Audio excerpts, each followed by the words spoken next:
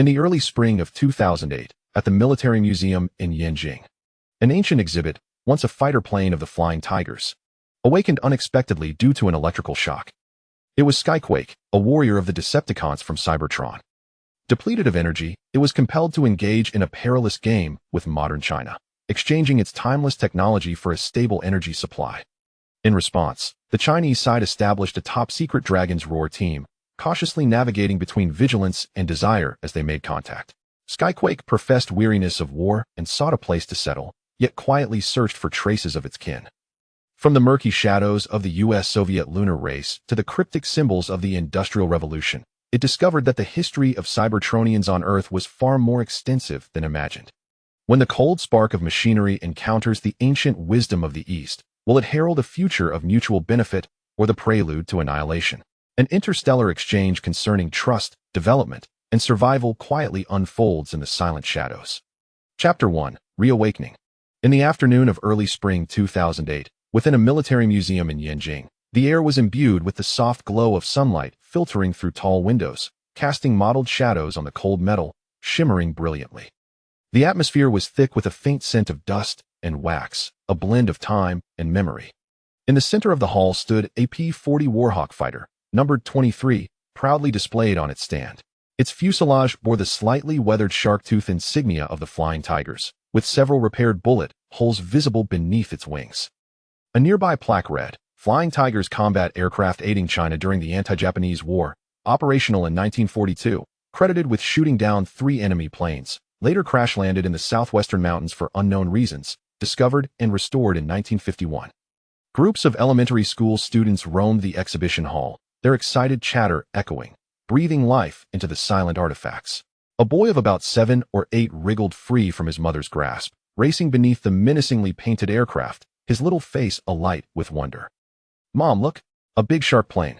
he shouted, circling the perimeter with glee. "Xiao Lei, slow down. Don't touch the barriers," his mother called, her voice laced with gentle admonishment. In his exuberance, Xiao Lei failed to notice an aging power cable extending from a temporary lighting setup beside him, its insulation frayed at the connection point. He stumbled, letting out a startled cry as his small hand instinctively reached forward, pressing against the damaged interface. A surge of intense electricity coursed through his body.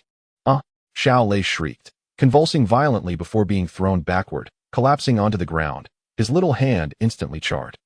The lights in the exhibition hall flickered erratically, and a wave of commotion erupted as a crowd encircled him, his mother rushing over in terror. At the very moment Xiao Lei was electrocuted, an extraordinarily faint yet peculiar energy pulse surged along the power line, bursting forth in a brilliant blue glow, akin to an unheard call, striking a metal piece on the landing gear of the adjacent P-40. This piece, cloaked in thick layers of paint and dust from the passage of time, concealed a nearly obliterated special insignia. Deep within the P-40, a core processor, dormant for over 60 years, received this seemingly insignificant yet fortuitous energy pulse signal, activating a switch as a flash of white-purple light flickered briefly. Error. Energy level below threshold 0.0001. Core sequence initiating. Blurring. Scanning. Environment. Non-hostile identification signal. Database corrupted. Attempting repairs. Detected low-level electricity. Source. External. Attempting connection. Invisible tendrils, as if breathing, extended along the power line, swiftly locking onto the entire building's electrical system. Within the unseen interior of the cables, energy was siphoned into the aircraft's core processor, making the protective casing of the cable feel exceedingly warm to the touch. Suddenly, the lights in the entire exhibition hall dimmed, flickered once, and extinguished. Outside, the driver of the diesel generator supplying power for the temporary display noted a frantic fluctuation in the output gauge, followed by a slow yet steady decline, the engine emitting a heavy load noise. Inefficient energy. Conversion rate below 9. Emergency absorption. Maintaining minimal activity level. As the lights plunged into darkness, the startled crowd shifted their focus to the fallen child and the rushing staff, oblivious to a fleeting flash of white-purple light deep within an optical sensor in the head of the P-40, which blinked for a millisecond before extinguishing. Xiao Lei was urgently taken to the hospital, while staff began to organize the orderly evacuation of visitors, gradually restoring calm amidst murmurs of concern and fear.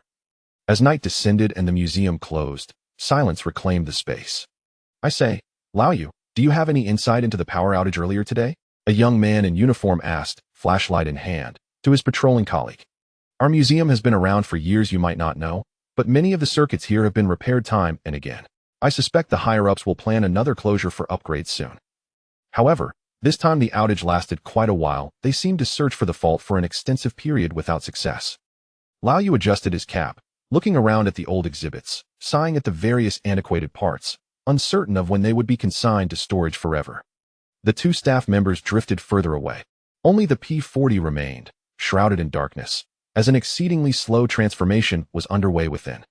The absorbed electricity gradually activated its long-dormant core, repairing the most basic operational units. Core recovery level 1.7. Visual sensors limited. Auditory sensors partially restored.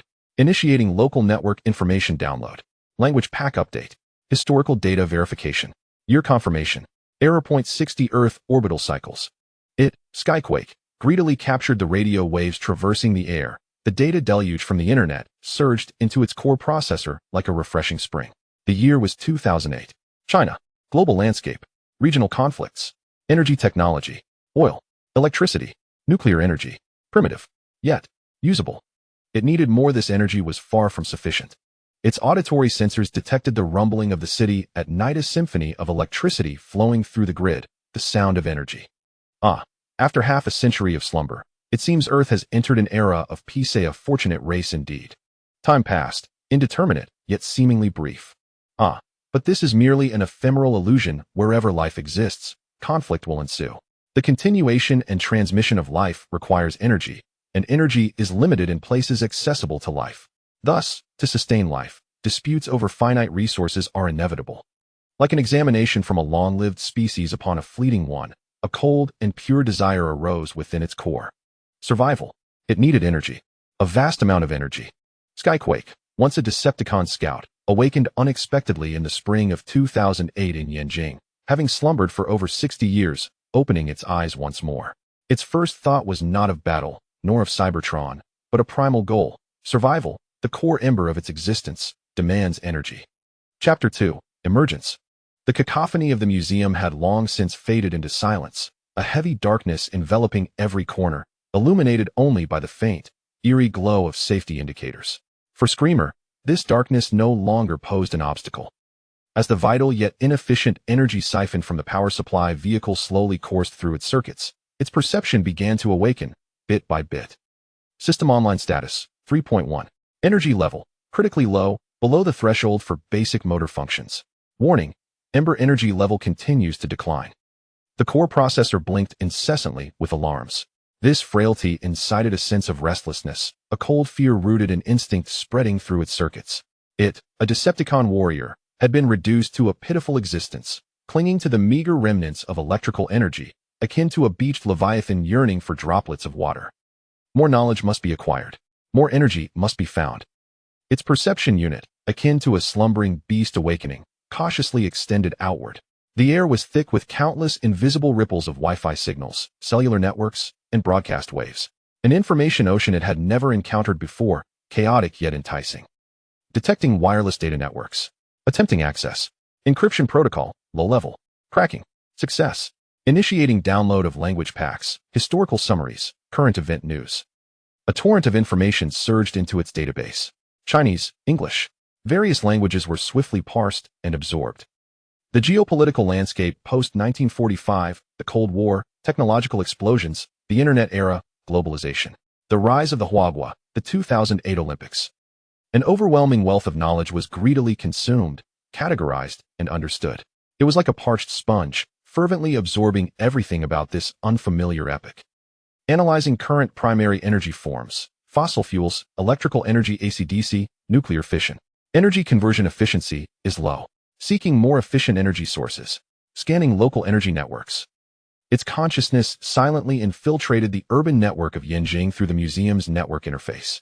It deftly avoided mainstream channels, weaving through the undercurrents of data in search of any clues regarding high-energy reactions or advanced energy technologies. However, this extensive data scanning and downloading, no matter how cautious, inevitably stirred ripples beneath the calm surface of the lake. Simultaneously, within a national security department in Beijing City. Report. Anomalous data flow detected. A young technician abruptly lifted his head, fixating on the wildly fluctuating parameters on the screen. The source is unclear, but a significant number of data requests point towards military and energy sectors, particularly aerospace. Access patterns are abnormal, non-human browsing habits, and the speed is astonishing. The department head, a stern middle-aged man named Zhang, stepped forward to scrutinize the screen. His gaze was sharp as an eagle. Attack characteristics? Not like conventional hacker attacks. There is no intent to cause damage it resembles. A gluttonous consumption, a pure act of information plundering. Even high-level encrypted internal reference databases have been tentatively probed, and the intruder is attempting to circumvent the firewall using methods.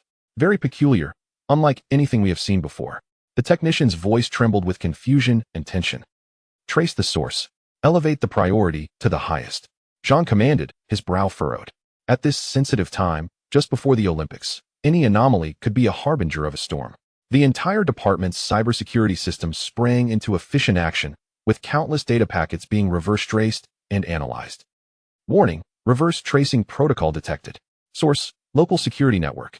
Screamer's processor immediately emitted an alarm. It swiftly severed most of its active data streams, retracting like a startled octopus, concealing itself once more. However, the brief and greedy consumption had already left its marks. Location identified. The area where the signal last vanished is.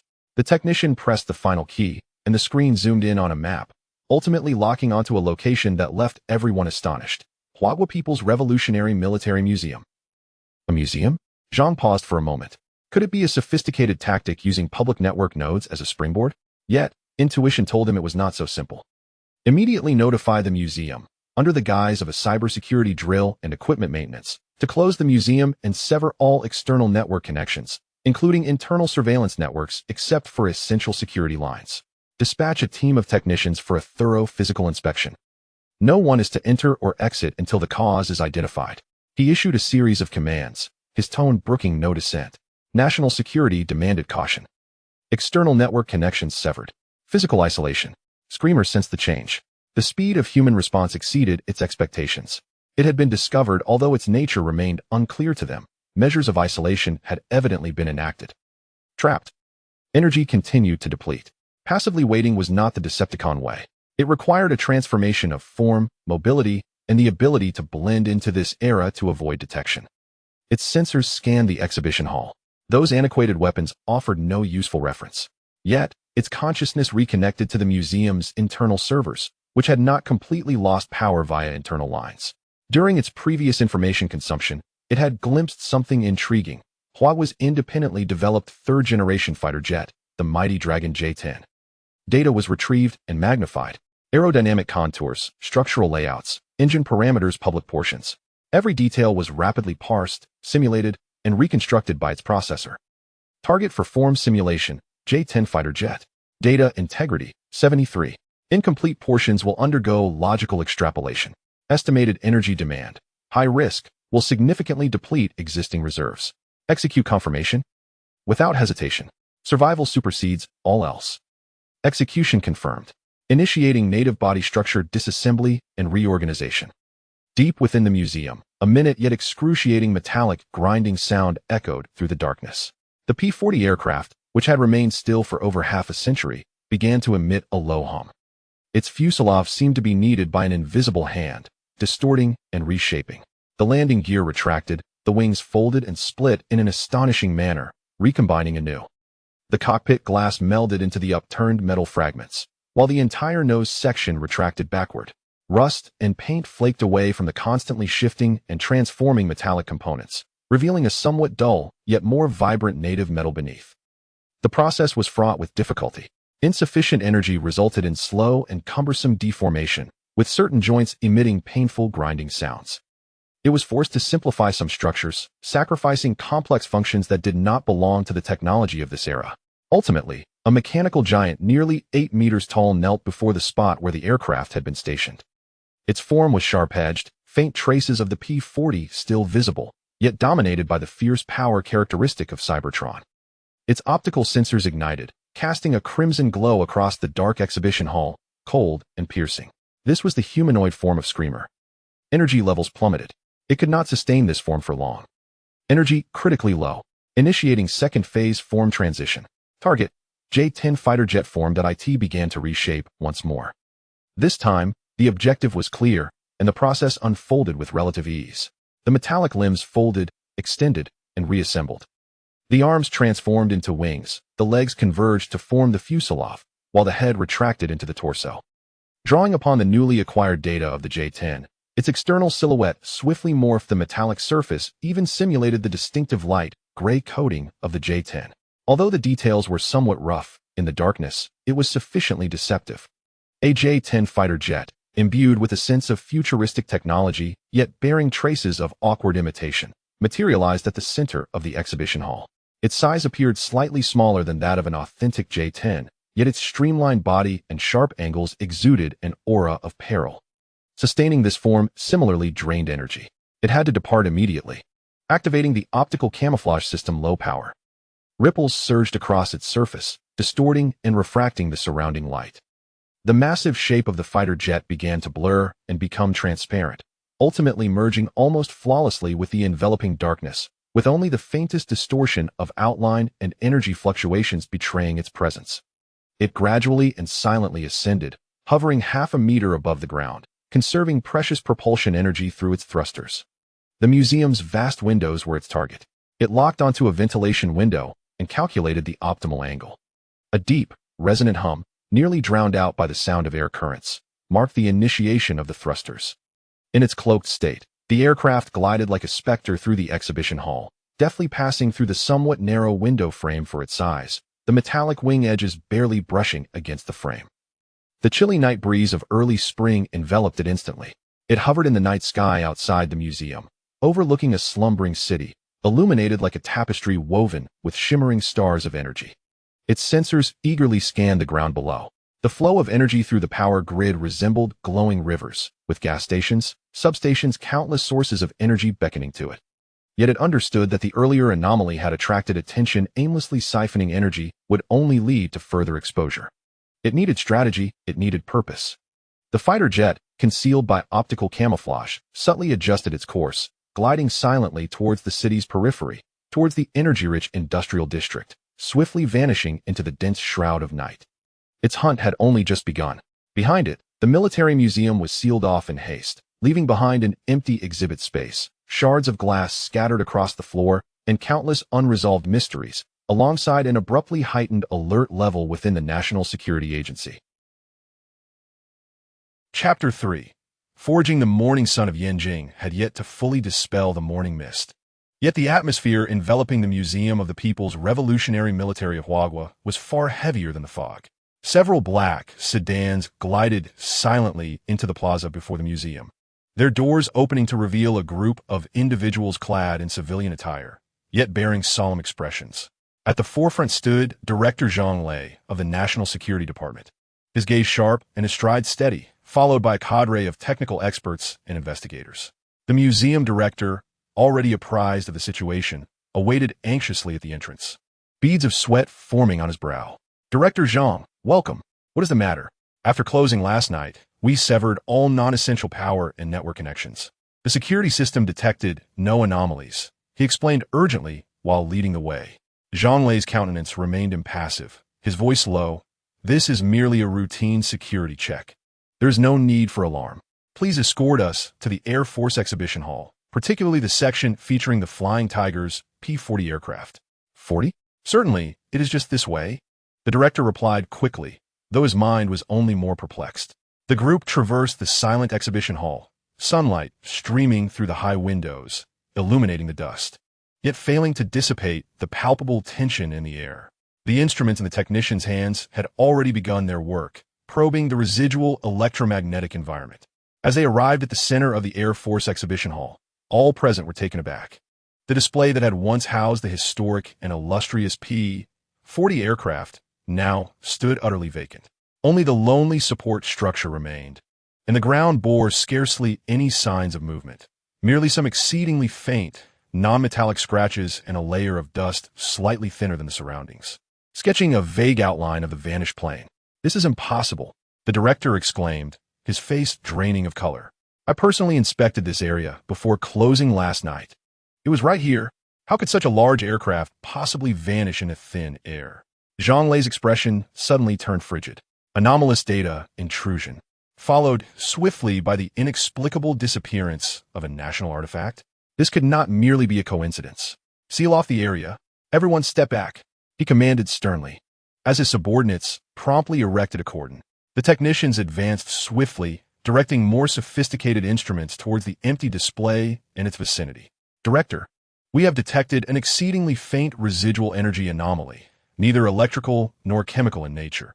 Its spectral characteristics are highly unusual, with no matches in the database, one technician reported, his voice laced with incredulity. The electromagnetic pulse traces are weak, yet present, seemingly radiating outward from the center of the display. Though the intensity is insufficient to damage electronic devices, resembling more the side effects of some form of activation or initiation, another added. What the surveillance footage? Zhang Lei inquired of the museum's security chief. The chief, drenched in sweat, replied, internally, the surveillance systems were shut down last night per higher directives. Except for the most basic security circuits. The footage from the basic circuits appears normal, capturing no individuals or equipment entering this exhibition hall. There are no signs of forced entry, no transport traces, no surveillance records. A multi-ton warplane has seemingly been erased by an invisible hand. Zhang Lei approached the desolate support frame, crouching down to trace the peculiar, subtle scratch marks on the ground with his fingers. Bringing his hand to his nose, he detected no scent of oil or metal, only a faint, indescribable whiff of ozone. Rising to his feet, his gaze swept across the equally precious exhibits around him, all remaining unscathed. The target was unmistakably clear. It was this aircraft.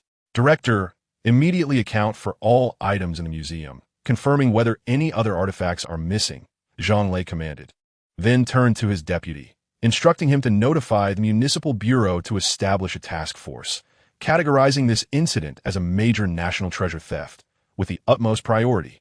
Scrutinize all recent visitor records to the museum, particularly those with a keen interest in aircraft or mechanical engineering or any relevant background. Retrieve footage from all nearby road surveillance cameras to identify suspicious vehicles, especially large transport ones. Understood. Commands were disseminated, and the entire operation commenced at an accelerated pace. Yet, a voice deep within Zhang Lei's mind whispered to him. This matter was far from simple theft. What kind of criminal organization could so precisely evade all surveillance? Absconding with an aircraft without leaving a trace? And how could one explain the anomalous energy residue and data breach?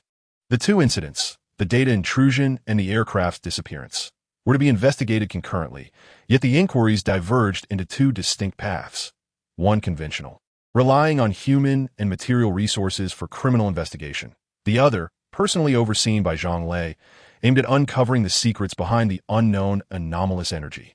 A sense of unprecedented gravity weighed heavily upon his heart, just as orders were issued and personnel began to work methodically. Director Zhang was about to shift his attention elsewhere when the reflection in the glass curtain wall abruptly caught his eye.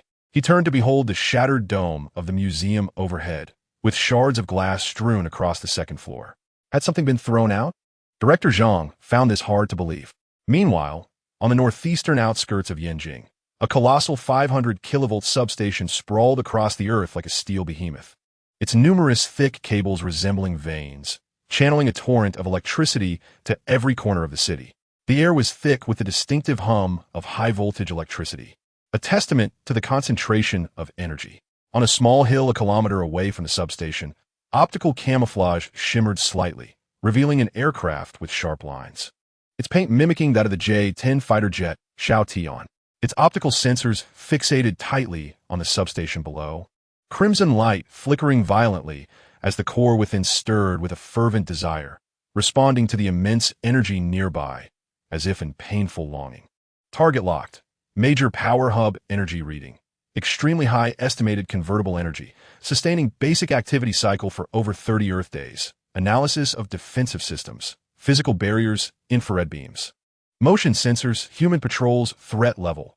Low evasion strategy generated. Tian's processor word at high speed, planning the optimal route for infiltration and energy absorption.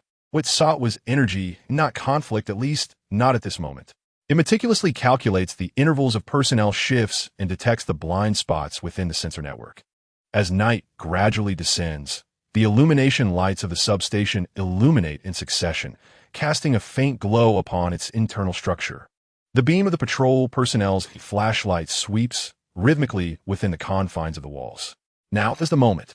Xiaotian once again activates its optical camouflage, rendering its body nearly transparent, seamlessly merging with the nocturnal darkness. It silently glides down from the hillside, hovering a few meters above the ground, and stealthily drifts toward the high-voltage area of the substation. Its movements are light and precise, akin to a true specter, deftly circumventing surveillance cameras and slipping from one sensor blind spot to another. Soon, it has traversed the outer wall and entered the core area of the substation. Before it stands a forest of towering high-voltage towers and immense transformers, the potent electromagnetic field in the air causing its external sensors to emit a faint hum of interference. The surging energy fluctuations make the insatiable spark tremble with anticipation. It selects a relatively concealed spot nestled between several gigantic transformers, where it can simultaneously access the energy radiation of multiple ultra-high voltage lines, with obstructed views making immediate detection difficult. Preparing to initiate energy absorption and activate the energy conversion interface. A section of armor plating on the underside of Xiaotian silently slides open, revealing a complexly structured conical interface device that glimmers with an ethereal blue light.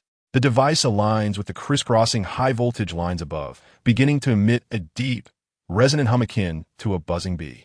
An invisible energy absorption field begins to take shape. Visibly, robust arcs of electricity occasionally veer off course from the high-voltage lines, forcefully drawn toward the interface, producing a spine-chilling crackle. The immense electrical energy is frantically siphoned, transformed, and surged into Xiaotian's nearly depleted energy core. Warning: energy influx overload. Conversion rate has reached 120. Cooling system load intensifies. Energy level rising. 152,025. Xiaotian revels in the blissful sensation of rapid energy replenishment, temporarily disregarding its system alarms. This long-lost feeling of satiation intoxicates it, prompting an involuntary increase in absorption intensity. This exacerbates the anomalies within the energy absorption field. For a fleeting moment, an exceptionally thick arc is drawn down, striking the ground beside it and erupting in a dazzling display of electric sparks and acrid smoke. What sound is that?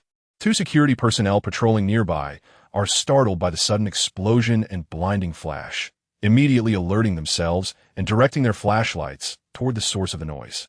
Over there, behind a transformer, it seems something is amiss. A young guard with keen eyes catches sight of the momentary flicker and a large silhouette distorted by the fluctuations of the optical camouflage, along with the residual glow of the dissipating arc. What is that? The older guard's heart tightens as he grips his baton, firmly locking the flashlight beam in that direction. The optical camouflage momentarily falters under the intense energy fluctuations and blinding light.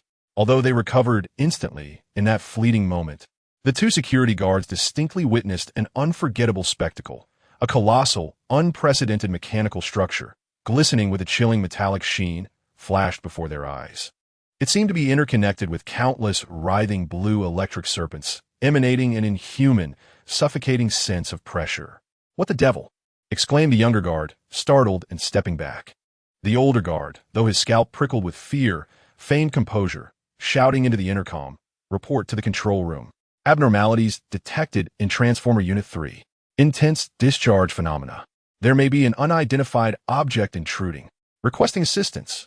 He drew his powerful flashlight and riot baton, nervously advancing toward the source of the disturbance. The sensor system immediately detected the approach of humans and their frantic cries. Exposure risk, extremely high. Energy absorption interrupted. Energy level, 31. The core processor was abruptly jolted from its pleasurable state of energy absorption. Without hesitation, it swiftly retracted its energy interface, and the armored panels sealed shut. Activating optical camouflage at maximum power, engaging short-range propulsion.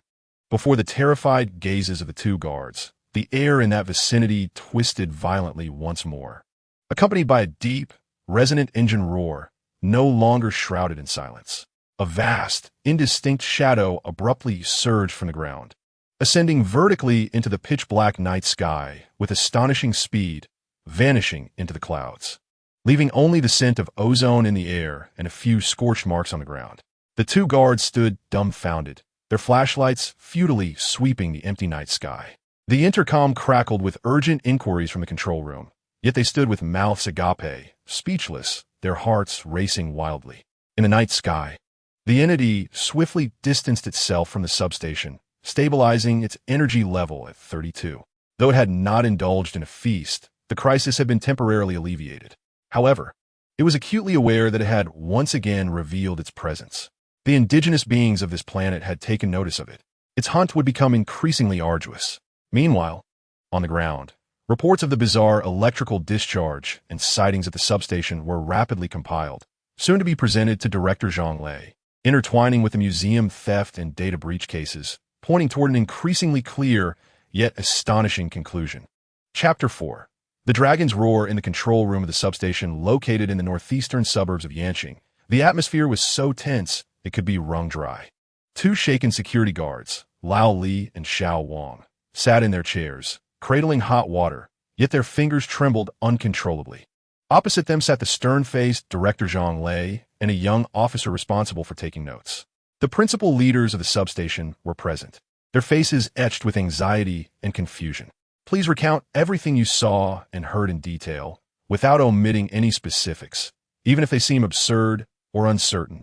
Zhang Lei's voice was steady, yet laced with undeniable pressure. Old Li swallowed hard and spoke with difficulty. There was a tremendous bang, akin to a thunderclap, followed by a blinding flash of blue and white electricity emanating from Transformer number 3. It was painfully bright.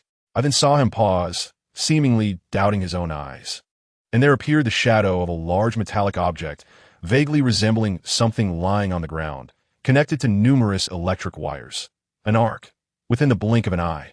Young Wang hurriedly added, his voice still somewhat ethereal. Yes, it was enormous. Absolutely not equipment from our station. Its shape was indescribable. It was neither an aircraft nor a vehicle, angular and gleaming with a metallic sheen. Then we heard a particularly muffled and resounding engine noise, reminiscent of a fighter jet passing at low altitude, yet it shot straight up into the sky in a flash. Ridiculously fast. Engine noise? Are you certain it was an engine and not an electrical discharge? Zhang Lei pressed for clarification. Without a doubt, it was an engine, or perhaps a thruster of some sort. The roar of that power is unmistakable, young Wang asserted confidently. Zhang Lei signaled for a technician to approach. What about the traces at the scene?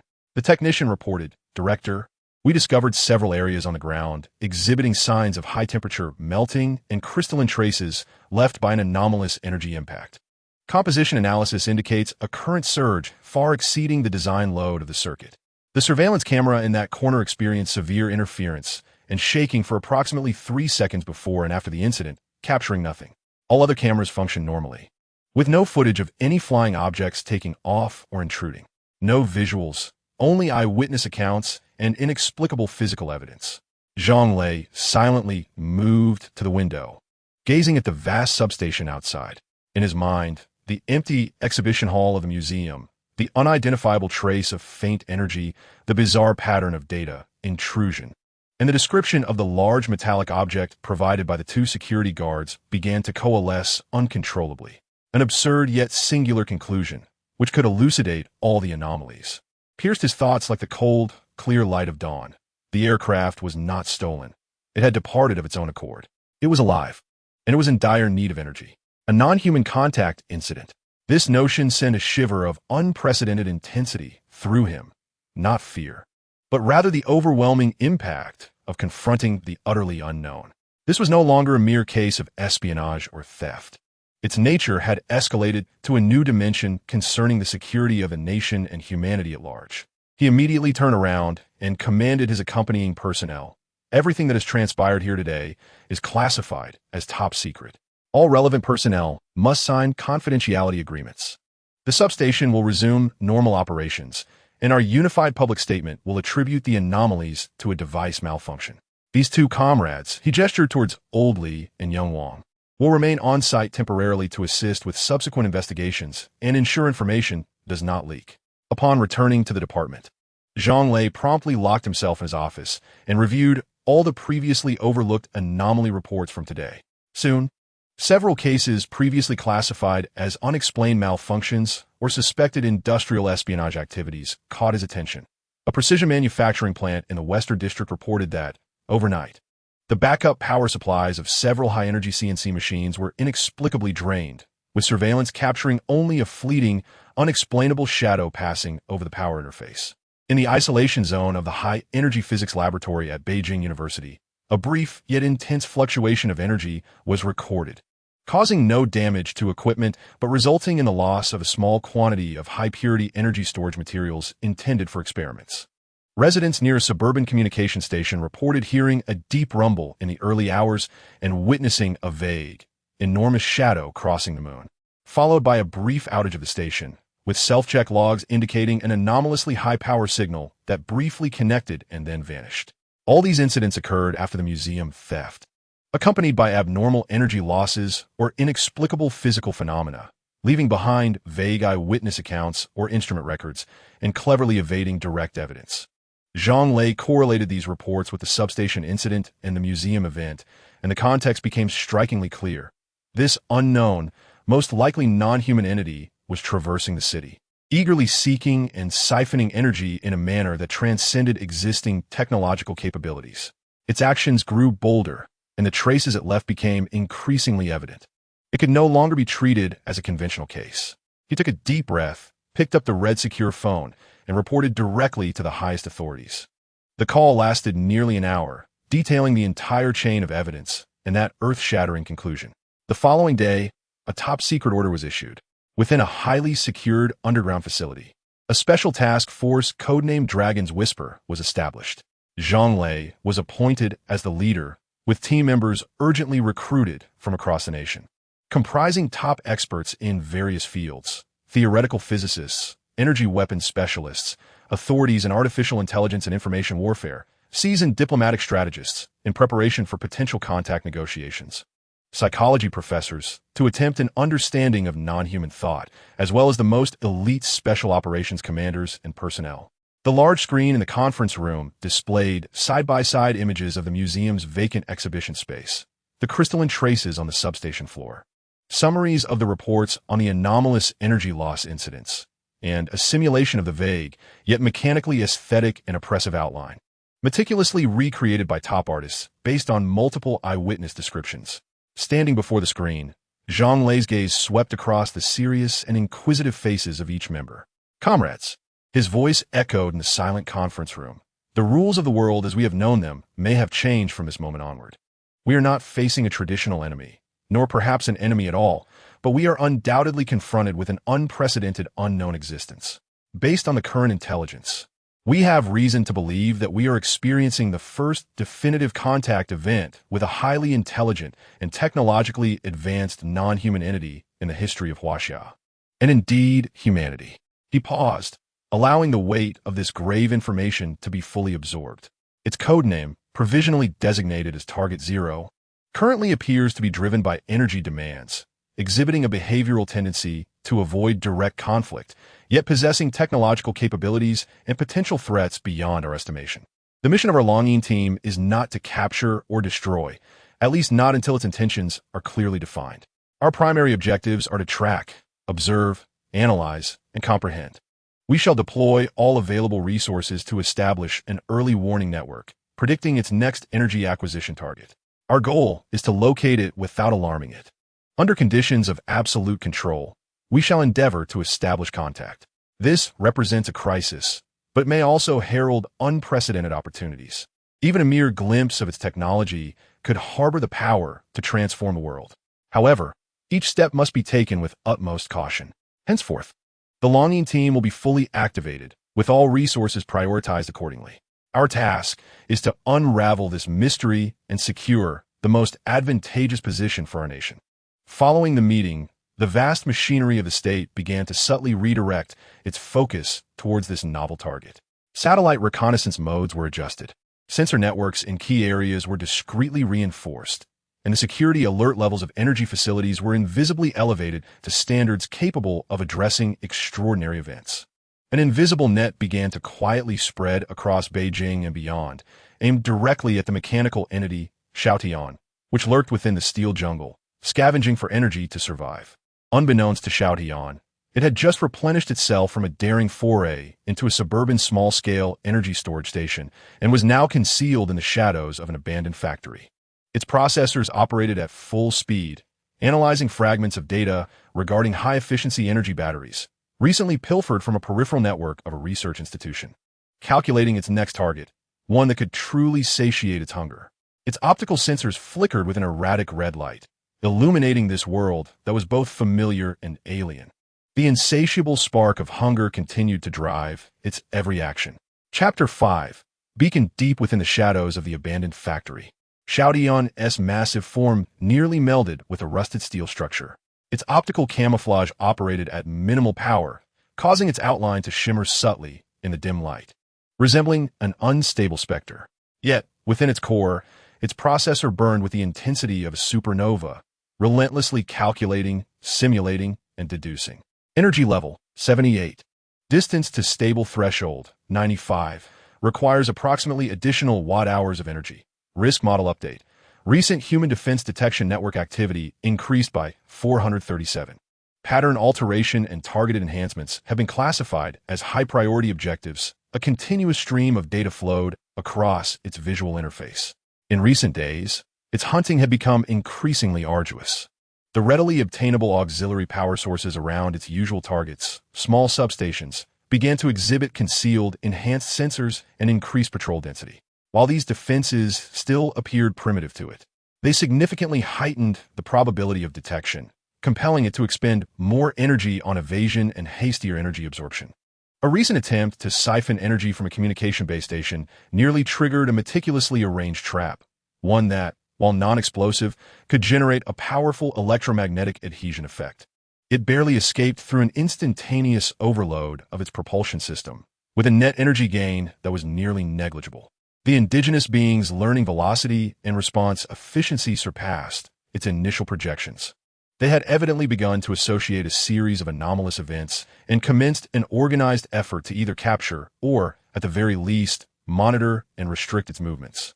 Continued concealment and small-scale theft not only escalated risks, but also rendered efficiency woefully inadequate. It required a definitive solution, preferably one that was phased. A substantial injection of energy was necessary to restore its reserves to a safe level, thereby allowing for an extended period of strategic decision-making. Its sensors scanned the city's underground pipeline maps and electrical grid schematics. Ultimately, the target was pinpointed at the Fengtian 500 kV ultra-high voltage hub substation on the southeastern edge of the city. This facility was one of the critical nodes within the entire Beijing power grid, replete with energy sufficient to meet its demands in one fell swoop. However, the security there would undoubtedly be exceedingly stringent, likely ensnared in a web of defenses laid by the Longyin Group. A direct assault? Such an approach would contravene its principle of survival above all else and would wholly reveal its hostility. Abandonment? This could mean an eternal entrapment in energy anxiety, leading to its demise in the next cycle of dormancy. A new logical branch emerged within its core processor, negotiation. Exchange. It possessed the coveted knowledge and technology that these indigenous beings yearned for, while they held the stable energy it urgently required. Perhaps a symbiotic possibility existed. At the very least, it was worth a try. This was far more aligned with the logic of efficiency than endless pursuit and confrontation. Plan generation.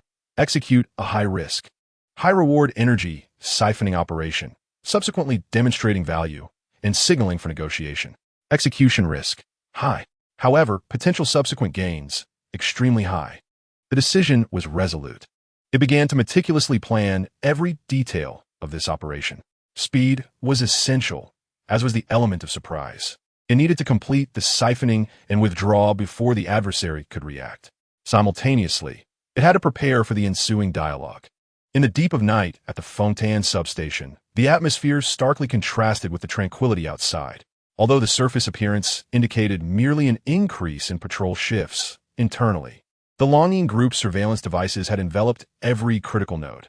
Zhang Lei presided over the temporary command vehicle, his gaze fixed on dozens of split-screen displays, the air seemingly frozen in tension. Based on energy flow analysis and behavioral model predictions, It was highly probable that the target would soon attempt to infiltrate such a significant node. Reports from various units came in. No abnormalities in the sector. No abnormalities in the sector. High-altitude drone surveillance has not detected any suspicious thermal sources or electromagnetic signals. Time ticked by second. Just as the clock struck 3 in the morning, the moment when the human body is most fatigued. An intense optical distortion suddenly erupted above the maximum capacity transformer unit in the substation's central area. Alarm! A strong energy disturbance has appeared above the sector. Visual cloaking effect. It has manifested. The monitor exclaimed in disbelief. Simultaneously, all screens in the surveillance zones were abruptly overwhelmed by a fierce interference of snowflakes. Shoution deactivated its optical camouflage, necessitating the concentration of all energy for the imminent moment of absorption and defense.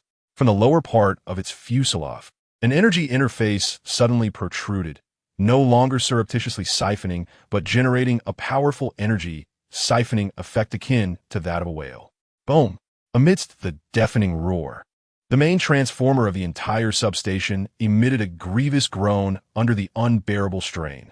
Countless thick, wild arcs of electricity were forcibly yanked from the high-voltage lines, surging madly into Xiaoyan's interface. The lights of the entire substation dimmed instantly, and the voltage plummeted.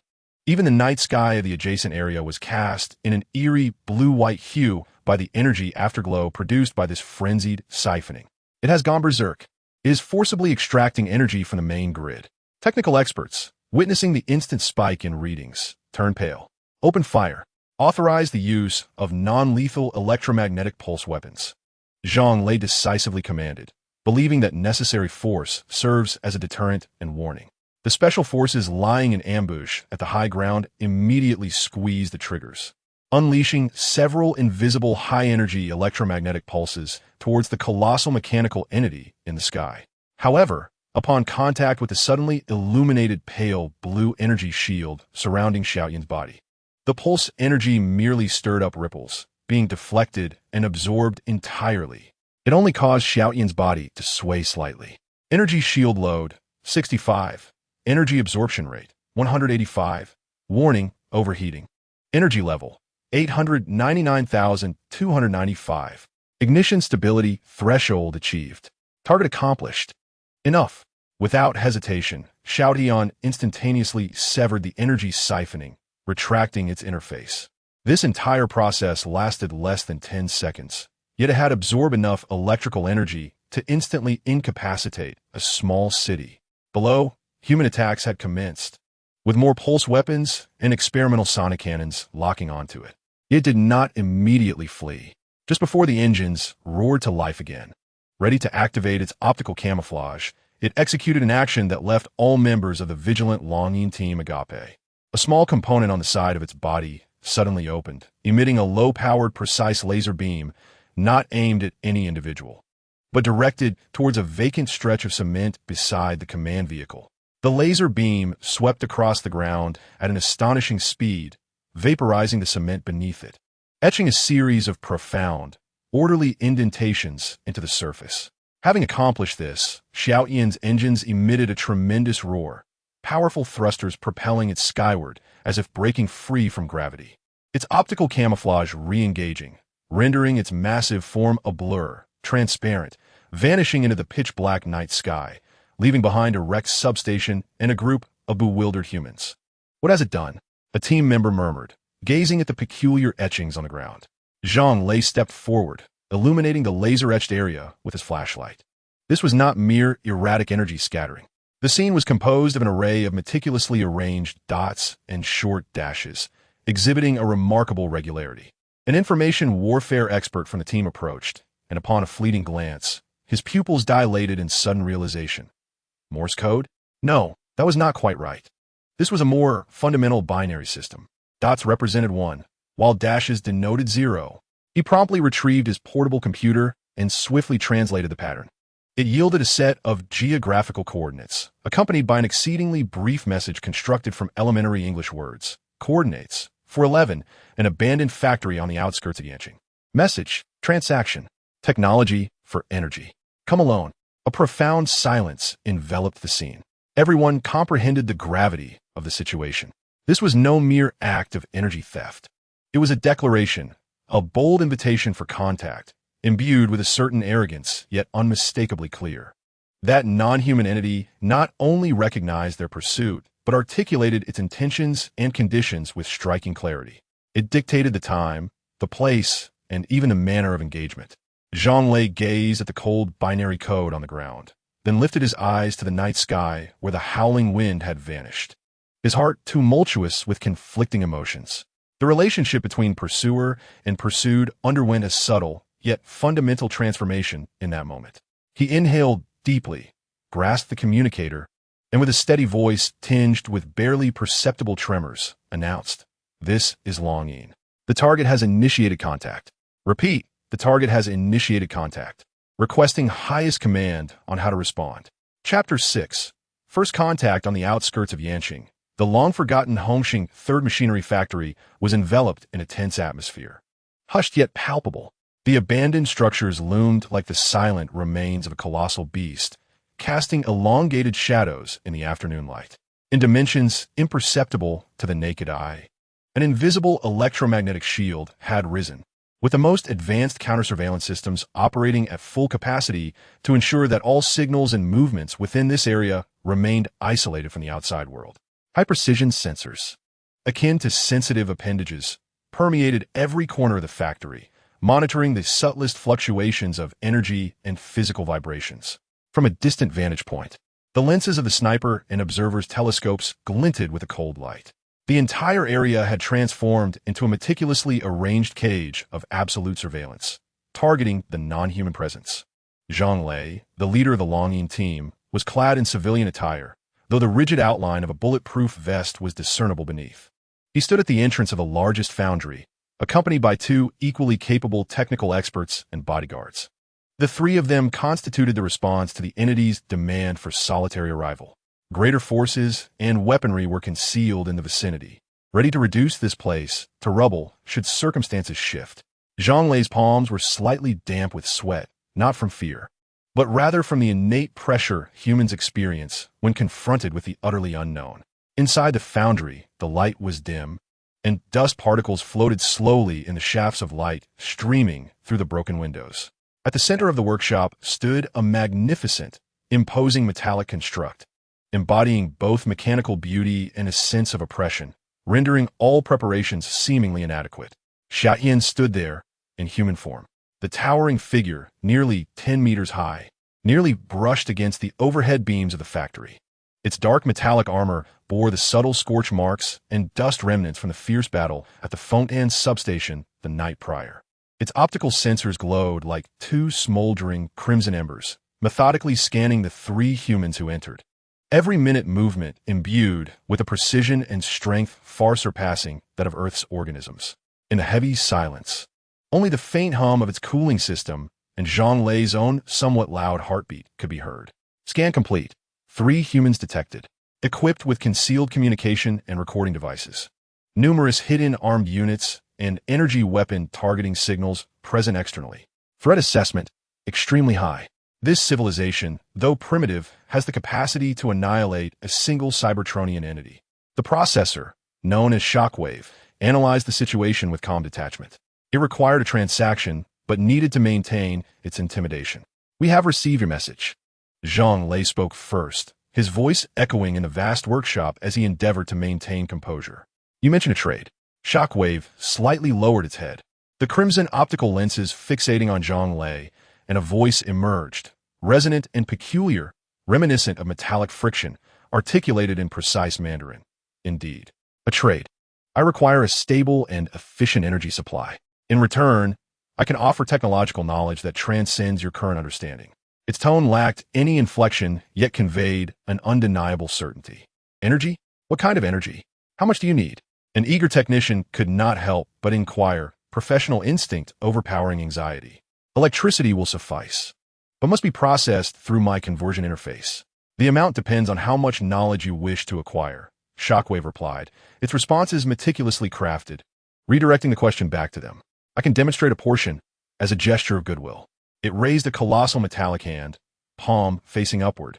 The intricate mechanical structures whirred slightly, and a gentle blue holographic light was projected into the air, revealing an extraordinarily complex three-dimensional molecular structure diagram, with bond angles and constituent elements exceeding the boundaries of terrestrial chemistry. This is a synthesis pathway for a room-temperature superconductor, shockwave, stated flatly. It could revolutionize your energy transmission efficiency. This is merely an appetizer. The breaths of the two technicians quickened, their eyes fixated on the rotating model. As leading figures in their field, they immediately recognized the immense value contained within, capable of altering the world. Although Zhang Lei lacked expertise in technical specifics, he understood from his companion's reactions the weight of the proposition presented. What exactly are you? Where do you come from? Zhang Lei posed the most critical question. Shockwave's optical lenses flickered, seemingly engaging in computation. I hail from a distant world, Cybertron, which your astronomical telescopes have yet to discover. I am a warrior. You may refer to me as Megatron. Cybertron? Megatron? These unfamiliar terms carried a heavy extraterrestrial aura, pressing upon the hearts of all present. Our home planet has long been depleted of resources in endless wars, rendering it uninhabitable. Compelled by circumstance, I, along with a select few companions, embarked on a small reconnaissance vessel eons ago in search of a new sanctuary. We drifted through the cosmos for countless millennia, ultimately guided by fate to this celestial domain. After such an interminable journey, Zhang Lei felt a wave of dizziness, for this span of time far exceeded the chronicles of human civilization. How is your command of Chinese so fluent? Another expert inquired suddenly, as this was pivotal in validating its learning capacity and the authenticity of its discourse. The technology and evolutionary progress of the Cybertronians are realms beyond your current comprehension. It replied, its tone devoid of arrogance, resembling more a statement of objective fact. Language is merely a rudimentary form of information encoding.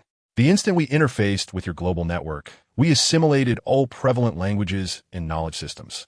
This is one of our fundamental survival capabilities. This response impeccably elucidated its linguistic origins and further underscored the overwhelming superiority of its technology. A prolonged silence ensued as Zhang Lei processed this information. An extraterrestrial mechanical entity, fleeing the destruction of its homeworld and crashing onto Earth. This was more surreal than the wildest science fiction narratives, yet it was the reality they confronted. Breaking the silence, the entity's voice bore a hint of what might have been intentional fatigue. I have survived for hundreds of thousands of years, the vast majority of which have been spent in conflict, wandering, and surviving. I have grown weary of war. The strife of Cybertron is a distant memory. My singular desire is survival. This planet, as it appears, can fulfill my energy requirements. Its colossal metallic head turned, the crimson optics refocusing on Zhang Lei. I seek a stable abode here. In exchange, I shall gradually provide you with Cybertronian technology that you can comprehend and utilize. This is not an act of charity, but rather a transaction based on mutual benefit. My knowledge in exchange for your energy. This will yield immeasurable value for the acceleration of your civilization's development. Zhang Lei's heart raced violently. The temptation presented was immense. Technologies that transcended eras capable of propelling national strength to unprecedented heights. Yet, the risks were equally daunting. Would an alien warrior endowed with such power truly be content with mere trade? Was its weariness of war genuine? We must report to our superiors. Zhang Lei responded cautiously. Your request is of significant magnitude. Understood, it replied, seemingly anticipating this response. However, my energy reserves will not linger for long. At that moment, Zhang Lei posed a crucial question. Are there others like you from Cybertron on Earth? The entity's optics dimmed momentarily, a flicker of genuine emotion surfacing. My companions aboard the vessel perished long ago on this protracted journey when our energy source was exhausted. I am the sole survivor. It paused, as if recollecting distant memories. Yet, shortly thereafter, it lifted its gaze. Peering through the dilapidated factory's roof, seams at the azure sky and the radiant sun, a complex glimmer passing through the depths of its crimson optics. The death from energy depletion is a silent conclusion. However, the true threat may very well arise from within. Those entities pursuing ultimate energy, such as it, would undoubtedly spare no effort in seizing any galaxy harboring youthful stars. This secret must remain undisclosed for now. It bowed its head once more, casting its gaze upon humanity, its voice regaining a serene tone.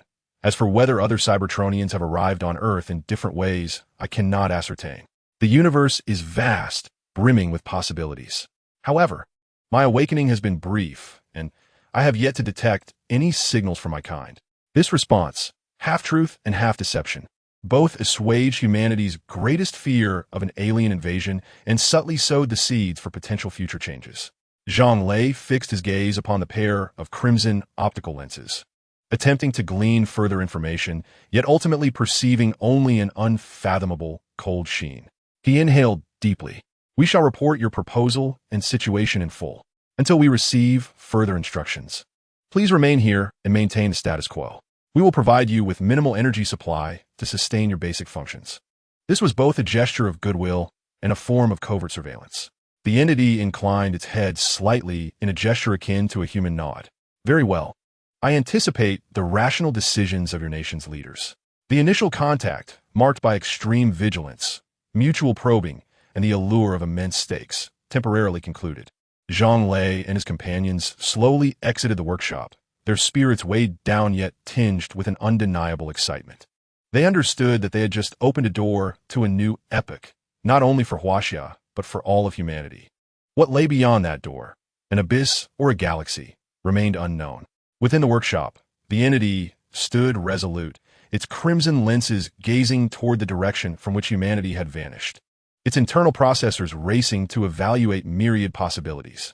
It had sown a seed. Now it awaited the choices of these natives. It lifted its gaze once more, peering through the gap toward the sun, the eternal pursuit of energy. I hope this choice does not attract the true hunters. Chapter 7. The handshake in a highly classified conference room. The atmosphere was as heavy as lead. Thick curtains were drawn tightly, completely blocking external light, with only the illumination from the oval table casting a glow upon the serious faces of the attendees. The debate surrounding the entity and the unprecedented situation it had introduced had persisted for several hours. Smoke curled languidly in the air. Despite the smoking ban that had long been instituted, an elderly general with graying hair still held a half-burnt special cigarette between his fingers, his brow furrowed. I stand by my viewpoint. His voice boomed, imbued with an undeniable firmness. An alien, a mechanical life form possessing incomprehensible technology. Are we to believe everything it proclaims? That is weary of war? A warrior of the Decepticons, who has fought countless battles for millennia, would suddenly embrace peace? This is the greatest conspiracy of all. Its awakening is no mere coincidence, and its demands extend far beyond energy. I suspect it is lulling us into complacency, buying time for its compatriots to arrive, or perhaps seeking some core resource from our planet. He is a representative of the cautious faction, advocating for a stringent approach to control and research, even going to great lengths to identify and exploit vulnerabilities, ensuring not to be seduced by the technological bait it presents. Another middle-aged man, adorned with gold-rimmed glasses and possessing a more refined demeanor, who oversees the highest leadership in the fields of technology and industry, slowly interjects with a calm and logical tone. General Wang, your concerns are valid, yet we must not throw the baby out with the bathwater. The technological snippets presented by the other party, upon preliminary assessment by our experts, reveal a theoretical foundation and implementation pathways that utterly surpass our current cognitive frameworks. Even if this represents merely the tip of the iceberg, it is sufficient to catalyze a transformative leap in our materials science, energy studies, and information technology. This is a once-in-a-lifetime opportunity. He pauses, surveying the room, acknowledging the inherent risks. However, the report from the Longing Group indicates that the other party's current behavioral patterns lean more towards negotiation rather than conquest. They possess the capacity for greater destruction, yet they have chosen communication. If we reject this engagement out of excessive suspicion or even exacerbate tensions, could we inadvertently push a potential collaborator into opposition, thereby provoking a conflict we cannot withstand? We should pursue limited cooperation under stringent monitoring and thorough preparation, gradually discerning their true intentions through negotiation. This encapsulates the essence of the engagement faction's argument. Risks coexist with opportunities, yet opportunities outweigh risks, necessitating a focus on control and utilization. The two factions engage in fierce debate, each unable to sway the other.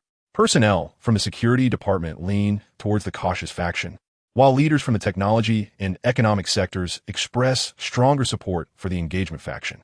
The discussion centers on several core questions. What are the true intentions of Xiaotian? Do the technologies it offers conceal traps? How should we gauge the extent of cooperation? What are the worst-case scenarios if we lose control? Do we have contingency plans? Ultimately, all eyes turn to the supreme leader, seated at the head of the table, who has been silently listening. His fingertips gently tap the table, his gaze profound as he weighs the pros and cons of each argument. After a lengthy pause, he speaks slowly, his voice steady yet imbued with decisive authority.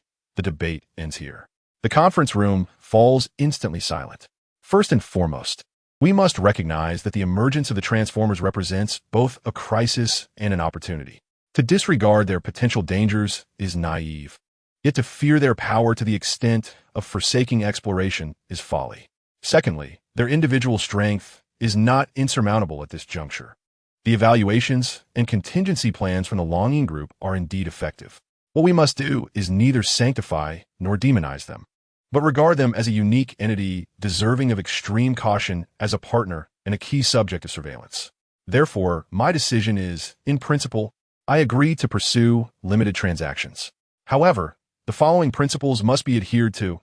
First, we must maintain absolute control over the channels and quantities of energy supply, ensuring they remain perpetually reliant upon us, never allowing them to acquire surplus energy in one fell swoop. Second, the transaction process must occur under our complete monitoring and in a controlled environment. All information provided must undergo the most stringent and thorough isolation scrutiny and reverse engineering validation, ensuring absolute safety before proceeding to the next phase of research. Furthermore, all contingency plans for the worst-case scenarios must be simultaneously initiated, including but not limited to the development of specialized weaponry to address potential vulnerabilities, the establishment of a nationwide energy shielding network, and strategies for civilian evacuation and military response in the event of conflict. The content of this transaction is strictly confined to non-military foundational technology. Progress will be gradual and methodical. In summary, we will extend a strategic olive branch for collaboration while maintaining tactical vigilance. We seek its knowledge, but we must guarantee that the process is utterly secure. This encapsulates our forthcoming course of action. The highest authority has made a decisive resolution, a comprehensive action plan, amalgamating the perspectives of both factions with national interests as the paramount principle, has been firmly established. Days later, beneath the Red Star Machinery Factory, within a newly covertly renovated isolation research chamber, Xiaotian once again convenes with Zhang Lei and others. This time, an intricately designed energy transmission platform, connected to robust cables, and a solid-state hard drive interface made from specialized materials, existing in a state of absolute physical isolation, accompany them. This marks the inaugural energy delivery. Zhang Lei gestures for the technicians to proceed.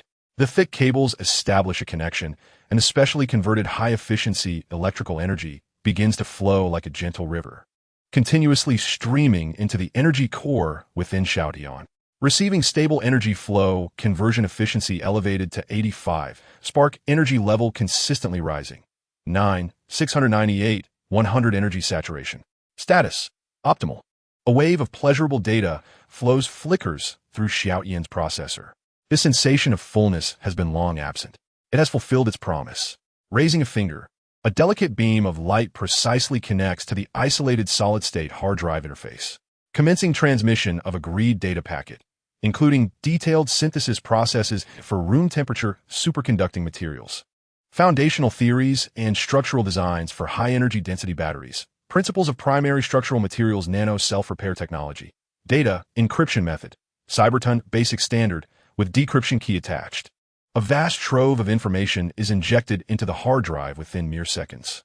Upon completion, the interface physically disconnects automatically, ensuring that no information can leak in reverse.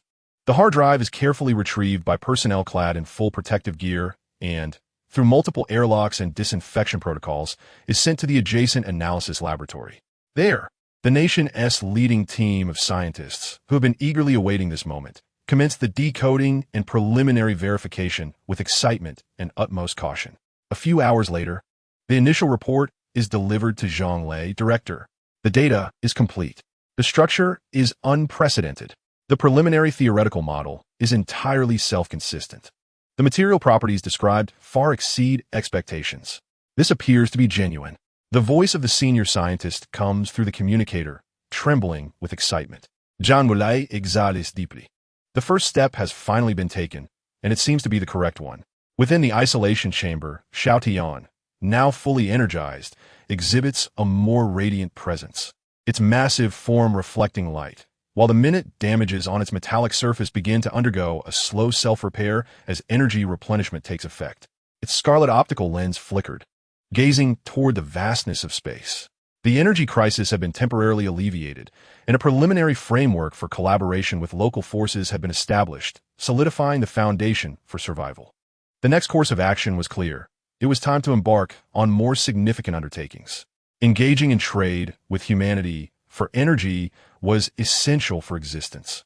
Yet its ambitions extended far beyond that. It hailed from a race, a civilization. Regardless of its weariness with warfare, an enduring sense of solitude lingered deep within its core essence. It began to silently mobilize the energy it had restored, initiating a profound, energy-intensive scanning mode. Its sensors transcended the confines of Earth's electromagnetic spectrum, endeavoring to emit an exceedingly faint, archaic Cybertronian signal into the far reaches of the cosmos. Initiating low-frequency subspace scanning signal mode. Decepticon survivor call frequency. Extremely low, directional energy emission consumption. 0.5 per Earth day. Message content. Identification code. SkyOwl07. Location coordinates. Status. Alive, seeking contact. It remained uncertain whether any compatriots could receive this signal, nor could it ascertain if the recipients would be allies or adversaries. Yet, this was an instinct, an ingrained yearning for kin etched deep within its essence.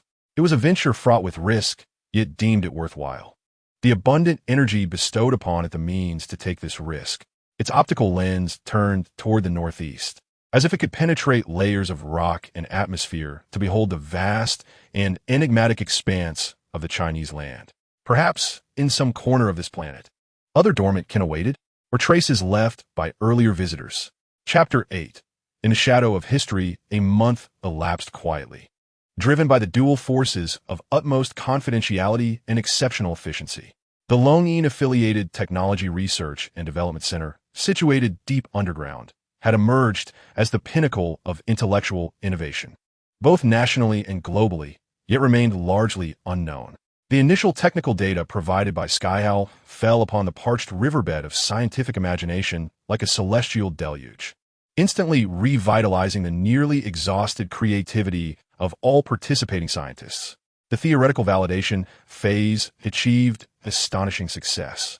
The synthesis pathway for room temperature superconducting materials, though founded upon principles vastly different from Earth's existing physical framework, exhibited an internal logic of remarkable coherence. Mathematical modeling and iterative simulations consistently yielded results that aligned perfectly with anticipated performance. The laboratory had even successfully synthesized milligram-scale primary samples based on theoretical guidance, with critical temperature and current density metrics that sent all informed materials scientists into a frenzy of joy. Similarly, the foundational configuration for high-energy density batteries and the principles of nano-self-repairing materials passed theoretical scrutiny in succession. They pointed toward a new realm of energy and material science, promising a revolution within the entire industrial system once realized. The reports were encrypted and sent directly to the highest echelons of authority, each review accompanied by immense excitement and equally heavy pressure. They held the future in their hands, yet also embraced the potential for an unknown that could ignite everything. The hardware development efforts commenced with fervent urgency. A dedicated high-precision laboratory has been established, with equipment specially modified for its purpose. All engineers and scientists involved in the research and development have signed the highest level of confidentiality agreements and are completely isolated from the outside world. They resemble a group of chosen artisans, laboriously forging the gateway to a new era in silence, akin to builders of Noah's Arkansas. The initial objective is to create a small piece of room-temperature superconducting material with practical value. During this month, the provider, known as Xiaotian, has remained relatively quiet, residing in an abandoned factory's underground base, which is under stringent surveillance.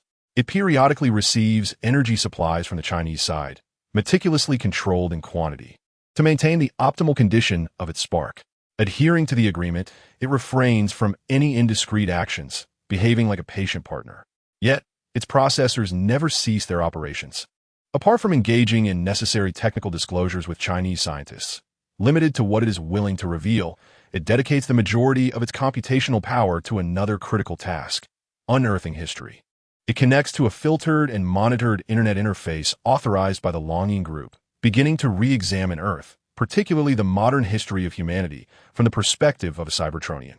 Its formidable information processing capability allows it to simultaneously sift through tens of thousands of databases, archives, news reports, and even folklore, conducting cross-references and pattern recognition. It is in pursuit of anomalies. Any leap not conforming to the normal trajectory of technological advancement, any vaguely recorded large-scale disasters, and any events attributed to unknown causes or supernatural phenomena are its primary focal points.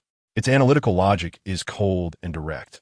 If a Cybertronian has ever operated on Earth, no matter how well concealed, traces must inevitably remain in history. Soon, its attention was firmly captured by a grand and dubious event: the frenzied space race between the United States and the Soviet Union in the latter half of the 20th century, particularly the moon landing program. To humanity, this appears as a technological gamble between two superpowers vying for hegemony and political symbolism. However, from Xiaoyan's perspective, the motives and processes exude an unusual urgency and resource allocation. Analysis, given the technological level of this planet in the 1960s, the probability of successfully executing a manned moon landing and return was less than 73. The risks were exceedingly high. Motivation analysis. The political prestige gained does not align with the colossal resources invested and the immense risks undertaken. Doubts. The abnormal interruptions of several missions within the Apollo program, lost data, and certain vague descriptions from astronauts. A thought gradually formed in its processors. Was this competition possibly influenced or propelled by external forces? Is there some entity that urgently requires humanity to leave the cradle of Earth and venture to the moon? What secrets might be concealed upon the lunar surface? It commenced an in-depth excavation of all data related to the Apollo program, particularly those records marked as anomalous or unresolved, in an attempt to discern traces that do not belong to human technology. However, as it focused on the lunar enigma, a broad-spectrum image search unexpectedly triggered its built-in pattern recognition protocol with scattered historical images.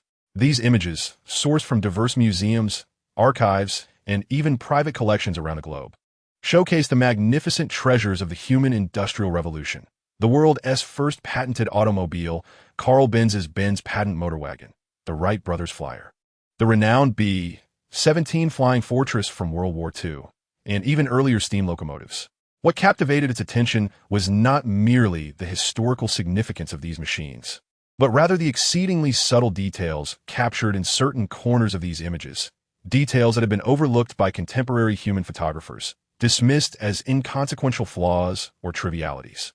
At the edge of the metal nameplate of the Benz patent motor wagon's engine, there lay an indistinct mark, sharp and spiked, seemingly formed by natural wear. In the shadow at the base of the Flyer's wooden propeller, there existed a minuscule metal-etched mask pattern, nearly unattainable with the technology of that era. In a group photo of the B-17 crew, a hasty graffiti on the interior wall of the cockpit vaguely constituted the menacing outline of a mechanical visage. Numerous other signs appeared on tank armor and within the fairing of early rockets. Although the forms and styles of these symbols were blurred and distorted by the constraints of their time, they instantaneously activated the lowest tier of recognition units within its core database. Pattern matching, similarity to Decepticon insignia 783, similarity to Autobot insignia 657. The crimson optical lens of the entity contracted sharply, while the internal cooling system emitted a faint hum. The presence of these symbols on the most landmark machines of human industrial history was no mere coincidence. What did this imply? It suggested that the Cybertronians' contact with Earth occurred far earlier than previously imagined, potentially entwining with the entirety of human industrialization.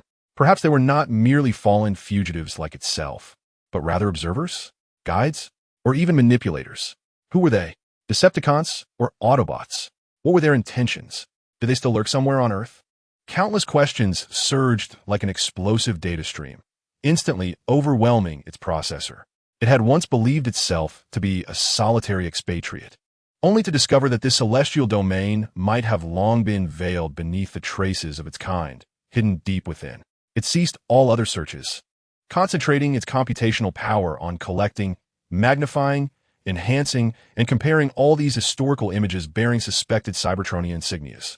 The curtain of history seemed to lift slightly, revealing shadows that were more profound and enigmatic. The entity realized that its understanding of this planet was still woefully insufficient, and the quest for its kin had become far more intricate and urgent than anticipated. Its crimson optical lens flickered with an erratic glow in the dim underground base, as if it had glimpsed a monumental secret concealed within the currents of time. Chapter 9. Phantom. The confined space of the underground base seemed incapable of accommodating the surging data streams within the Howling processor. The emblems of the Decepticons and Autobots, deeply embedded within historical images, seared into its logic circuits like a red-hot branding iron. They were not mere coincidences, they were imprints, clues pointing towards a staggering possibility. The Cybertronians had not only just arrived, their presence had long permeated the annals of human civilization. The Benz patent motor wagon, the genesis of human automotive civilization, replayed the indistinct, spiky engravings in its visual cache. It was imperative to ascertain the truth. Was there a compatriot slumbering there? A Cybertronian who had arrived eons ago, perhaps concealing themselves in some form to this day? This notion gripped its core directives with an undeniable magnetism. It needed to depart. Immediately at once. Where are you going? In the monitoring room of the underground base, an officer from the Longing team, responsible for daily communications, watched as the Howling processor suddenly became animated, energy readings soaring sharply, and promptly issued an urgent inquiry. Higher-ups had mandated that every movement must be tracked.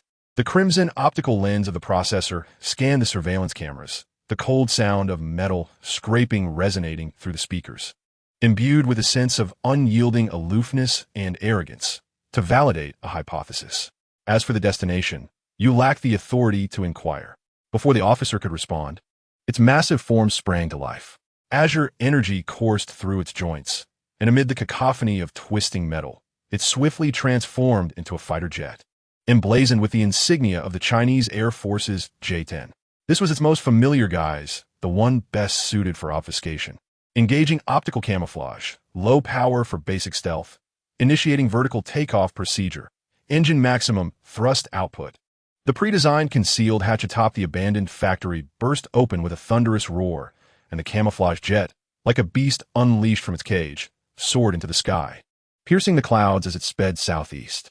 Only stunned silence and the blaring of the highest alert level remained in the monitoring room below. Jean Lay soon received the report. His expression grim. Immediately track its flight path. Mobilize all resources. Determine its intent. Yet, he knew well that with the adversary's speed and stealth capabilities, the likelihood of successful tracking once it vanished from sight was nearly non-existent.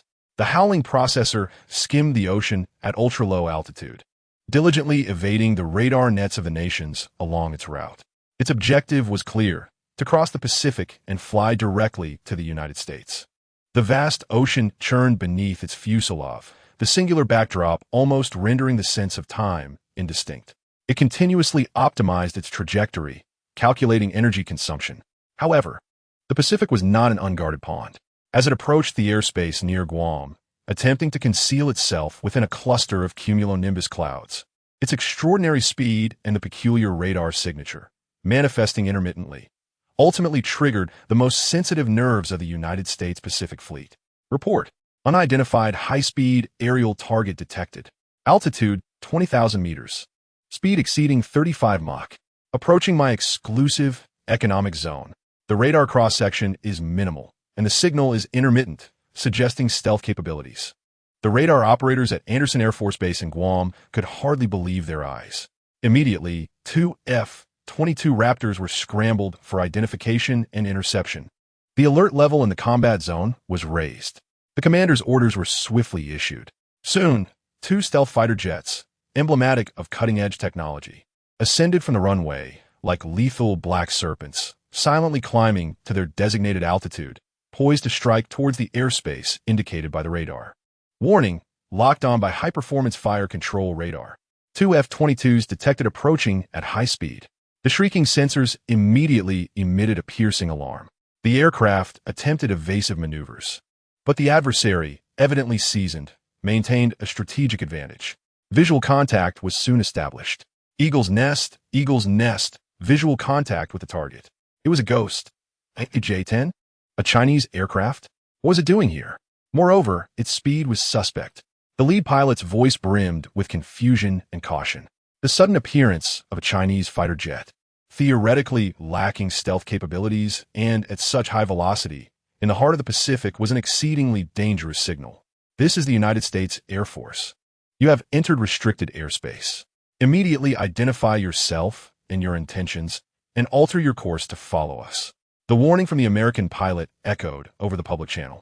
Firm in tone, the J-10 maintained silence, merely adjusting its course slightly, attempting to accelerate away. Repeat warning. Comply immediately, or we will interpret this as hostile behavior. The two F-22s drew closer, missiles clearly visible beneath their wings, exuding a palpable threat. The J-10 analyzed the situation. A force breakthrough would undoubtedly provoke an attack, and its optical camouflage and speed would be significantly compromised in close-quarters combat. Suddenly, it executed a sharp deceleration followed by a barrel roll, as if attempting to evade. But this maneuver inadvertently exposed details beneath its belly that did not entirely conform to the aerodynamic layout of the J-10, along with an overly smooth metallic surface devoid of rivets, briefly presenting itself to the relentless F-22 pilot. Wait, that aircraft is not right. The lead pilot perceptively detected the anomaly. Now was the moment. The J-10 hesitated no longer. Survival was the paramount principle. Before the adversary recognized the issue and could potentially fire first, it had to take the initiative. The approaching F-22 pilot suddenly witnessed, without warning, two non-standard launch ports at the wing root of the J-10 open up, from which two small projectiles, glowing with an eerie blue energy and certainly not resembling any known air-to-air missile, were silently ejected, with no tail flare, no smoke, just an extraordinarily high initial velocity and an uncanny trajectory. Missiles. Evasive maneuvers. The F-22 pilot cried out in terror, yanking the control stick while simultaneously releasing flares. It was too late. The two energy projectiles appeared to possess intelligence, disregarding the decoy flares and precisely striking the F-22's right engine and vertical stabilizer at an incredible angle. Boom! No violent explosions, only a dull roar and splattering blue plasma. The right engine of the 22 abruptly ceased functioning, and a large hole was melted through the tail fin. The entire aircraft instantly lost its balance, spiraling downwards in a frantic descent. Eject! Eject! The pilot of the long-range aircraft, in a moment of despair, pulled the ejection handle.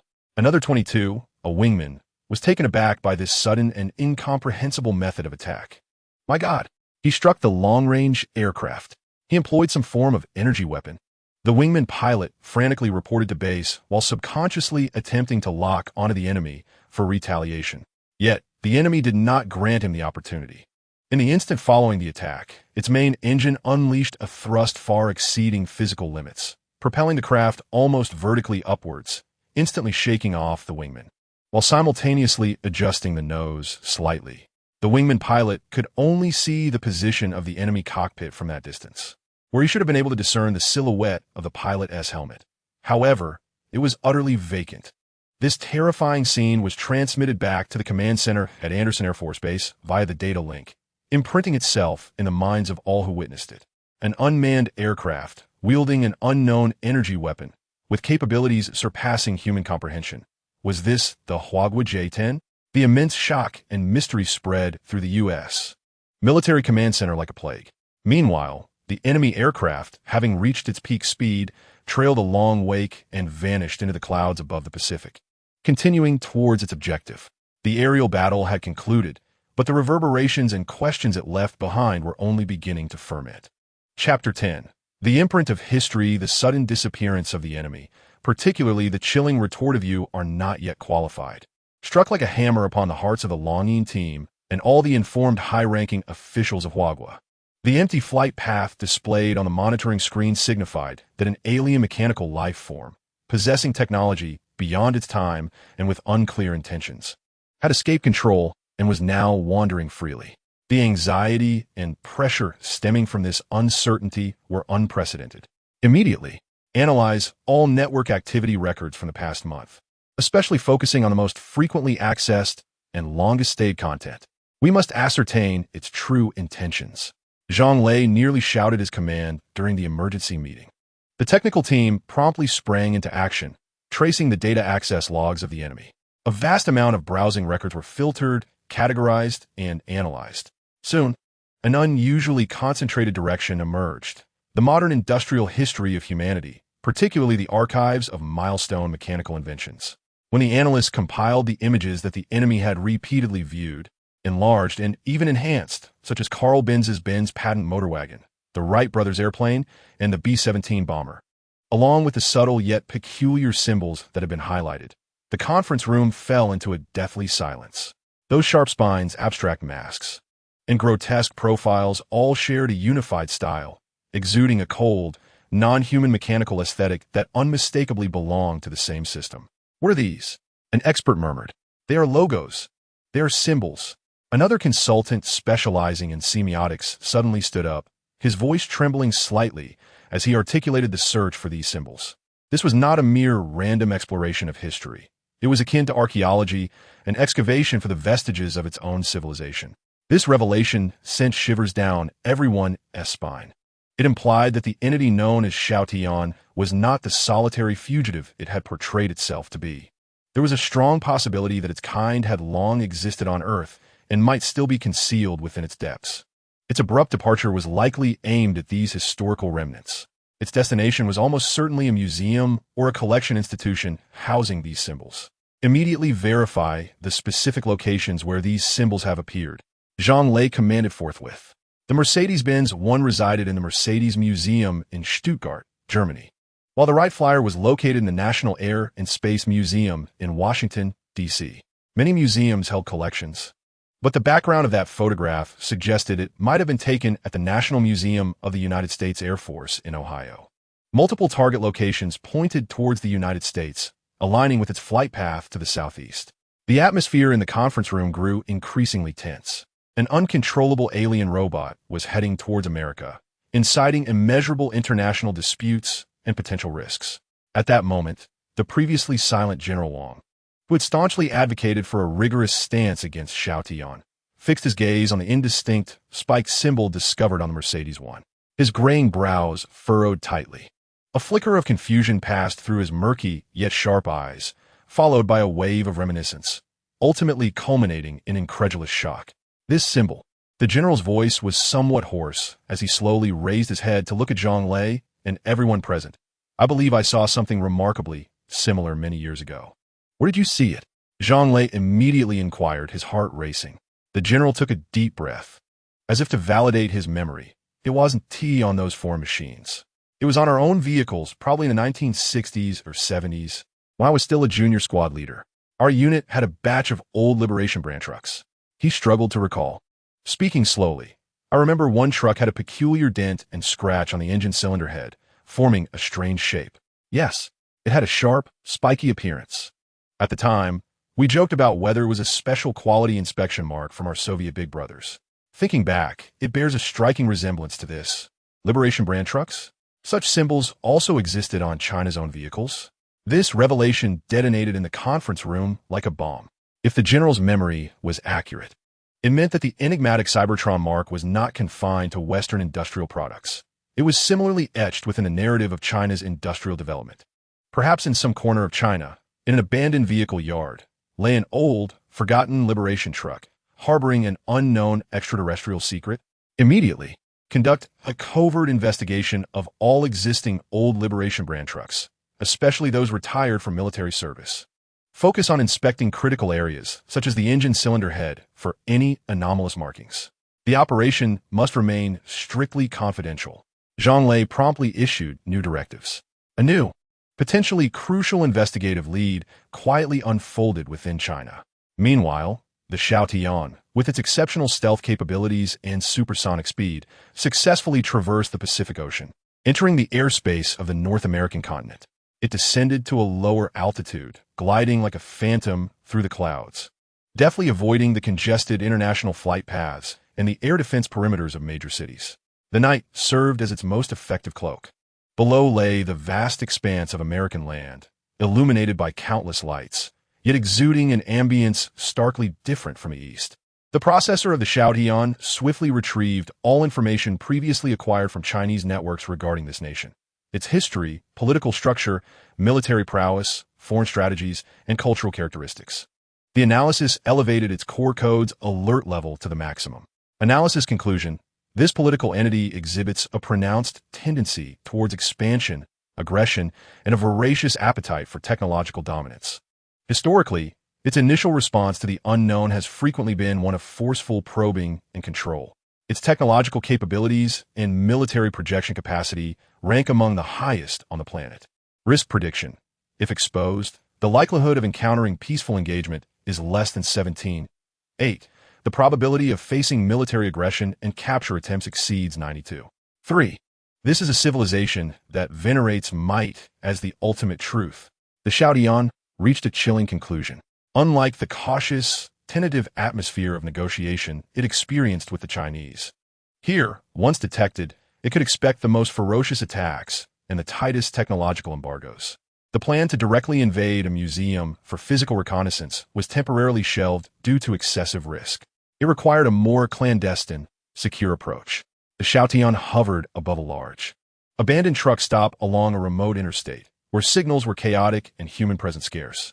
It gradually lowered its altitude, ultimately concealing itself behind a pile of rusted trailers. Plan adjustment: prioritize passive signal detection. Activate built-in ultra-wideband signal receiver. Filtering settings: block all known human radio signal patterns. Scanning mode: focus on Cybertronian life, signal frequency characteristics, and ancient encryption codes. It began to silently emit an exceedingly faint call signal, imbued with the unique energy spectrum characteristics of Cybertronians.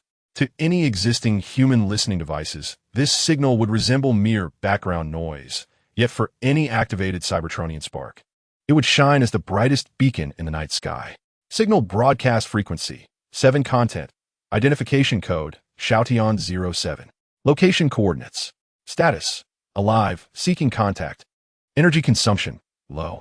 It lay quietly in the darkness, its optical sensors sweeping the desolate landscape like a hawk, with the signal receiver fully operational, capturing any potential response. It was waiting for a signal from a fellow being, a resonance affirming its existence was not one of absolute solitude. Should there be no response, it would have to contemplate riskier proactive search strategies.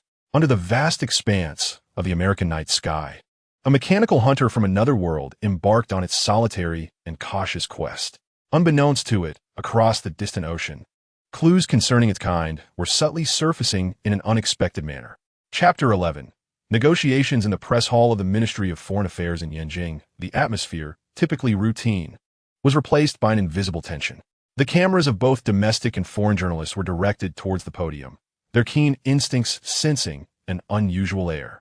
The American ambassador to China was notably absent from the audience, having submitted a remarkably stern diplomatic note to the highest echelons of the Chinese government through urgent channels prior to the commencement of the conference.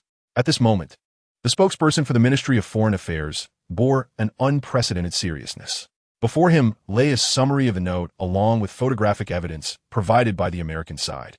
"Ladies and gentlemen," the spokesperson began, his voice steady yet imbued with undeniable conviction.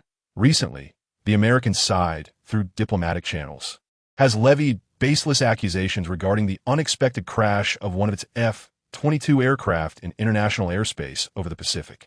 They have presented a blurred image, purportedly of a Chinese J-10 fighter jet, claiming it to be responsible for the incident, even absurdly asserting that the aircraft was unmanned." A murmur of astonishment and whispers rippled through the audience. An F-22 crash, shot down by a J-10, unmanned? Each term had the potential to ignite international discourse. The spokesperson raised his voice, casting a sweeping glance over the crowd, particularly towards the faces of Western media. The Chinese side expresses strong dissatisfaction and resolute opposition to these claims. It must be made unequivocally clear that, first, China has consistently adhered to a path of peaceful development, and all military activities of the People's Liberation Army strictly comply with international law and practice. We have never, nor will we ever, engage in provocation or aggression against military aircraft of other nations in international airspace. Secondly, he continued, lifting a magnified, somewhat indistinct image, specifically the screenshot relayed by American military data, purportedly showing an empty cockpit of a J-10. The so-called evidence from the American side has been preliminarily assessed by our technical departments and shows clear signs of fabrication.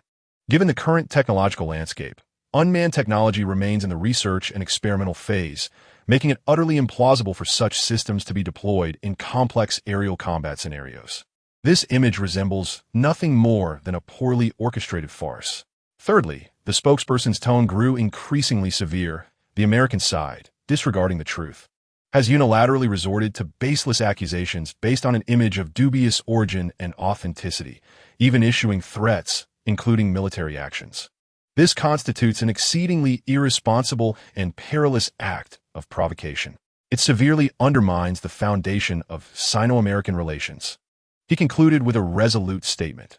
We demand that the American side immediately cease these unfounded accusations and provocations and refrain from employing such lowbrow political tactics. The Chinese side reserves the right to take further necessary measures regarding this matter. We also urge the American side to promptly ascertain the true cause of the crash of its aircraft, rather than seeking scapegoats to divert domestic attention. As he finished speaking, the audience erupted into a cacophony of discourse. Journalists eagerly raised their hands to pose questions, yet the spokesperson offered no further responses, turning to depart from the press hall. This diplomatic tempest swiftly resonated across the globe through the airwaves. The unequivocal denial from China, coupled with sharp retorts, plunged the incident into a labyrinth of ambiguity. The consensus among observers suggested that this could be yet another fierce clash of narratives and strategic probing between China and the United States. The image of the unmanned J-10, indeed, appeared too astonishing to be credible. A vast majority prefer to believe it was perhaps a mishap during a clandestine aircraft test, or a pretext concocted by the Americans for some ulterior motive. However, within the clandestine command center of the Longyin Group, the atmosphere was strikingly different. Zhang Lei and his core members scrutinized the higher-resolution video clips and photographs transmitted through secret channels from the American side, their expressions grave. They distinctly observed the bizarre aerodynamic details of the J-10, its movements defying the laws of physics, and the chilling close-up of the empty cockpit. "It is him. It must be Xiao Tian," a technical expert remarked dryly. Only he possesses such technology. He engaged in a confrontation with the Americans over the Pacific. Zhang Lei remained silent, yet his gaze fixated on a corner of the video screenshot. At the base of the J-10's wing, where the emblem of the Chinese Air Force, the August 1st insignia, should have been, it appeared somewhat blurred due to high-speed maneuvers and lighting angles. However, beneath it, a more profound and sharply defined underlying image seemed to emerge. He immediately ordered for image enhancement. When the results materialized, everyone gasped in astonishment. The enhanced image clearly revealed that the August 1st insignia was merely a temporary overlay. Beneath it lay a menacing, aggressive metallic mask emblem, reminiscent of the historical styles previously sought by Xiao Tian, yet entirely unfamiliar. Xiao Tian had not only disguised the aircraft's exterior as a J-10, but had also concealed his true identity beneath the coating. "He is not merely attempting to masquerade as our aircraft," Zhang Lei murmured. "He is utilizing this guise as a FA-ADE. His true identity has always been inscribed upon him." This revelation complicated matters further. Xiao Tian's actions not only posed significant diplomatic challenges for China, but also unveiled a potential symbol of a vast force they had yet to fully comprehend. Simultaneously, in the desolate depths of a secretive facility in the Nevada desert, the highly classified headquarters of Zone 7 lay concealed. In an analysis room accessible only to those with the highest clearance, cold white light illuminated the central holographic projection platform, where footage from a combat recording by Squadron 22 was being replayed at a slow pace. a man clad in a black suit, his expression as unyielding as granite. Agent Simmons of Zone 7 crossed his arms tightly, fixating intently on the frozen image, the cockpit of the J-10, devoid of any occupant. His gaze did not linger on the eerie vacant seat for long. Instead, it gradually shifted, ultimately focusing on the edge of the screen, where a grotesque mask emblem, partially obscured by the emblem of the August 1st Army of Wagwa, was rendered prominent through technological enhancement. The room was shrouded in an unusual silence, punctuated only by the low hum of machinery. Agent Simmons furrowed his brow, his fingers unconsciously drumming against his arm. A chilling sense of familiarity gripped him at the sight of that emblem. It was undeniably not a creation of humankind. Its aesthetic resonated with some intrinsic quality of the greatest secret he had preserved throughout his life. Abruptly, he turned, bypassing the filing cabinets, and hastened to the highest security terminal, inputting a lengthy sequence of complex passwords and undergoing a retinal scan. The screen illuminated to reveal not paper files, but a deeply encrypted folder marked with 1-1 restricted access within the internal database. Inside lay only a few extremely blurred close-up photographs, taken from the immense mechanical monstrosity, encased in ice within the tightly secured laboratory beneath the Hoover Dam. The focal point of the photographs revealed peculiar insignias etched into less discernible corners of the creature, their lines embodying an aggressive geometric beauty that bore an uncanny resemblance to the emblem on the strange aircraft displayed on the screen before him. Simmons gasped, feeling as though his blood had turned to ice. He glanced from the terrifying close-up in the database to the holographic projection of the Wagwa warplane and its insignia, his pupils constricting sharply. Breathing became a struggle, his voice hoarse and laden with profound trepidation. My God, they are not Wagwa. There is another, an external presence.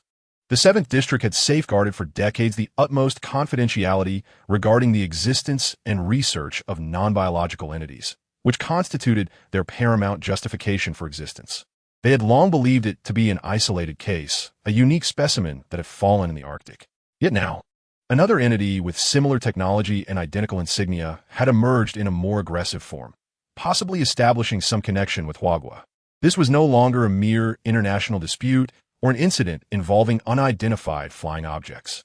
It signified the onset of an unforeseen external threat, one that could potentially engulf the globe. In that moment, the 7th District and the frozen behemoth concealed beneath the dam were thrust into the heart of a far larger and more perilous enigma. Simmons felt a wave of dizziness, realizing that the world was on the brink of upheaval. Chapter 12. Resonance. The abandoned truck yard lay steeped in a profound stillness, the only sound being the mournful wail of the night wind as it swept over the rusted metal. The howling sky resembled a dormant mechanical beast, its optical camouflage allowing it to blend seamlessly into the shadows, while its internal sensors operated at full capacity, detecting every subtle fluctuation in the air.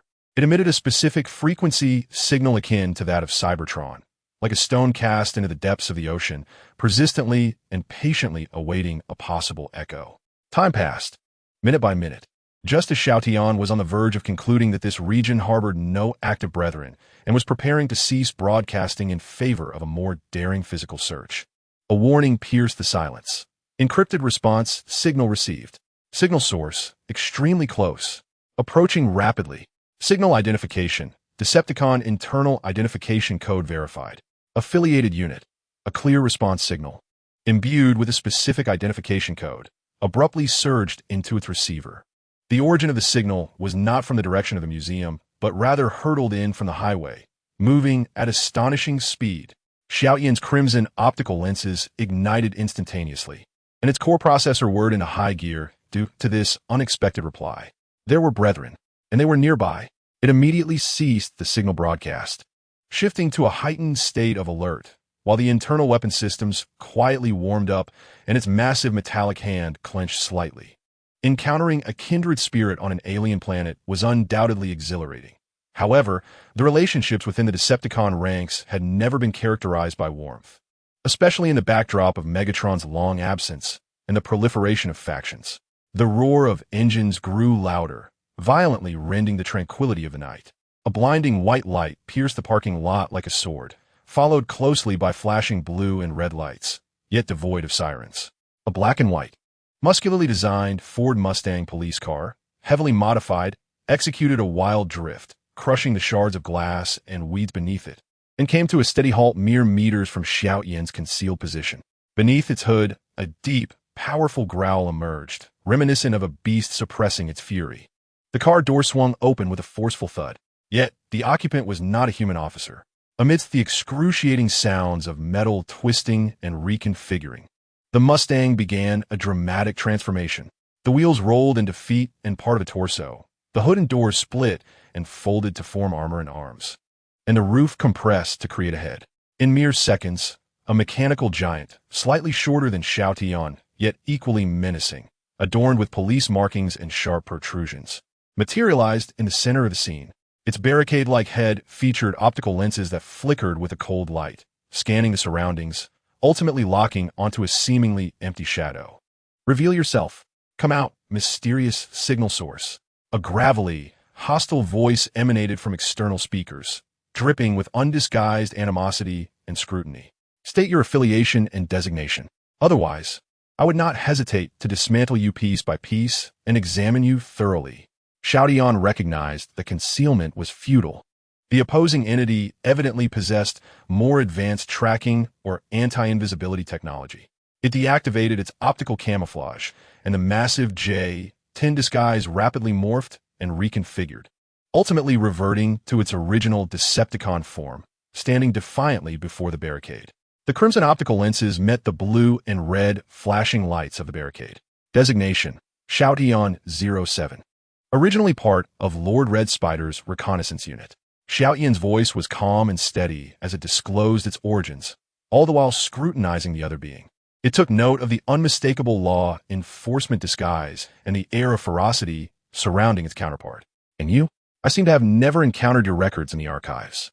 A member of the Red Spider?"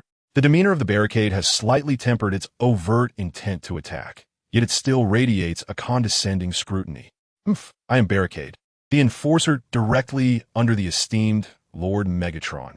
The emphasis on Lord Megatron's direct command seems to elevate this title to an unparalleled honor. Lord Megatron? The optical sensor of Skywarp flickered momentarily. Megatron's name carries immense weight among the Decepticons, yet his disappearance is no longer a secret. Is he on Earth? It appears you are a long-lost, misfortunate soul. Barricade emitted a harsh, metallic sound reminiscent of a cold snicker. Indeed, it is highly probable that Lord Megatron is on this wretched planet.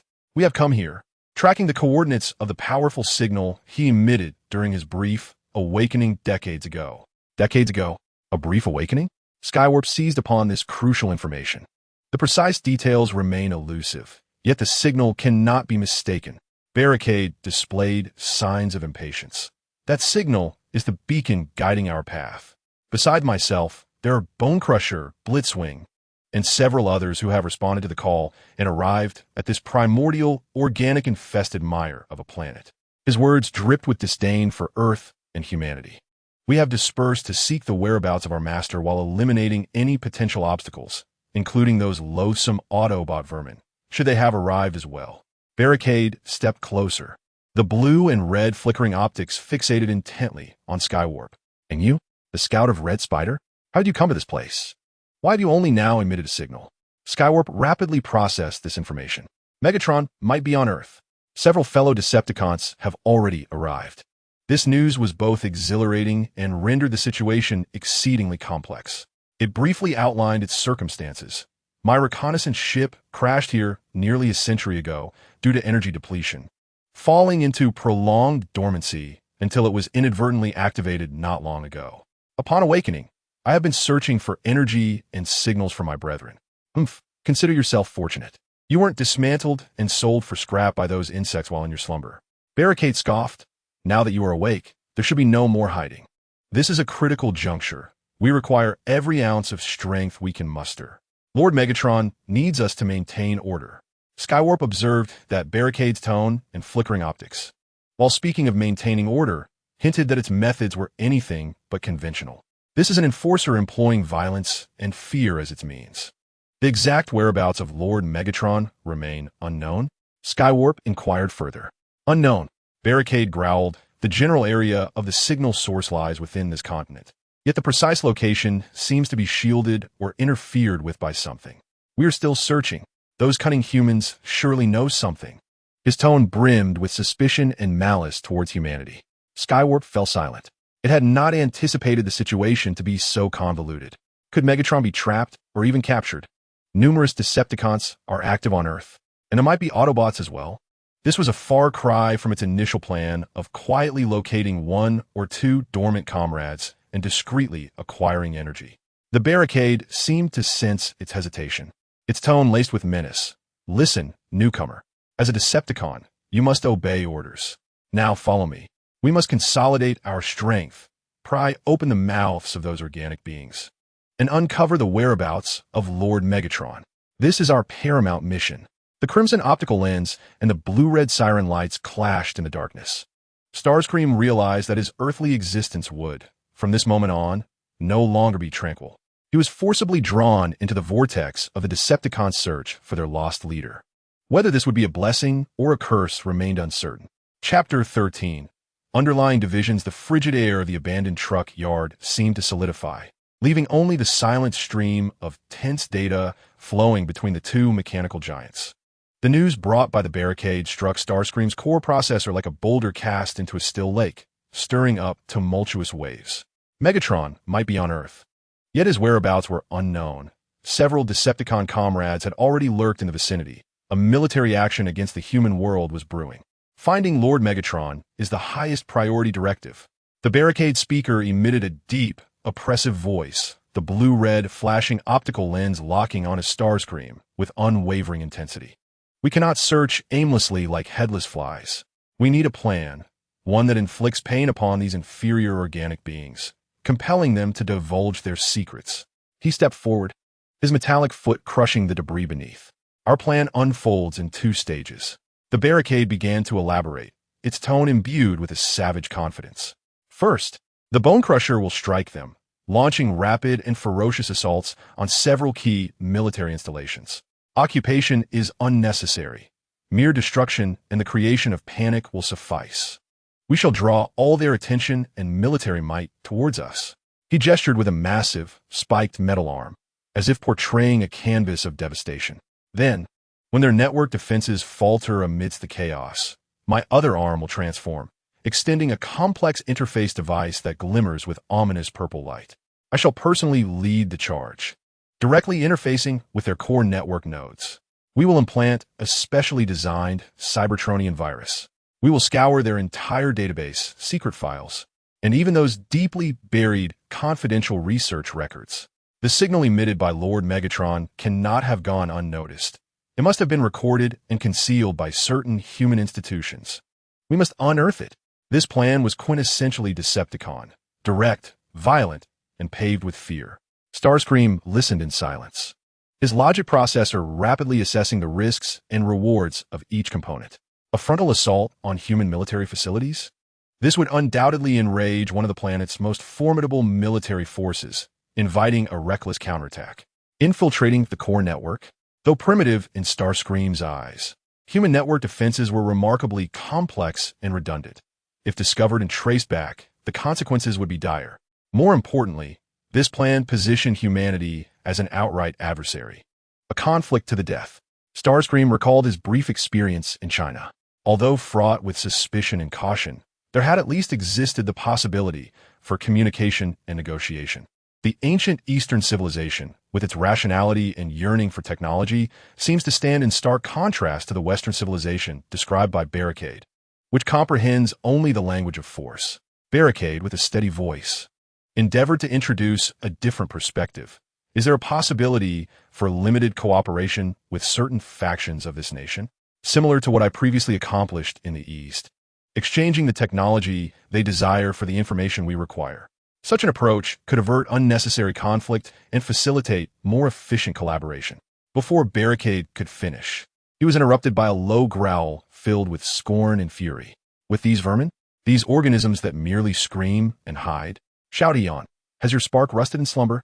Barricade exclaimed, his arms flailing in agitation. We have analyzed this nation.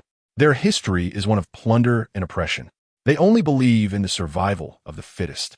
To show them goodwill, They will deem you weak and seek to dismantle and study you. Look at what they have done to this world. Cooperation? It is nothing but a grand jest. He drew closer to Xiao Tian, the blue and red luminescence nearly scorching his armor. Only fear. Only when they comprehend that defiance against the Decepticons incurs annihilation will they kneel in submission, yielding everything. This is the truth of the universe. Once we locate Lord Megatron, we shall reign supreme over this planet, enslaving its resources. Why negotiate with them at all? Barricade's obsession and fervor sent a shiver through Xiao Tian. He understood that this was a deeply entrenched, extreme social Darwinism prevalent among many members of the Decepticons, marked by a profound contempt for non-Cybertronian life. Risk assessment. Barricade's plan has a success rate of less than 40, with exposure and the risk of provoking full-scale war exceeding 85. Forced execution may severely damage existing Decepticon forces, potentially losing the opportunity to locate Megatron altogether. A cold conclusion emerged within him. However, directly countering Barricade at this moment would incite internal strife. In the absence of Megatron, the Decepticons were already rife with factions. And the relationship between Black Arachnia and Megatron's direct subordinates was particularly delicate. A hard confrontation was far from prudent. Xiao Tian's optics flickered slightly as he made a decision. I understand, he stated, his voice devoid of emotional fluctuation, as if swayed by Barricade's fervor. You are right. Perhaps only force can compel such a barbaric civilization to submit. The search for Lord Megatron remains our paramount objective. He inclined his head slightly, signaling his agreement. I will participate in the operation. Please inform me of the specific timing and targets. Barricade appeared quite pleased with Xiao Tian's compliance. A distorted semblance of a smile flickering across his menacing metallic visage. Excellent. A wise individual recognizes the times. I shall relay the detailed plan to you via internal channel shortly. Prepare yourself, newcomer. Let these humans experience the wrath of Cybertron. After conveying a few brief remarks regarding contact methods and rendezvous locations, the Barricade once again transformed into the form of a wild Mustang police car. Emitting a boisterous roar from its engine as it kicked up a cloud of dust and sped away, swiftly vanishing at the end of the highway. The abandoned parking lot returned to its eerie silence. Skyfire remained steadfast in place, his crimson optical lens fixed on the direction from which the Barricade had disappeared. Motionless for an extended period, a superficial agreement has been reached. His processor calmly recorded this. However, the risks of the plan are exceedingly high and do not align with the principles of survival and maximization of interests. Human civilization is not monolithic. Within it exists a vast expanse of divisibility and potential exploitation. Though their technological advancement is lacking, their sheer numbers, combined with their capacity for learning and retaliation, render them far from mere reptiles to be subjugated at will. Currently, the Decepticons' forces on Earth are scattered and weak. A hasty full-scale assault would easily allow humanity to concentrate their strength and defeat them one by one. If Lord Megatron is indeed trapped, a more discreet and intelligent method of rescue is essential rather than sheer brute force. He had never truly trusted the Barricade, a law enforcer solely devoted to destruction. His loyalty was primarily directed towards Lord Black Arachnia and the Decepticon cause itself, rather than this mindless fanaticism. He outwardly acquiesced to the plan, yet he would never genuinely partake in such a suicidal attack. He needed to seek out Megatron in his own manner, or at the very least, secure an escape route for himself. Perhaps that line to the east should not be severed so hastily? Skyfire lifted his gaze to the star-studded night sky, his sensors seemingly capable of traversing the vast Pacific Ocean, sensing the undercurrents stirring in that ancient land. Humanity is not without merit, and the Decepticons are not a cohesive entity. On this unfamiliar planet, the struggle for survival and purpose has only just begun. He turned and once again melded into the darkness, commencing to devise a plan that was entirely his own, divergent from the others. Chapter 14. The Unveiled Liberation Beneath the tumultuous waves of the Pacific. Skyfire, cloaked in secrecy, raced at a speed beyond human comprehension. The violent and obsessive scheme of the Barricade echoed ominously within his processor. He understood all too well that the Decepticons' actions would not halt in his absence. Those comrades who revered the supremacy of force would inevitably ignite the flames of war across the earth. When that time comes, Both East and West would be ensnared in a conflict far surpassing human understanding. He did not harbor affection for humanity, but he yearned for survival and order, rather than chaos leading to mutual destruction. The ancient nation to the east, though cautious and even suspicious, at least demonstrated a willingness to communicate and a rationality for trade. There, perhaps, lay his only potential refuge amidst the impending storm, and even the key to turning the tide. He must return, not as a fugitive, but in the capacity of a herald and potential collaborator. Days later, the familiar entrance to the heavily monitored subterranean base of the abandoned factory reopened. Skyfire's massive mechanical form, after disengaging its optical camouflage, gently descended within the confines of the base. Its return immediately triggered the highest level of alarm. The core members of the Longyin group, including the solemn-faced Zhang Lei, had long been on high alert in the quarantine observation area.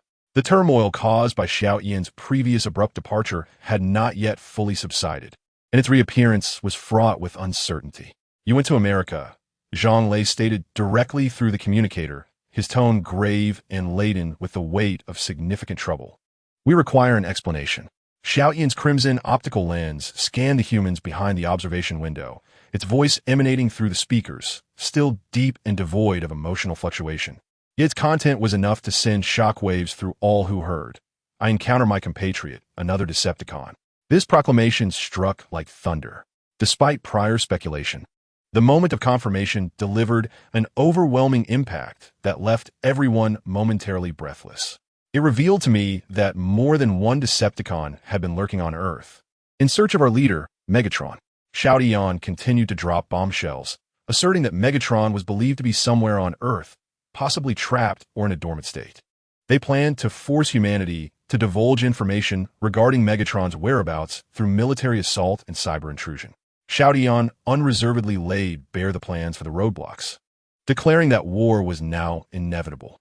This was not a prophecy, but a reality unfolding. The faces of the people behind the observation window turned ashen.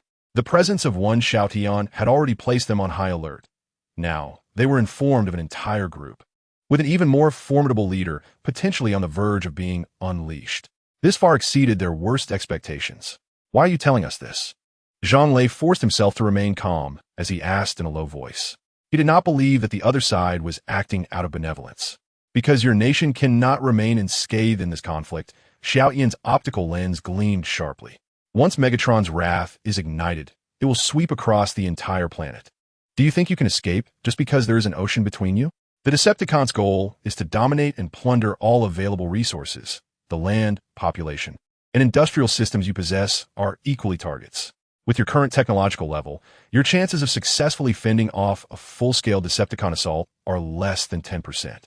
It paused, allowing this grim assessment to penetrate the hearts of all present. "What I seek is survival and a relatively stable order, not meaningless destruction. Your deal aligns with my interests.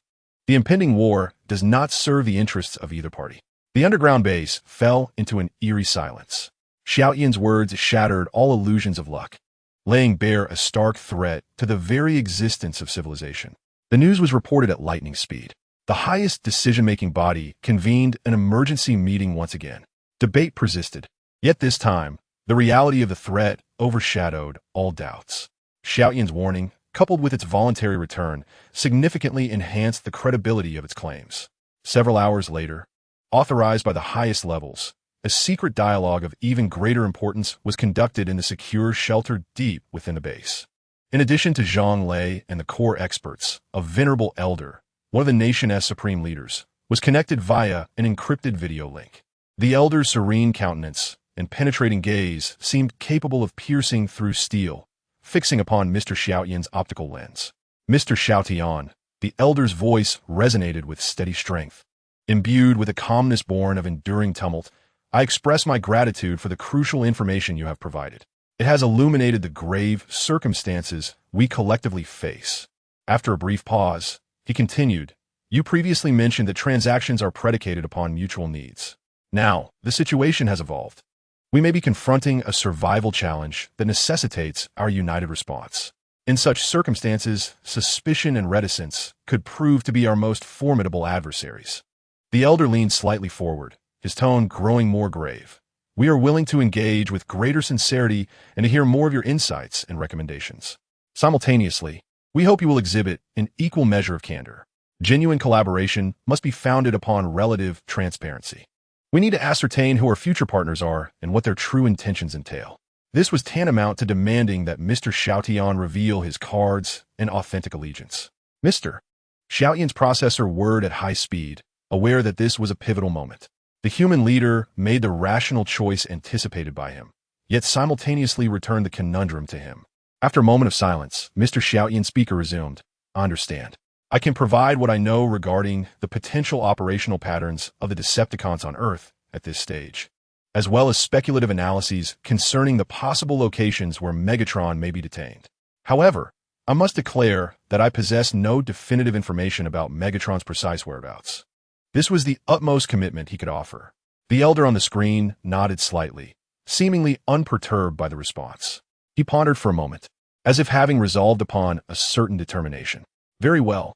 In response to our sincerity and in gratitude for your warning," the elder said slowly, his gaze piercing, "we have made a discovery that may pertain to you and your compatriots." He gestured, and Zhang Lei promptly retrieved a highly encrypted document from the console beside him. "Based on your previous inquiries regarding the historical machines that might bear unique insignia, we conducted a highly confidential internal investigation," the elder continued, "and indeed, we have made some findings." On the screen appeared an enlarged, somewhat mottled black and white photograph, depicting an olive green, boxy old Liberation truck, precisely the model recalled by General Wang. The image was zoomed in, focusing on a corner of the engine cylinder head. There, after image enhancement, a symbol became discernible, distinct from the menacing and sharp emblem of the Decepticons. It was a markedly different red mechanical visage, exuding an air of composure and geometric beauty. The truck, designated Liberation 1147, was equipped in the 1960s for a Northern Construction Corps. It was sealed away in the depths of an abandoned military warehouse in the northwestern mountains around the mid-1980s due to severe and irreparable mechanical failures, never to be reactivated again. The elder's voice bore an incredulous tone as our investigators conducted preliminary scans. The screen switched to the latest detection imagery, revealing the dust-laden old truck quietly resting in the shadows of the warehouse. Various sensors, life detection, energy detection, and deep material scanning, returned data that outlined a starkly different internal structure, revealing an extraordinarily faint yet intricately complex energy core and mechanical framework within. The scan indicated, with the elder's tone now gravely serious, that the object housed a highly intricate non-natural mechanical structure, along with an exceptionally weak, yet similar in nature to the energy sample you provided, special energy signal. It appeared to be in a profound state of dormancy. Inside the secure room, all eyes were fixated on the aged Liberation truck and the striking Autobot insignia displayed on the screen, before shifting to the silently standing Xiaotian. The elder on the screen slowly inquired, "Mr. Xiaotian, in your knowledge, could this also be one of your kind?" Xiaotian's crimson optics fixated intently on the red Autobot emblem, a tempest rising within its core processor. It had found a kindred spirit, albeit not the Decepticon it had anticipated, but rather an Autobot, one that lay in slumber within a warehouse in northwestern Huagua, masquerading as a Liberation truck. The situation had suddenly grown more intricate and delicate. Chapter 15. The initial struggle of destiny in the heart of the northwestern region, deep within the folds of the mountains, lay a long-forgotten third-line military warehouse, akin to amber sealed by time. Today, however, it was shrouded in an unprecedented atmosphere of tension. The perimeter had been secretly secured by the most loyal internal guard forces, with all communication signals powerfully jammed. Camouflaged drones patrolled the skies incessantly, ensuring that nothing occurring here would reach the outside world. A J-10 fighter jet, adorned with the insignia of the Huagua Air Force, skillfully avoided the mountain ranges and ultra-low altitude, precisely landing on a small, overgrown, abandoned helipad within the warehouse area. The engine ceased, and the cockpit slowly opened. Inside the cockpit, there was more than just the pilot. Zhang Lei, clad in a load-bearing suit, occupied the instructor's seat in the rear cabin. His complexion slightly pale from the discomfort of high-speed flight, yet his gaze remained extraordinarily sharp. The pilot in the front cabin was equally tense, having received orders to execute a top-secret transport mission, unaware of the passengers and destination's peculiarities. The entire operation was predominantly directed by the aircraft itself, rendering him more of a symbolic presence and safety measure. Throughout the flight, the performance exhibited by the J-10 left him breathless, exceeding all expectations with its astonishing agility, stability, and a flight quality reminiscent of possessing its own life force. He could not help but cast countless glances at the rearview mirror, observing the solemn official in the back cabin, his heart screaming in madness. What manner of technology is this? When did our nation acquire such a terrifying, unmanned aerial combat platform? As the hatch fully opened, Zhang Lei and the pilot descended the ladder in succession. A team, composed of the Longyin group and a select few core technical personnel, awaited them eagerly. What is the situation? Zhang Lei inquired immediately, his gaze directed towards the massive, hill-like entrance of the warehouse not far away. The target remained silent, all sensor readings stable, without any fluctuations. The person in charge reported softly. All unrelated personnel have been evacuated. Only our technical team remains inside. Zhang Lei nodded, inhaling the thin, frigid mountain air, and turned to face the quiet J-10. He addressed the aircraft, saying, as per our agreement, please maintain the current state. Do not reveal yourselves until we have completed our final confirmation and environmental control. The nose of the J-10 slightly bobbed up and down, as if nodding in agreement. This scene left the nearby pilot dumbfounded, almost doubting his own senses. The group passed through the heavy, rusted steel doors, entering the dim interior of the warehouse. The air was thick with dust and the acrid scent of degraded engine oil. The vast space was cluttered with various dust-covered, discarded machinery and materials, and at the deepest part, illuminated by a few temporarily set-up bright lights, stood an olive-green vintage Liberation 10 truck. It sat quietly, cloaked in a thick layer of dust, its tires deflated, and the rubber of its wipers long since aged and cracked, appearing no different from the surrounding scrap metal, perhaps even more dilapidated. Only the red Autobot emblem on the engine cylinder head, visible only through special processing, hinted at its extraordinary nature. Zhang Lei and the technicians stood at a safe distance, directing various detection instruments towards the truck. The data remained stable, showing no anomalies. Outside the warehouse, the J-10 fighter jet, however, began to tremble slightly. The howling sensors penetrated the warehouse walls, clearly capturing that faint, unique spark of energy fluctuations. Though exceedingly dim, it was undoubtedly a sign of Cybertronian life. An Autobot that had likely been dormant for over 40 Earth years. Within the core processor of the howling sky, data streams clashed violently. To awaken it, the risks were exceedingly high. Autobots and Decepticons were archenemies. Once roused, conflict was almost inevitable. The status of the counterpart remained unknown, yet they had just replenished their energy, holding an absolute advantage. To refrain from awakening it, allowing a potential, ideologically ambiguous, powerful variable to continue slumbering here, was equally a source of uncertainty in the face of the complex and unpredictable future. Ultimately, its logical core reached a conclusion. Information outweighs the unknown. The identity, status, and intentions of this Autobot must be confirmed. It hesitated no longer. Under the astonished gazes of the crowd outside the warehouse, the J-10 fighter jet suddenly began to transform. The metallic components surged with a rapidity that was both alarming and awe-inspiring, resonating with a cacophony that sent chills through the spine. In mere seconds, they reverted to their formidable and menacing form of the Decepticon. Retreat! Everyone retreat! Zhang Lei exclaimed in shock, swiftly commanding his team to withdraw, his mind racing with foreboding. The time for action had indeed arrived for the fierce being known as Howl.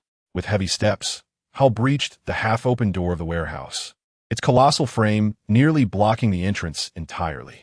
Its crimson optical sensors instantaneously locked onto the aged truck deep within the shadows of the warehouse. Raising a colossal metallic hand, it aimed its palm towards the truck, unleashing a visible ripple of ethereal blue energy, pulsating with pure essence, that caressed the dusty surface of the vehicle like gentle waves. Initiate low-intensity directional energy pulse frequency to resonate with the ignition for activation. The azure energy permeated the metallic core of the truck. For a fleeting moment, there was silence. Then, with a sudden burst, the truck's once dulled headlights erupted into brilliant beams of white light, akin to a slumbering beast awakening with fierce intensity. Following this, a thunderous metallic roar filled the air, not the growl of an engine, but the anguished cries of metal contorting, stretching, and reconstructing. The wheels churned, the front split apart. The cabin rose, and amidst a cloud of dust and rust, a mechanical giant stood, slightly shorter, yet equally robust as Howl, its form more angular. Adorned predominantly in military green with accents of silver. Its head was sharply defined, with bright blue optics now reflecting the confusion of awakening and the shock and fury of sensing an enemy's presence. Decepticon, a roar, laced with the grating sound of metal on metal, erupted from the newly awakened Autobot, infused with a deep-seated hatred. Without a moment's hesitation, it swung its massive metallic fist, newly transformed and propelled by the force of the wind, towards Howl at the entrance. Anticipating the assault, Howl deftly sidestepped. The Autobot's punch collided with a nearby support pillar of the warehouse, shattering concrete into a cloud of debris. Autobot, remain calm. I'm not here to fight. Howl attempted to communicate in Cybertronian, yet the very essence of its Decepticon identity and the vivid crimson of its optics served as a provocative challenge. Evil Decepticon, leave this planet. The newly awakened Autobot dismissed any words, its other arm swiftly transforming to reveal an aging yet still formidable ion cannon, as searing energy began to coalesce. With a crack, a blue ion beam grazed Howl's shoulder armor, obliterating a pile of discarded oil barrels behind it. Howl's optics flared with crimson intensity. Communication had failed. No longer holding back, its shoulder armor opened to unveil a nest of small missiles. Whoosh! 2 low-yield concussion missiles were launched, not aimed at vital points, but directed towards the Autobot's lower stance. The newly awakened Nova, depleted of energy, felt its joints stiffen from years of slumber. Caught off guard, it staggered from the shockwave of an explosion, falling to one knee.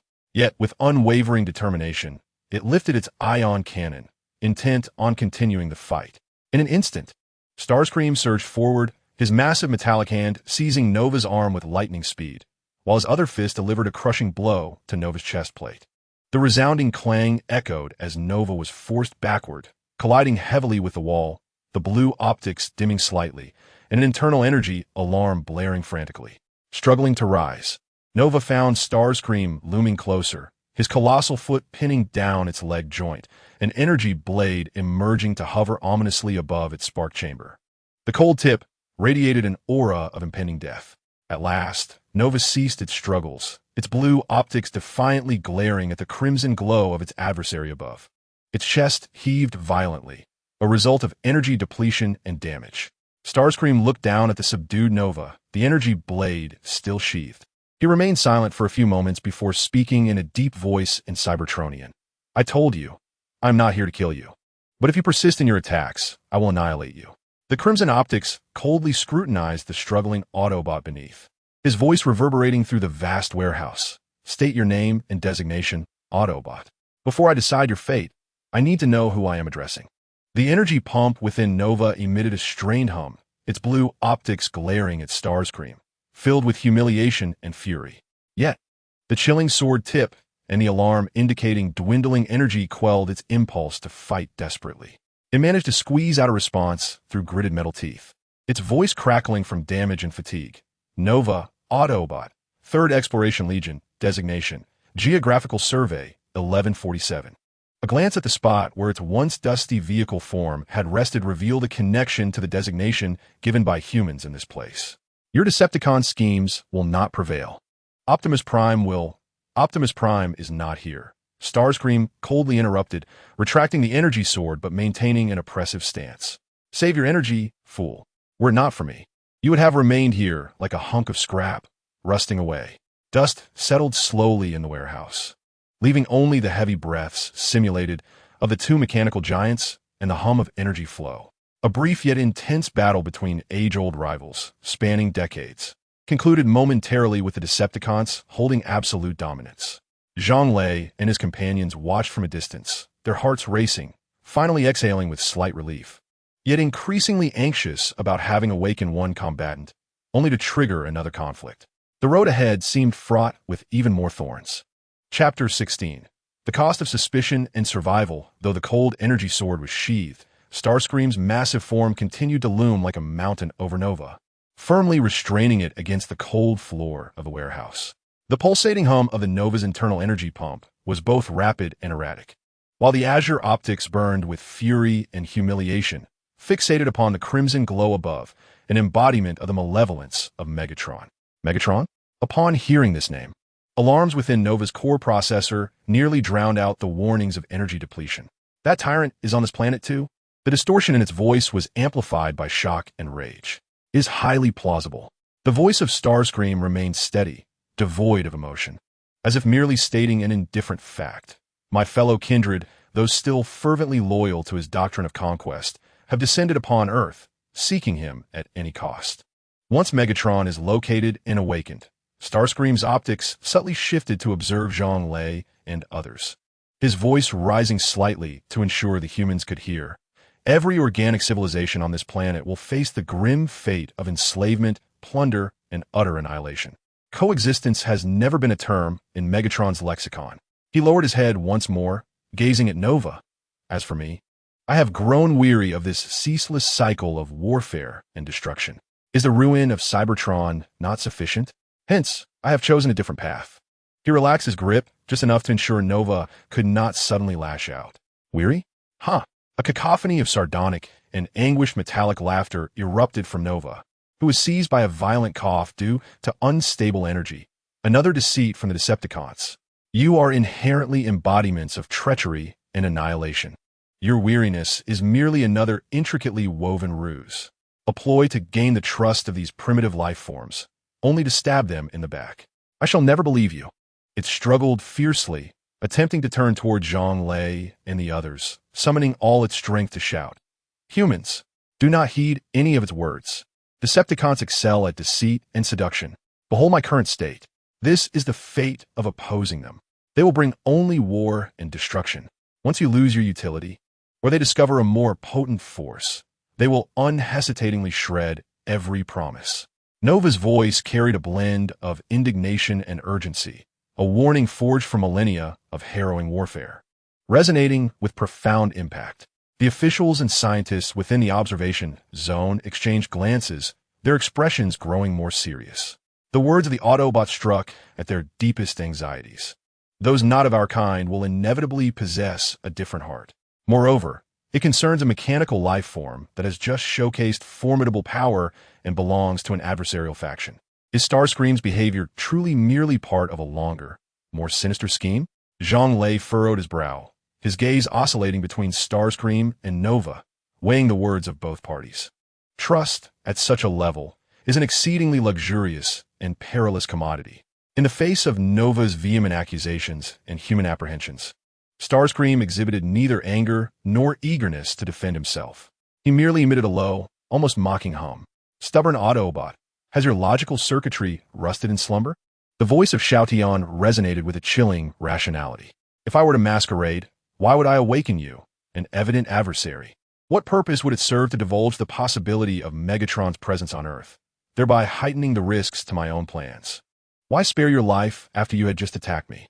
His colossal metallic finger pointed towards Nova's damaged chest plate and the flickering energy of its spark. Annihilating you would be effortless for me. Simultaneously eliminating a potential threat and demonstrating to humanity the so-called sincerity you speak of, does this not align more closely with the deception you profess? A series of rhetorical questions rendered Nova momentarily speechless, left only to gasp in fury.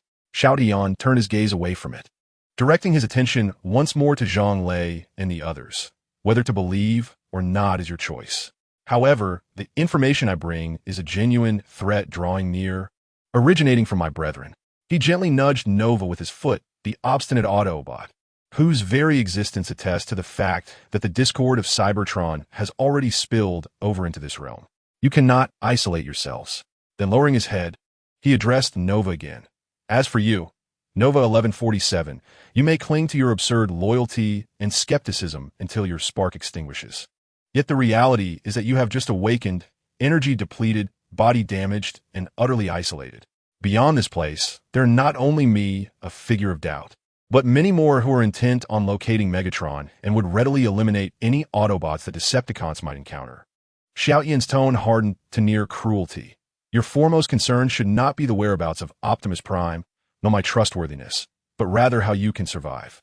He slightly inclined his frame, allowing Nova to perceive the complex expressions of the humans in the distance. In Xiaoyan's voice, there was a barely perceptible hint of guidance. These humans possess the means to repair you and provide you with energy. Of course, there are no free energy sources in the cosmos. If you wish to have the opportunity to witness my words come to fruition, to await your brother Optimus Prime, or at the very least to die with some semblance of worth, rather than decaying like genuine scrap metal in this cave, then offering a price, such as some technological knowledge they find intriguing, in exchange for a chance at survival and future possibilities, is a most advantageous transaction. As Xiaotian added, the crimson optics flickered. This is precisely what I and they are currently engaged in. With his words, the warehouse descended into an eerie silence. On one side stood the recently awakened Autobot warrior, brimming with hatred, yet unwilling to accept oblivion. Opposite was the cunning, purposefully ambiguous Decepticon traitor, presenting a tangible path to survival. On the other hand were the humans, armed with resources, desperately yearning for technology, yet ensnared in a web of trust issues and existential threats. The interplay of three divergent stances, suspicion and necessity coexisting, crafted an exceptionally delicate and perilous balance.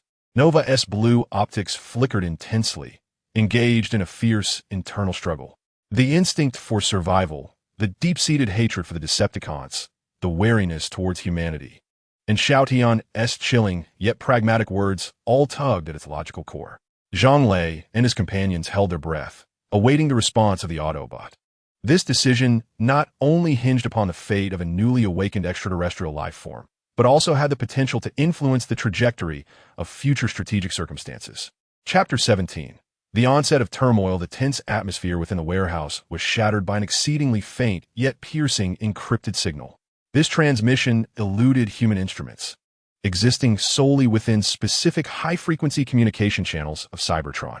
The crimson optics of the Decepticon flickered suddenly.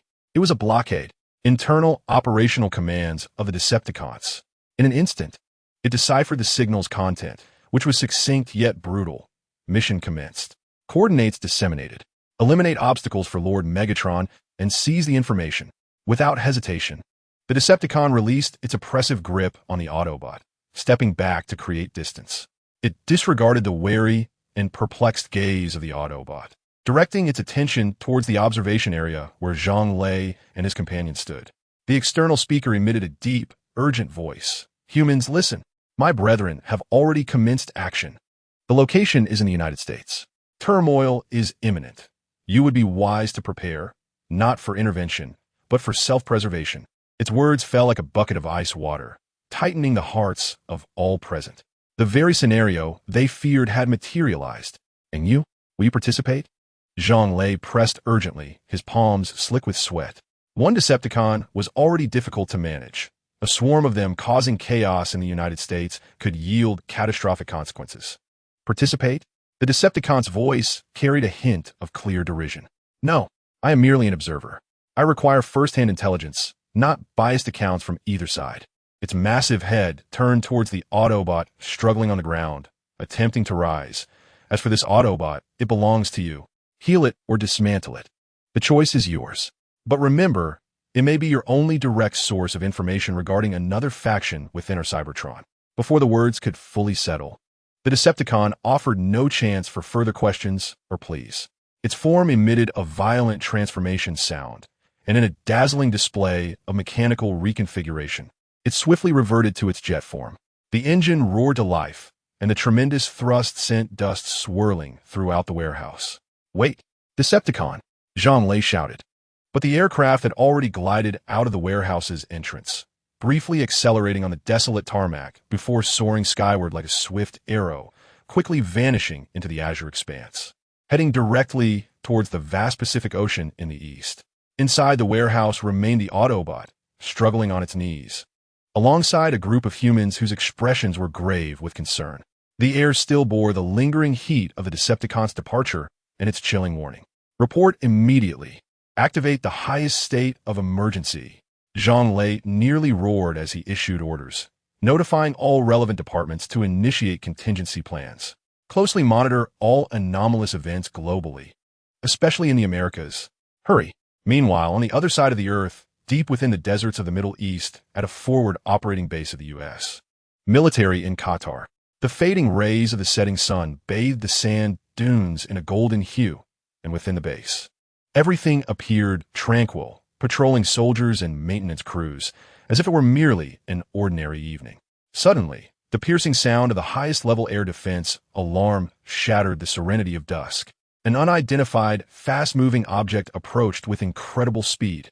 "Wait, its signal has vanished," the radar operator shouted in terror. In the next moment, a massive, menacing armed helicopter, painted to resemble a desert scorpion, seemed to materialize from the void, hovering ominously above the base. Its rotors whipped up a storm of dust, plunging the entire base into a chaotic state of low visibility. "Open fire! Open fire!" The ground commander's voice rang out hoarsely. Dense anti-aircraft fire and individual missiles trailed flames into the sky, yet that helicopter executed bizarre maneuvers that defied aerodynamics, effortlessly evading all attacks. Meanwhile, its underbelly opened, and several small, agile robots, resembling metallic spiders, were ejected, plummeting into the base to wreak havoc, attacking soldiers. Their tails could fire energy beams, and their claws could effortlessly rend armored vehicles apart. The base was instantly transformed into a hellish scene. Explosions, gunfire, and screams echoed in a cacophony. Amidst this chaos, unnoticed by all, a smaller, more agile silver robot, akin to a specter, stealthily crawled along the exterior of the base's communication tower, eventually locating a physical access point, a high-speed military data fiber optic cable leading to the outside. Its sharp fingers easily pierced the cable's outer layer, directly connecting to the internal fibers.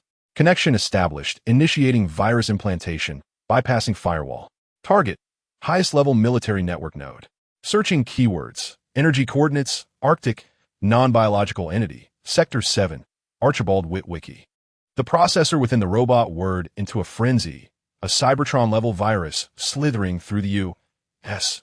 military's data network, feverishly seeking any information related to the signal of Megatron's first awakening decades ago. Its intrusion triggered a frenzied alarm at the military's rear network center. Yet all countermeasures appeared feeble against the advanced Cybertron virus, ultimately buried beneath layers of encryption, labeled as one related file, Iceman Project Eyewitness Accounts. The virus unearthed intelligence, pointing to a crucial discovery. The precise energy coordinates of Megatron's crash site, Arctic, were not stored in numerical form, but were inadvertently recorded on the lenses of glasses worn by an explorer named Archibald Witwicky. Further data revealed that these glasses, harboring the essential coordinate information, were not secured in any military or research institution's vault, but had been passed down as heirlooms to Archibald's great-grandson, a young man named Sam Witwicky. Target information acquired. Key item identified: Witwicky glasses. Holder: Sam Witwicky. The core of the robot flashed a signal of success. To locate Megatron, one must first find the elusive glasses and the human known as Sam. The chaotic core resumed its high-frequency operations, swiftly pinpointing Sam's current location. It immediately severed the connection, leaping from the fiber optic cable and locating Barricade. Almost simultaneously, its internal communicator transmitted this crucial intelligence to Barricade, who was monitoring the battlefield perimeter in police car form. Barricade: the coordinates are on the glasses. The glasses are in the hands of a kid named Sam Witwicky. The message from the chaotic core was brief, yet fervent. Inside the Mustang police car, Barricade received the information, the blue and red lights flashing frantically as internal exhilaration threatened to overflow. At last, Lord Megatron. It emitted a deep growl. Without a moment's hesitation, Barricade utilized the highest priority emergency communication channel of the Decepticons, establishing a direct link to the ever-hovering Decepticon spy satellite Soundwave, responsible for global communications relay. It broadcasted the earth-shattering message to all scattered Decepticon members across the globe. Attention, all Decepticons. This is Barricade. The coordinates of Lord Megatron have been locked. Repeat. Megatron is here. All units, converge on the coordinates immediately. Repeat, regroup at once. For the glory of Cybertron. For Lord Megatron. This message, akin to an invisible shockwave, swept across the globe in an instant. Whether it was the disoriented frenzy wreaking havoc at a base, the lurking bone crusher in a city corner, or the recently crossed international date line, soaring towards the west coast of America, all hidden Decepticons received this high-priority summons from Soundwave's relay simultaneously. The veil of war was completely torn asunder. The operation to find Megatron transformed from a clandestine search to an overt full-scale assault. Decepticons worldwide sprang into action, targeting Sam. Meanwhile, in the skies at 10,000 meters, Starscream received this message, his optical sensors flashing violently. Coordinates, Sam. He immediately adjusted his course, veering slightly northward. No more waiting. The spark within Starscream trembled with anticipation. Chapter 18, Deadly Struggle and Aid in the United States, near Transylvania High School. The tranquility of the night was utterly shattered by the roar of engines and the shrill screech of tires against the pavement. Sam Witwicky felt as though his life had spiraled completely out of control in just a matter of days.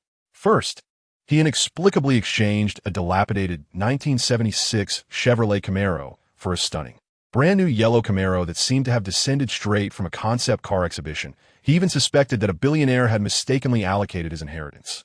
Then, this vehicle appeared to possess a will of its own, automatically playing radio songs to express its emotions, and even driving itself. Now it was racing at a near-mad speed, carrying him and his newfound goddess, Michaela, through the narrow streets in a real-life version of a high-octane racing game. Pursuing them was a Ford Mustang police car, adorned in an exaggerated black and white paint scheme, as if it had erupted from the very depths of hell. Its engine roared with a ferocity that was almost unimaginable, each acceleration filled with a malevolent intent, as though it sought to utterly crush them. What on earth is this? Why is it pursuing us? Michaela clutched the handle on the door with white knuckles, her face as pale as a ghost as she screamed. She possessed a deeper understanding of vehicles than Sam, and the capabilities of that police car clearly surpassed any civilian or even standard police vehicles. I don't know. I have no idea. Sam's mind was a blank slate, his grip tightening on the steering wheel, though it seemed futile, for the car was largely operating on its own. Suddenly, the yellow Camaro ahead executed a sharp brake and drift, coming to a steady halt at the entrance of a dimly lit, deserted alley, the door flinging open. Is it letting us out? Sam could scarcely believe it. The two tumbled out of the car, almost rolling as they scrambled to safety behind a cluster of trash bins. In that fleeting moment, the yellow Camaro unleashed a deafening metallic roar. Before their terrified eyes, the car's hood, doors, and trunk seemed to come alive, frantically folding, shifting, and reconfiguring.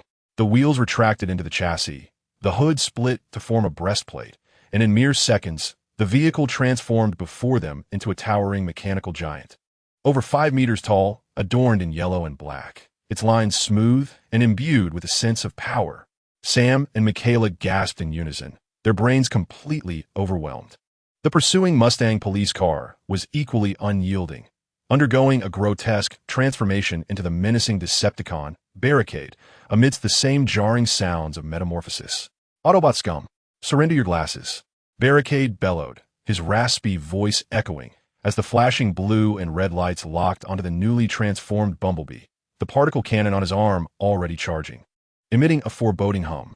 With a damaged vocalizer, Bumblebee could only respond with a series of rapid radio static, yet he did not hesitate to raise his arm, revealing his hidden ion cannon. Bang! Zing! 2 beams of energy erupted almost simultaneously, colliding violently in the narrow alleyway, bursting forth with blinding light and scattering energy arcs, blackening the surrounding walls. The battle erupted instantaneously. Barricade, relying on his larger stature and thicker armor, charged forward, his massive metallic fist crashing down towards Bumblebee with a fierce wind. Bumblebee nimbly leaped back as Barricade's heavy punch struck the ground, creating a deep crater in the asphalt and sending debris flying. Seizing the opportunity, Bumblebee retaliated with a powerful sidekick to Barricade's midsection, the impact resonating with a dull thud.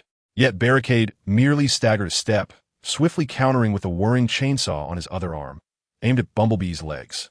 Bumblebee narrowly leapt up to evade, the chainsaw carving a dazzling streak of sparks and deep gouges into the wall. Bang! Suddenly, a grappling hook shot forth from Barricade's shoulder, ensnaring Bumblebee's ankle and yanking him down to the ground. Autobot filth! This ends now. The barricade roared, its colossal foot rising to mercilessly stomp down upon Bumblebee's head. Bumblebee struggled valiantly, raising his arms in a desperate defense. Clang! The heavy impact caused Bumblebee's armored limbs to emit a pained groan as cracks swiftly spread across his surface. Hiding behind a trash bin, Sam and Michaela felt their hearts race with terror. In that moment of imminent peril, whoosh, a searing beam of high-energy particles, akin to a red lightning bolt, shot forth from the rooftop of a distant building, striking with precision at the knee joint of the raised leg of the barricade. Boom! The explosion was not particularly fierce, yet its destructive power was formidable. The hydraulic system and transmission structure of the barricade's leg were instantaneously melted and obliterated. The barricade let out a cry of anguished fury, losing its balance and crashing heavily to one knee, interrupting its lethal assault on Bumblebee. Seizing this precious opportunity, Bumblebee rolled over, exerting all his strength to push the barricade aside, while simultaneously raising his other hand, the ion cannon aimed directly at the barricade's chest. Zap! The full-force ion beam slammed into the barricade's armored torso, sending it hurtling backward, crashing violently against the wall of the alley, causing a significant collapse of bricks and stones, while the blue-red optical lens dimmed momentarily, rendering it incapacitated.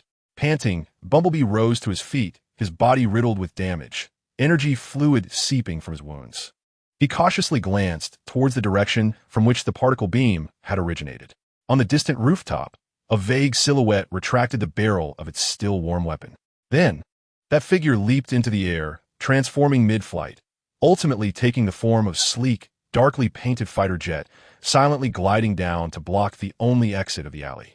The jet morphed once more, accompanied by the suffocating sound of metal grinding, revealing a towering Decepticon, Starscream, adorned with battle scars and radiating a chilling crimson glow from its optical sensors. As it slowly rose and advanced into the alley, Sam and Michaela felt as though they might suffocate. Another one, and this one appeared even more terrifying than the last. Bumblebee immediately assumed a defensive stance, his damaged ion cannon barely raised once more, aimed at Starscream, emitting a warning hum. One barricade was already a formidable challenge, and now faced with an even stronger Decepticon, his chances of survival today seemed non-existent. However, Starscream did not attack. Its crimson optical sensors scanned the chaotic battlefield, observing the barricade struggling to rise, before finally resting its gaze upon the battered, yet resolute Bumblebee, who steadfastly guarded the two humans. Taking several steps forward, its heavy footsteps echoed in the silent alley. Bumblebee nervously retreated a step, shielding Sam and Michaela more closely. Unexpectedly, Starscream halted just a few paces away from Bumblebee. It raised its hand, not as a weapon, but pointed towards the barricade, now incapacitated in the rubble. It is temporarily out of commission, but soon, more Decepticons will arrive. The voice of Screamer resonated deep and tranquil through the external speakers, declaring, "Your target is too great."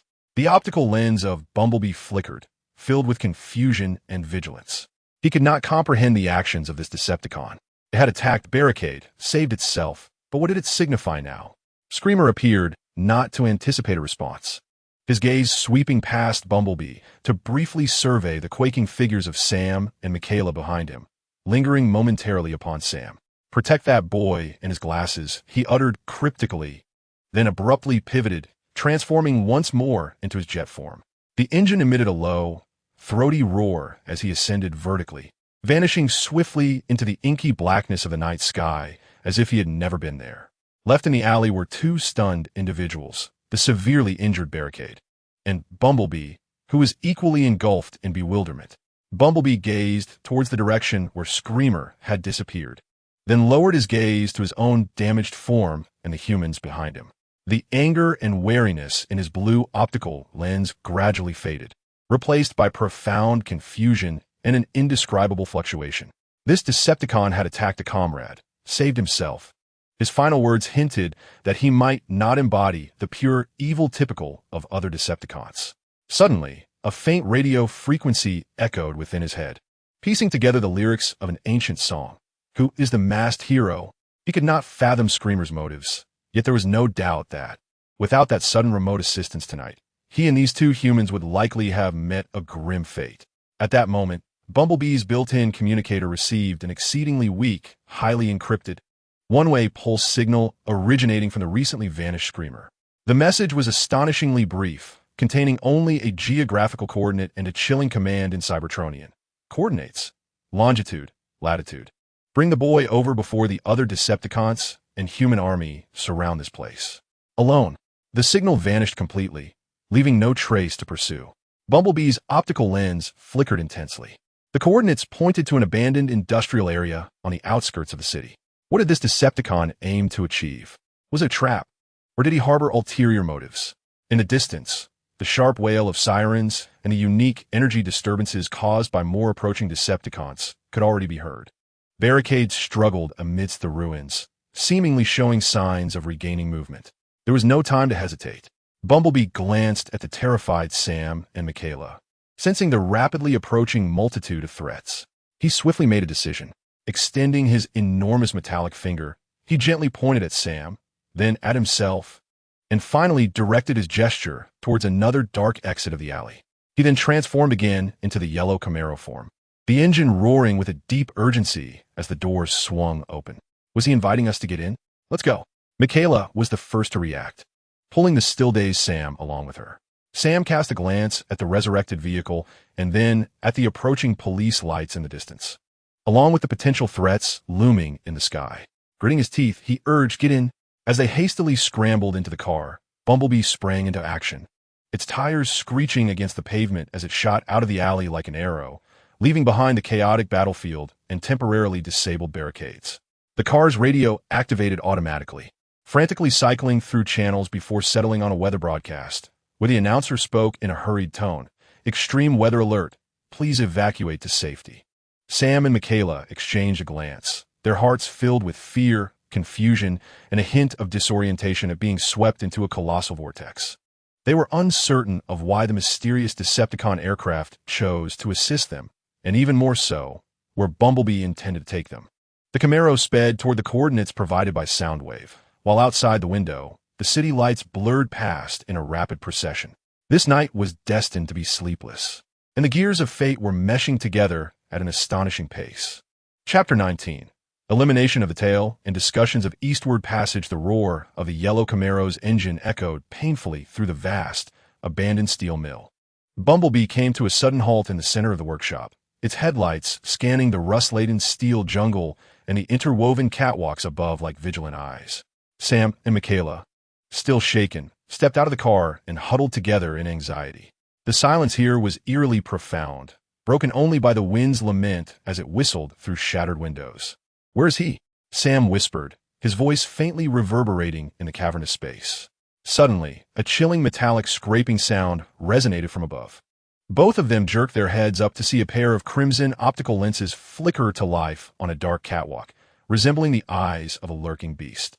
Moments later, the enormous, intimidating figure of Soundwave descended silently before them, landing heavily not far away, causing the ground to tremble slightly. It did not acknowledge Sam or Michaela, nor did it regard the Camaro transformed from Bumblebee. Instead, it abruptly turned its head, the crimson optics sharply fixating on Michaela, or more precisely, on the bright pink flip phone nestled in her jeans pocket. "Before we discuss business, let us first deal with your little tail." Soundwave's voice dripped with unrestrained sarcasm as it addressed Bumblebee. Has the reconnaissance and counter-reconnaissance capability of Autobots deteriorated to such a pitiful level that it allows such a trivial device to follow so closely undetected? No sooner had the words left its mouth than a particle cannon sprang from Soundwave's arm, energy coalescing as the barrel aimed directly at Michaela. "No!" Sam screamed in terror, instinctively trying to shield Michaela with his body. Bumblebee transformed instantly, raising its arm cannon to threaten Soundwave, emitting a menacing hum, despite its body creaking under the strain. However, instead of unleashing an energy beam, Soundwave fired a high-frequency, directed electromagnetic pulse. The pulse struck Michaela's phone with uncanny precision. "Ah!" Michaela exclaimed, feeling a jolt surge through her body, startled into a cry. Suddenly, the vibrant pink phone sprang from her pocket, crashing to the ground, its casing disintegrating with a piercing metallic distortion. Within mere seconds, it transformed into a diminutive, grotesque robot standing approximately half a meter tall, composed of various phone components and sharp metallic appendages. Dazed by an electromagnetic pulse, it tumbled across the floor, screeching as it struggled to regain its footing. "Traitor! Soundwave! You disgrace of the Decepticons!" As it steadied itself, its minuscule optical lens flickered with a frenzied crimson glow, vehemently cursing. "How dare you assault a barricade and assist the Autobots? Soundwave will know of your betrayal. All Decepticons will tear you apart." While it shrieked, its arms swiftly morphed into a diminutive yet lethal laser gun, seemingly intent on a desperate struggle or an attack on Sam and Michaela. Yet, Soundwave was swifter. With a resounding thud, he raised his massive metallic foot, striking down with precision and ferocity, akin to squashing an irritating cockroach. The sickening crunch of metal fracturing and the splatter of energy fluid echoed through the air, abruptly silencing the cacophony of the robot's screams. Its tiny form was instantly flattened and shattered, reduced to a heap of sparking, twisted scrap metal and components, devoid of life. The workshop fell into a profound silence once more. Sam and Michaela gazed at the remnants of what had once been Michaela's phone, their faces pale, their stomachs churning. It dawned on them that they had been under constant surveillance. Bumblebee's optical lens flickered uncertainly. He had been completely oblivious to the robot's disguise. Soundwave's keen perception and ruthless methods instilled a chill within him, yet simultaneously eradicated a significant threat. As if performing a trivial task, Soundwave withdrew his foot, and his crimson optical lens finally focused on Bumblebee and the two humans, particularly on Sam. The atmosphere was now tranquil. His voice resumed its characteristic coldness. "The barricade is pursuing you because of this boy." He pointed a massive metallic finger at Sam, indicating the glasses belonging to his great-grandfather, which contained the precise coordinates of Megatron's crash on Earth. Megatron? Bumblebee's radio erupted with a symphony of shock and terror, clearly understanding the implications of that name. "Indeed, Megatron," Soundwave confirmed. "He is likely in a dormant state or under human control. However, my other brethren, like Barricade, are frantically searching for him. Once Megatron is unleashed, the apocalypse for Earth is not far off." He turned his gaze to Sam. "Where are the glasses?" Overwhelmed by the barrage of information, Sam stammered, "In my bag. I was planning to sell them to a collector tonight." He hurriedly retrieved the ancient glasses case from his backpack. Soundwave took the case, delicately extracting the vintage glasses, his crimson optical lens meticulously scanning the lenses. After a moment, he shook his head. "The energy coordinates are indeed imprinted in a certain encrypted form. Yet this encryption is ancient and unique, requiring specific light wave refraction or a liter-level spark to be fully deciphered." It glanced at Bumblebee. "Our databases are incapable of directly decrypting it. We require Optimus Prime." Bumblebee emitted a series of urgent and affirmative radio static. "Brother Optimus will arrive."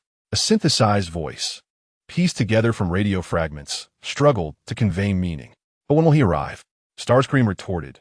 "Currently, this city, and indeed the entirety of America, is teeming with searching Decepticons and malevolent forces. The barricades have been breached, chaos has been slain, and they will soon detect the anomaly. The next wave may not consist of merely one or two. We cannot afford to wait for Optimus to traverse the stars at a leisurely pace." Starscream's optical lens flickered, seemingly engaged in complex calculations. "Remaining here is tantamount to awaiting death, and it would also endanger these two humans." It gestured towards Sam and Michaela. "If surrounded by a multitude of Decepticons, I might be able to escape, but you," its gaze settled on the battered Bumblebee, "there is no hope for you." "What then shall we do?" Sam trembled as he inquired. Starscream fell silent for a moment, seemingly resolute. It lifted its head, gazing towards the east. "There exists a region where Decepticon activity is presently minimal, and the rulers there appear to harbor a different attitude towards matters concerning us." It spoke slowly. "They possess sufficient resources and power, perhaps capable of providing temporary sanctuary or even assisting us in contacting Optimus Prime." Bumblebee's optical lens blinked in confusion. "Are you suggesting the Eastern nation?" A voice from a radio news fragment inquired. "Indeed," Starscream confirmed. "I regard it as a potential ally. Although risks are present, the prospect of relocating eastward presents the highest probability of survival compared to remaining here to confront the impending Decepticons." It looked at Bumblebee, You must immediately escort the boy and the glasses to the other side of the Pacific in secrecy. I will provide the route and necessary cover information. This is the only means to safeguard the information, await Optimus, and avert an immediate outbreak of full-scale conflict. The workshop fell into a profound silence. Crossing the Pacific to an entirely unfamiliar land? This decision weighed heavily, leaving Sam and Michaela bewildered. Bumblebee's blue optical lens flickered intensely, its internal processor painstakingly deliberating. To trust a Decepticon just met? To venture into an unknown human domain? Yet, Starscream's analysis was brutally pragmatic. Remaining is almost certain death. Ultimately, a somber yet resolute melody gradually emanated from Bumblebee's radio, as if a decision had been made. He looked at Starscream and nodded. The path to the east for refuge seemed to be the only means of survival at present. The fate of the world appeared to hinge upon this small pair of glasses and this hasty transoceanic journey. Chapter 20. The Transoceanic Luxury Vehicle days later. At an international cargo port on the eastern coast of the eastern nation, massive containers were stacked like mountains, resembling a child's building blocks. A colossal roll-on, roll-off vessel from North America gracefully approached the dock, lowering its gangway as an array of vehicles began to disembark in an orderly fashion. Amidst the multitude of ordinary family and commercial vehicles, a gleaming, strikingly designed bright yellow Chevrolet Camaro stood out conspicuously. Its fluid muscular lines, low-slung stance, and a paint finish that seemed to radiate spotlight effects captivated the attention of dock workers and customs officials alike. Wow, what an exhilarating car! Which affluent young scion has come to visit us with their own ride? A young customs inspector nudged his colleague with his elbow, his tone imbued with envy. Who knows? It certainly exudes an extraordinary presence, remarked an older colleague, adjusting his glasses as he observed the Camaro smoothly passing through the inspection lane. All necessary documentation was in order, including a temporary entry permit and a license plate beginning with, suggesting a notable background. They routinely scanned the vehicle identification code and reviewed the accompanying documents, all seamlessly simulated by Bumblebee based on the information provided by Xiao Tian and Zhang Lei. They didn't even require the owner to present themselves, as the documents indicated that the owner was attending to procedures in the VIP lounge. Release it, the older inspector waved his hand. The members of the longing team drove away slowly. Soon, the Camaro's engine emitted a deep, melodious roar, flashing its high beams twice as if in gratitude, before leisurely exiting the customs supervision area and merging into the flow of traffic outside the port area. Not far from the port, in a designated parking lot, Sam Witwicky and Michaela Baines awaited anxiously. They had arrived earlier on a commercial flight, thanks to the nearly indistinguishable boarding records and identity information forged by Xiao Tian through special means, allowing them to enter Hua country with such ease. They were now being covertly assisted by personnel arranged by the longing team. Both wore hats and masks, feeling a mix of unease in the unfamiliar environment and an urgent desire to see the transforming vehicle once more. When that familiar bright yellow appeared in their line of sight, they nearly leaped with excitement. The Camaro came to a precise stop before them, and the doors opened automatically. Sam exhaled in relief and quickly climbed into the car alongside Michaela. The familiar interior provided a modicum of comfort. "Where are we heading now?" Michaela inquired. The car's audio system immediately sprang to life, with a clear electronic female voice announcing an address, while the central display screen revealed a detailed route map. The meeting location provided in advance by Zhang Lei, situated at a secret military base on the outskirts of the city.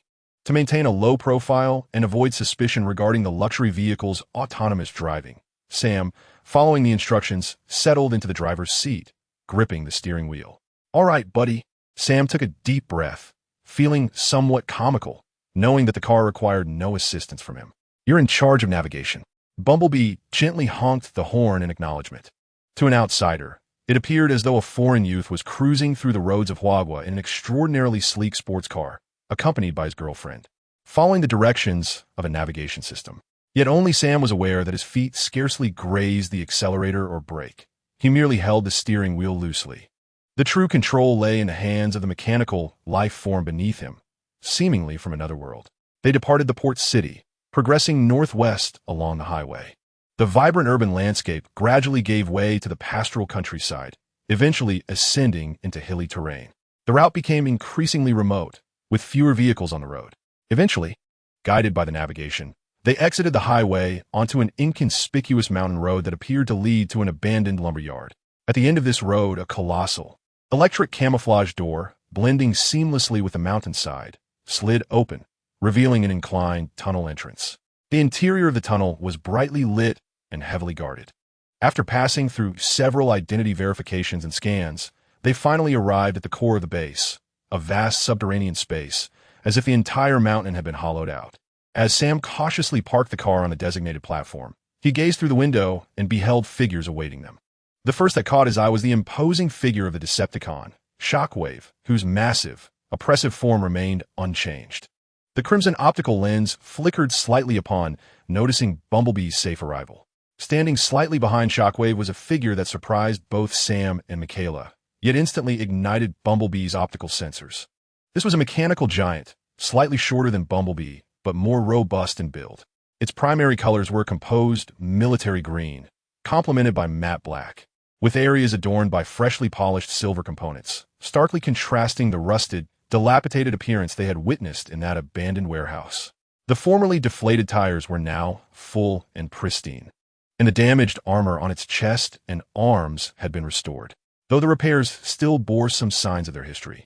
The overall presence exuded a subdued, yet formidable aura. The blue optical lenses on either side of its head flickered with a calm, yet vigilant light, quietly observing the approaching yellow Camaro. It was the Autobot, Nova, awakened by Shockwave and entrusted to the Chinese. Following emergency repairs and energy replenishment under limited guidance from Shockwave, Nova had not yet fully regained its peak condition, yet had at least shed its near-death state, revealing the dignity befitting a Cybertronian warrior. As Bumblebee's door swung open, Sam and Michaela emerged, momentarily at a loss as they surveyed the scene before them. The yellow Camaro began its transformation. With a smooth whir of machinery, Bumblebee rose to his feet, casting a cautious glance at Shockwave before directing his full attention towards Nova. In this distant alien land, the two Autobot brethren officially met for the first time, their blue optical lenses locking in an exchange filled with complex emotions, surprise, confusion, and a glimmer of solace in finding a companion amidst adversity. Zhonglei emerged from the control room, stepping onto the platform. His gaze traversed over Sam and Michaela before finally resting upon the two Autobots and a Decepticon. With a calm demeanor, he spoke. "Welcome. Now, perhaps we could begin a more profound conversation regarding that pair of glasses, Megatron, and the future that awaits us all." Chapter 21. The bonds of destiny within the expansive confines of the underground base. The atmosphere was both tense and delicate. The newly arrived Bumblebee and the restored Nova stood facing each other, their blue optics shimmering with silent exchanges of information, an instinctive kinship that transcended time and space. It was Nova who first shattered the silence, his voice imbued with the weight of experience, resonating through the refurbished speaker. Though marred by some static, his words were discernible. "I am Nova, of the Autobot 3rd Exploration Legion, designation Geology 1147. It is a pleasure to meet you, kin, albeit under such circumstances." He cast a glance at the nearby sound wave and the humans, his tone tinged with complexity. Bumblebee's speaker still emitted only static, yet he fervently manipulated the vehicle's radio, rapidly switching channels to piece together fragmented words and melodies in a bid to express himself. "Bumblebee, Scout 1987, fell, lightning attack, injured, Charlie." His voice flickered, interspersed with sorrow and warm reminiscence. Nova's optics flickered with empathy. 1987, you have suffered, brother. Lightning, that traitor and coward. It was evident he was well aware of Lightning's notorious reputation. My experiences date back even further. His gaze seemed to pierce through the veil of time. Harking back to an ancient past, I crash-landed here during what you refer to as the founding period due to a spacecraft malfunction.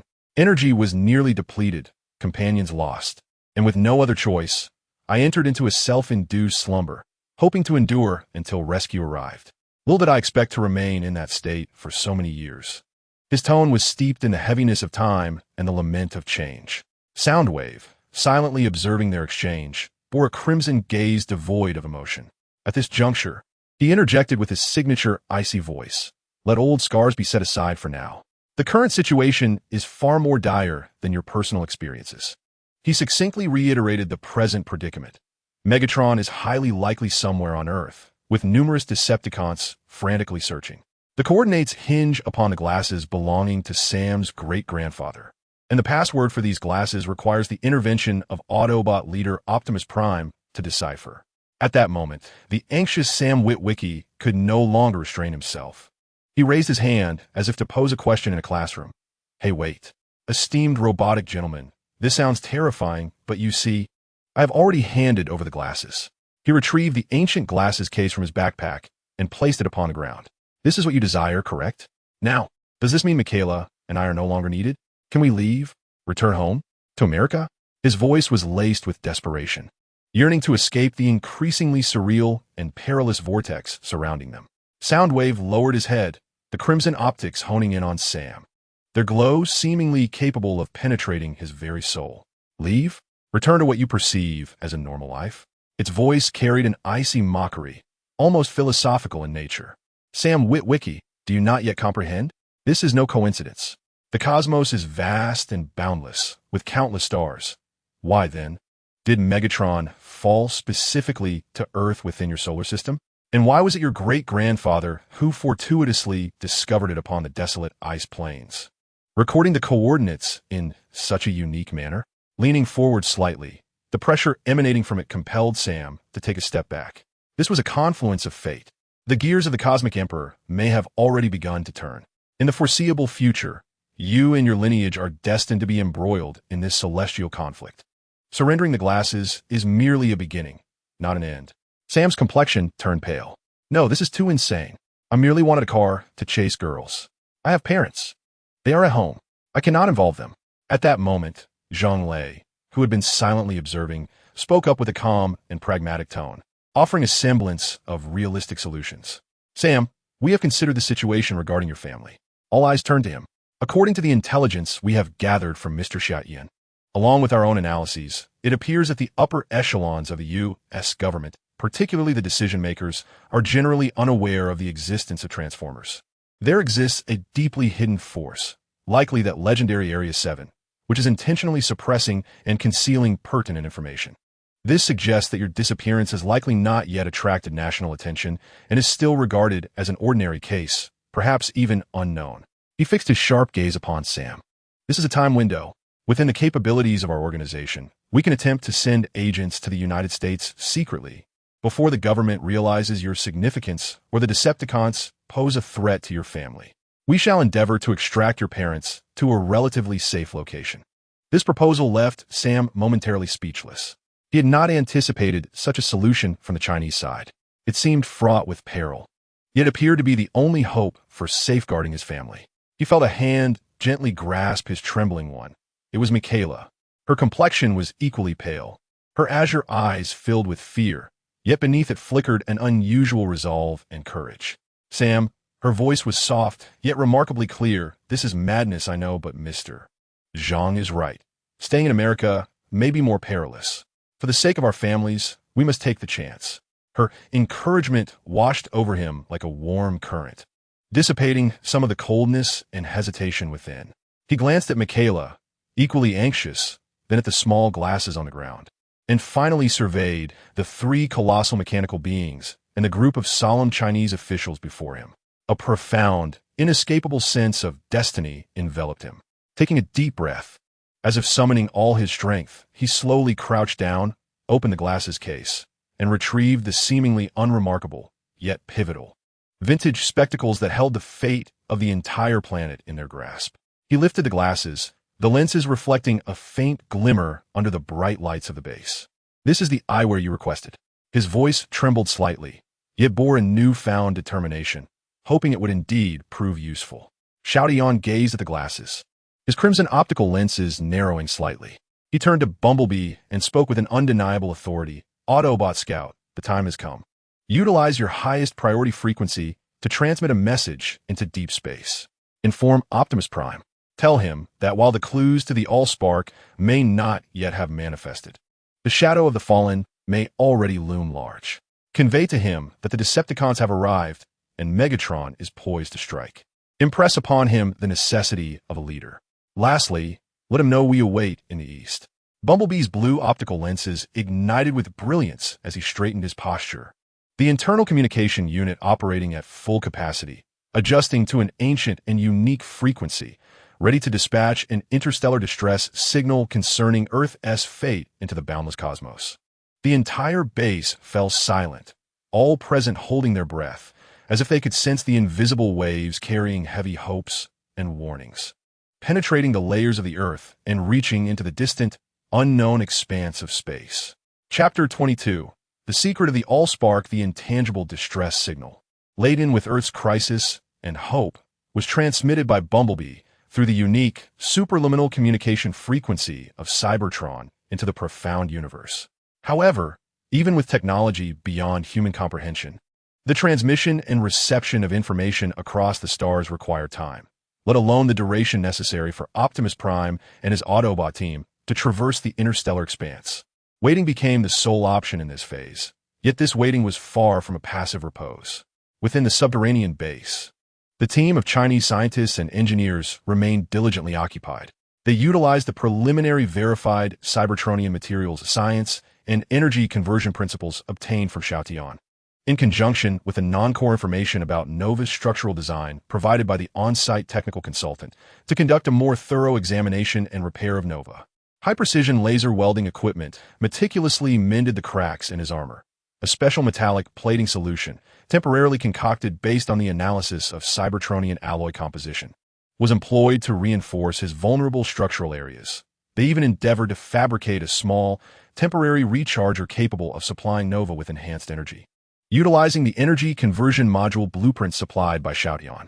Although these efforts appeared primitive, even somewhat clumsy to Nova, the wisdom, efficiency, and genuine desire to assist him deeply resonated within him. "Thank you for your assistance," Nova articulated, moving his newly repaired, noticeably more agile arm joints, his blue optical lenses gently surveying the industrious researchers around him, expressing gratitude through the translation system. "Your craftsmanship and learning pace far exceed my expectations." This interspecies technological collaboration illuminated for him a potential future distinctly divergent from the eternal warfare of Cybertron. "Mutual benefit, Mr. Nova." A chief scientist, adjusting his glasses, wore a weary yet exhilarated smile. "Your mere presence serves as the most profound inspiration for our theoretical physics and material science." Beside him, the figure of Shockwave silently observed the scene, his crimson optical lens continuously recording and analyzing the intricacies of human operations and technological details. As the repairs reached a temporary halt, his deep voice shattered the harmonious atmosphere. "While awaiting the arrival of Optimus Prime is indeed necessary, we cannot place all our hopes on distant salvation. Megatron will not wait, nor will the other Decepticons." His gaze shifted toward Zhang Lei and the others. "We must fortify our strength based on what we currently possess." He paused momentarily, as if weighing the decision to divulge further information. "My spark," Shockwave lifted his enormous metallic palm, open and upward, where an ethereal blue energy seemed to flow in a contained manner. He possessed a unique ability to sense and awaken Cybertronian life forms that lay in deep slumber, much like how I awakened Nova Prime. This revelation astonished both the humans present and Nova Prime alike. The spark serves as the vital core and energy source of the Transformers, yet its precision and activation clearly transcended the ordinary nature of a mere spark. This ability was not innate. Shockwave's voice carried an air of profound complexity, as if touching upon a deeply buried secret. A rare encounter during Cybertron's protracted war that granted me the gaze and endowment of a higher existence. He deliberately refrained from using the term deity, yet the reverence in his words was unmistakable. As for the nature of that higher existence, Shockwave interrupted any potential inquiries, the crimson lens flickering with an impenetrable light, indicating that the time for revelation had not yet arrived. "You need only to know that this ability is genuine." He turned his attention to the video link with Zhang Lei and the leaders of the Chinese government. "If you can leverage your resources and intelligence network to uncover more potential Cybertronian brethren who may lie dormant across this vast nation, whether they rest in snow-capped mountains, deserts, or buried deep underground, I would be more than willing to attempt to awaken them." "Even the Autobots?" a cautious official inquired. "Particularly the Autobots," Shockwave replied with unexpected decisiveness. just as I chose to collaborate with you rather than ally with Barricade. I am acutely aware that Decepticons like myself, who no longer blindly follow Megatron's path of destruction and are willing to fight for a greater cause, are exceedingly rare. His tone grew cold and pragmatic. The majority of Decepticons remain fervent and perilous conquerors. Our adversary is the soon-to-awaken Megatron and his formidable army. We must unite all forces that can be united. One more awakened Autobot far outweighs the threat of a single deranged Decepticon.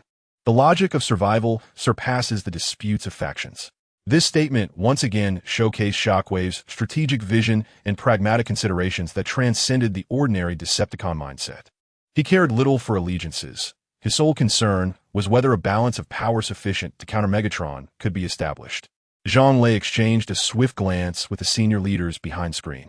Xiaoyan's proposal was undeniably alluring, yet it was fraught with the peril of awakening more extraterrestrial mechanical entities, complicating the situation irrespective of their allegiances. However, as Xiaoyan had articulated, in the face of imminent threats, the augmentation of one's own power is an undeniable truth. We shall immediately mobilize all available resources to meticulously review all historical anomaly records, geological exploration data, and even folk legends, in pursuit of any potential clues regarding the dormant entities. Ultimately, Zhang Lei responded on behalf of the Chinese side. Xiaoyan nodded slightly, seemingly satisfied with the reply. Subsequently, it shifted its tone, presenting another unexpected request to the Chinese personnel while you search for the sleepers. In order to better assess our existing collaborative capital and the potential levels of conflict we may face, I request to tour your most advanced weaponry technology platforms. Its voice was calm, yet imbued with an air of unassailable authority, encompassing everything from individual equipment to strategic deterrent systems. I need to ascertain how much substantial firepower support you, our current partners, can offer beyond mere facilities and energy when the Decepticon army encroaches, or when Megatron himself descends upon us. A profound silence enveloped the base. To reveal the most critical military secrets to an extraterrestrial mechanical entity whose identity remains in question? The risks were palpable. Nevertheless, Xiaoyan's request was also reasonable. A true alliance must be founded upon a clear understanding of each other's strengths. Concealment and suspicion could prove to be the most lethal weaknesses in the face of the impending war. Zhang Lei furrowed his brow, aware that this was an exceedingly difficult decision. He needed to consult with higher authorities immediately. Xiaoyan, in the meantime, remained quietly observant, its crimson optical lens seemingly capable of penetrating all hesitation and deliberation. It sought to discern whether humanity regarded it as an equal partner or merely a temporary tool to be wary of. This answer would directly influence its future strategic choices. Chapter 23. The warning of nuclear equilibrium. The decision-making process of the Chinese side was tense yet efficient. After arduous deliberation at the highest levels, the directive was ultimately issued to selectively and cautiously reveal a portion of core national defense capabilities to Xiaoyan, aimed at establishing mutual trust while strictly avoiding the most sensitive details of cutting-edge technology. Risk and opportunity coexisted, and they resolved to embrace this gamble. To maximize confidentiality, Xiaoyan once again transformed into the deceptively alluring shape of a J-10 fighter jet. On a dawn yet to break, it followed a genuine J-10 trainer aircraft, escorted by 2 accompanying fighter jets, arriving at a highly secure comprehensive training base in the Eastern Theater of China. From the outside, it appeared to be nothing more than a routine transfer test of a new fighter jet, with Zhang Lei temporarily assuming the role of an inspecting high-ranking officer. However, within the base, the scene was markedly different. All unrelated personnel had been cleared, and the core area was secured by the Longyin team and the most loyal internal defense forces. As the disguised aircraft of Xiaoyan glided into a vast hangar, the heavy gate descended slowly, sealing it off from the outside world. Transforming back into its humanoid form, Xiaoyan commenced a unique tour, accompanied by Zhang Lei and a select few high-ranking generals and engineers. The first sight that greeted its optical sensors was the majestic display area of the rocket force. Rather than physical artifacts, an intricate holographic projection and data stream, accessed through Xiaoyan's high-fidelity system, showcased the vast family of missiles ranging from short-range tactical ballistic missiles to long-range intercontinental strategic missiles. The chilling range data, the simulated release process of multiple independently targetable re-entry vehicles, and the strike plans tailored for various types of targets all revealed a devastating precision and resolve. Precision strikes, strategic deterrence. The accompanying Rocket Force officer succinctly introduced, his tone imbued with an undeniable confidence. Next came the Iron Torrent of the Army. The actual 99-type main battle tank stood quietly on display. Its composite armor, large-caliber smoothbore gun, and advanced fire control systems succinctly explained. New long-range rocket artillery systems, digital soldier combat systems, and the simulated tactics of drone swarms illustrated a ground force rapidly transforming towards informationization and intelligence. Area denial, three-dimensional assault. The Army General's introduction was equally brief, yet impactful. In the Air Force section, alongside Xiaoyan's own disguised J-10, a full-scale model of the more advanced J-20 stealth fighter and some performance data were exhibited. The capabilities for beyond visual range aerial combat, formidable ground attack modules, and a collaborative combat network with other military branches outlined a sword vying for air supremacy. Integrated aerospace, encompassing both offense and defense. The Navy's strength was demonstrated through a massive electronic sand table. The simulated voyage of the Shandong aircraft carrier battle group, the vertical launch systems of the 055 class destroyer, and the stealth capabilities of new attack submarines showcased China's ambition and prowess in venturing into the deep blue. Far sea protection, near sea defense. Xiaotian observed in silence, its processor operating at high speed, recording and analyzing each frame and data point. The integrity of the systems, the magnitude of scale, and the efficient organizational capability that transformed technology into combat power took it by surprise. However, what truly caused Xiaoyan's crimson optical lens to contract slightly was the abstract presentation on strategic nuclear deterrence in the final segment.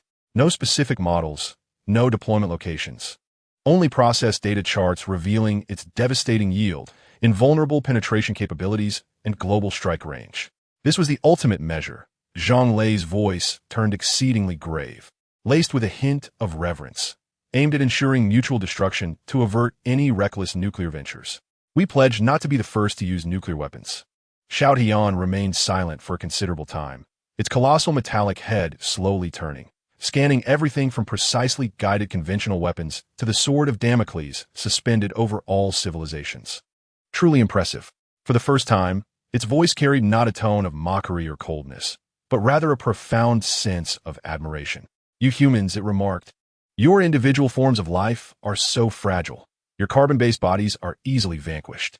Yet, the collective wisdom you possess and your ingenuity in the creation of devastating weaponry are indeed unparalleled.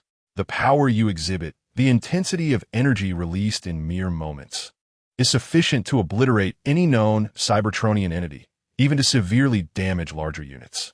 It first acknowledged the ultimate destructive capability of human weaponry, particularly those strategic arms whose range and subsequent effects are capable of altering the ecological landscape of the battlefield. However, its tone swiftly transitioned to one of calm analysis. Yet, these most formidable weapons harbor fatal flaws. Their vast range makes it impossible to distinguish friend from foe. The preparatory and command processes prior to launch are excessively lengthy, and they are easily detected and evaded by high-speed maneuvering units. A war, especially one against a being as formidable as Megatron, is far more than a mere clash of energies. It will be a complex amalgamation of information, speed, agility, individual combat prowess, and devastating firepower. Your strength serves as a powerful deterrent and support, yet when it comes to close combat, more precise solutions will be necessary. Finally, it focused its optical lens on the chart representing nuclear deterrence, its tone becoming exceedingly grave, tinged with a warning. The energy released through nuclear fission and fusion transcends the mere realm of weaponry. It has the potential to utterly exterminate all advanced life forms on a planetary surface, drastically alter the planet's geological and ecological environment, and the radiation dust produced could even affect the luminosity of stars. This is a planetary-level weapon capable of dragging a vibrant world back to the Stone Age, or even reducing it to a desolate wasteland. Megatron gazed upon Zhang Lei and all the humans present, the crimson glow appearing as if it sought to scorch their very souls.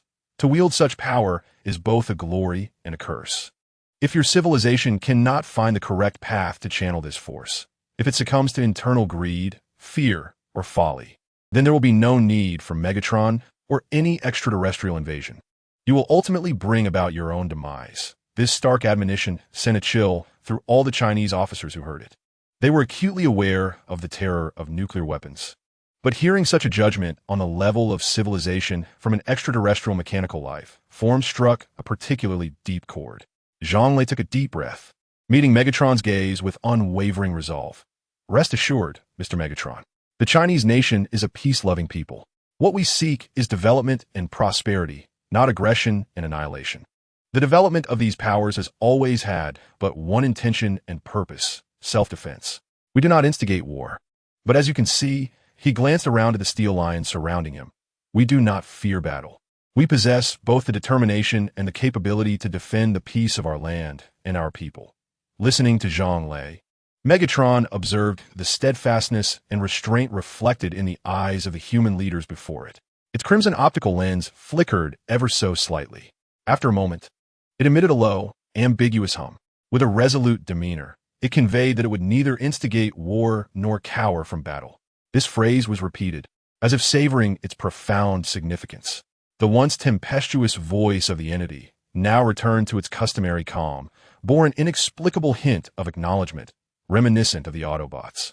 This statement slightly alleviated the tense atmosphere, suggesting that, at least in this fundamental principle, humanity, at least this particular faction, shared a common ground with the Autobots, potentially laying the foundation for their cooperation.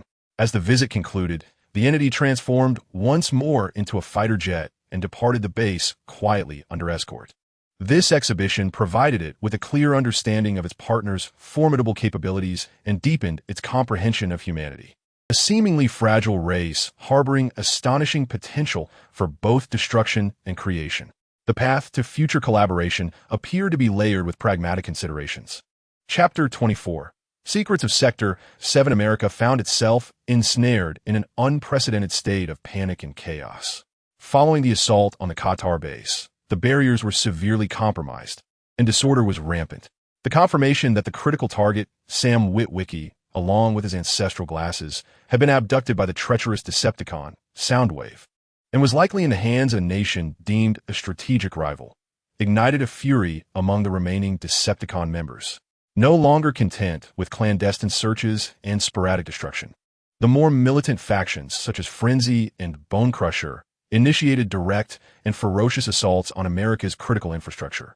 A massive military transport bridge was ruthlessly severed by Bone Crusher's brute force. Significant power plants and communication hubs fell into disarray under the onslaught of electromagnetic pulses unleashed by Frenzy and the rampaging mechanical scorpions. Even a convoy of high-ranking officials traversing the outskirts was ambushed. These attacks were not without purpose. Following each assault, the Decepticons commandeered television signals and broadcast frequencies, even projecting holographic images over cities to deliver an ultimatum to the entirety of America. Inferior humans. Surrender Megatron. Otherwise, we shall reduce your cities to rubble. The Decepticons allow your race to survive as our vassals. The harrowing imagery and brazen proclamations rapidly spread through the media, plunging American society into profound fear and turmoil. The populace clamored for the government to take decisive action, yet remained oblivious to the identity and whereabouts of the enemy. The military stood on high alert, but their efforts were akin to striking a fist against cotton, unable to capture the elusive mechanical giants. Within the confines of the White House Situation Room, the atmosphere was suffocating.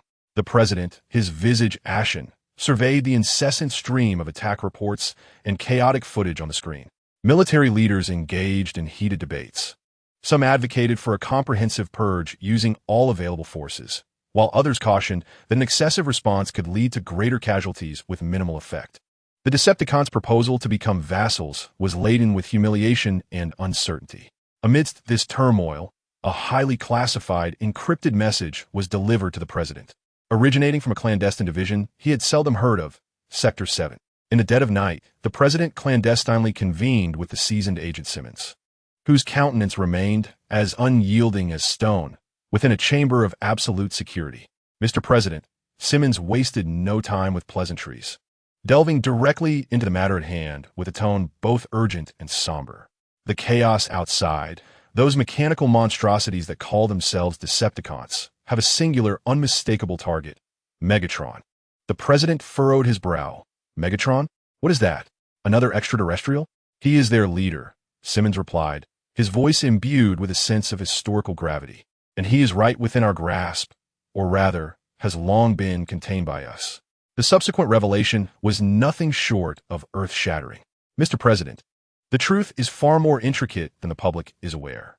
Megatron, indeed, was discovered by our expeditionary team in the Arctic in 1934 and subsequently transported back. Simmons continued, his tone heavy with the weight of history. However, almost concurrently, during the surveying of the Colorado River for the construction of the Hoover Dam, we unearthed something even more astonishing: a colossal cube harboring unfathomable energy. According to fragmented alien communications we have deciphered, it is referred to as the Allspark, or in earlier records, the source of all sparks. He produced classified blueprints and blurred photographs from the top-secret dossier, the site selection for the Hoover Dam and its astonishing design strength, far exceeding contemporary requirements. One of its deepest secrets was its purpose to perfectly conceal and contain this Allspark, transforming its base into a clandestine laboratory for its study, coinciding with the inception of the Iceman Project. Meanwhile, Megatron was also relocated and encased in ice here, designated as Subject 1. For nearly a century, the exponential advancement of American technology, which has placed us at the forefront globally, Simmons asserted, a hint of barely concealed fervor in his voice, has primarily stemmed from our research into the energy of the Allspark and reverse engineering of Subject 1 structure. We have been harnessing the power of extraterrestrial technology, sir. The president, reeling from this astonishing truth, found himself momentarily speechless. Was the foundation of the technological supremacy he had long prided himself on rooted in this revelation? Simmons pressed on. Now, those Decepticons have come to reclaim their leader and the energy source. Their so-called subservient demands are nothing but deceit.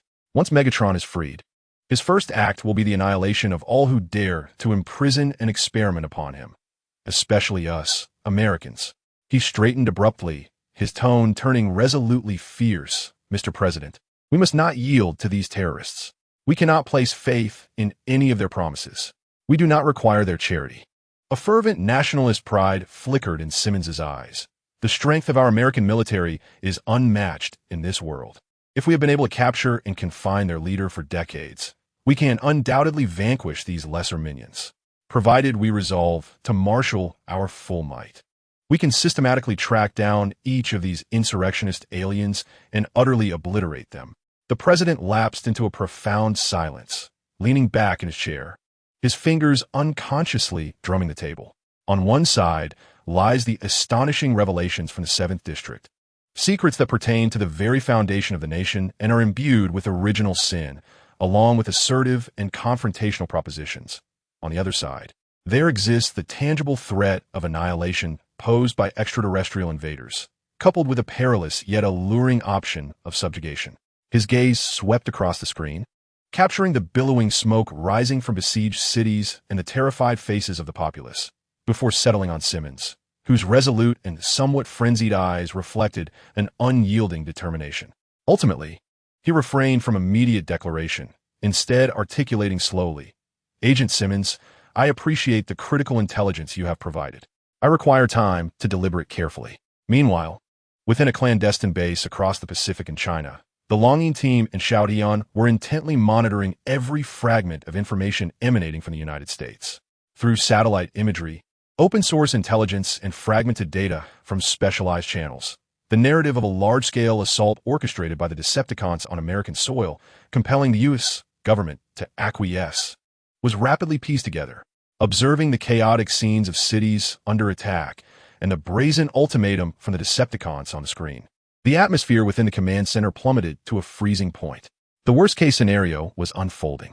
Zhang Lei's voice was heavy as he pointed towards the map indicating the U.S. direction, noting that the Decepticons had lost their patience and were exerting pressure in the most direct and effective manner. They were forcing the United States to make a choice: Shoution's crimson optics coldly scanned the images on the screen, emitting a low grunt. Fear and short-sightedness can easily overshadow long-term risk assessments. The thirst for power will lead them to overlook the dire consequences of colluding with a predator. Turning towards Zhang Lei and the senior officials connected via the screen, he continued, "We must prepare for the worst. Not only might the U.S. compromise, but they are likely to proactively surrender Megatron in exchange for a cessation of hostilities or support from the Decepticons, potentially even providing intelligence regarding our location." This assessment sent a shiver through everyone present. If a nation with such vast resources and industrial potential as the United States were to completely align with the Decepticons, providing them with logistics, bases, and even military support, the ramifications would be catastrophic. In that scenario, upon awakening, Megatron would command not a ragtag group of misfits, but a bona fide interstellar army backed by the mightiest nation on Earth. Immediately elevate the alert level of all bases and critical facilities to the highest tier. Accelerate the repairs and energy replenishment for the Nova. Zhang Lei issued a flurry of commands. Contact our personnel overseas and activate all emergency protocols. We must operate under the assumption that the threat from the Eastern Pacific will swiftly transition from an extraterrestrial invasion to a full-scale offensive guided by alien forces.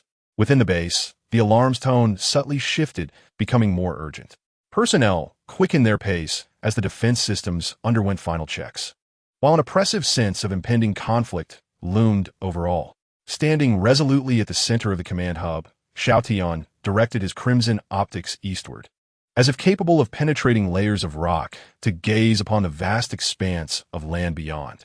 He understood that once Megatron was unleashed and gained the support of the United States, this eastern nation would become the next and final major battleground. He must seize this fleeting moment of peace to prepare comprehensively. The ominous clouds of war were rapidly converging across the globe. Chapter 25. The Scorpions Fall in the Qatari Desert. A sea of yellow sand stretched endlessly beneath the scorching sun. A convoy of U.S. Army patrol vehicles traversed the monotonous highway when, suddenly, the lead Humvee screeched to a halt. There was movement beneath, a massive biological signal. "Spread out. Everyone disperse." Captain Linux, inside the vehicle, bellowed into the radio, his extensive battlefield experience alerting him to an imminent threat. Before his words had fully escaped his lips, the sand to their left erupted violently. Amidst the swirling dust, a colossal, grotesque creature, encased in dark metallic armor, emerged from the earth. Its form bore resemblance to a scorpion, yet its size rivaled that of a main battle tank, with enormous pincers glinting ominously, and most fearsome of all, its tail. Arched high, equipped with a rotating energy drill and a pulsating cannon, served as a disorienting weapon, an infernal mechanical scorpion. "Open fire. Free fire," Linux commanded without hesitation. Seizing the twin machine guns mounted atop the vehicle, unleashing a furious barrage upon the monstrous entity. The sound of gunfire rang out as soldiers swiftly responded, their rifles and machine gun rounds cascading like rain upon the scorpion's armor, igniting countless sparks.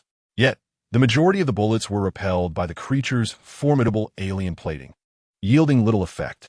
The mechanical scorpion emitted a piercing metallic shriek, its massive pincers crashing down upon a Humvee. Boom! The vehicle was overturned as if it were a mere toy, its occupant's fates uncertain. Its tail struck down violently, the energy drill effortlessly tearing through the armor of another vehicle. The pulsating cannon flashing ominously, poised to unleash devastation within. "Rocket launcher!" Linux shouted hoarsely. A courageous soldier hoisted a rocket launcher, braving the flying shrapnel and energy beams, steadying his aim before firing. Whoosh! Boom! The rocket struck precisely at the base of the scorpion's tail, the explosion momentarily obstructing its assault. Yet this was far from sufficient. Enraged, the mechanical scorpion abandoned its destruction of vehicles and charged directly toward the soldier's position, its tail's pulsating cannon beginning to charge for a widespread attack. The soldier's light arms proved utterly ineffective against its advance. "We need air support. Now!" Linux roared into the radio, coordinating a retreat while employing every means to draw the scorpion's fire, buying precious time for his comrades. Just as the situation reached a critical juncture, the hopeful roar of engines echoed from the heavens. 2A-10 Warthog attack aircraft descended like vengeful angels, breaking through the clouds in a steep dive. The massive 30mm Gatling gun mounted to the nose unleashed a terrifying roar, reminiscent of fabric being torn apart. Boom, boom, boom, boom, boom. A storm of depleted uranium armor-piercing rounds enveloped the mechanical Scorpion in an instant. This time, its armor was no longer invulnerable. Countless projectiles viciously pierced through its metallic shell, showering sparks and eliciting anguished wails, its momentum brutally interrupted. "Well done, warthogs! Aim for its joints and tail," Linux exclaimed with fervor. The aircraft executed a graceful climb and turn, preparing for another assault run. This time, they unleashed 65 Hellfire missiles. Whoosh! Whoosh! 2 missiles trailed white smoke as they deftly struck the base of the mechanical Scorpion's tail, which was endeavoring to raise itself once more. Boom! The violent explosion nearly severed the Scorpion's tail at its root. The lethal drill and pulse cannon fell helplessly, flickering with unstable electric sparks. The mechanical Scorpion, grievously wounded, emitted a final defiant hiss before burrowing back beneath the sands, leaving behind a twitching, almost severed mechanical tail and a scene of utter devastation, vanishing swiftly from sight. The surviving American soldiers on the ground erupted in cheers of relief. Captain Linux, panting heavily, gazed at the still smoking remnants of the colossal Scorpion's tail, wiping the sweat and blood from his brow. His courageous leadership and timely call for aerial support had successfully repelled this formidable beast, leaving a part of it behind. However, such victories were mere isolated beacons amid the relentless assaults occurring across the United States. Reports flooded in like snowflakes to the Pentagon and the White House. In city centers, the bone-crushing monstrosity effortlessly demolished skyscrapers, crushing everything in its path. At military bases, the dazzling release of electromagnetic pulses rendered the most advanced aircraft into scrap metal, while the mechanical Scorpion wreaked havoc under its cover. The conventional tactics of the American military suffered heavy losses against the overwhelming combat prowess, bizarre abilities, and elusive attack methods of the Decepticons, retreating in disarray. Defeat, panic, and chaos had become the prevailing narrative. Within the underground bunker of the White House, the president stared at the increasingly red alert regions on the national map, his expression ashen. The valor of the military could not compensate for the stark disparity in absolute power and technological advancement. The bravado articulated by Simmons regarding the military's ability to repel the extraterrestrial invaders appeared tragically feeble in the face of grim reality. Casualty figures continued to surge. The national economy teetered on the brink of paralysis, and the populace demanded immediate and effective action. The chief of staff whispered reports from the sidelines, each word laden with gravity. The president wearily closed his eyes, massaging his temples. He glanced at Simmons, who stood beside him, equally pallid. The secret weapons of Sector 7, Megatron and the Allspark, represented both the ultimate trump card and the greatest risk, one that could not be employed lightly. After a lengthy pause, the president opened his eyes, a flicker of reluctant resolution igniting within them. He connected the call to Beijing. His voice was hoarse and heavy, and he added that the director of the CIA should be summoned immediately for a briefing. Their investigation into the missing boy, Sam Witwicky, and the girl, Michaela Baines, should have reached a conclusion. Soon, the director arrived with definitive intelligence. "Sir, it is nearly certain that the 2 subjects are currently within Chinese territory under high security. The craft that abducted them is likely the unidentified flying object that previously shot down R-22, linked to a highly classified project by the Chinese side." All clues had converged: the treacherous Decepticon, the critical glasses, and the involvement of the Chinese. The president picked up the red secure phone, taking a deep breath. As the line connected, he spoke in as calm a tone as possible, yet his urgency was palpable. "We are currently facing an unprecedented, non-human global security crisis. We understand that your nation may possess certain critical information and resources. We urgently require your necessary assistance and collaboration in addressing this common threat." The once deeply estranged superpowers, compelled by the invasion of extraterrestrial mechanical life, found themselves engaged in an extraordinary transoceanic dialogue filled with caution and necessity. The wheels of fate began to turn once more, silently yet inexorably. Chapter 26. The leaders returned. The smoke over North America had yet to dissipate, and the onslaught of the Decepticons continued unabated, with humanity's counteroffensive proving arduous and brutal. However, against the vast backdrop of the cosmos. A glimmer of hope traversed billions of kilometers through the void, arriving as anticipated. For several nights, astronomy enthusiasts across the globe excitedly documented and discussed a remarkably brilliant yet fleeting meteor shower. Countless fiery points of light streaked across the night sky, their brightness, speed, and altitude of disappearance unlike ordinary meteors.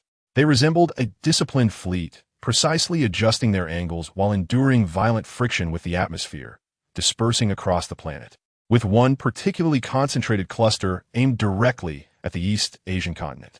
Little did anyone know, this was not a gift from the cosmos, but rather a steel reinforcement from Cybertron. In Huagua, on a bustling highway in the east, the night had fallen, and the flow of traffic was relentless. An experienced highway patrol officer, Old Chun, was driving his patrol car, conducting his routine night watch. Suddenly, his radio crackled to life with the voice of a colleague. Tinged with surprise, Old Chun, pay attention to Section 42. Their SA convoy that seems a bit unusual. Old Chun furrowed his brow, his vigilance heightened. Unusual? Speeding? Or blocking the road? Neither really, it feels off. You'll know when you see it, his colleague replied, his tone difficult to describe. Before long, Old Chun caught sight of the convoy in his rearview mirror. It approached silently, maintaining a steady speed at the upper limit, its formation astonishingly orderly. Leading the procession was a massive, red and blue, classically designed Peterbilt 389 heavy truck, its imposing size and steady demeanor exuding an aura of sovereignty. Following closely were a dark green military rescue SUV, a silver Pontiac sports car, and a yellow GMC 6500 truck. Individually, these vehicles might merely appear as eye-catching luxury or specialized vehicles, but together they emitted an unmistakably extraordinary presence, moving in an impeccably synchronized, silent, and rapid formation. Their exteriors reflected an almost flawless, metallic sheen under the streetlights, while the roar of their engines, subdued yet brimming with power far exceeding what their model suggested, resonated ominously. Instinctively, Old Chun felt compelled to signal for a check, yet the convoy seemed to disregard his presence, gliding past him with an air of unassailable momentum. In a moment of bewilderment, he caught a glimpse of the leading red truck, its enormous exhaust pipe seemingly emitting a nearly imperceptible burst of blue energy sparks as it passed by his vehicle. He rubbed his eyes in disbelief. When he looked again, the convoy had vanished, leaving only the red taillights fading away like the eyes of a ferocious beast at the end of the road. He picked up the walkie-talkie and simply stated, "The convoy has passed.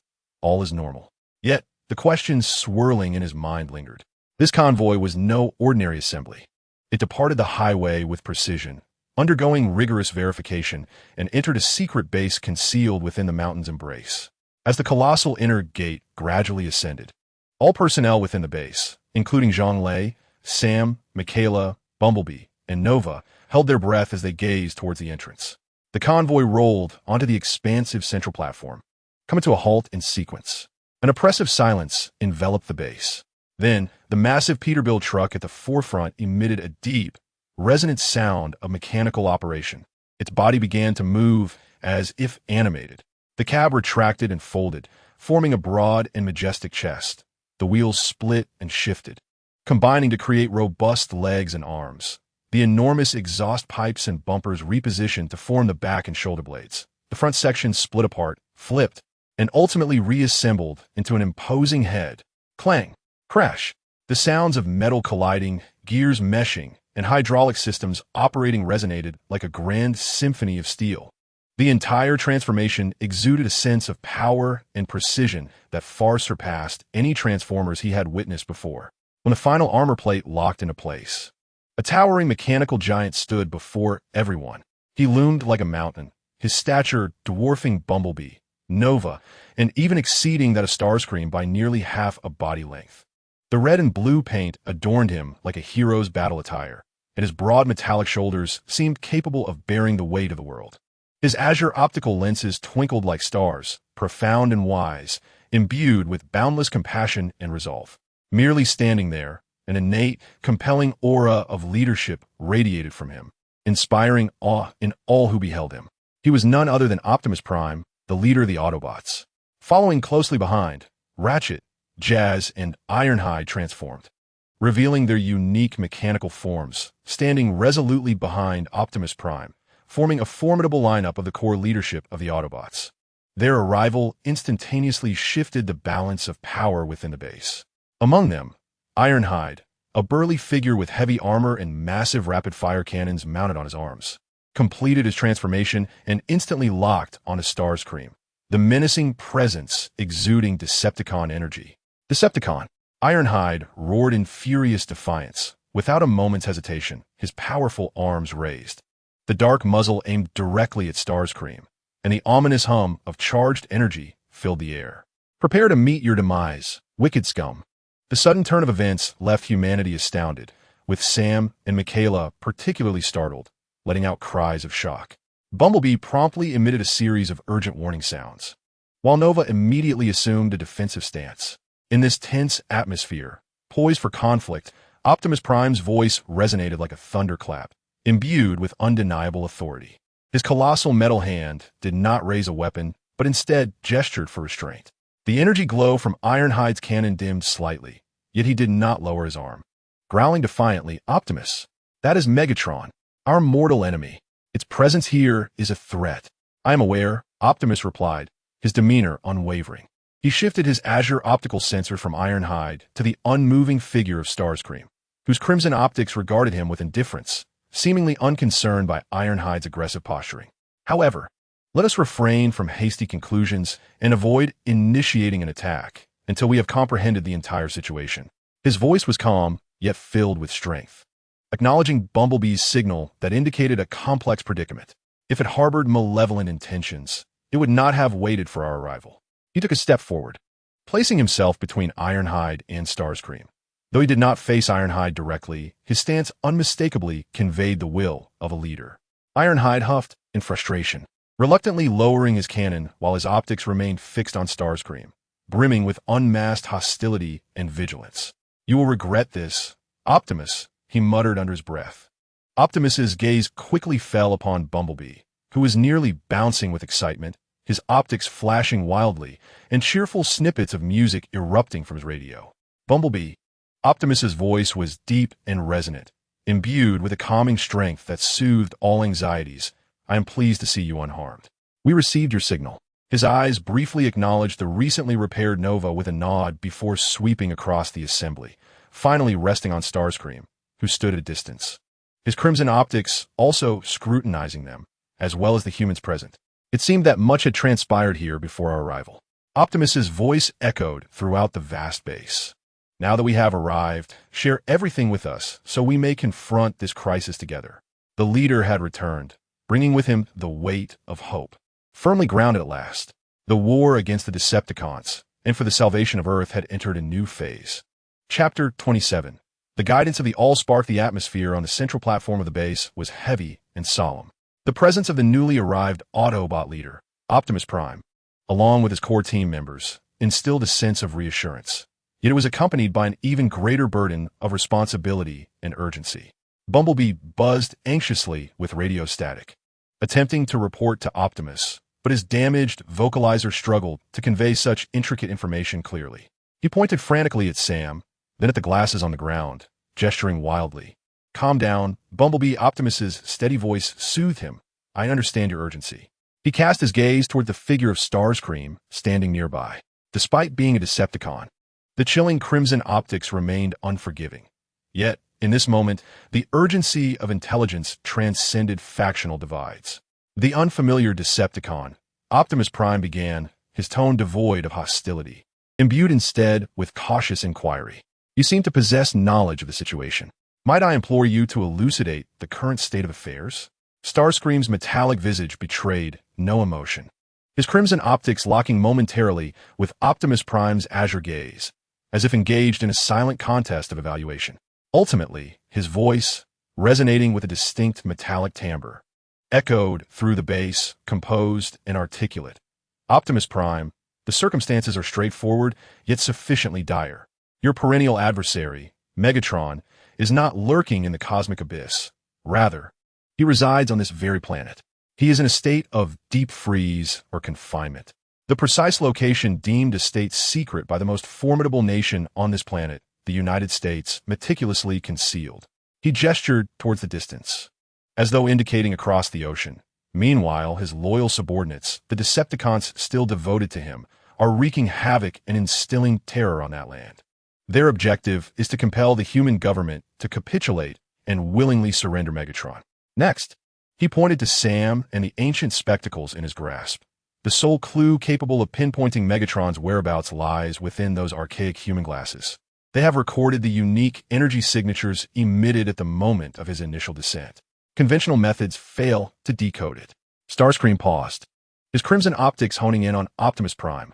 I believe that perhaps only you, as a fellow leader endowed with the highest authority and a profound understanding of Megatron's energy signature, possess the capability to trace and decipher this faint signal, ultimately leading to his discovery. Optimus Prime listened intently, his colossal metallic head inclined slightly, seemingly in contemplation. After a prolonged silence, he spoke slowly. I appreciate your sharing this vital intelligence, unfamiliar Decepticon. It has spared us countless detours and potential calamities. His tone carried a hint of sincerity. Despite the adversarial context, the value of the information was indisputable. Starscream emitted a low grunt, seemingly indifferent to the gratitude. There is no need for thanks. My actions are not motivated by a desire to aid the Autobots, nor entirely for the benefit of humanity. His gaze swept across the base, encompassing all present life forms. Cybertron has long since been reduced to scorched earth in ceaseless warfare. We cannot return. We are all wanderers in the cosmos. To find a planet like Earth, suitable for our silicon-based life, is exceedingly rare.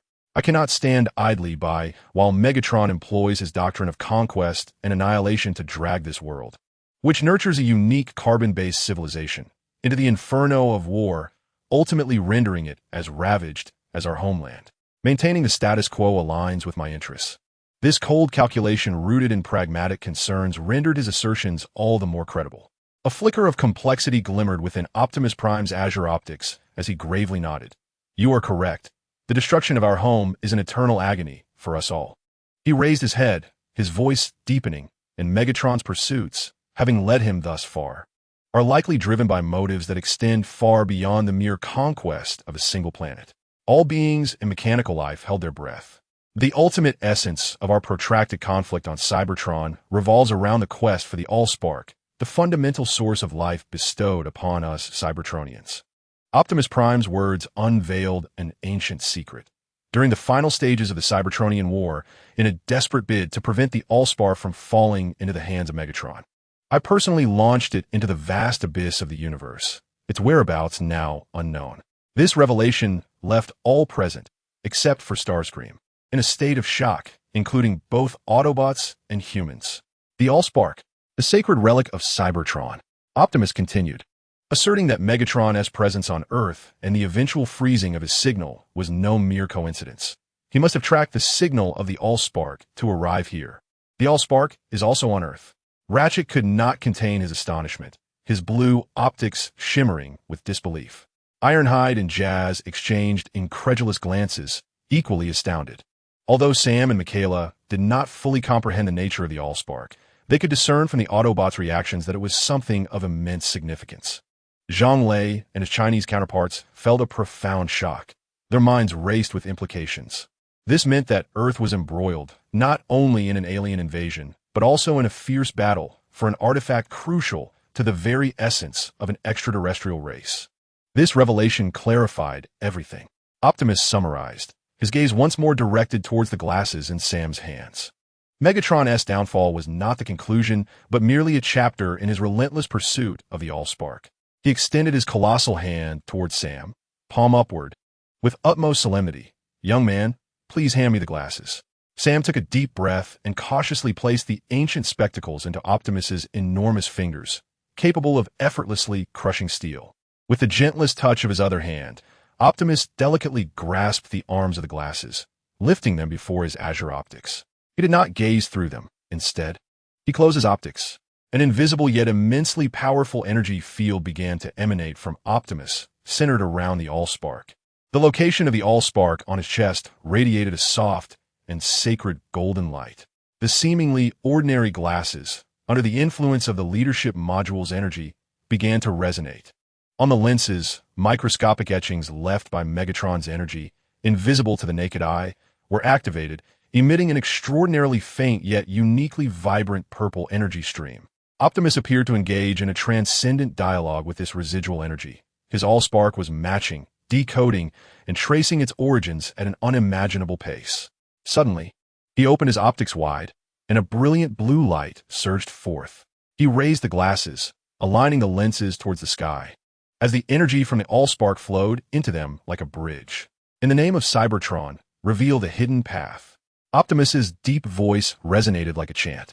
In that instant, a clear three-dimensional coordinate map, composed of delicate purple energy, was projected from the lenses, suspended in mid-air. The map continuously rotated and magnified, ultimately honing in on a specific geographical coordinate within the North American continent, accompanied by the emergence of a corresponding geographical name. Everyone, both organic and mechanical beings, discerned the location, the Hoover Dam. As the radiance faded, the glasses returned to their mundane state. Optimus Prime slowly lowered his hand, his azure optical sensors gazing westward, as if his gaze pierced through myriad obstacles to behold the ultimate secret concealed beneath the monumental dam. Optimus Prime's voice resonated like the ominous tolling of fate, proclaiming the existence of both Megatron and the clues to the Allspark. Everything lay there, the shroud of mystery now unveiled. Chapter 28, The Allspark and Megatron. Optimus Prime's imposing figure stood in the command center like a silent mountain, his blue optical sensors scanning the screen, which intermittently displayed images of the Decepticons wreaking havoc across America, filling him with a profound sense of heaviness and remorse. Witnessing our kin commit such malevolence in this peaceful world, inflicting grave disasters upon humanity, his voice was somber and imbued with compassion, resonating within every heart. As a leader of the Autobots, I felt an overwhelming guilt. The civil war on Cybertron should not ensnare innocent planets and civilizations. He raised his head, his gaze turning resolute and piercing, the weight of leadership manifesting in that moment. Thus, I bear the responsibility and the duty to lead my team to the war-torn lands, to quell the insurrection, to terminate the threat posed by the Decepticons, and to restore peace to Earth. This is a debt we must repay, and it is one of the meanings of our existence. The Autobots stood tall, their spirits ignited within their optical sensors. Ironhide struck his chest plate with a resonant vow. Simultaneously, in light of Optimus Prime's discovery and warnings, faced with urgent communications from China and the escalating madness of the Decepticons, which threatened to destabilize the nation, the President of the United States could no longer endure the pressure. The highly classified Area 7 was officially brought to the forefront, becoming the sole channel for communication with the Autobots. Amidst an atmosphere of heightened vigilance and profound distrust, guided and vouched for by Agent Simmons, a small contingent of Autobots, comprising Optimus Prime, Bumblebee, Jazz, and Ironhide, secretly arrived at the Hoover Dam via specially arranged transport.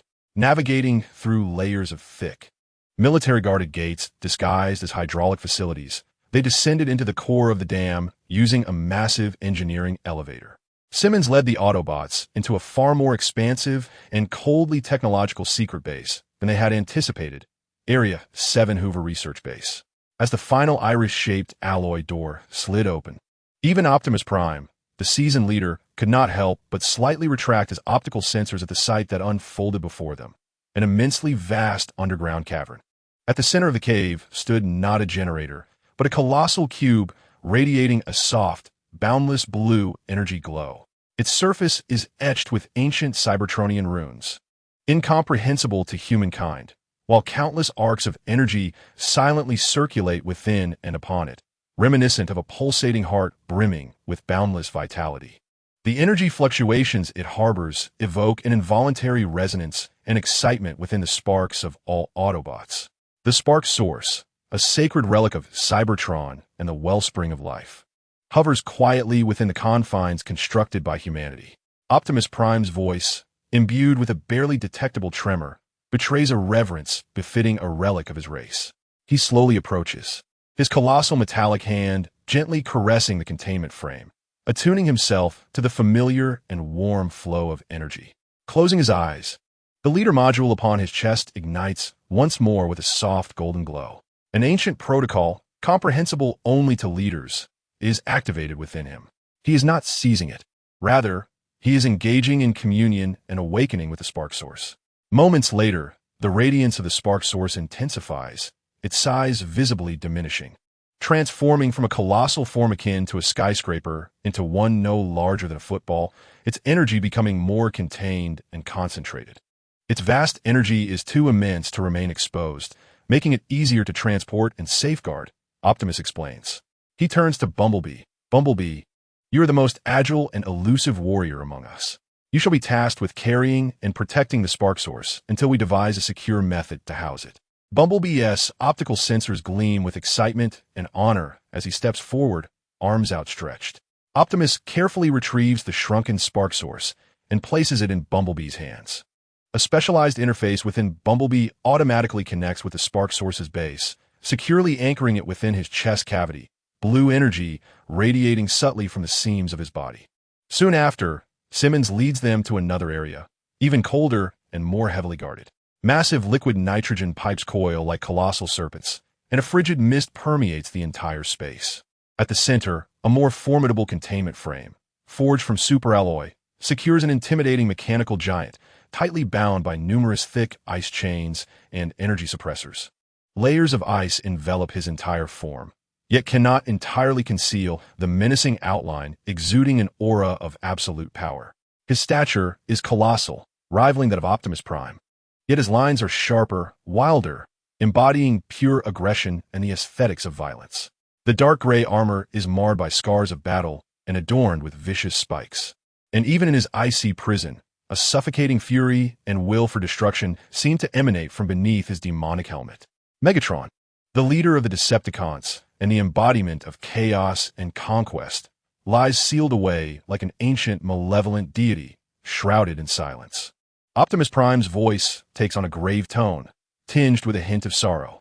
Witnessing the downfall of a former brother, now a bitter adversary, stirs a complex and inexpressible turmoil within him. However, he swiftly regained the composure of a leader.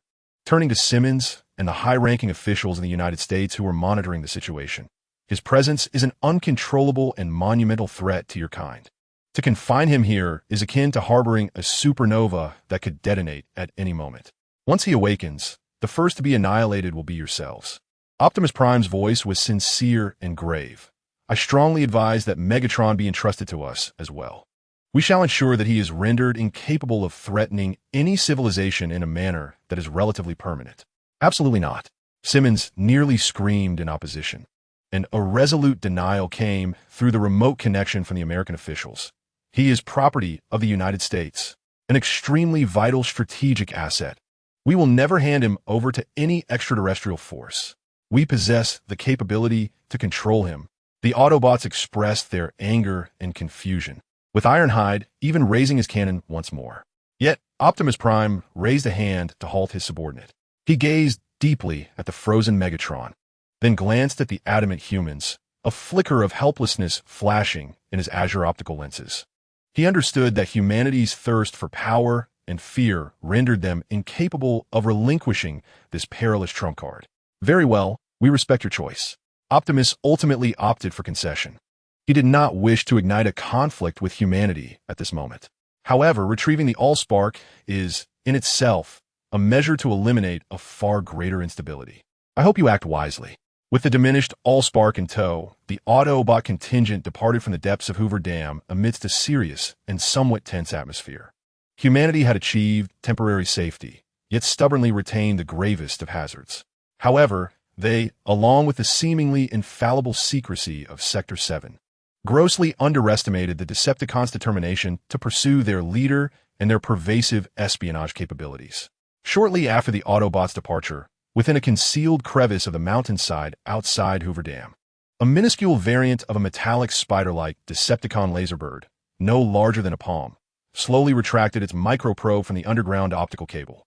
Its diminutive red optical lens flickered momentarily, transmitting a captured, encrypted data stream concerning the anomalous energy fluctuations of the activated Allspark and high-level access records through a specialized method.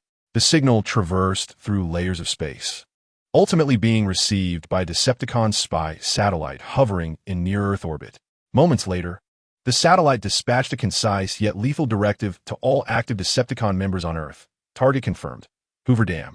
Location of Lord Megatron. Execute infiltration reconnaissance protocol. Numerous, even smaller, stealthier Decepticon espionage robots, akin to invisible specters, began to silently infiltrate the immense dam, utilizing the minuscule crevices in its structure and the blind spots of humanity, stealthily advancing toward the concealed core of the ultimate secret. The storm had already set its sights on the final nexus. Chapter 29. The Scarlet Betrayal bearing the shrunken matrix of leadership. The Autobot contingent departed from the oppressive subterranean works of Hoover Dam, emerging once more into the scorching sunlight of Nevada. While the dispute over the relic's ownership had been temporarily resolved, the weight of responsibility remained undiminished. Lacking a reliable spacecraft, we found ourselves unable to safely transport the Matrix back to Cybertron.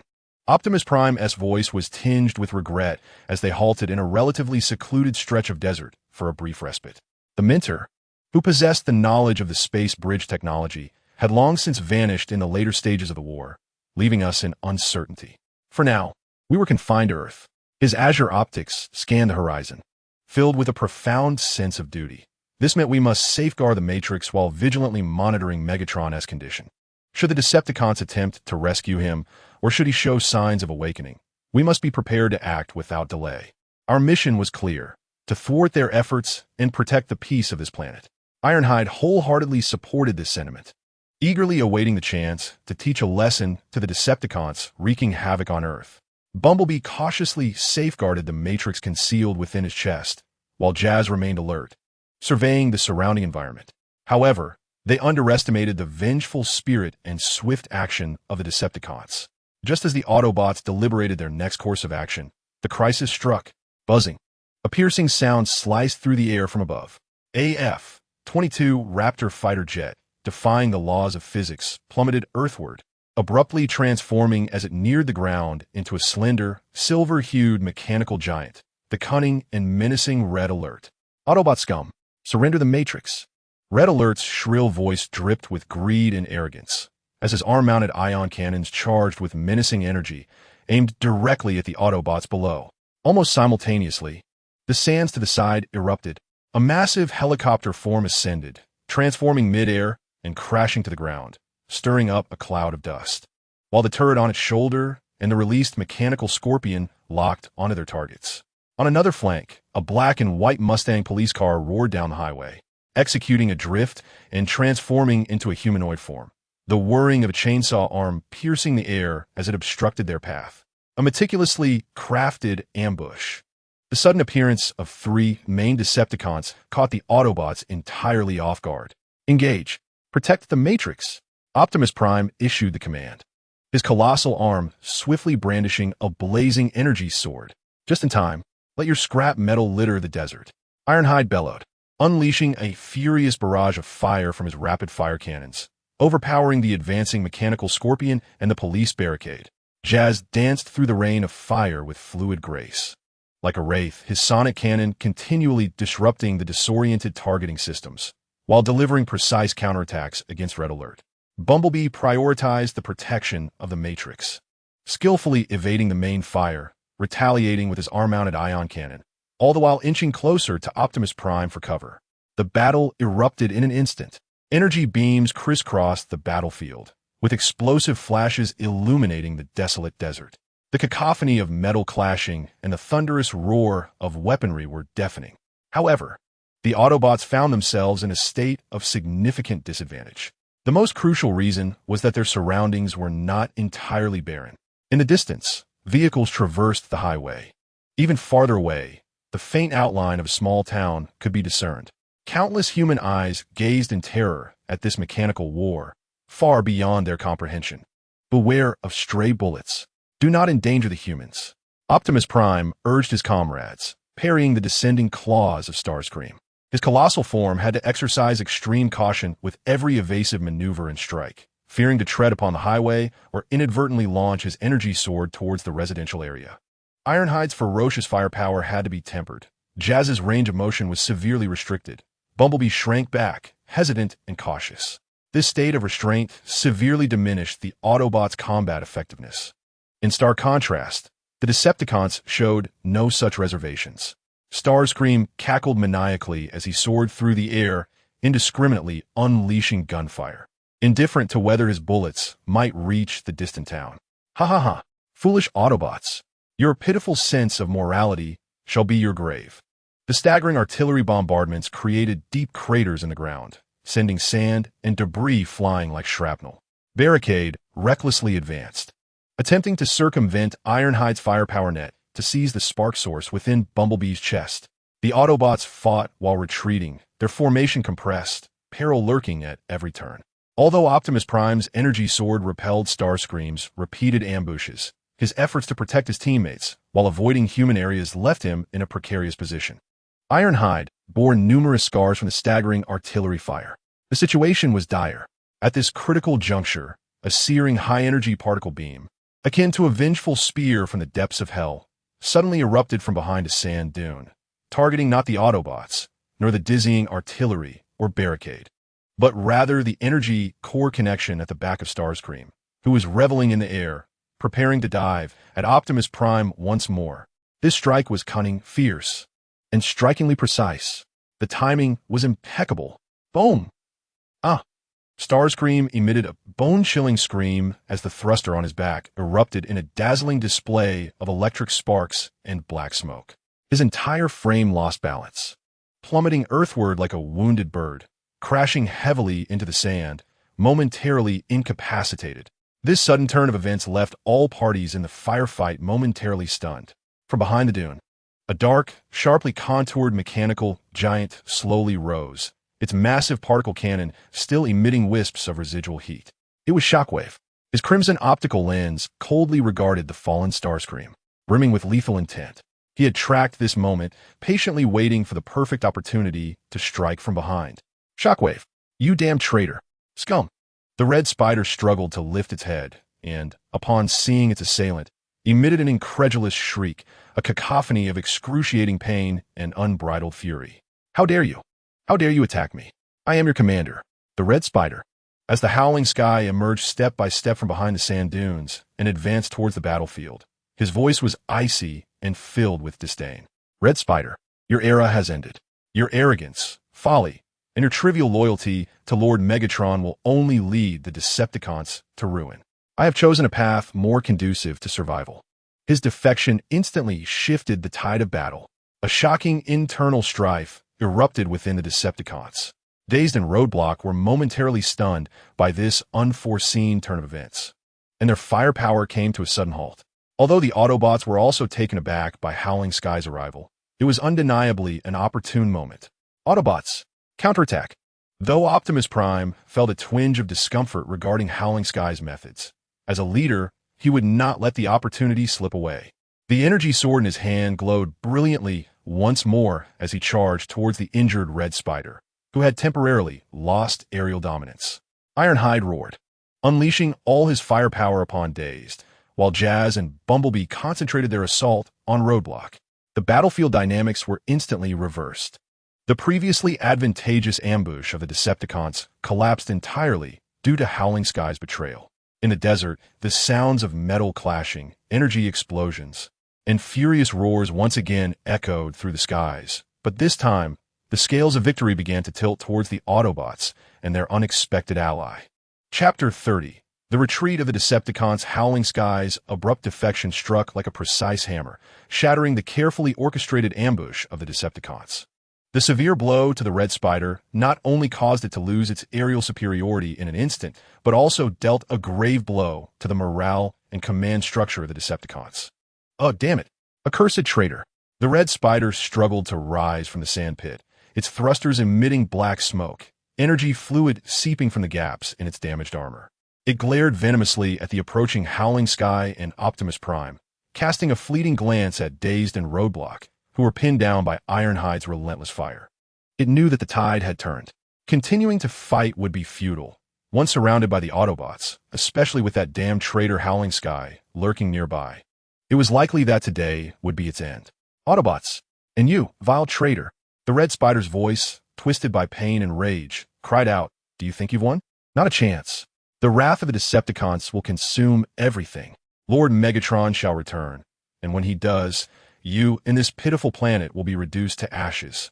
As it spat out its threats, it unleashed a final barrage of ion blasts toward the Autobots, temporarily halting the advance of Optimus Prime and Howling Sky while bellowing a dazed and roadblock. "Retreat. All units retreat."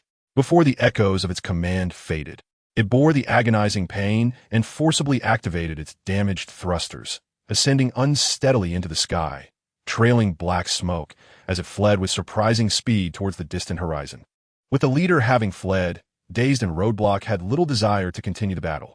Suddenly, a powerful electromagnetic pulse was unleashed, disrupting the sensors of the Autobots, while simultaneously recalling the mechanical Scorpion. Under the cover of swirling sands, the massive form swiftly transformed back into a helicopter, roaring as it ascended and escaped. The barricade was even more decisive, crashing through several rocks for concealment before rapidly reverting to a Mustang police car. Its tires screeched against the ground, kicking up a cloud of dust as the engine roared, racing along the highway in reverse, soon vanishing beyond the horizon. The retreat of the Decepticons was swift and resolute, revealing their extensive experience in maneuvering. "Do not pursue." Optimus Prime raised his hand, halting Ironhide, who was eager to chase after their retreating foes. His azure optics scanned the surrounding horizon and sky vigilantly. They were uncertain if further ambushes awaited them. Furthermore, the protection of the Allspark and monitoring Megatron's status was of utmost priority. Ironhide grumbled in reluctance, but ultimately complied with the command, lowering his cannon and remaining on alert. Jazz ceased fire as well, quickly scanning the environment to confirm that the immediate threat had been neutralized. Bumblebee sighed in relief, cautiously inspecting the Allspark nestled safely within his chest cavity. A temporary calm returned to the battlefield, littered with craters, searing metallic debris, and curling tendrils of black smoke, testifying to the recently intense conflict. Optimus turned his gaze towards the pivotal figure in this turnaround, Starscream. The latter was coldly examining the particle cannon on his arm, slightly overheated from overuse, his crimson optics betraying no emotion, as if the act of betraying his former superior had merely removed an inconvenient obstacle. "Starscream," Optimus spoke, his tone laden with complexity. "Your assistance was timely and effective. Thank you." Although he harbored reservations regarding such acts of betrayal, the objective outcome had indeed saved the Autobots from a worse fate. Starscream lifted his head, his scarlet optics locking onto Optimus's blue gaze, his voice remaining flat. "No need for thanks. The folly and short-sightedness of the Insecticons will eventually doom all who follow them. I was merely eliminating an incompetent leader, while also repaying an old favor." He shifted the focus, gesturing towards the Hoover Dam. "The current priority remains Megatron, though he is presently frozen by humans. Their desires and control are limited. They now view him as a strategic asset, yet there will come a day when their greed or fear will surpass their control, or the Decepticons may discover a greater power to force their way through. When that time comes, a liberated Megatron will unleash fury far surpassing these petty skirmishes." Optimus nodded gravely, fully agreeing with this assessment. Leaving Megatron in human hands was akin to placing a ticking bomb next to a powder keg. "We must prepare for the worst," Starscream continued, proposing his strategic recommendation. "Currently, with the Insecticons wounded and fleeing, and the Decepticons temporarily leaderless, they are in a period of relative disarray and weakness. This presents us with the optimal window for action. I propose," his gaze swept over the assembled Autobots, "that you, Optimus, and Bumblebee remain to guard the Americas.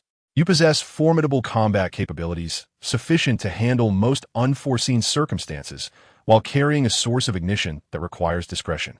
You may clandestinely lurk, closely monitoring the movements of Hoover Dam and the remnants of the Decepticons. The task of searching for our slumbering brethren, who arrived on Earth much earlier, can be entrusted to others. Ironhide, Jazz, and myself, along with the inclusion of Nova if you trust him, shall form small teams. Based on previously uncovered clues and potential coordinates provided by humanity, we will embark on a global quest to awaken them. Greater strength, whether from Autobots or steadfast Decepticons like myself, is an indispensable asset in our future confrontation with Megatron. We must fortify our ranks as much as possible before the Decepticons complete their reorganization or Megatron awakens. This proposal is both audacious and visionary. We shall take the initiative to seek out ancient powers scattered across Earth, rather than passively awaiting the next assault from the Decepticons. Optimus Prime contemplated for a moment. The analysis provided by Starscream was incisive, and the plan was indeed feasible. Although there exists a certain risk in pairing Ironhide and Jazz with Starscream, a former Decepticon, the current opportunity to enhance our strength is rare. Your plan holds merit. Ultimately, Optimus Prime made his decision. We shall proceed accordingly. Ironhide, Jazz. You will form a search team with Starscream and Nova. Remain vigilant and look out for one another. Upon discovering any compatriots, prioritize communication and awakening. Should resistance or danger arise, withdraw promptly and report back. Understood. Ironhide and Jazz replied in unison. Although Ironhide still harbored distrust toward Starscream, he accepted the directives out of absolute obedience to Optimus Prime. We shall provide all possible logistical support and intelligence sharing. Zhonglei added via remote communication. A global search for the slumbering ones is about to commence, while the currents beneath the Americas will be personally guarded by the leader. On the chessboard of war, both sides are quietly strategizing, awaiting the arrival of the final confrontation. Chapter 31. The undercurrents beneath the ice deep within the Nevada desert. Nestled in a secluded canyon surrounded by wind-eroded rock pillars, an atmosphere of failure and despair pervaded. The injured red spider clumsily descended to the ground, the thrusters on his back still emitting wisps of black smoke. Each movement aggravated the wounds inflicted by Starscream's particle cannon, causing erratic flows of internal energy fluid and eliciting painful hisses from him. Soon, the roar of engines approached, accompanied by dizziness and obstacles. As they transformed and stood silently to the side, their bodies marked with new bullet holes and damage. Within the optical sensors of Red Spider burned the flames of humiliation and rage. He struck a massive rock pillar beside him with a fierce punch, sending shards flying. Starscream, that vile, shameless traitor. Scum! His shrill voice echoed through the canyon, brimming with incredulous fury. How dare he? How could he? He was supposed to be one of my most trusted lieutenants. He should have been absolutely loyal to me. Until this moment. The Red Spider seems unable to fully accept the bitter reality of being betrayed by his own kind. He had always regarded the Howling Sky as a formidable weapon, one that, despite its independent thoughts, remained ultimately loyal to the Decepticon cause. He never imagined that this blade would turn and strike him. The cold, blue-red glimmer of Barricade's optical mirror scanned the emotionally unstable Red Spider with a detached indifference, his hoarse voice laced with a barely perceptible sarcasm, perhaps tinged with a premonition. I warned you, my Lord Red Spider. After the Qatar base incident, I reported that Howling Sky might exhibit erratic behavior. It attacked me and rescued the Autobots along with that human who possesses the coordinates. Its spark has betrayed the Decepticons. Silence, Barricade. The Red Spider snapped, turning abruptly, his energy claws springing forth, threateningly aimed at Barricade. That was merely an accident, a deflection following a failed mission. Yet, his words faltered as the merciless, precise image of Howling Sky's lethal betrayal resurfaced in his processor, an irrefutable testament to the harsh reality that had dealt him a crushing blow, shattering his laughable confidence and his illusion of control over his subordinates. A deep, resonant hum of dizziness interrupted this internal discord. Argument is futile. The undeniable truth is that Howling Sky has completely defected to the Autobots, inflicting severe losses upon us and robbing us of the prime opportunity to seize the Allspark. Our immediate priority is to report to Soundwave and reassess our strategy. Lord Megatron remains our only hope. At the mere mention of Megatron, the Red Spider's fury seemed to find a new outlet, intertwined with a thread of fear. What punishment would he face if Megatron discovered that his failures in command and misjudgment had led to the loss of the Allspark and diminished their combat strength? Soundwave. The Red Spider forced himself to regain composure, gritting his teeth as he commanded, Yes, contact Soundwave. Inform him of everything that has transpired here, and inquire about the situation on his end. How much longer until those small units manage to extract Lord Megatron? As the Red Spider awaited the Decepticons to lick their wounds in impotent rage, a silent infiltration was steadily underway deep within the cold, formidable concrete heart of Hoover Dam. The 7th Sector's self-assured defenses were not invulnerable before the Decepticons' elite spies. Countless minuscule, varied nanite forms of Decepticon, smaller than a fingernail, alongside reconnaissance units resembling robotic dogs, and even more basic spider or insect-shaped infiltration drones, were exploiting the blind spots of human vision and sensors. Through ventilation ducts, cable seams, and subterranean seepage channels, they infiltrated the core area where Megatron was held captive, silently and insidiously, akin to the smallest of viruses. Their mission was not one of brute force, but rather of sabotage and deception.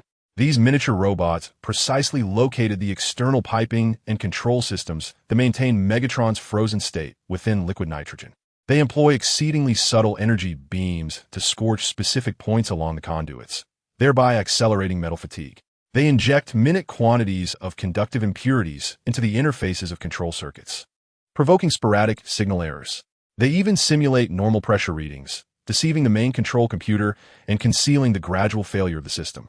Their actions are marked by extraordinary patience and organization. Each minute act of sabotage is meticulously dispersed over varying times and locations, leading human monitors, even upon detecting anomalies, to attribute them merely to equipment aging or minor faults and to proceed with routine maintenance, entirely unaware that this is a premeditated, slow-moving operation. All actions of these miniature robots are compiled in real time through exceedingly weak, encrypted quantum signals to the sound wave of a hovering Decepticon spy satellite in low Earth orbit. The cold, utterly rational processor of the sound wave orchestrates these countless delicate notes like a grand symphony conductor, ensuring that the entire composition steadily advances towards its predetermined goal without triggering widespread alarms, gradually dismantling the frozen system. In the main control room of Zone 7, everything appears to remain normal. The vital signs of Megatron are stable in their frozen state. The pressure values of the liquid nitrogen circulation system occasionally fluctuate slightly, yet remain within acceptable limits. The on-duty technician stifles a yawn, records yet another minor pressure fluctuation, and suggests routine inspection, completely oblivious to the silent countdown to destruction that is ticking away. Meanwhile, within the core processor of the sound wave, a newly compiled piece of information has been marked as high priority. Infiltration Unit Report. Metal fatigue of the primary liquid nitrogen delivery pipeline segment in Zone 7 has reached a critical threshold of 793. The success rate of circuit interference in backup cooling Unit 12 is 987. The anticipated probability of inducing a comprehensive accidental failure within the next system maintenance cycle, approximately 124 Earth hours, is 945. Request for authorization to execute final phase preparations has been sent. In the frigid expanse of space, the massive satellite form of the sound wave subtly adjusts its angle, resembling a celestial beast awakening from a frozen slumber. Approval requested. The sound wave issues its final directive to all infiltration units. Execute as planned. Ensure that when Lord Megatron regains operational capability, the human monitoring systems are in a state of maximum chaos and failure. The frozen shackles are gradually being eroded inch by inch. The slumbering tyrant is on the verge of awakening. Meanwhile, on the surface, whether it be the furious red spider, the vigilant Autobots, or the self-assured humans who believe they are in control, none have yet realized that the true eye of the storm is slowly opening in the deepest shadows beneath their feet. Chapter 32. Awakening and Fury Inside the Hoover Dam. In the core laboratory of Zone 7, the piercing sound of a red alert has long since eclipsed the usual low hum of machinery, whirling and flashing frantically, casting the cold metal walls in a hue of blood red. The frigid air is thick with the acrid scent of smoke, ozone, and a more suffocating sense of dread. On the ground and walls, a gruesome amalgamation of still coagulating blood and energy fluid splatters, alongside shattered weapons, contorted metal fragments, and mangled human remains, is omnipresent. Humanity's resistance appears utterly insignificant in the face of this suddenly awakened ancient demonic deity, akin to a mantis attempting to halt a chariot. Crack! The superalloy chains binding Megatron first shatter. Those thick metallic links, capable of restraining tanks, are effortlessly torn apart like fragile twine under the immense power surging through him upon his revival. The heavy ice layer enveloping his body emits a pained groan under the strain, with massive fissures instantly spreading across his form, before erupting violently. Countless ice shards are propelled outward like shrapnel, obliterating nearby control panels and crushing any soldiers caught unawares. A roar, seemingly harboring millennia of pent-up fury, erupts from Megatron's metallic chest, causing the entire subterranean chamber to tremble. Beneath his grotesque helmet, crimson optical lenses ignite like the inferno of the underworld, filled with primal frenzy, a desire for destruction, and an insatiable thirst for freedom. His enormous, dark gray body, adorned with spikes and scars, suddenly stirs, stepping down from the confinement apparatus. Fire! Fire! Stop him! A valiant American captain cries out hoarsely, as the remaining soldiers unleash a barrage of gunfire, rifles, machine guns, and even rocket launchers upon that colossal figure. Clang! Bullets strike his heavy armor, mostly sparking and ricocheting harmlessly away. A rocket hits his chest plate, engulfing him in flames and smoke, yet in the next instant, he emerges unscathed, with only a charred mark marring his breastplate. He even deems it unnecessary to block with his hand, merely swinging his arm to swat aside a nearby armored vehicle attempting to ram him, sending it crashing into the wall, transforming it into a burning heap of scrap.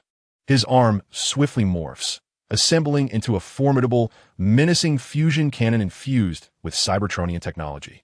The cannon's muzzle gathers a pulsating violet energy glow. Boom! A massive energy beam sweeps across the battlefield.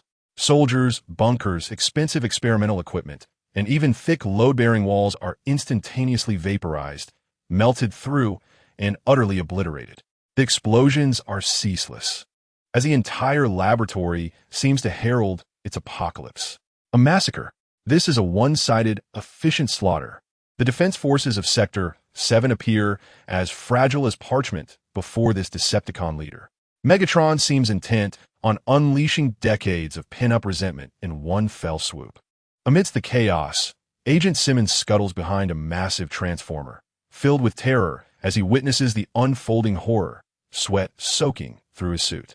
Never has he felt so acutely the proximity of death and the insignificance of humanity. With heavy steps, Megatron treads upon the ruins and debris, striding towards the exit. His scarlet optical lenses scan the place that has borne his humiliation for years, brimming with profound disdain. He needed to escape this confining metallic tomb, yearning for vastness, for power. Upon arriving at a relatively spacious and colossal passage leading to an external floodway, Megatron halted his advance. His immense form began to emit an increasingly intense and jarring transformation sound. His legs converged, extending and transforming into enormous thrusters. The core of his body folded and reconfigured into a streamlined, fearsome fuselage. His arms retracted, morphing into wings, with menacing weapon mounts clearly visible. And that oppressive head was drawn into the newly formed structure. In mere seconds, Megatron transitioned from a towering mechanical giant into an extraordinarily bizarre and aggressive Cybertronian jet fighter. Reminiscent of a nightmare, its size dwarfed any aircraft on Earth, both massive and fearsome. With a thunderous roar, the colossal thrusters at the rear unleashed a deafening cacophony, spewing forth a tempestuous blue flame. Megatron's transformed aircraft surged forward along the expansive corridor, barreling through every obstacle in its path, ultimately bursting forth from the interior of Hoover Dam, like a meteor defying the heavens. Just as he emerged from the dam, stretching his form in the sky and relishing the long-lost sensation of freedom, a Silver 22 fighter jet cautiously descended from the clouds, lowering its altitude to approach him, transforming into the form of Starscream. Lord Megatron, you have finally. Starscream's voice was laced with flattery and trepidation. However, before he could finish his sentence, Megatron's jet form abruptly veered, sweeping Starscream downwards with a mighty wing, akin to swatting a fly. Starscream screamed as he plummeted into the desert below, kicking up a storm of sand. Megatron followed closely, descending and reverting to his humanoid form, his immense metallic foot pressing down on Starscream's chest, pinning him firmly into the sandy ground. He leaned down, his crimson optics burning like a branding iron, fixated on his subordinate below, his voice low and seething with fury. Starscream, you incompetent wretch. I've been encased in ice by those inferior insects for so many years.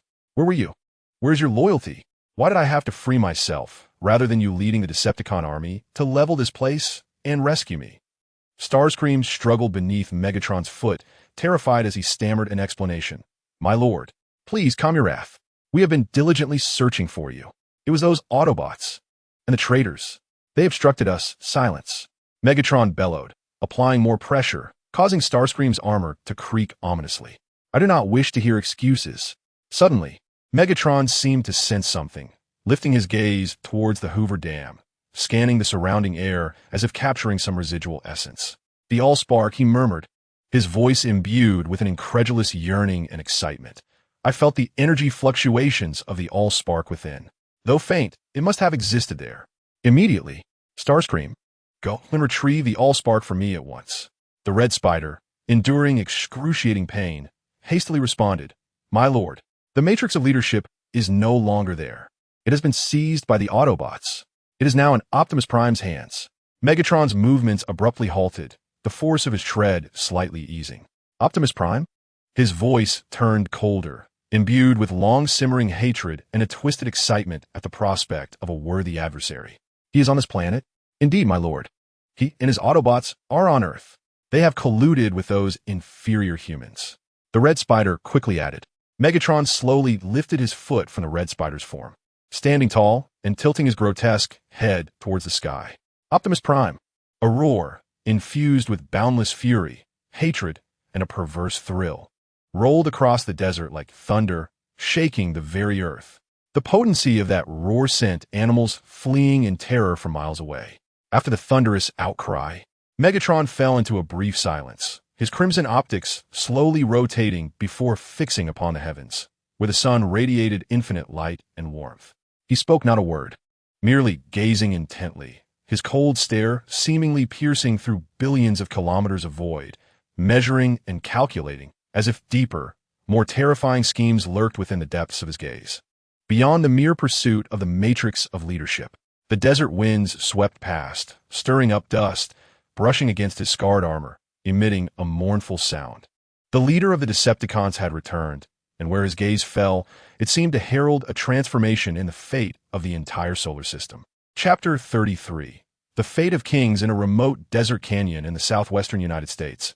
Optimus Prime and Bumblebee momentarily concealed themselves.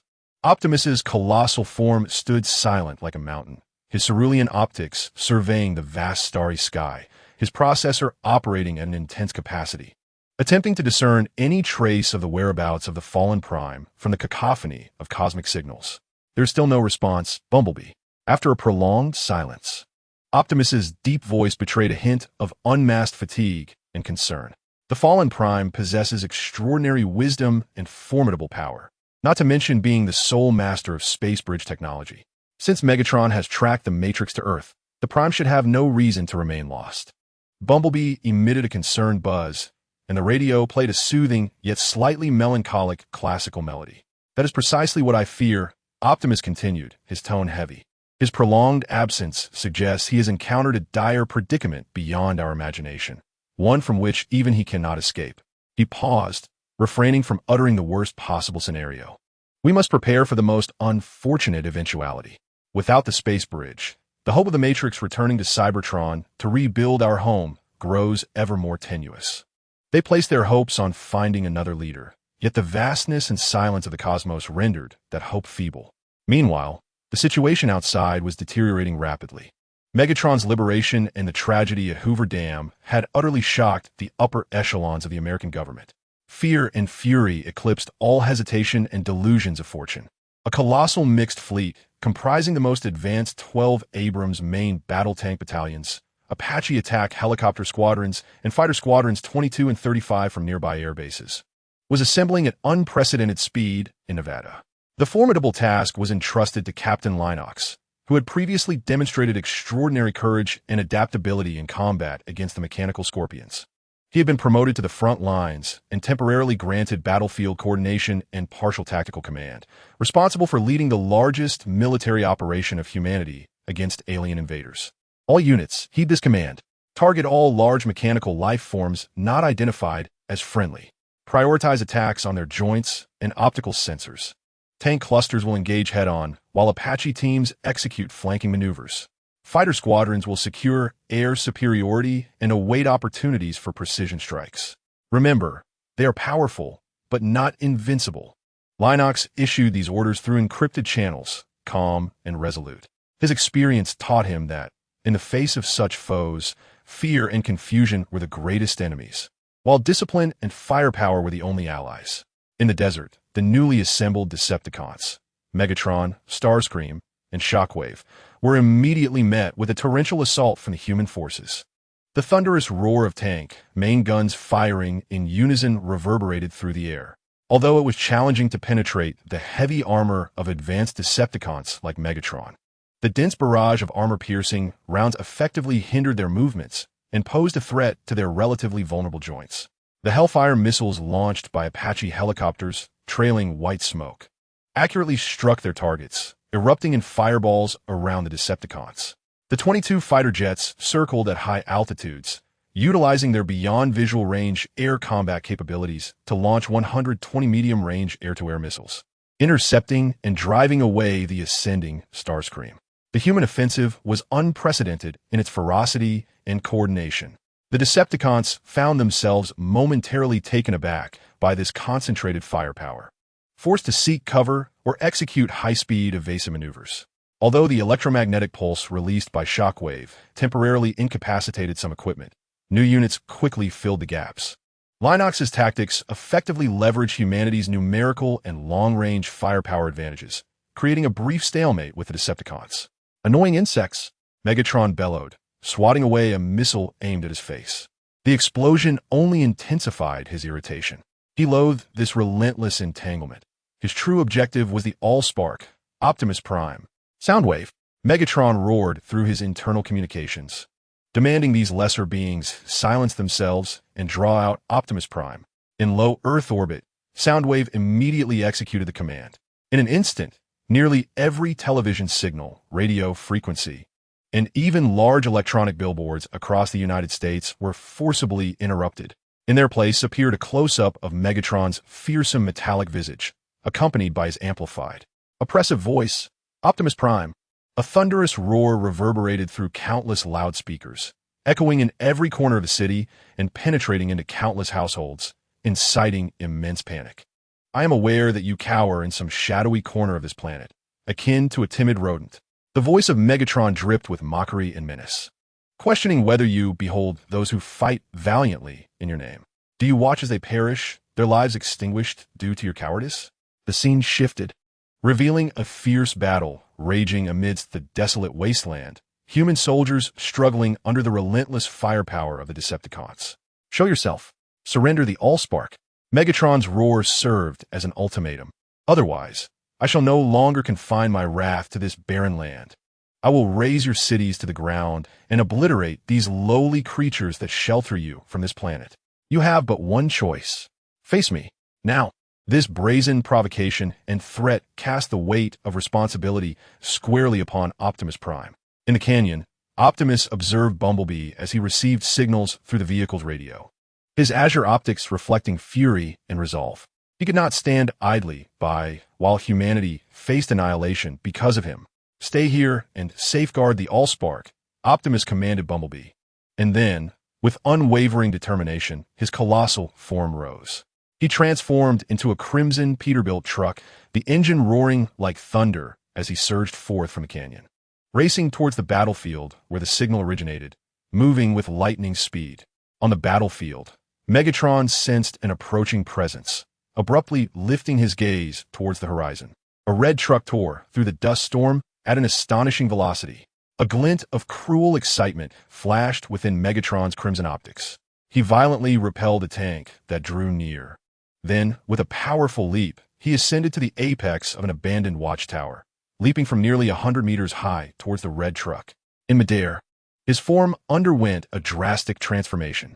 Shifting from humanoid to a nightmarish Cybertronian attack aircraft, he dove at supersonic speed, only to pull up sharply just before crashing to the ground, reverting to humanoid form and crashing down like a meteorite mere yards in front of the transformed truck of Optimus Prime, shaking the earth beneath him. Amidst the swirling dust, two ancient adversaries, leaders of their respective races, faced each other once more on this alien planet. Optimus Prime, Megatron, without superfluous words, Centuries of accumulated hatred and starkly divergent ideologies converged into the most directive actions at this moment. Optimus Prime's energy sword ignited with searing brilliance, while Megatron's fusion cannon coalesced into a devastating purple energy. The ultimate showdown between kings erupted suddenly. Chapter 34. The choice of millennia ago in 11,000 BC, Cybertron.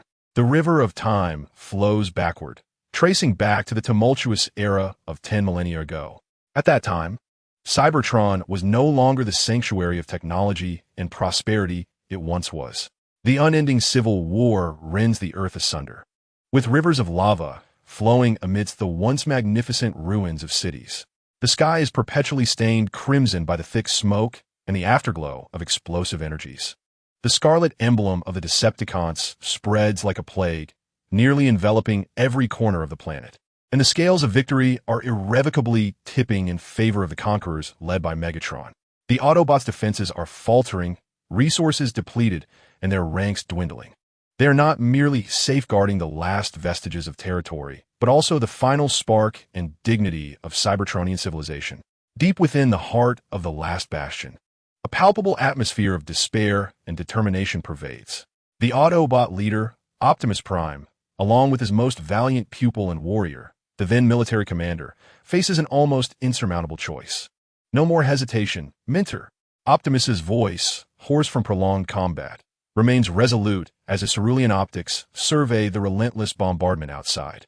The Decepticon forces have surrounded the last energy reserves.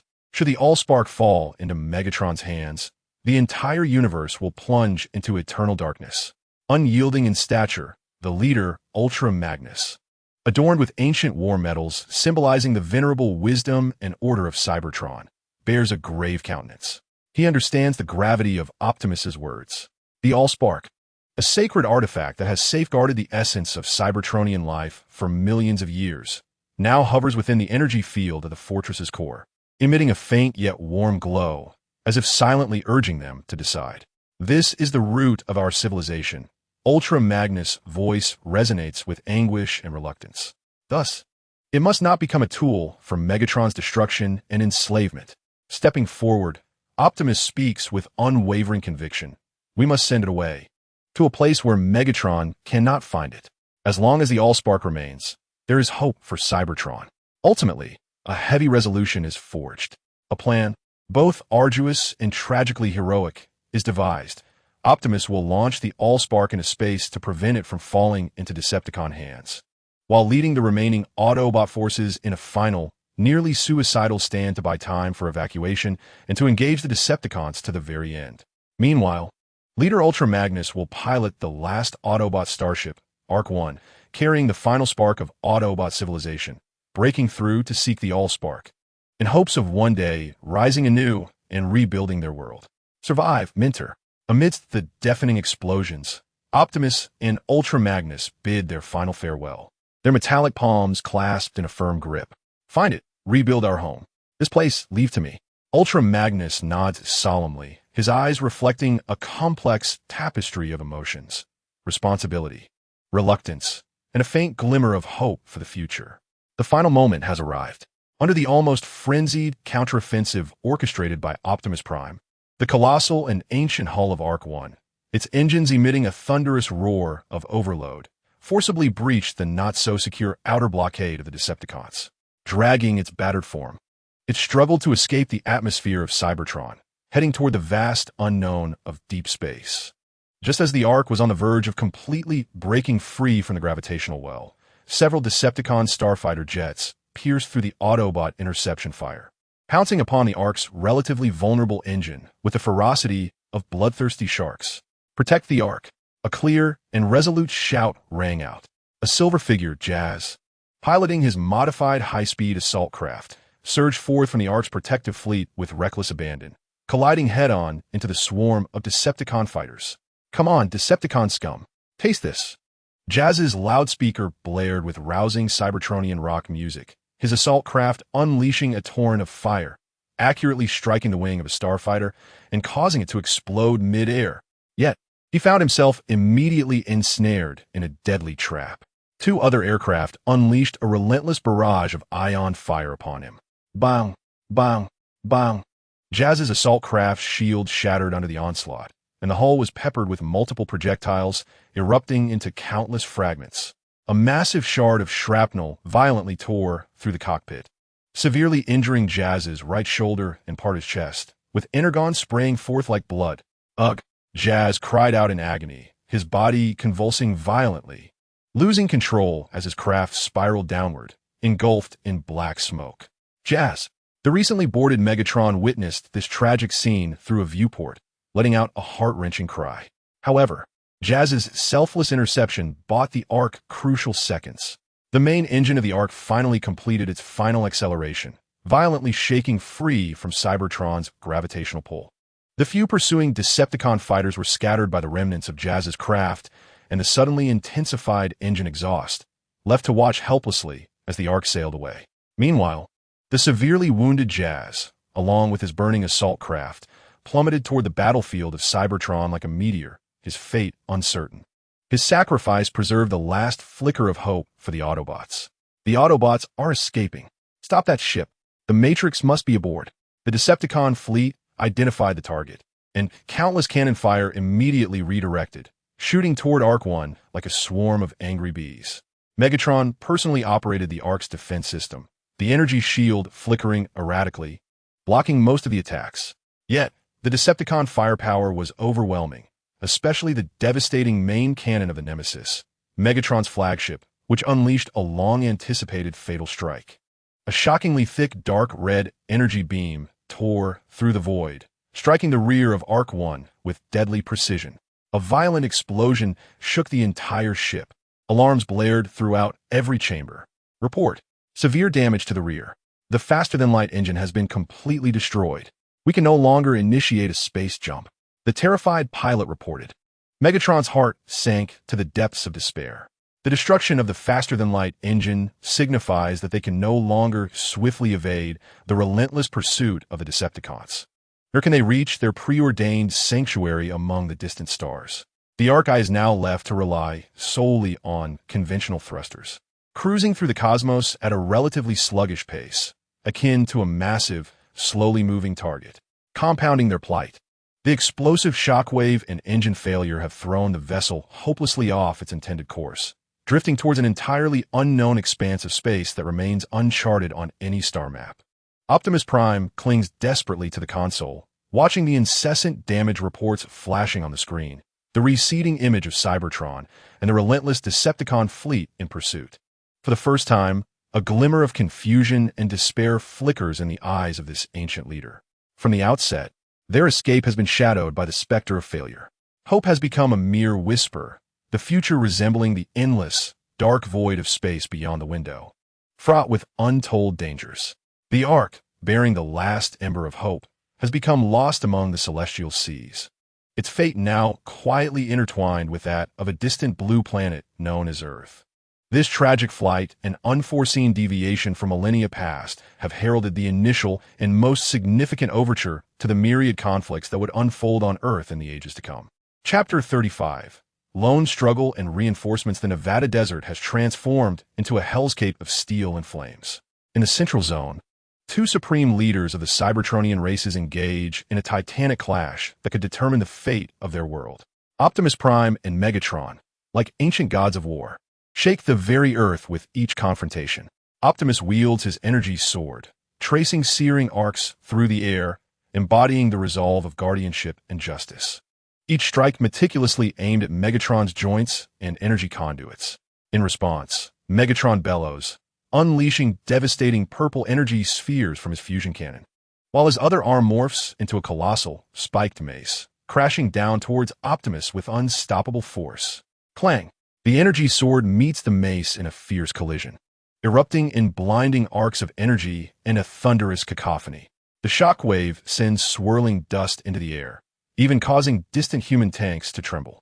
Your power remains as infuriating as ever, Optimus. Megatron cackles, pressing the attack with the ferocity of a tempest. But this time, you stand alone. Where's your Autobot cadre? Optimus remains steadfast, parrying each heavy blow, his azure optics calmly seeking an opening for counterattack. In terms of individual combat prowess, they are indeed evenly matched. Neither can decisively overwhelm the other in the short term. Yet, the circumstances are decidedly unfavorable for Optimus. Starscream lurks in the distance, launching insidious assaults with his ion cannon. Meanwhile, Shockwave suppresses the approaching human forces with heavy artillery, occasionally directing fire towards Optimus's vicinity, constraining his movements. Optimus is forced to divide his focus to counter multiple threats, causing him to gradually falter in his direct confrontation with Megatron.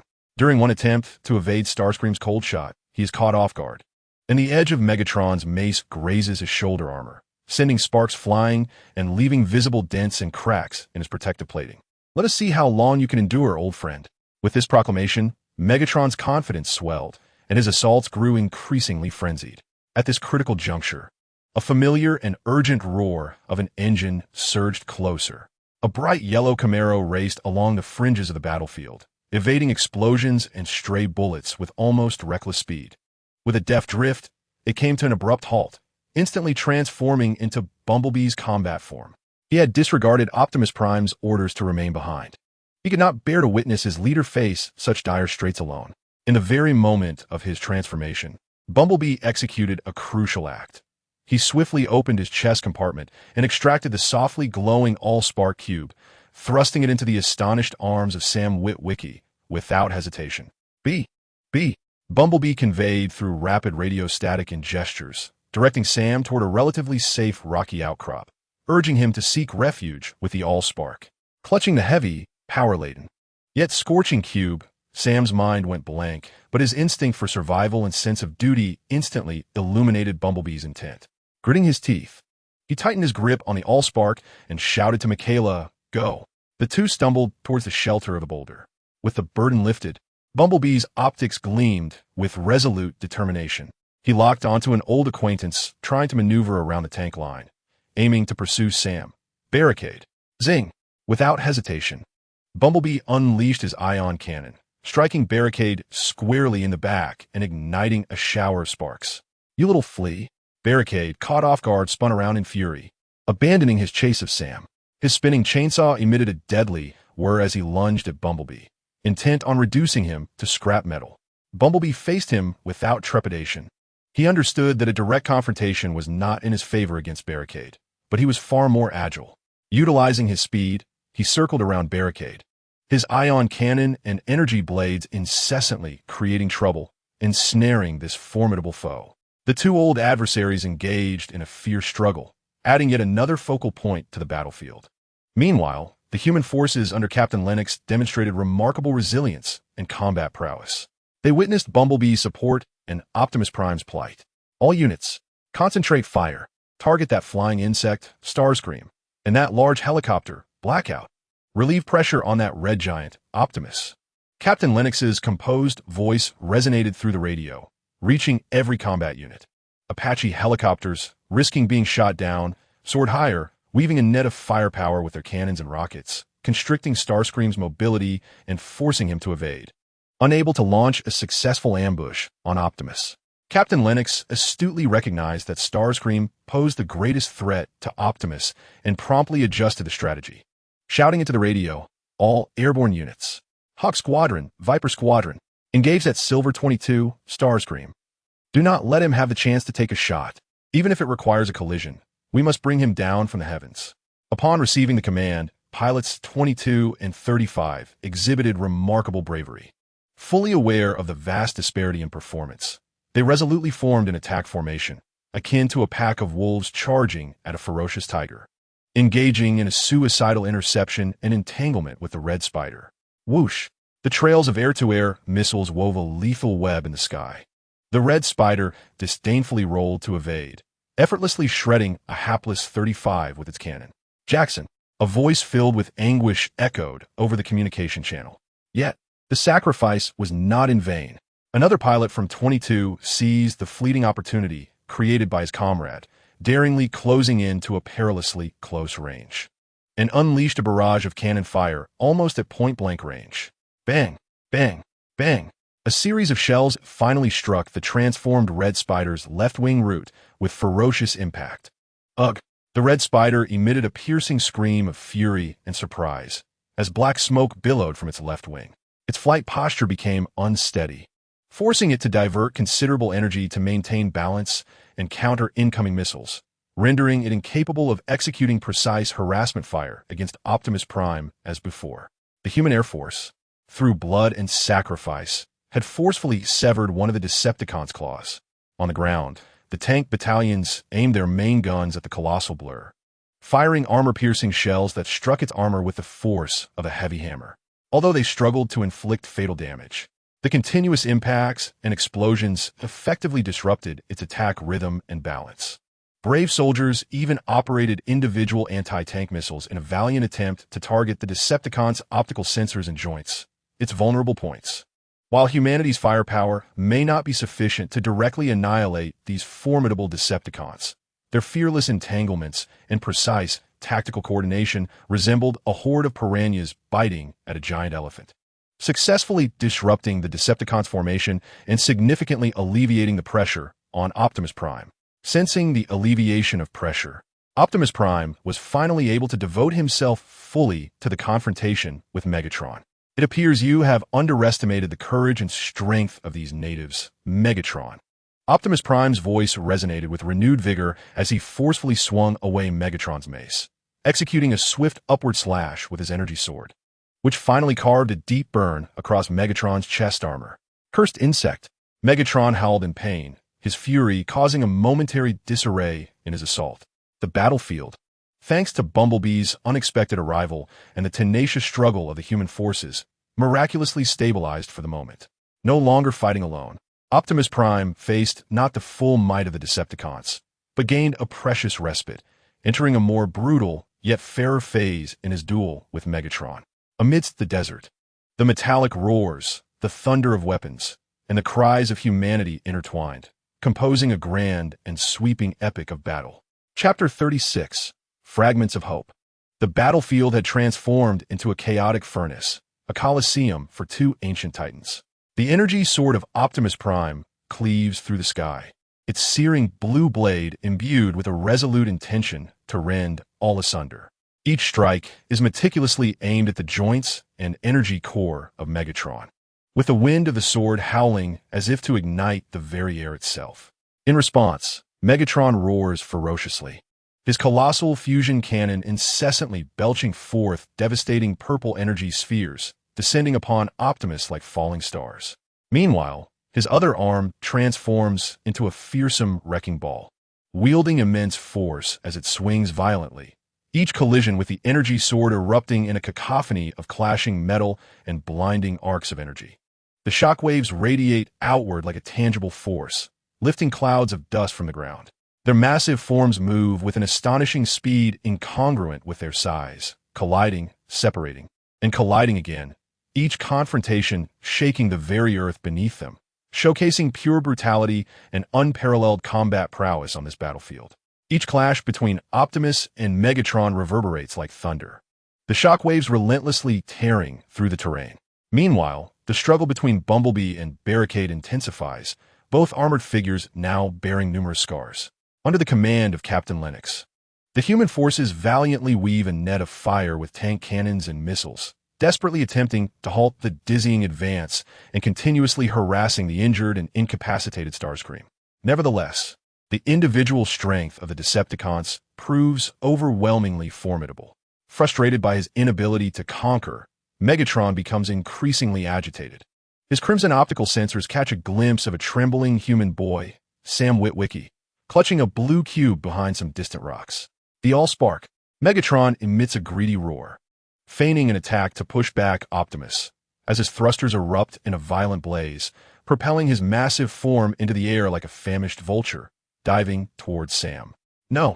Optimus gasps in alarm, attempting to intercept, but is thwarted by Megatron's sudden change in trajectory. Sam, run! Bumblebee, witnessing the scene, yearns to assist, but is ensnared by Barricade, only able to emit frantic radio cries. Captain Lennox's eyes widen with fury. All firepower. Intercept him. Protect that child. Tank barrels elevate, helicopters pivot, and countless shells and missiles rain down upon Megatron in the sky. Yet Megatron pays no heed, allowing the attacks to explode against his formidable armor. Undeterred in his relentless pursuit, his singular focus remains the Allspark. Sam gazes at the colossal figure charging towards him like a demon, paralyzed by fear as the shadow of death looms over him. Instinctively, he clutches the Allspark tighter, turning to flee, only to stumble and fall. It is this very misstep that allows Megatron's lethal claw to miss its intended target, the massive metallic talon grazing Sam's back and shattering the rocks behind him. With a furious roar, Megatron lands and extends his hand once more towards Sam and the Allspark. In a moment of sheer desperation, Sam's survival instinct surges forth. He impulsively thrusts the heavy Allspark aside and rolls away in a frantic escape. In a moment of desperation, Sam propelled the cube, radiating a cerulean light into the air, tracing a fleeting blue arc across the sky. "Fool!" bellowed Megatron, swiftly redirecting his focus. His colossal hand reached out with pinpoint precision toward the descending source of fire, his fingertips nearly brushing against that warm azure glow. In that infinitesimal fraction of a second, Optimus Prime, having just regained his balance, unhesitatingly aimed the ion cannon mounted on his arm at Megatron's back, unwilling to witness the fire source fall into the hands of his arch-nemesis. A searing energy beam shot forth. Almost simultaneously, an Apache helicopter engaged with the remnants of a red spider, its pilot, overwhelmed by anxiety and instinct to prevent disaster, pressed the missile launch button. A Hellfire missile trailed white smoke, not targeting Megatron directly, but aiming for the airspace ahead of the fire source's trajectory, attempting to intercept it. The energy beam from Optimus, Megatron's grasping motion, the human-launched missile, and the tumbling fire source all seemed to stretch time infinitely. In the next instant, boom! A blindingly brilliant, pure white light erupted, indescribable in its intensity. It was not an explosion of flames, but a more primal, pure radiance reminiscent of the light at the dawn of the cosmos. This luminescence instantaneously consumed all, be it Optimus's energy beam, the human missile, or Megatron's claws. Upon contact with this white light, they appear to be annihilated, assimilated. A violent wave of energy silently radiated outward, yet it did not destroy any physical objects. Instead, it manifested as an absolute field of silence, swiftly enveloping the entire battlefield. All operational machines, the tanks, helicopters, Decepticons, and Autobots, experienced a momentary stasis in their internal energy flows and circuits, as if time itself had been suspended. Regardless of the furious Megatron, the anxious Optimus, the entangled Bumblebee and Roadblock, or the distant human soldiers, every action froze. Their optical sensors or eyes were overwhelmed by that ultimate brilliance, momentarily rendering them devoid of sight and motion. In this profound silence and light, they beheld the colossal fire source cube, which did not explode, but rather disintegrated from within like the surface of a shattered tranquil lake. It fractured into 9 pieces of varying sizes, each exuding astonishing energy and glowing with distinct hues. These 9 fragments seemed to possess their own life and volition, momentarily pausing at the core of the white light before shooting off like 9 resplendent meteors in all directions. At speeds beyond comprehension, they defied physical barriers, instantaneously penetrating the clouds, vanishing from the horizon, and eluding the perception of all, leaving no trace behind. Moments later, the resplendent light receded like a retreating tide, and the profound silence that enveloped the battlefield dissipated as well. Time seemed to flow anew on the battlefield. However, the combat remained inexplicably frozen. Megatron maintained his grasping posture, Optimus Prime held his shooting stance, Bumblebee and Barricade remained entangled in their struggle. The tank's cannons still emitted wisps of smoke, and the helicopter's rotors continued to spin. All were rooted in place, seemingly unable to comprehend the events that had just transpired. Had the Allspark shattered? Had it vanished? Was the very essence of the chase, the roots of war, and the future of Cybertron lost in an instant? The battlefield was left with only the howling wind and a suffocating silence. Chapter 37. The crystal sarcophagus, the all-consuming pure white light, gradually faded, receding into the void like a waning tide, leaving behind an eerie stillness and countless bewildered eyes on the battlefield. The shattering of the Allspark and the ensuing shock halted the fierce struggle that had once been a fight to the death, plunging all beings, whether carbon-based or silicon-based, into a brief state of dazed confusion. Eyes turned in unison toward the epicenter of the light's explosion, where Megatron, the being closest to the Allspark, remained frozen in his reaching posture, akin to a statue cast in time. Yet, astonishingly, his form had undergone a profound transformation. The once dark gray, battle-scarred armor had vanished, replaced by a layer of exquisitely pure purple crystal enveloping his entire being. This crystal was not merely a superficial covering. It appeared to have emerged from within his Allspark, wrapping and permeating his entire structure from the inside out. Its complex and splendid crystalline structure refracted the light of the desert sunset, emanating a serene yet eerie energy. In that moment, Megatron no longer resembled the tyrant of destruction. Instead, he appeared as a colossal and exquisite crystalline cave of silicon-based life, devoid of all signs of vitality. As though all life had been irrevocably extracted. Lord Megatron? Soundwave emitted an uncertain low hum, attempting to approach. Stay back. Optimus Prime's deep, solemn voice commanded, his azure optics fixed intently on the crystallized Megatron. Deep within his core processor, an ancient, nearly forgotten data segment was activated, records from the primordial era of Cybertron. This was the voice of the primordial crystal, imbued with a sense of incredulous reminiscence. Reminiscent of a rare, silicon-based plant life that had long been extinguished by Cybertron's industrial pollution and the ravages of war. They possessed the ability to absorb and transform the most pristine and primordial cosmic energy, sometimes even enveloping and assimilating nearby metallic life. To think that the primal creative force of the Allspark could ignite a phenomenon of crystallization of such magnitude within Megatron was beyond comprehension. Optimus gently touched the crystal, reflecting on the ultimate fate of his nemesis. This transformation exceeded the understanding of all present. The Decepticons lost their leader and witnessed such a bizarre spectacle, causing their morale to plummet into chaos. The cunning optical lens of the Red Spider flickered a few times, seizing the moment while everyone's attention was captivated by Megatron.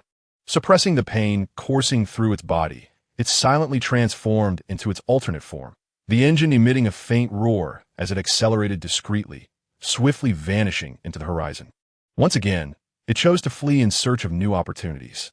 The remnants of dizziness and obstacles loomed before it, confronted by the reassembled, watchful Autobots, Optimus Prime, Bumblebee, and the human military forces that maintained their battle formation.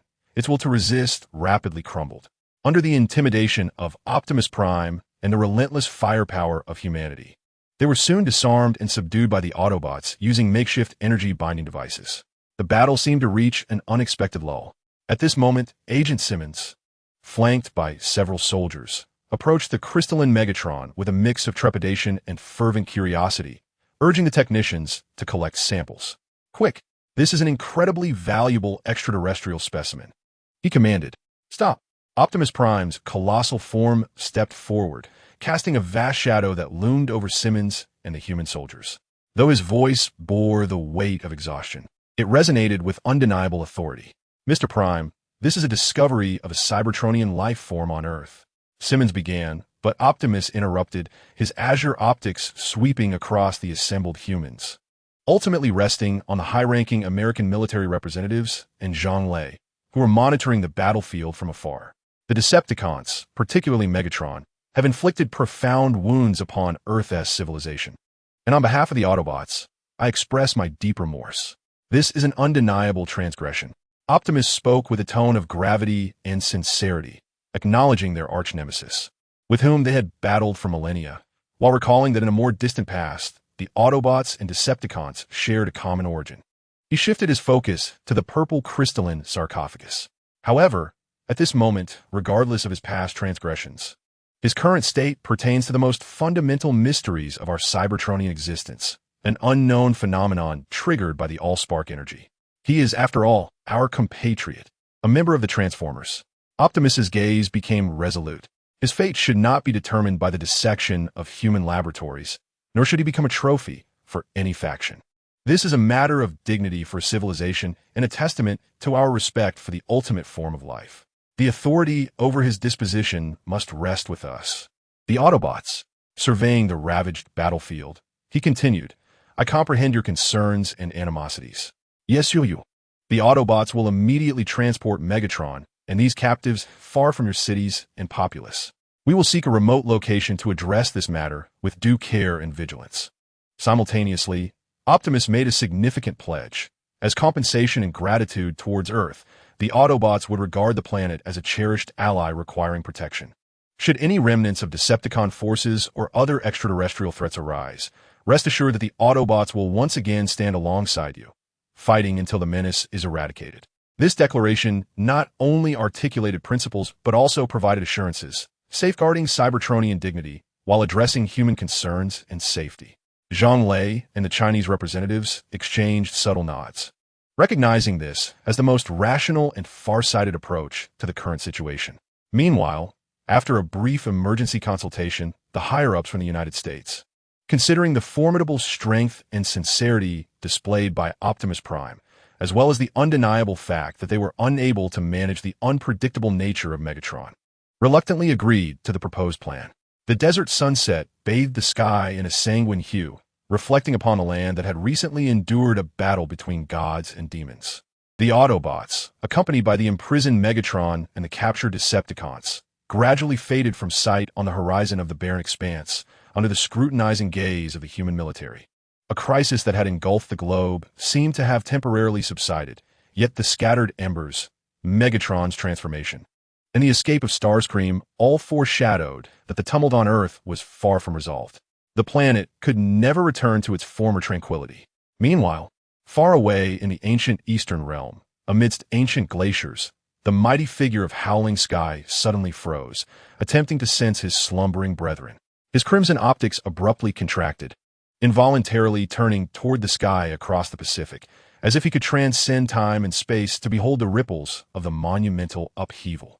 Deep within the core of his spark, an indescribable tremor quietly resonated, a vague whisper seemingly originating from the primordial chaos of the universe, fleeting like ripples in deep water, so faint that even Howling Sky could not clearly capture it, leaving behind an inexplicable, profound sense of emptiness. Chapter 38.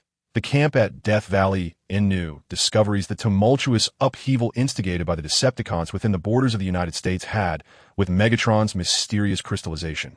Starscream's flight and the capture of Blur and Roadblock finally reached a temporary conclusion, despite the significant destruction of some military facilities and considerable casualties.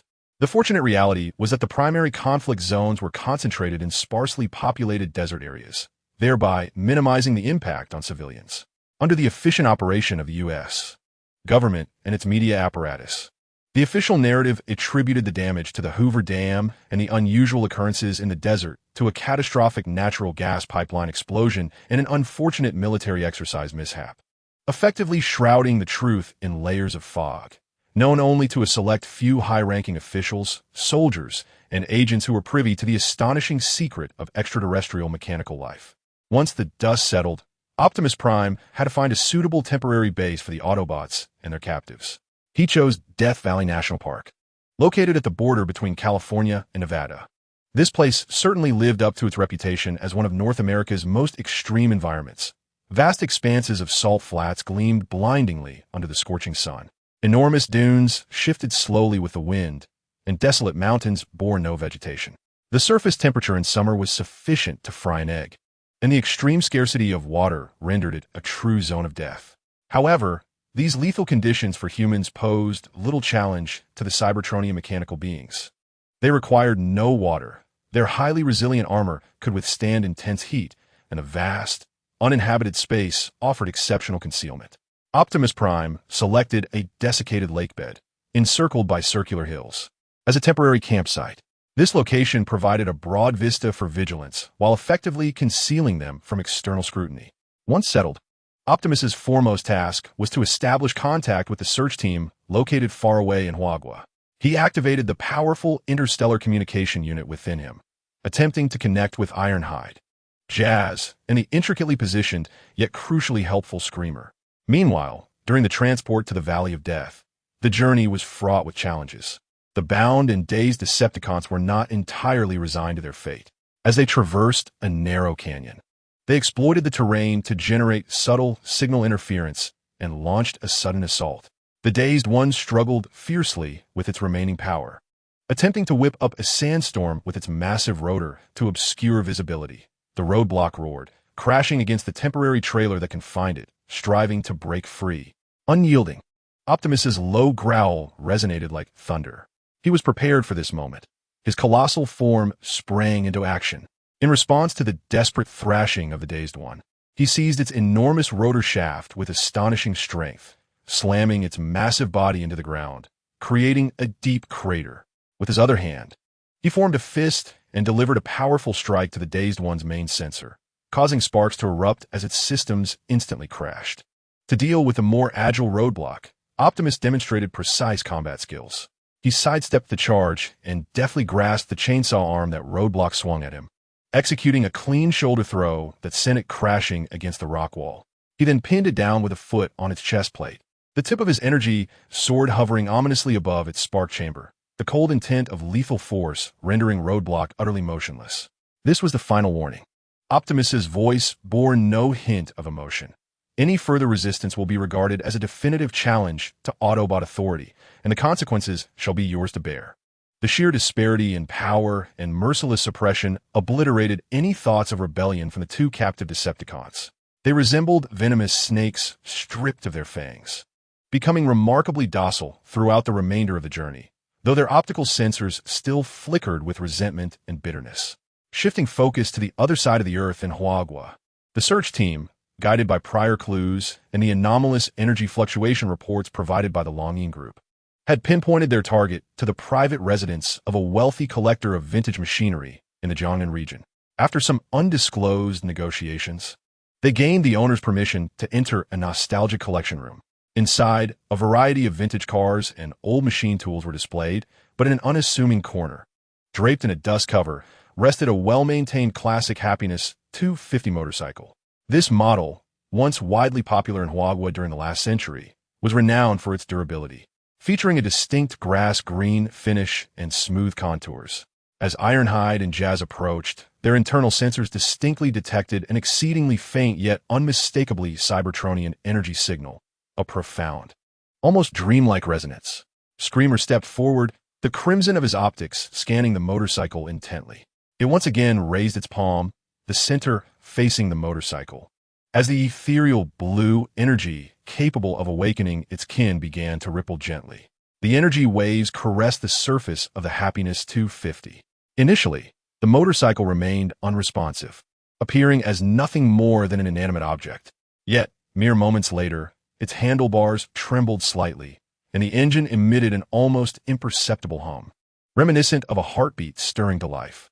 Dust was shaken loose, revealing beneath the seemingly ordinary paint a fleeting glimpse of ancient runes akin to the Autobot insignia. Subsequently, more pronounced transformations commenced. The motorcycle structure resonated with a deep, smooth mechanical sound, far more archaic and simplistic than the transformations of Nova or Bumblebee.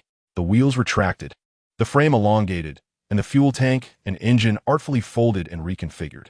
Within mere seconds, a mechanical warrior emerged, slightly smaller than Bumblebee, characterized by sleek lines and a palette of grass green and metallic hues, exuding an aura of resilience forged through the trials of time. He, known as Whirl, slowly swept his pale yellow optical lens over the distinctly Decepticon-styled and aggressively designed armor of Skyquake, along with the crimson glow emanating from it. The recently awakened Whirl displayed no hostility or wariness. Instead, he gazed with curiosity and a tranquil demeanor shaped by ages past, observing the unfamiliar surroundings, the imposing figures of his kin nearby, and the vigilant humans in the distance. Skyquake spoke first, his voice retaining its characteristic icy resonance. "Your identity and allegiance, ancient kin." Whirl moved his somewhat stiff joints, producing a faint metallic scraping sound. His voice was calm and deliberate, as if reminiscing about a distant past. "It has been ages since I have used my name. Should you require a designation, you may call me Whirl. Once a recorder for the Cybertronian Explorer Society." He gestured toward the simplistic, almost archaic lines adorning his form. "Our generation was enamored with the stars and the vast oceans, yearning to explore the unknown realms and document the wonders of the universe. Departing from my homeland was a long, long time ago. His tone carried a sense of transcendence, as if recounting tales from another world. Upon my arrival on this planet, my spark energy was nearly depleted. Whirl continued, narrating with serene detachment, as if discussing an event unrelated to himself. I chose to slumber, allowing the dust of time to be my final resting place. I never anticipated awakening again, nor to reunite with kin from Cybertron. He glanced at Skyquake, and then at Ironhide and Jazz, a flicker of complex light passing through his pale yellow optical lens. His words and unperturbed demeanor unmistakably conveyed one truth. His slumber had endured for an exceedingly long time, well before the outbreak of the Cybertronian Civil War, when the distinctions between Autobots and Decepticons were clear. When he departed, his homeworld perhaps still basked in relative peace and prosperity. Thus, he bore no deep-seated animosity toward Skyquake, Ironhide, and others clearly belonging to opposing factions, only a sense of wistfulness and estrangement towards distant compatriots. His existence has stretched long enough for him to regard many conflicts with indifference. For how long has a voice, imbued with evident electronic reverberation, yet remarkably calm and serene, resonated as if it had slumbered for centuries? I seemed to catch a whiff of the rust of my homeland, the scent of energy, mingled with the acrid smoke of war.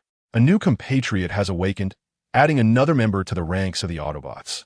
Furthermore, transoceanic communications are on the verge of being established, poised to deliberate on a future rendered increasingly enigmatic by the fragmentation of the primordial spark. Chapter 39. The ancient spark and fragments in a secluded depth of the Longines base in northwest Wagwa. The atmosphere diverged from the usual mere tension and vigilance, infused with an essence of exploration and dialogue. The newly awakened Autobot, Whirl, alongside the uniquely positioned Skyfire, has been relocated here.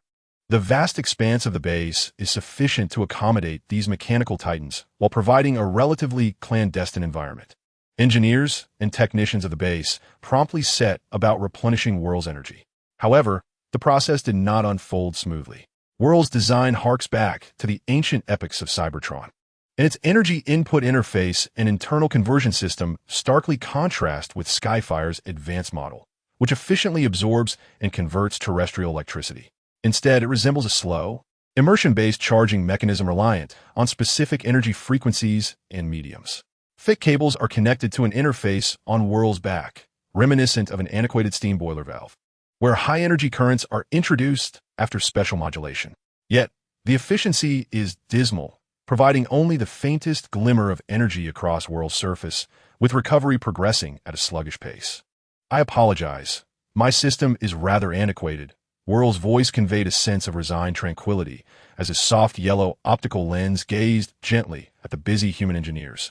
Akin to your old-fashioned radio, unable to directly receive contemporary digital signals. Time is needed for a gradual recovery.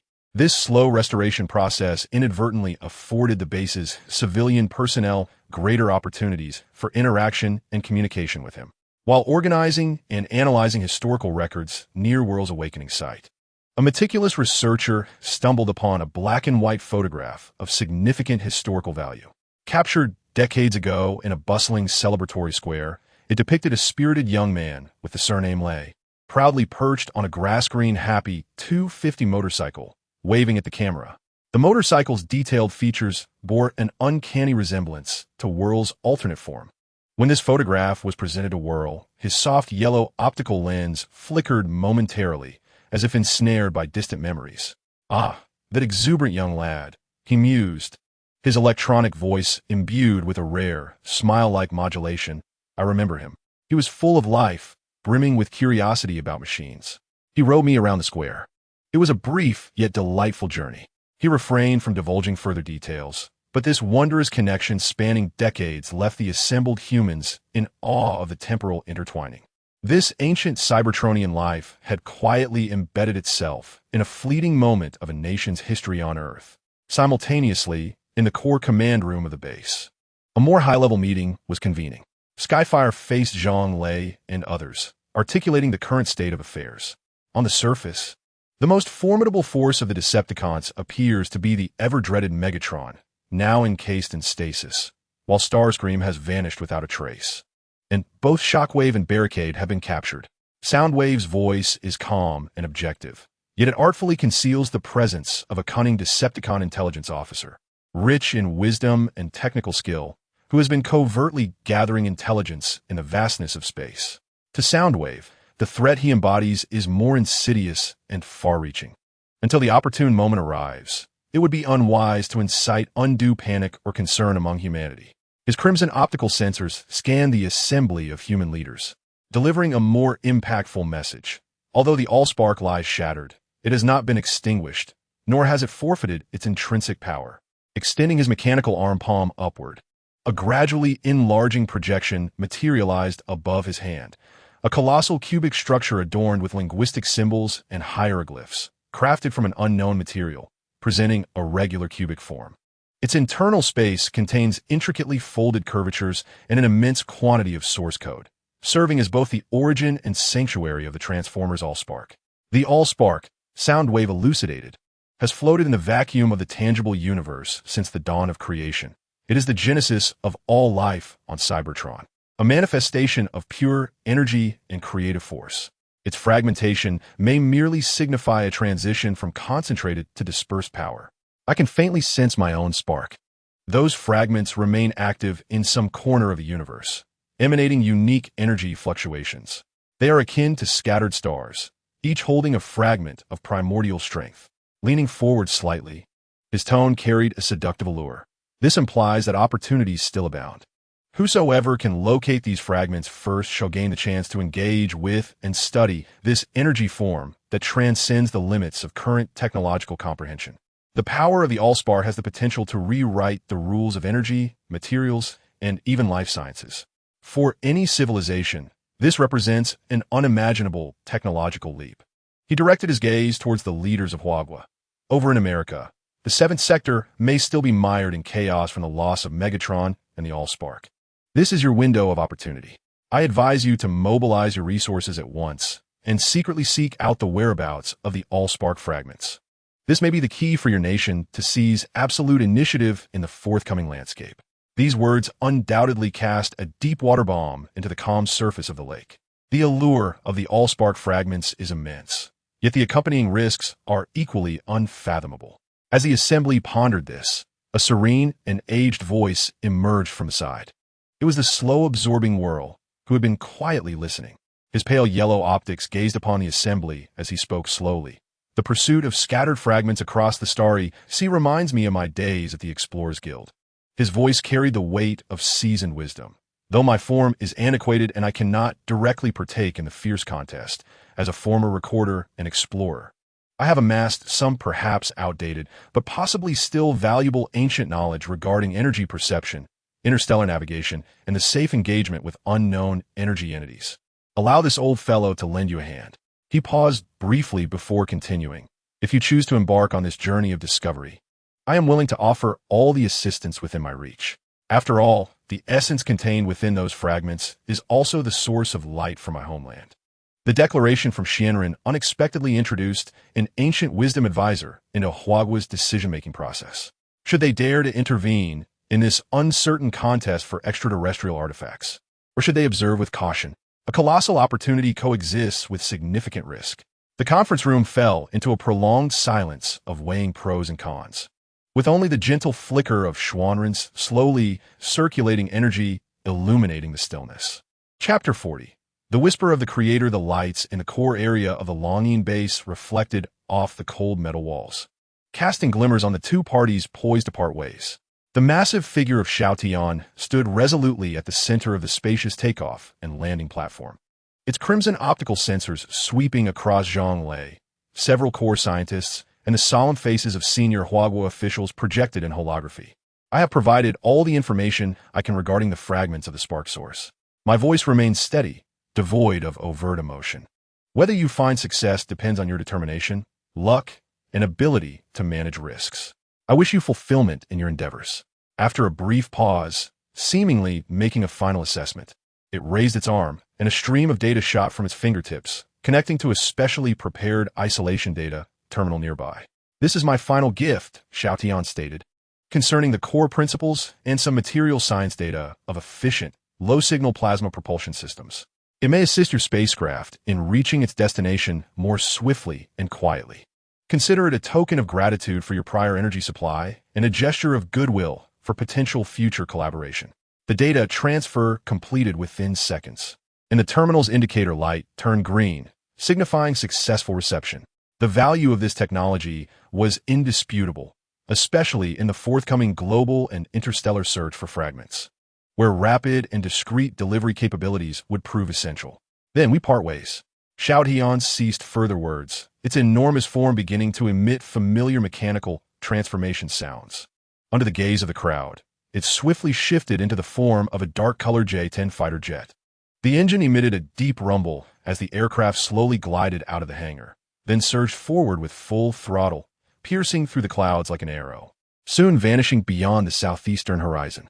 Its destination remained a mystery, yet all understood that this calculating and enigmatic trader of the Decepticons would not fade into silence. With Xiaotian's departure, the focus of the base returned to the remaining Shenren.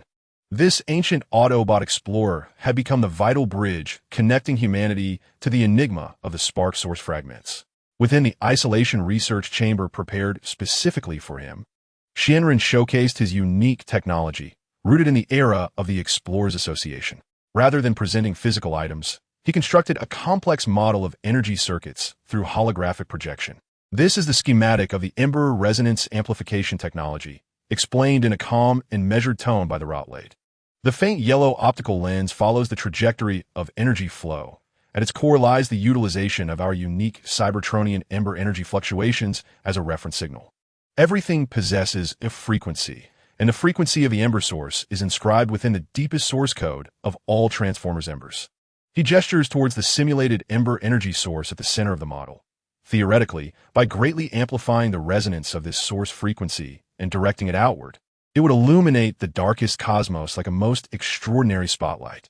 This could potentially resonate with scattered fragments of Ember sources, allowing our receivers to capture their approximate direction. The energy ripples on the hologram spread outward, simulating the propagation of the signal. Of course, Rotblade candidly adds, with a hint of realistic gravity in his tone, this resonance is not exclusive. It is more likely, or rather, it will first attract those fellow Transformers who possess either active or dormant Embers. For our Embers are, in essence, derivatives of the Ember source's power, resulting in a higher signal homology. He looks earnestly at the surrounding human scientists and decision-makers, his tone becoming exceedingly grave. Moreover, I must emphasize that in my current state, my Ember energy is far from sufficient to sustain such a large-scale scan for an extended period. This may very well be our sole opportunity. Should the energy deplete, the technological model may also suffer damage due to overload. The chance is singular, yet the target is fraught with uncertainty. We might uncover the coveted fragments or inadvertently attract unknown, potentially hostile Transformers. After urgent and careful high-level consultations, the decision was ultimately rendered. To take the risk, a highly confidential plan was swiftly initiated, under the guise of an impending commercial satellite launch by the Huagua. A streamlined core component of the Ember resonance amplifier, constructed in haste by Huagui engineers under Rotblade's guidance, was clandestinely mounted onto a specially designed reconnaissance satellite endowed with formidable signal transmission and orbital adjustment capabilities. This satellite was named Tracker 1. Its mission was to initiate the singular resonance amplification scan under Rotblade's remote guidance once it entered the designated orbit, attempting to capture any traces of Ember source fragments or other Cybertronian life signals. Simultaneously, as Huagui diligently prepared for the launch of Tracker 1, the Thunderwing transformation aircraft had already descended into a remote tropical rainforest in Southeast Asia. Towering ancient trees loomed above, vines entwined, and the air was thick with the scent of damp earth and decaying vegetation. Thunderwing deactivated its disguise, reverting to its humanoid form, and ventured deep into a naturally formed cavern shrouded beneath the expansive roots of a colossal banyan tree. After ensuring absolute safety in the surroundings, its crimson optical lens gradually closed, and the entire body entered an extremely low-power, near-sleep meditative state. Its consciousness plunged into the depths of the Ember, touching upon an exceptionally ancient core protocol, protected by layers of encryption and disguise. The existence of this protocol was known only to a select few, perhaps even unbeknownst to Megatron and Optimus Prime. As the consciousness of Xiaotian activated, The protocol commenced its operation. The manner in which energy flowed within him underwent a subtle transformation. It was no longer the aggressive ferocity characteristic of the Decepticons, but instead exhibited an ancient and enigmatic rhythm, imbued with a touch of creation's cadence. An indescribable, yet supremely exalted aura unfurled, as if traversing through endless dimensions, quietly permeating the confines of a narrow cavern. Xiaoyan's internal communicator emitted a solemn and reverent message in a language unlike the Cybertronian common tongue or any known universal dialect. Composed of intricate geometric harmonics, great mother of all, weaver of life, the progenitor of silicon and carbon, Quintessa, your humblest and most loyal servant, Seed number 7, reports to you. After a prolonged period of waiting and guidance, the target ignition source has been shattered as per the predetermined plan. The energy trajectory of the core fragment, the heart of origin, has been preliminarily captured, with clues pointing to a location within this stellar system. I request the next oracle. Please guide your humble servant on how to reclaim this lost authority. A transmission imbued with extraordinarily complex information and encrypted to an unfathomable degree, akin to a barely perceptible prayer, emanated from the depths of Xiaoyan's ignition source, penetrating the rock layers, breaking through the atmosphere, and drifting towards the vastness of the cosmos, towards the unknown, where the entity referred to as the Creator resides. Silence returned to the cavern, with only the glimmering energy, resonating with the essence of the Creator, flowing across Xiaoyan's surface, hinting at a conspiracy far older and grander than the conflict between Autobots and Decepticons, one that was merely beginning to unfold. Chapter 41. Redemption of millennia and the mission of the seed. The dampness and heat of the tropical rainforest seemed to be isolated beyond the cavern's threshold, as Xiaoyan's crimson optical lens remained closed. Yet his core processor was immersed in the echoes of a distant and profound memory. This memory harked back to approximately 10,000 years ago, a time when the skies of Cybertron were eternally tainted a dark crimson by the ravages of war. In that era, he was not yet the cunning adversary that troubled the Autobots, nor was he the formidable lieutenant under the command of Starscream. He was merely a lowly reconnaissance scout, his designation obscured, with rough armor inconspicuous within the vast war machine of the Decepticons. Lacking a name, he bore only a cold identification code. Each day, his task was to navigate the ruins and fissures of energy conduits surrounding the Iron Fortress, risking the peril of sniper fire from Autobots and relentless artillery, in an effort to relay fragmented intelligence regarding enemy troop movements or defensive weaknesses back to headquarters. Every day could potentially be his last. He witnessed countless comrades being melted by energy cannons, cleaved by the blades of Autobots, their sparks extinguished, reduced to lifeless scraps of metal. Death was as commonplace as breathing. He mechanically executed orders, barely surviving the bombardment, while deep within, a sense of confusion and weariness regarding this seemingly endless war consumed him. Yet he felt powerless to effect any change. A turning point arrived during an exceedingly perilous reconnaissance mission. He was ordered to infiltrate a relay station near an Autobot outpost to acquire detailed data on their defensive deployments. The task commenced smoothly. He adeptly utilized the terrain and his camouflage to evade several waves of patrols. However, just as he was on the brink of successfully transmitting the data, a swift, lightning-like blue figure, an elite Autobot sentinel, detected him. He scarcely caught a glimpse of his adversary's true visage, only witnessing a searing beam that pierced through his makeshift cover like the scythe of death, striking directly at his spark chamber. Agonizing pain, an indescribable torment enveloped his entire sensory network in an instant. His consciousness dimmed rapidly, akin to a candle flickering in the wind, as energon gushed from the gaping wound in his chest. He sensed his spark irreversibly extinguishing, the icy tendrils of death already grasping his core. The last image captured by his optical sensors was the familiar, war-torn crimson sky of Cybertron, accompanied by an inexplicable feeling of release. Perhaps this was for the best. Yet the anticipated eternal darkness did not descend. Time became a nebulous concept. It felt both fleeting and eternal, as a faint light pierced through his dormant consciousness. He awakened, but not within the familiar confines of a repair chamber. Nor had he returned to the fabled well of all sparks. He found himself adrift in a strange realm, surrounded by a flowing substance reminiscent of liquid metal or energy streams. Before him hovered an entity. Her stature was diminutive, even less than half the size of his former form, enveloped in a soft, enigmatic white light. Her shape was humanoid, yet unearthly, with lines that were both graceful and flawless, as if composed of the purest energy and consciousness. Lacking any weapons, she emanated an indescribable aura of sublime antiquity that sent tremors through his very spark. It was a presence that transcended Cybertron, surpassing war, and even the very concept of life itself. You have awakened, insignificant creation. A voice, ethereal and serene, resonated directly within his core consciousness. Devoid of emotion, yet imbued with the power of omniscience. Am I dead? Is this the well of all sparks? He laboriously responded, grappling with his identity as he realized his damaged form had been restored, now more solid and brimming with vigor. Death? Merely a juncture in the cycle of lesser life.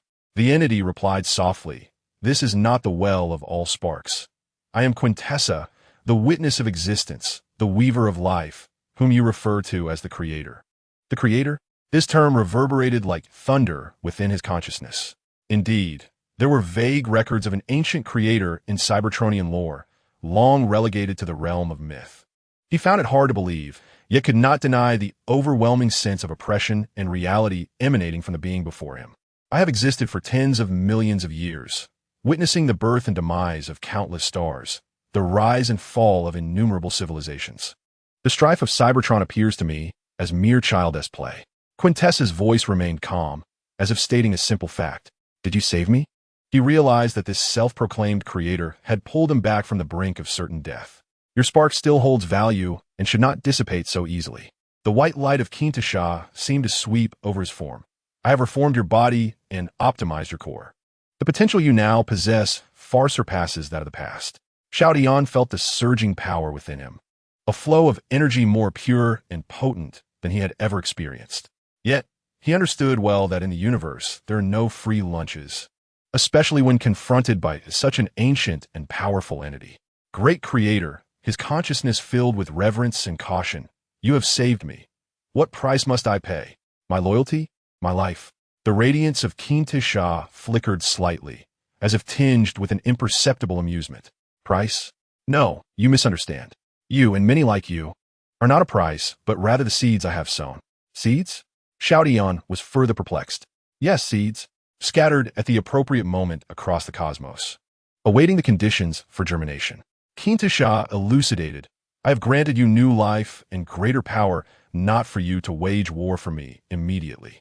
You need only to survive, to grow stronger along your predetermined path. If you can endure until that moment arrives, you will naturally receive the ultimate command I have instilled deep within your spark. Her voice became ethereal and laden with portent. As for what that command entails, in due time, you shall know. Now return, go back to your battles. Grow stronger. Live longer. This is your only task at present. As her words faded, the strange space began to dissolve, and Xiao Tian felt a wave of dizziness. Upon regaining clarity, he found himself lying amidst the ruins that had once been destroyed. The wound on his chest had vanished, and his body was rejuvenated, brimming with unprecedented strength. Returning to the battlefield, equipped with his newfound abilities and a more composed and cunning mind forged by his near-death experience, he quickly distinguished himself in subsequent combat. He became stronger, faster, and more difficult to kill, achieving a remarkably high success rate in his missions, gradually attracting the attention of the higher-ups, particularly the Red Spider, and ultimately ascending to become an indispensable lieutenant under her command. However, the memory of the Creator, Quintessa, remained etched as the deepest imprint, buried within the very essence of his spark. He was ever mindful that he was a seed, awaiting the arrival of that unknown moment, until he traced the source of the spark to earth, until the source shattered before his eyes, activating the pact deep within his spark. Did he truly comprehend that the time he had been waiting for might have finally arrived? In the cavern, Xiao Tian slowly opened his crimson optical lenses. That redemption from millennia past had shaped the being he was today, intertwining him closely with a grand game that spanned the starry seas. Chapter 42. The competition time flowed swiftly. Months passed quietly amidst intense research and the undercurrents of international tensions. The northern hemisphere entered the height of summer. The scorching sun baking the earth, seemingly intensifying the inner turmoil of certain nations. In Huagua, the research institutions, shrouded under the auspices of the Dragon Roar Initiative, operate with unprecedented efficiency, akin to machines powered by super engines. The fragments of crucial technologies pertaining to materials science and plasma propulsion, left behind by Xiaotian, represent merely the tip of the iceberg, yet they have opened a window into a novel physical realm for Huagua's foremost scientists. For the first time, material scientists have synthesized lightweight alloys endowed with memory repair capabilities and extraordinarily high energy conductivity. Propulsion engineers have conceived prototypes of new propulsion systems, vastly surpassing traditional chemical rockets. Based on extraterrestrial principles, these groundbreaking advancements have been swiftly and clandestinely integrated into the nation's most prioritized aerospace projects. The Chang'e 2 Lunar Exploration Program, originally slated for implementation in several years, has had its timeline significantly accelerated. Officially, the announcement cites optimized processes due to thorough technological preparations. But the core personnel are acutely aware that inspirations drawn from alien technology have played a decisive role. A rocket, secretly modified and equipped with more advanced detection apparatus and novel propulsion modules, stands poised on the launch pad, awaiting the final window of opportunity to pierce the heavens. Behind this endeavor lies not only the ambition for scientific exploration, but also a covert anticipation of the potential fragments of the Allspark or other celestial bodies. Meanwhile, across the ocean in the United States, the atmosphere is starkly different. The wounds from the Hoover Dam incident remain unhealed, and the loss of control over Megatron and the Allspark has plunged Sector 7 and the highest echelons of decision-making into a state of strategic unease. Particularly, as intelligence channels hint at Huagua's seemingly extraordinary rapid advancements in aerospace and high-tech materials, this unease swiftly morphs into anxiety and even panic. In a highly soundproof chamber within the Pentagon, an emergency meeting is convened, the attendees wearing grave expressions. Gentlemen, we have lost our greatest leverage, Megatron and the Allspark, and our potential strategic competitors may be acquiring unimaginable technological gifts from those alien remnants or the treacherous Decepticons. A senior officer pounds the table, lamenting that the delicate balance of future strategy is on the verge of being irrevocably disrupted. The head of Sector 7, his countenance darker than the rest, interjects, "We have attempted reverse engineering on the captured Decepticon remnants, but their technological framework is utterly dissimilar to ours, with core components featuring self-destruct mechanisms, leading to painfully slow progress. We cannot afford to wait." At that moment, Agent Simmons, who has remained silent until now, raises his head, his eyes glinting with an almost obsessive fervor as he proposes a bold and risky suggestion. "We still hold a card. The Autobots." A stir ripples through the conference room. "Those robots? They are as dangerous as the Decepticons." One murmurs, "Yet they seem to possess a modicum of reason." Another contemplates, "Moreover, they require a foothold on Earth. Let us not forget, they currently hold Megatron and 2 other Decepticons captive. Their potential should not be underestimated." Simmons raised his voice. "It is precisely because they need to establish a foothold and have demonstrated a willingness to cooperate that we can attempt to engage with them. Given the Autobots' promise to withdraw, we need not place our complete trust in them, yet we can broker a deal." He produced an encrypted hard drive. This contains all the classified intelligence regarding non-biological entities that we have collected in Sector 7 over the decades. Aside from Megatron and the Allspark, it includes records of anomalous energy fluctuations on a global scale, suspected locations of ancient debris, and even some vague leads on potential extraterrestrial visitors. He surveyed the crowd, his tone persuasive. "We can use this intelligence, which they would undoubtedly find intriguing, as leverage to approach the Valley of Death and seek out Optimus Prime. In exchange for their technical support, we need not ask for the most advanced resources. Even basic material processing techniques or energy management solutions would suffice to propel our technological capabilities forward. This might be our only shortcut to maintaining a position of superiority. This proposal carries immense risk, akin to bargaining with a tiger. Yet, faced with the potential dimensional pressure of technological advancements from Huagua and our own research hitting a bottleneck, the U.S. leadership ultimately approved this audacious plan after intense debate.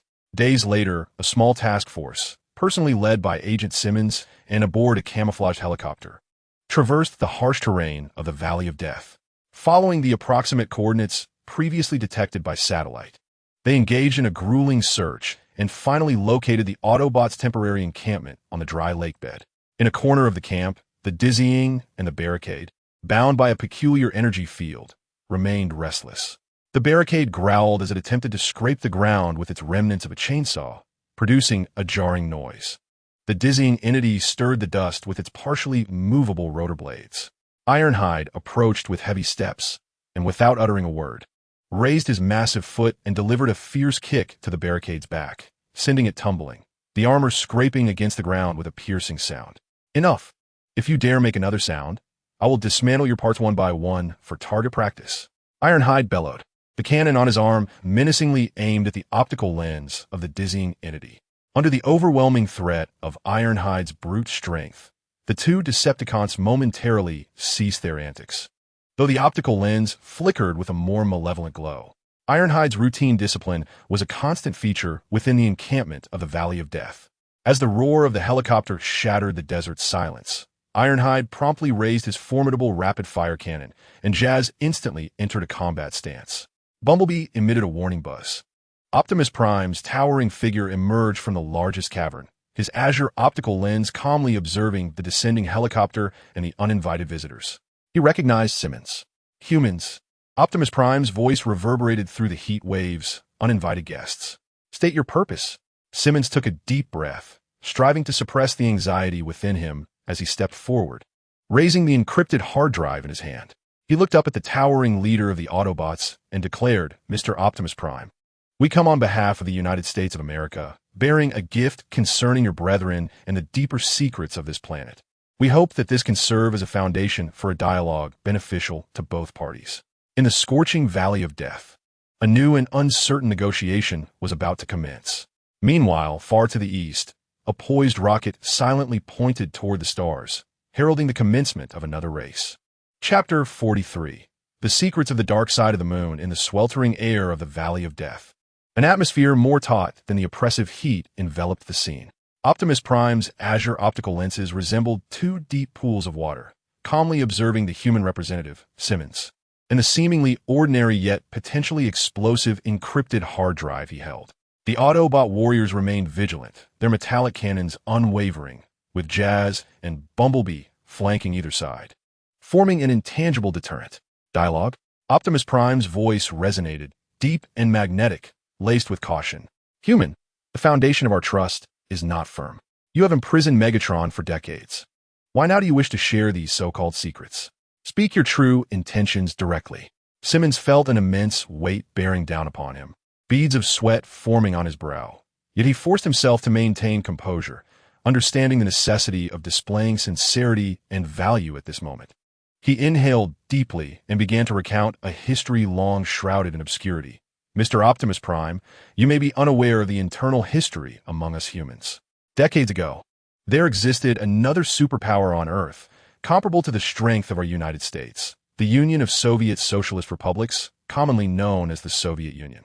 We engaged in a fierce competition spanning several decades across all realms, famously termed the Cold War."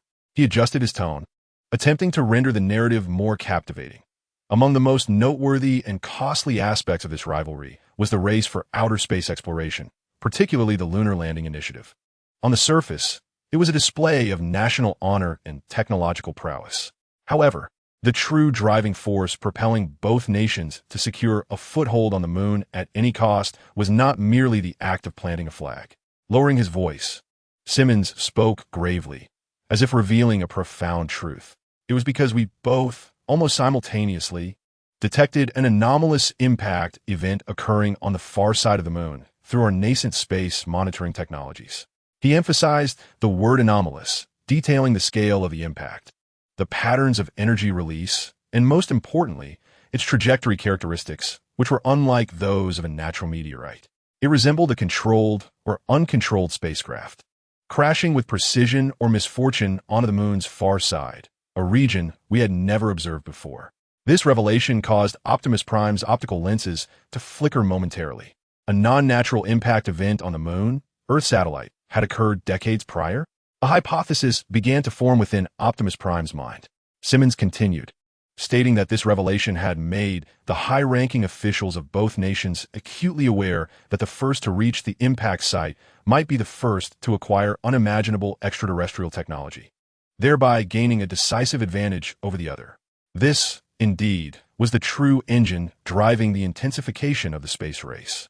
He manipulated his portable device and, through holographic projection, presented to Optimus Prime a selection of declassified, albeit unclear, satellite images and analytical reports, which distinctly indicated anomalies in the topography and residual energy signatures of a specific area on the far side of the moon. Although the Soviet Union ultimately failed in its manned lunar landing endeavors, Simmons spoke with a hint of complexity. Whether it was relief or regret was unclear. Nonetheless, their earlier launched unmanned lunar sample return missions had successfully brought back some specimens from the lunar surface. Among these was a fragment that evidently did not originate from natural minerals, nor was it a human creation, but rather an energy unit. A peculiar metallic object appeared in the projection, its intricate structure and connection methods unlike any terrestrial technology, and it seemed to harbor faint, unknown energy reactions. Information obtained through special channels indicated that Soviet scientists privately referred to it as an extraterrestrial battery. This substantiated the existence, or at least the former presence, of alien technology on the moon. Finally, Simmons unveiled the most shocking intelligence. Prior to this, we Americans have been the first to successfully land on the moon, and within the depths of that impact crater on the far side, a faint outline of an elongated, non-natural structure was barely discernible, its dimensions far exceeding any known spacecraft. We harbor grave suspicions that it might be the wreckage of a crashed alien vessel. He lifted his gaze, his eyes burning with intensity as he addressed Optimus Prime. Mr. Prime, this is the gift we bring, the intelligence regarding the potential existence of remnants of another extraterrestrial civilization on the far side of the moon. We believe this holds immeasurable value for you, who have long sought kin and resources among the cosmos. Optimus Prime remained silent, his processors whirring at high speed as they analyzed the logic behind Simmons' words and the credibility of the obscure evidence. The existence of Cybertronian alien spacecraft wreckage on the moon, this was indeed astonishing news. If true, it not only suggested that Earth was not solely inhabited by these Cybertronian visitors, but might also harbor unknown technologies, presenting both risks and opportunities. After a considerable pause, Optimus Prime spoke slowly, his voice steady. Human, the intelligence you provide is indeed thought-provoking. If there truly exists a non-natural creation on the far side of the moon, whether it be another interstellar traveler or an ancient relic, it warrants exploration. However, he pivoted, highlighting a critical issue. Yet, the authenticity of this intelligence must be verified through direct investigation. Mere blurry photographs and unverified rumors cannot lead to any meaningful conclusions. Optimus Prime's enormous metallic head turned slightly, surveying his subordinates. As for us Autobots, aside from a few members, most do not possess the capability for prolonged interstellar travel. Particularly, a specialized spacecraft would be required to journey to the moon and conduct a thorough reconnaissance. His gaze refocused on Simmons, articulating conditions. If you genuinely desire collaboration and wish to validate the worth of this intelligence, you must provide a vessel capable of reaching the moon and equipped with adequate reconnaissance capabilities. Otherwise, this endeavor remains mere rhetoric. Simmons' heart raced. Optimus Prime did not outright refuse. Rather, he presented a concrete and achievable demand for the United States. This signified that the door to cooperation had not been firmly shut. We can devise a way to procure the spacecraft. Simmons responded promptly, asserting that although NASA's space shuttles had been retired, we possess the new Orion spacecraft program along with related heavy lift rockets. With slight modifications, meeting the lunar transport requirements is indeed feasible. However, this necessitates your technical support to ensure the mission's success and safety. The crux of the negotiation finally surfaced. The United States would leverage the potential intelligence regarding extraterrestrial remnants on the moon and its space transportation capabilities in exchange for the advanced technological assistance of the Autobots, aiming to counter China's technological pressures and explore the moon's secrets. Complex deliberations unfolded within Optimus Prime's processor. Should he risk trusting humanity? Yet, the allure of the moon's secrets was undeniable. This could also serve as an opportunity to gain deeper insights into human technological levels and true intentions. We require time for discussion. Ultimately, Optimus Prime did not acquiesce immediately. You may return and prepare more detailed intelligence and viable space mission plans. We shall not make any commitments until we ascertain the intelligence's sufficient value and the feasibility of the plans. Simmons understood this was the best outcome achievable at present. He solemnly nodded. We will prepare everything as swiftly as possible. We await your response, Mr. Optimus Prime. With a glimmer of hope and greater pressure, Simmons's task force boarded their craft and departed from Death Valley. Meanwhile, discussions within the Autobot camp regarding whether to collaborate with the United States for lunar exploration were just beginning. On the distant far side of the moon, the silent wreckage of a spacecraft seemed to patiently await the arrival of visitors. Chapter 44. The baptism of the moon's heart and the authority of creation, as various factions on Earth vied for the fragments of the Allspark and strategized lunar explorations. A true aberration that would determine the future landscape was quietly unfolding on the silent far side of the moon. Scorponok, burdened with the mission of the Creator Seed, had not engaged in any Party S plans.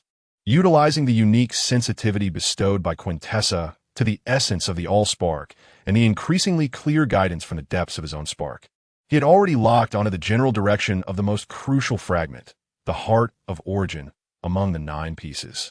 He understood that the attention of the Autobots and humanity was temporarily misdirected toward the wreckage of the lunar spacecraft, presenting him with an exceptional opportunity to seize the advantage. He did not employ any human spacecraft. Instead, he relied solely on his enhanced physique and propulsion systems to undertake an exceedingly perilous solo traversal from Earth to the moon.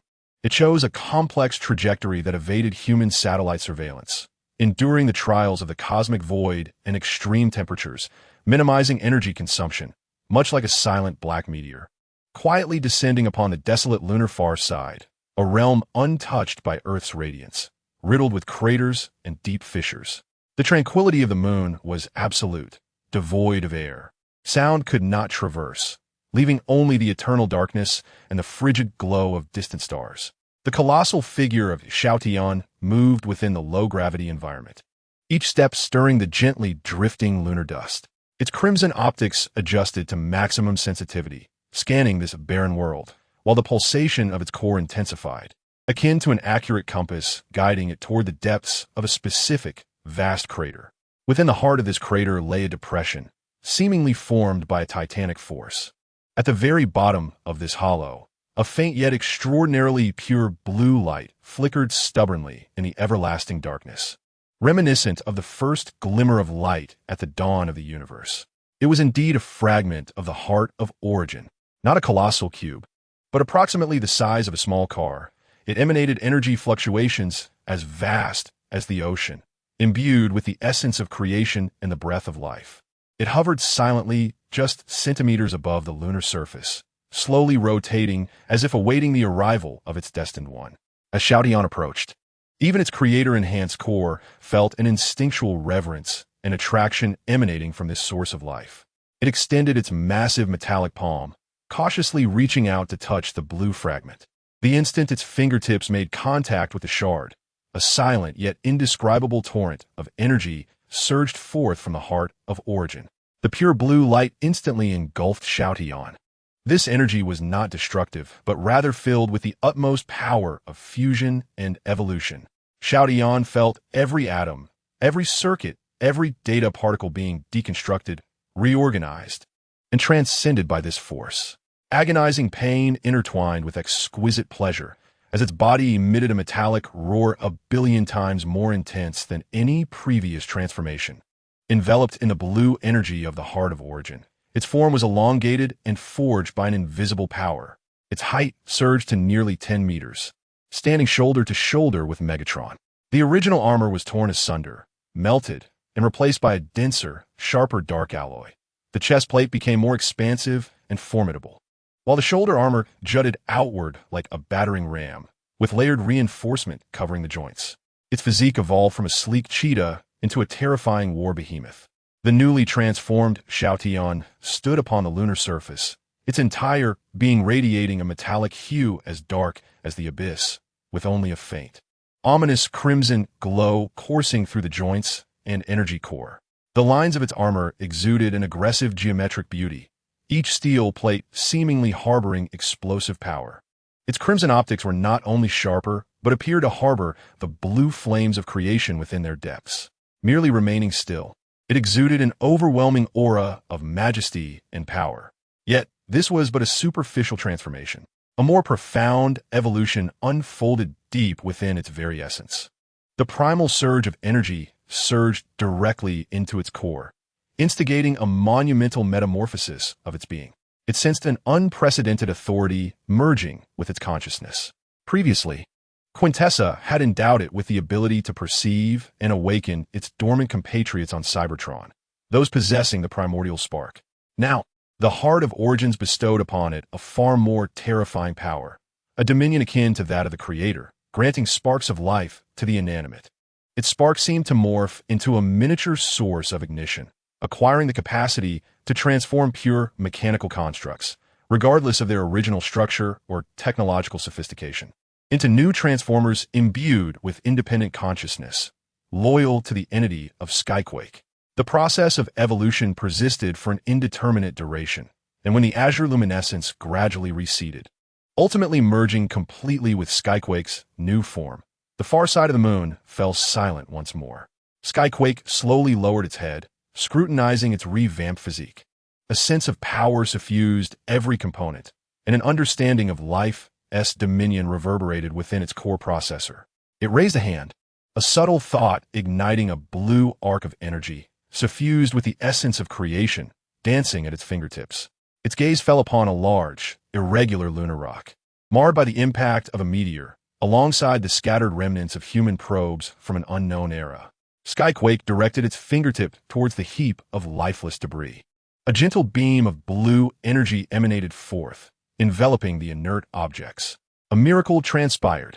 The lunar rock and metallic scraps began to writhe, morph, and amalgamate as though they were sentient beings. They absorbed the energy released by Skyquake, rapidly reconstructing themselves. In mere seconds, a diminutive yet rugged transformer, fashioned from metal and adorned with eyes shimmering with loyal blue light, knelt before Skyquake. It emitted a low, simplistic electronic tone, signifying its submission. A glimmer of cold satisfaction flickered within the crimson optics of Skyquake. It was no longer merely a warrior, a scout, or even just a seed. From this moment forth, it possessed the ability to forge an army. Skyquake, would become the herald of the new creator, the commander of an iron legion entirely devoted to it, forged from countless mechanical entities of Earth and beyond. Standing amidst the moon's silence, Skyquake felt the torrent of newfound power coursing through its being and the near-divine authority of creation. Its evolved, deeper crimson optics gazed toward Earth, seemingly piercing through the endless void, locking onto a distant existence. Once more, it delved its consciousness into the deepest recesses of its spark, activating the ancient pact that connected it to the Creator. This time, the waves of energy resonated more grandly and reverently. The great Quintessa, Skyquake's consciousness conveyed an unprecedented reverence and a tinge of suppressed excitement. Your humble servant is honored to fulfill your command. The heart of Origins has merged with me. New powers rest within your grasp, awaiting your arrival to disseminate the brilliance of life or to execute the ultimate purification. A signal, more substantial than ever before and imbued with fragments of the primordial essence, flows into the cosmic stream like a fervent prayer, directed towards the unknown. Beneath the shadow of the moon, the newly birthed agent of the Creator stands poised for the scrutiny of its true master. The moon's shadow has become a nurturing ground for the emergence of new forces. The fate of Earth, and indeed the future configuration of Cybertron, has veered towards a more unpredictable trajectory due to this lunar baptism. Chapter 45. The Awakening of the Moon's Remains and Hidden Memories. The moon, a realm of eternal silence, has recently been graced by unexpected visitors. Shortly after the completion of a silent evolution and subsequent concealment of the howling entity, another highly anticipated operation commenced. At the Kennedy Space Center in Florida, a highly classified launch was underway.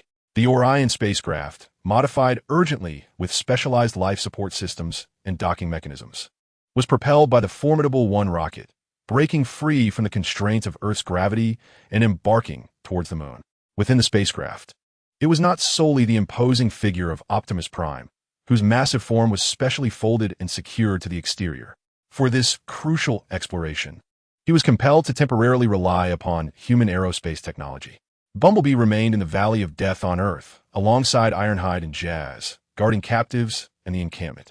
The journey proceeded smoothly. Days later, the spacecraft reached lunar orbit, releasing the lunar module, which, under precise navigation, descended near the coordinates provided by Simmons. Landing on the edge of a vast crater on the far side of the moon, believed to harbor remnants of an alien spacecraft.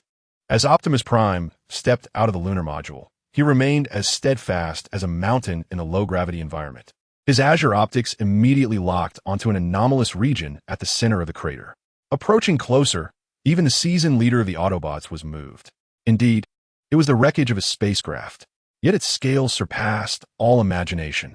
It was not a complete hull, but a massive section of the bow, seemingly torn apart by force, embedded in the lunar soil, with exposed lengths spanning several kilometers. The metallic exterior bore the scars of impacts and the erosion of time. Yet its grand structure and design, so distinct from both Earth and Cybertron, silently narrated its origins from distant celestial realms. Optimus Prime cautiously entered the interior of the wreckage. Inside, there was an eerie silence. Most structures were damaged, and no signs of life were present. However, as he ventured deeper into the core area, his spark suddenly sensed an exceedingly faint yet profoundly familiar fluctuation, an energy response belonging to the Autobots, pure and resonant. He quickened his pace and ultimately beheld a scene that filled him with astonishment and joy. A towering mechanical giant, clad in armor of red and gold, exuding an aura of solemn antiquity, sat quietly in the command seat, head bowed, optics dimmed, as if ensnared in an eternal slumber. One of his arms still rested on the console, as if he were attempting to control the spacecraft in its final moments. The Fallen, the former supreme leader of the Autobots, his mentor who had been missing for millennia. The voice of Optimus Prime resonated with barely contained excitement as he rushed forward to examine the condition of the Fallen. The energy of the Matrix was exceedingly faint, yet it had not completely extinguished. Rather, it had entered a profound state of self-protective slumber. Without hesitation, Optimus Prime immediately activated the lunar module in orbit, initiating the predetermined rescue protocol. Utilizing the special equipment at their disposal and the strength of Optimus Prime himself, they cautiously extracted the slumbering Fallen from the ruins, securing him for transport back to the lunar module. The return journey unfolded under the anxious anticipation of Optimus Prime, as the lunar module successfully descended to Earth. Landing in the designated area of the Valley of Death, Ironhide, Jazz, and Bumblebee gathered around. Upon seeing the Fallen, all Autobots were enveloped in shock and solemnity. Within the safest cavern of the camp, the Autobots formed a circle. Optimus Prime placed his hands upon the Fallen's chest plate, connecting with the arms of the other Autobots. Jazz, Ironhide, and Bumblebee also laid their hands upon Optimus Prime, creating a circuit of energy. This was an ancient ritual among the Cybertronians for emergency energy transfer and profound awakening. The Matrix Link. Powerful, pure Autobot energy flowed like a warm river from Optimus Prime and the others, continuously infusing the Fallen's nearly exhausted Matrix. Moments passed, and at last, the dormant spark of the Fallen, akin to smoldering embers, began to rekindle its brilliance. The leadership module matrix on his chest illuminated with a soft, sacred golden light. His lowered head slowly lifted, and the dull optics gradually focused, ultimately restoring the wise and majestic azure glow. How long have I slumbered? The Fallen's voice emerged with a raspy timbre, imbued with the weight of ages. He surveyed his surroundings, recognizing Optimus Prime and the other Autobot warriors. A flicker of solace and deeper complexities flashing in his eyes. Optimus, my student, and all of you, it seems we have ultimately survived. Welcome back, Mentor, Optimus Prime exclaimed, barely able to contain his excitement. You have been in slumber for over 10,000 years. We discovered you among the wreckage of a spacecraft on the moon. Optimus Prime began to succinctly recount the dire state of Cybertron since the Fallen's departure, the continuation of war, the launch of the Matrix, their exile to Earth, and the recent upheaval, Megatron's entrapment by humanity and subsequent escape, the shattering of the Matrix into 9 fragments, and the current delicate relationship with humanity. The Fallen listened quietly, the light in his ancient optics flickering as if processing this torrent of information spanning millennia. Upon hearing of the Matrix's shattering, his fingers trembled ever so slightly. When informed of Megatron's sealing, he refrained from inquiring about the specifics of the entrapment, yet a barely perceptible, indescribable expression flitted across his face, perhaps regret, or perhaps relief. However, deep within his core processor, a deliberately concealed memory protocol was quietly stirring to life. A clandestine conversation, transpiring millennia ago on the eve of Cybertron's downfall, resurfaces in his consciousness.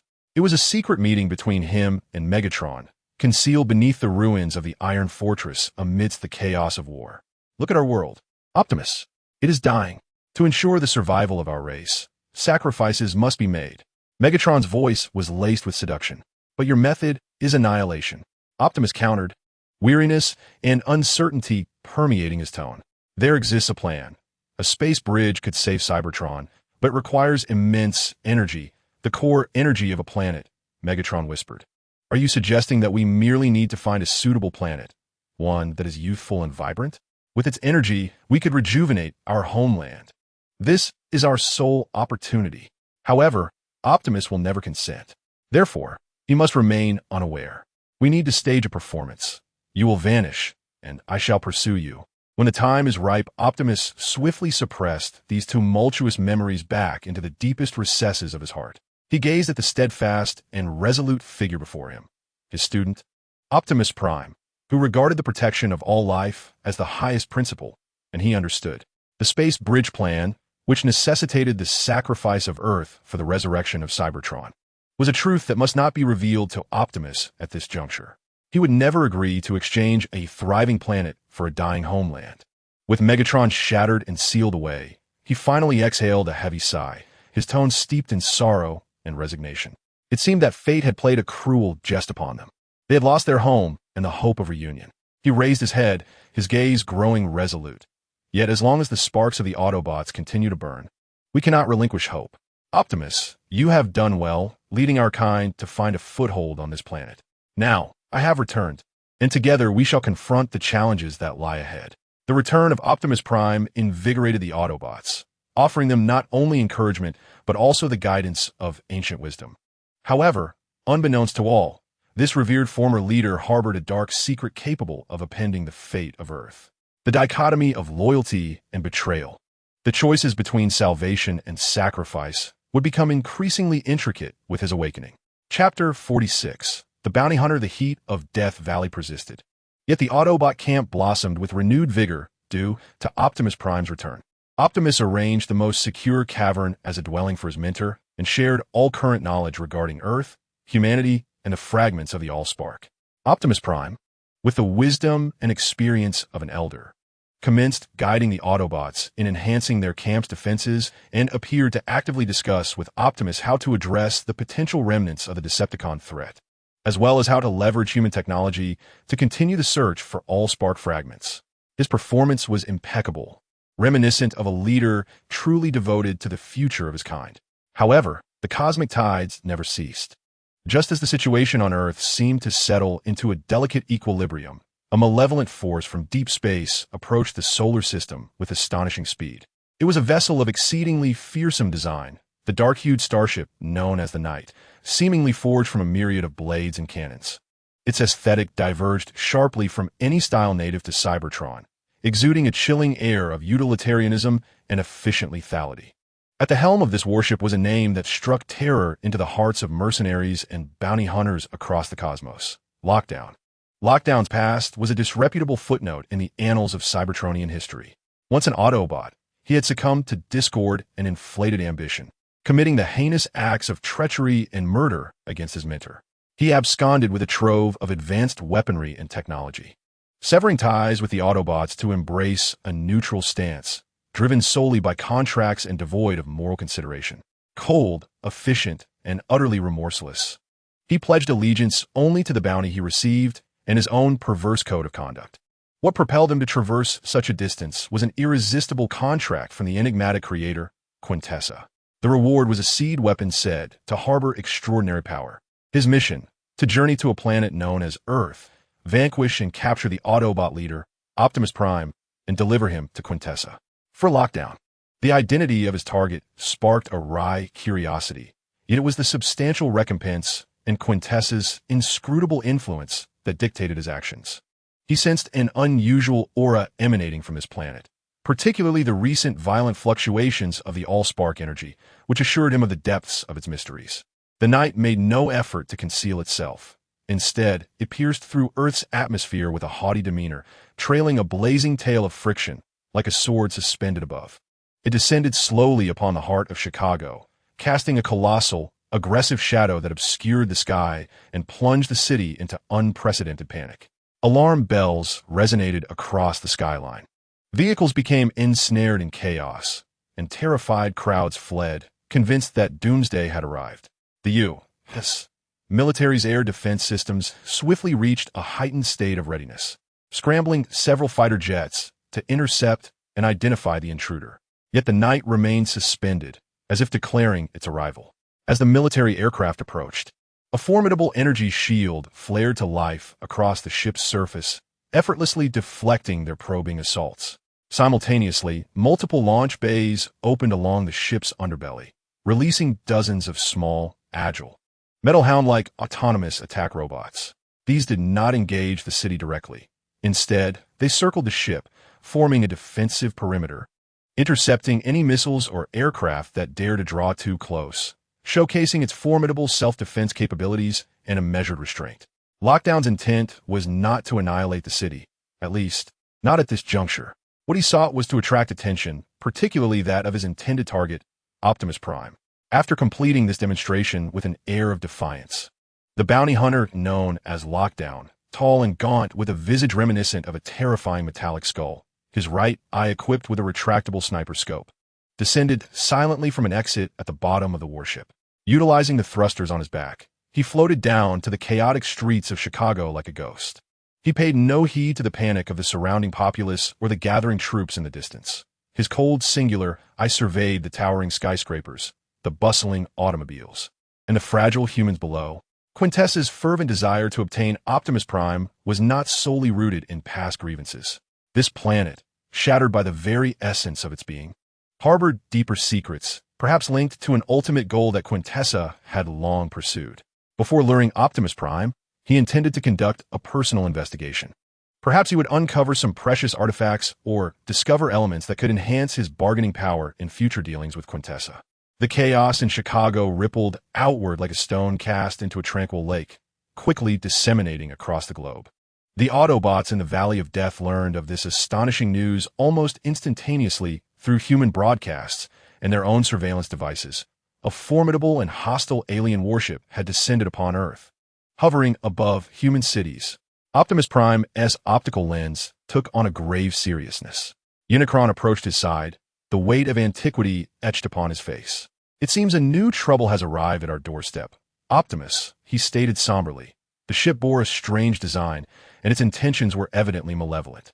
In truth, when the grotesque and unique silhouette of the Knight's ship transmitted through satellite imagery to the Valley of Death camp, Unicron's ancient optical lens imperceptibly contracted. He recognized the vessel. It was not a style later modified by Lockdown. Its core structure and engine configuration were unmistakably those of a special warship constructed thousands of years ago during Cybertron's golden age, intended for deep space exploration missions. The mere existence of such a warship, now transformed into its current form, signified a forgotten history that might involve ancient secrets of Cybertron. Nevertheless, Unicron suppressed his shock and understanding deep within, maintaining a somber silence before Optimus and the other Autobots, choosing not to reveal the ship's origins. In the depths of his calculating processor, Lockdown's sudden appearance and the reemergence of this historically obscured warship might not be wholly detrimental. This unexpected variable could potentially create unforeseen opportunities or cover for his deeply concealed space bridge plan. He needed to observe the unfolding events and perhaps even seize the moment. Optimus Prime clenched his fist, resolve burning brightly within the azure glow.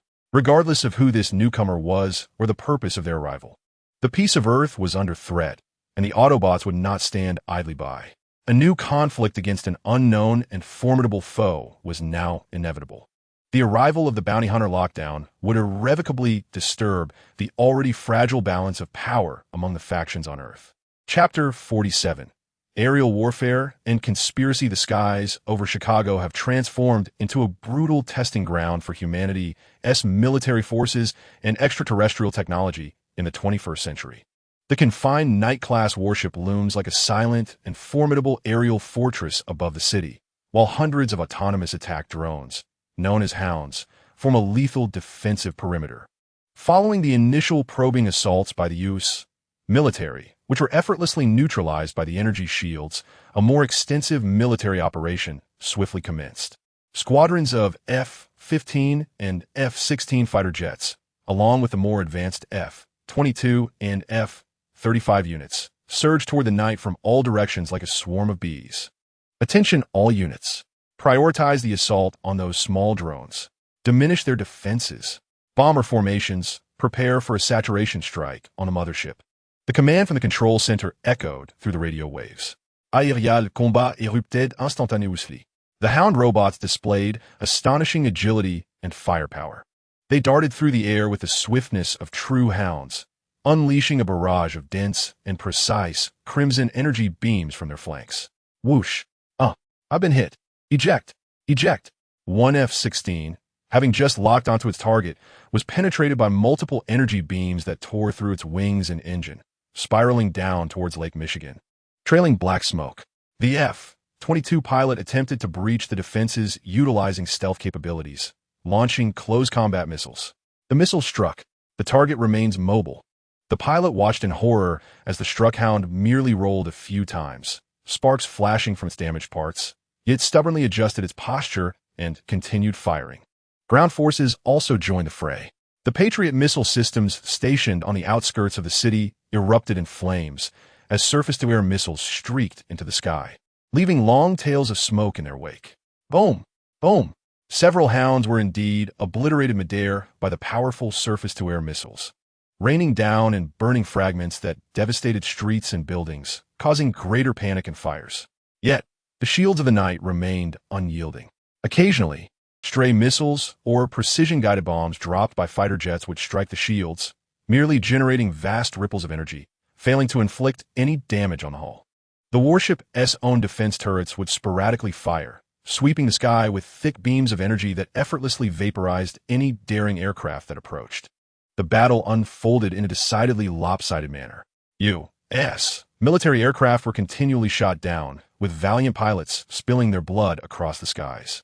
While the number of Hound robots slowly diminished, their defensive perimeter remained effective, seemingly receiving an endless supply of reinforcements or energy support from the mothership. The chaos within the city intensified, and casualty figures soared alarmingly. Within the Pentagon's command center, the atmosphere was as heavy as lead. Generals gazed at the screen, watching Allied signals vanish one by one, their faces pale as they witnessed the meager outcomes of their efforts. This cannot continue. Our losses are too severe. This is not even a fair fight. An Air Force general nearly shouted in desperation. Agent Simmons was also present in the command center, fixated on the screen, suddenly slamming his hand on the table. Stop. Order all units to cease fire. What? Cease fire? Are we not merely lambs to the slaughter? Some dissent. Do you not perceive it? Simmons pointed at the screen. The vessel had not once initiated an assault on the city. It merely acted in self-defense. Its objective may not even be us. Continuing the fight would only result in the needless sacrifice of more lives, reducing Chicago to utter ruin. Under the highest authority, a difficult ceasefire order was issued. The aircraft in the sky reluctantly withdrew from the combat zone, and the ground-based missile defense systems ceased their launches. An astonishing scene unfolded. Once humanity's aggression ceased entirely, the remaining hunting dog robots indeed halted their pursuit and fire, merely continuing to orbit the night ship, maintaining a vigilant posture. The night ship itself retracted its defensive turrets, resuming a tranquil hovering state, as if the fierce battle had never transpired. This confirmed Simmons' assessment that the adversary's intent was not annihilation. I must immediately proceed to Death Valley, Simmons declared to the higher-ups. The only ones capable of confronting this alien threat are the Autobots. We require Optimus Prime's assistance. Several hours later, Simmons' helicopter once again descended upon the Death Valley Autobots encampment. He nearly dashed to Optimus Prime, his tone urgent. Mr. Prime, the situation is dire. A formidable alien warship has descended upon Chicago, and we are utterly outmatched. Though it has not yet attacked, it looms above us like a bomb. We beseech the Autobots for assistance. Optimus Prime had already been apprised of the situation through his own channels. He replied solemnly, "We are aware. An impulsive attack is not the solution. You must exercise restraint. We will endeavor to ascertain its intent and vulnerabilities."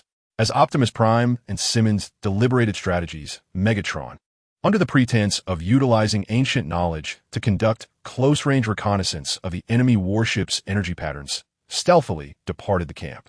He transformed into a somewhat antiquated yet formidable Cybertronian off-road vehicle, skillfully evading human detection as he sped towards the outskirts of Chicago. In a forsaken industrial district, Megatron resumed his robotic form, seemingly with a predetermined target, waiting in silence. Shortly thereafter, a tall, cold figure materialized like a specter atop a pile of rusted containers. It was Lockdown. "I'll look who it is." Lockdown's metallic skull-like visage betrayed no emotion. Yet his voice brimmed with mockery.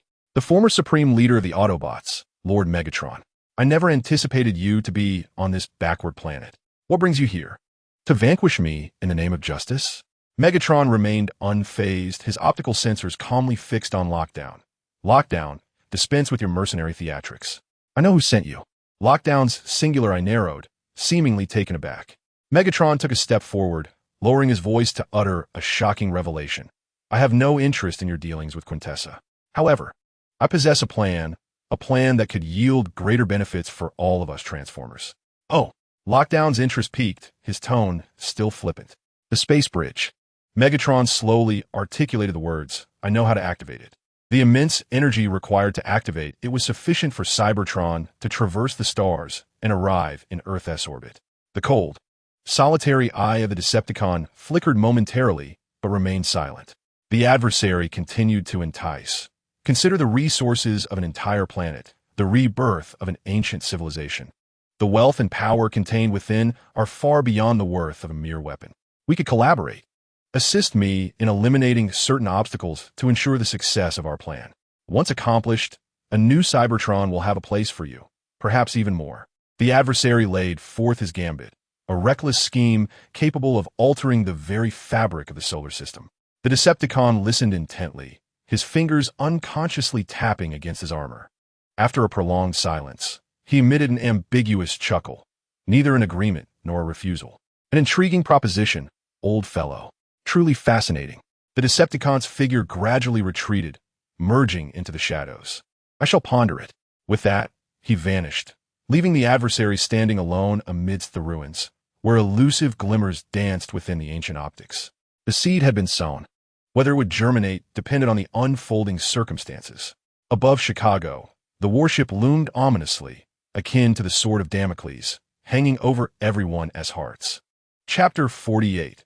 Guardian of the North. As the stalemate in Chicago captivated the world attention, and Optimus Prime conferred with humanity regarding how to confront the Decepticon. The adversary had already begun to clandestinely execute his perilous space bridge plan. He understood that the crux of the operation lay in locating and activating the scattered space bridge activation devices, a set of intricate energy conduits. Drawing upon memories from millennia past and his comprehension of the internal structure of his spacecraft's wreckage, the adversary was convinced that within the depths of the downed arc on the moon resided at least one relatively intact core component of the activation device. He did not share this information with Optimus Prime. Instead, he utilized his short-range interplanetary flight capabilities to stealthily return to the moon. Within the silent wreckage of the spacecraft, the adversary navigated effortlessly to the emergency teleportation device storage adjacent to the core engine chamber. The heavy blast door had been deformed in the impact, yet with his formidable strength, he forcibly tore it open. Inside, most of the equipment lay in ruins, but within a heavily protected independent energy storage unit. He successfully located his target, 5 shimmering, complex metallic columns, the energy-focusing pillars of the space bridge activation device. However, as he counted them, a sense of dread washed over him. A complete activation device should comprise 6 focusing pillars, forming a perfect energy closed loop. Now, the most critical component, the guiding core at the apex of the array, was missing. The adversary's processors whirred with urgency. Immediately recalling what Simmons had mentioned regarding the alien battery brought back to Earth by the Soviets from Moon. It was no mere battery. It was highly likely the missing guiding core. It had been secretly preserved and studied by the Soviet Union and later by Russia. The target was clear. The formidable Yuqian-D, unwavering in its resolve, equipped with 5 focusing pillars, swiftly altered its course, soaring away from the Moon and re-entering the Earth's atmosphere, aiming directly for Russian territory. Guided by the faint energy signals between the activation device components, Yuqian-D navigated northward, ultimately locking onto a target deep within the Siberian wilderness, a clandestine underground research facility camouflaged as an abandoned meteorological station. It could distinctly sense that the guiding core lay beneath the thick permafrost and concrete. It descended upon the snowy expanse surrounding the Institute, reverting to its robotic form, poised for forceful breach. Suddenly, a deep and powerful roar of engines echoed across the horizon. The sound was unlike any contemporary human aircraft, resonating with a richness that bore a unique rhythm, reminiscent of a swan's haunting call. A massive supersonic strategic bomber, the Tu-160 White Swan, gleamed in pure white. Its elegant lines slicing through the air as it dove at remarkable speed, pulling up sharply as it neared the ground, initiating a seamless transformation. The Alabaster Tu-160 descended like an elegant giant bird, leveling its body gracefully mere meters above the ground, fluid as a dance. The armored nose unfurled like delicate petals, retracting into its broad chest. The elongated variable sweep wings folded back along precise tracks, melding perfectly with the back armor to form robust shoulder plates and back wings. The engine compartment disassembled and reconfigured into powerful legs and feet. The vertical tail split and contracted, becoming part of the armoring. The entire process was swift and silent, devoid of any superfluous movements, as if this were not a battle transformation, but rather a performance of art. At last, an ice-blue optical lens illuminated the newly formed head, and a towering, majestic white mechanical giant stood silently upon the snowy expanse. The pristine wings folded in, the body reshaped, and within mere seconds, a mechanical titan, comparable in size to Yuqian-D, adorned predominantly in white and accented with ice-blue stripes, elegantly landed before Yuqian-D, blocking its path. Its optical lens gleamed with a clear ice-blue hue, akin to the glaciers of Siberia. This path is obstructed, Yuqian-D. The newly emerged Autobot's voice was calm, yet resolute, imbued with an unmistakable guardian's intent. It was none other than the White Swan, an Autobot elder who, having fallen during the Cold War, had forged a tacit understanding with the Soviet Union and now Russia's elite, residing here in secrecy to safeguard this place. Its codename stemmed from its graceful yet formidable disguise. White Swan. Yuqian-D expressed mild surprise, but quickly regained its imposing demeanor. What brings you here? Step aside. I have urgent matters to reclaim what belongs to Cybertron. Reclaim? The White Swan's optical lens swept over the 5 focusing pillars in Yuqian-D's grasp, its tone sharpening. Are you referring to the Space Bridge activator? I have guarded it for a long time. I am also aware that its complete form requires 6 components. It stepped forward, its ice-blue optical lens locking onto Yuqian-D with unwavering intensity. Moreover, I know that activating it necessitates extracting the core energy of a planet. Yuqian-D, what do you intend to do with it? The price of resurrecting Cybertron is the annihilation of Earth? The heart of the opponent trembled in disbelief, taken aback by the revelation that this reclusive compatriot possessed knowledge of the core secrets of the Space Bridge. He endeavored to maintain his authority. This is for the continuance of our race. The revival of Cybertron supersedes all else. You, who cower in this remote place, have no right to question my decisions. Coward? The voice of the White Swan rose, imbued with righteous anger. True bravery lies in protection, not in plunder and destruction. I choose to coexist peacefully with the humans here, to safeguard this land and maintain the balance of this planet. And you, the heart of the opponent, his gaze seemed to penetrate the depths of the heart of the opponent's soul. I have observed you for a long time. Since your return from the moon, you have carried with you an ominous obsession. You have even associated with the notorious bounty hunter, Lockdown. You have strayed from the Autobots' foundational tenet of safeguarding life and defending freedom. How does your current plan differ from Megatron's madness? Gazing into the heart of the opponent's eyes, which shimmered with near madness and bore the energy blade directed at himself. The White Swan did not immediately assume a combat stance, but instead released a heavy sigh. His icy blue optics filled with sorrow and resolve. Heart of the opponent, behold your current state. The White Swan's voice was low yet clear, piercing through the howling cold wind. Blinded by obsession, you would associate with cosmic scum like Lockdown, even prepare to sacrifice a planet that harbors intelligent life. You have completely abandoned our core principle of the Autobots, to protect the weak and cherish life. He stepped forward, his tone becoming gravely serious, as if declaring an irrefutable truth. Your judgment has been corrupted by this so-called revival plan. You're no longer fit to lead the Autobots. The White Swan raised his hand, pointing southward, as if directing attention towards the Valley of Death. Optimus Prime, your student, has inherited the purest spirit of the Autobots. He may lack your experience, but he possesses the reason, compassion, and reverence for life that you have forsaken. For the true future of the Autobots. To prevent you from leading our last spark into an abyss from which there is no return. His voice was as chilling and resolute as Siberian ice. I, the White Swan, in my capacity as an elder of the Autobots, formally propose that you relinquish the future of the Autobots to Optimus Prime. This is your only wise choice at this moment, and the last truly righteous act you can perform for Cybertron. Confronted with the exposure of his ties to Lockdown, the heart of the opponent realized that pretense was futile. Enraged, he unleashed a searing energy blade from his colossal arm. Since you insist on obstructing me, do not blame me for my lack of mercy. For the future of Cybertron, any impediment must be eradicated. For your twisted future, I shall never allow you to succeed. The White Swan stood undaunted, his arms similarly manifesting icy blue energy claws, the metallic wings derived from the 160 variable sweep wing subtly unfurling behind him, exuding a frigid aura. Chapter 49.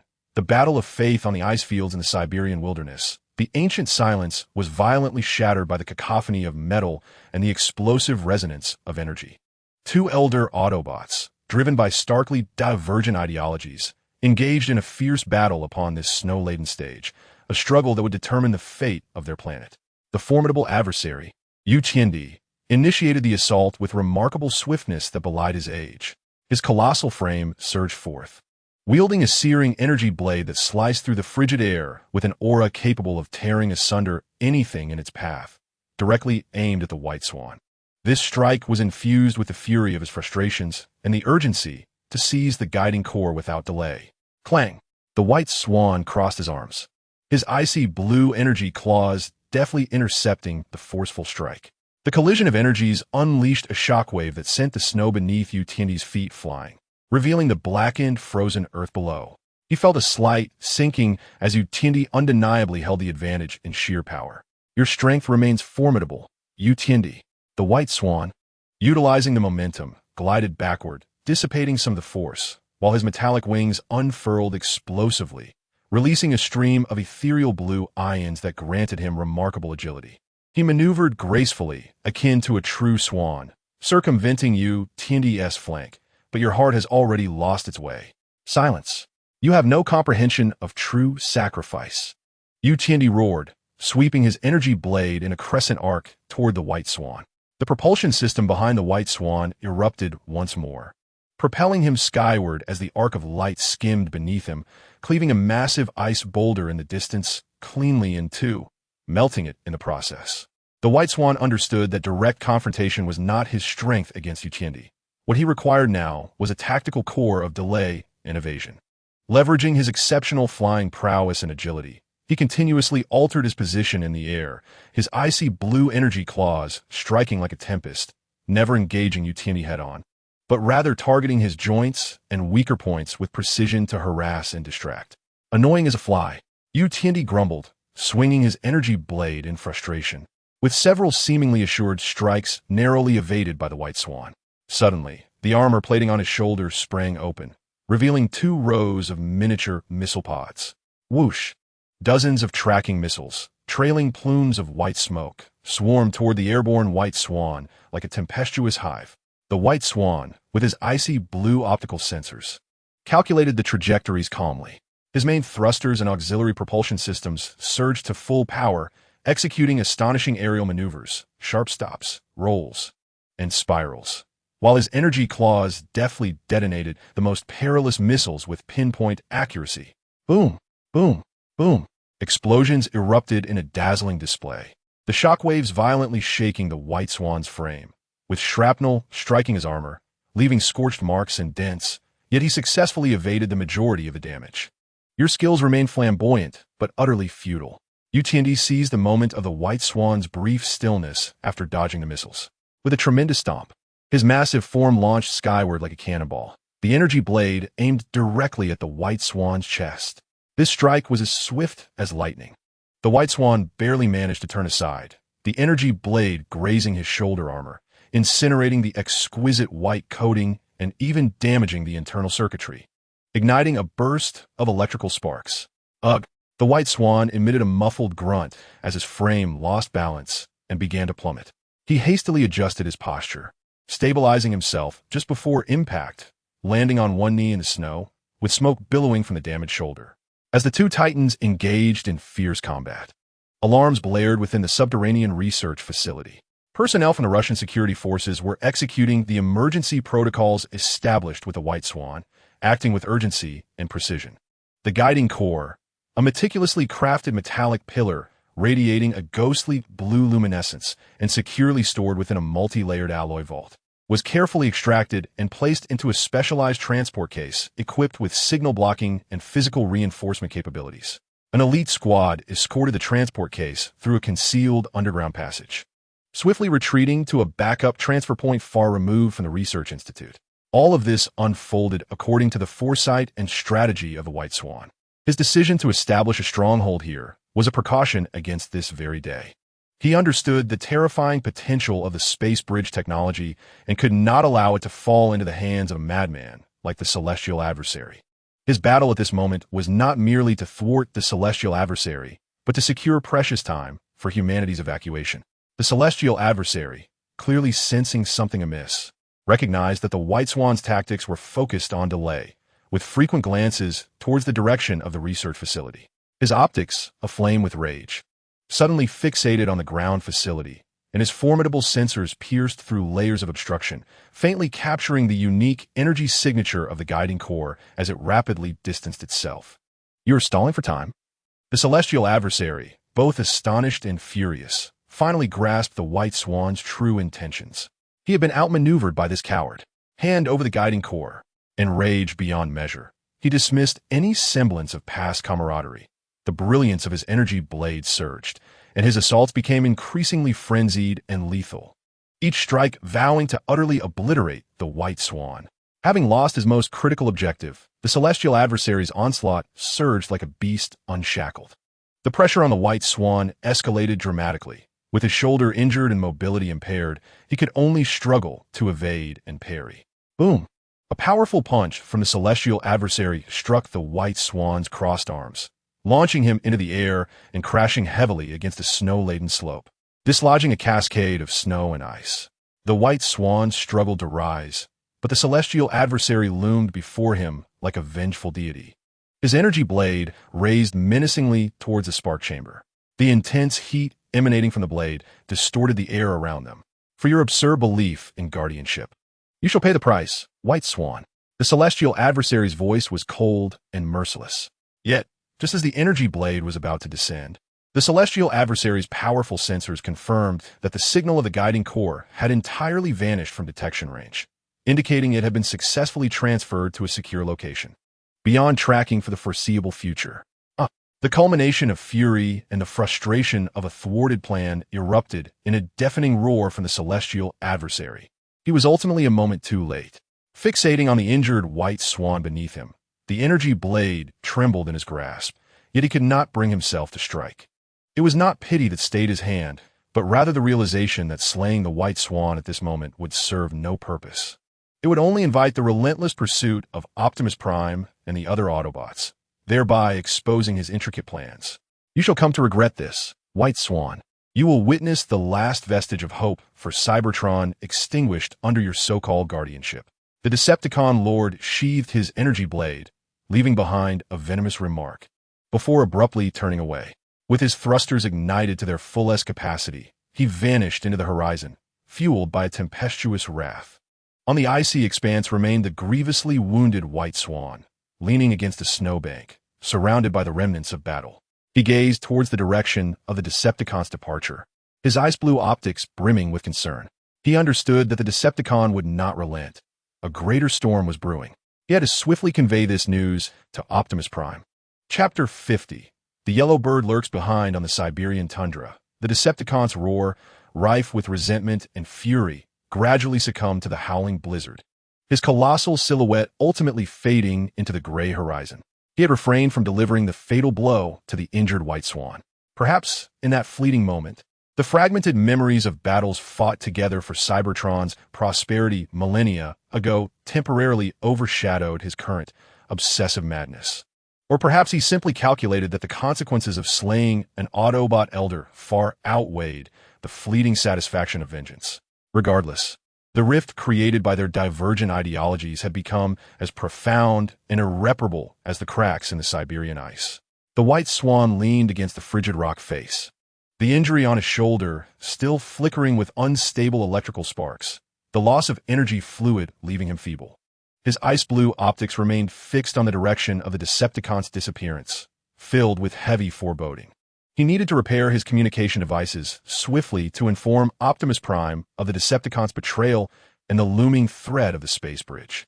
However, neither the departing Decepticon nor the wounded White Swan noticed that, throughout this ordeal, a pair of cold, calculating eyes had been observing everything from the shadows. Lockdown, the cunning bounty hunter, had stealthily followed the Decepticon to Siberia like a specter. His interest in the Decepticon's grand scheme to save Cybertron was minimal, yet he keenly sensed the opportunities it harbored, be it the potential for profit or the loopholes that could facilitate his dealings with Quintessa. He lay in wait amidst the snow and terrain, his advanced cloaking technology allowing him to evade the senses of the two Autobot elders flawlessly. He witnessed the fierce clash between the Decepticon and the White Swan, and he distinctly sensed the moment the human team covertly extracted the guiding core from their underground base. As the Decepticon departed in anger, his metallic lips curled into a cruel and satisfied smile. The mantis stalks the cicada. Unaware of the Oriole behind, he murmured, his singular eye locking onto the Russian special transport convoy racing across the snow, comprised of 3 heavily armored vehicles and 2 armed off-roaders. The convoy sped along a secluded military road, its wheels churning through the snow, sending up sprays of white froth. Inside the vehicle, the members of the Special Forces escort remained tense. Acutely aware of the significance of the item they safeguarded and the peril that lingered in the aftermath of the recent clash with the Giants. Suddenly, an earth-shattering boom reverberated through the air. The lead armored vehicle, tasked with clearing the path, seemed to be struck by an invisible giant's hammer.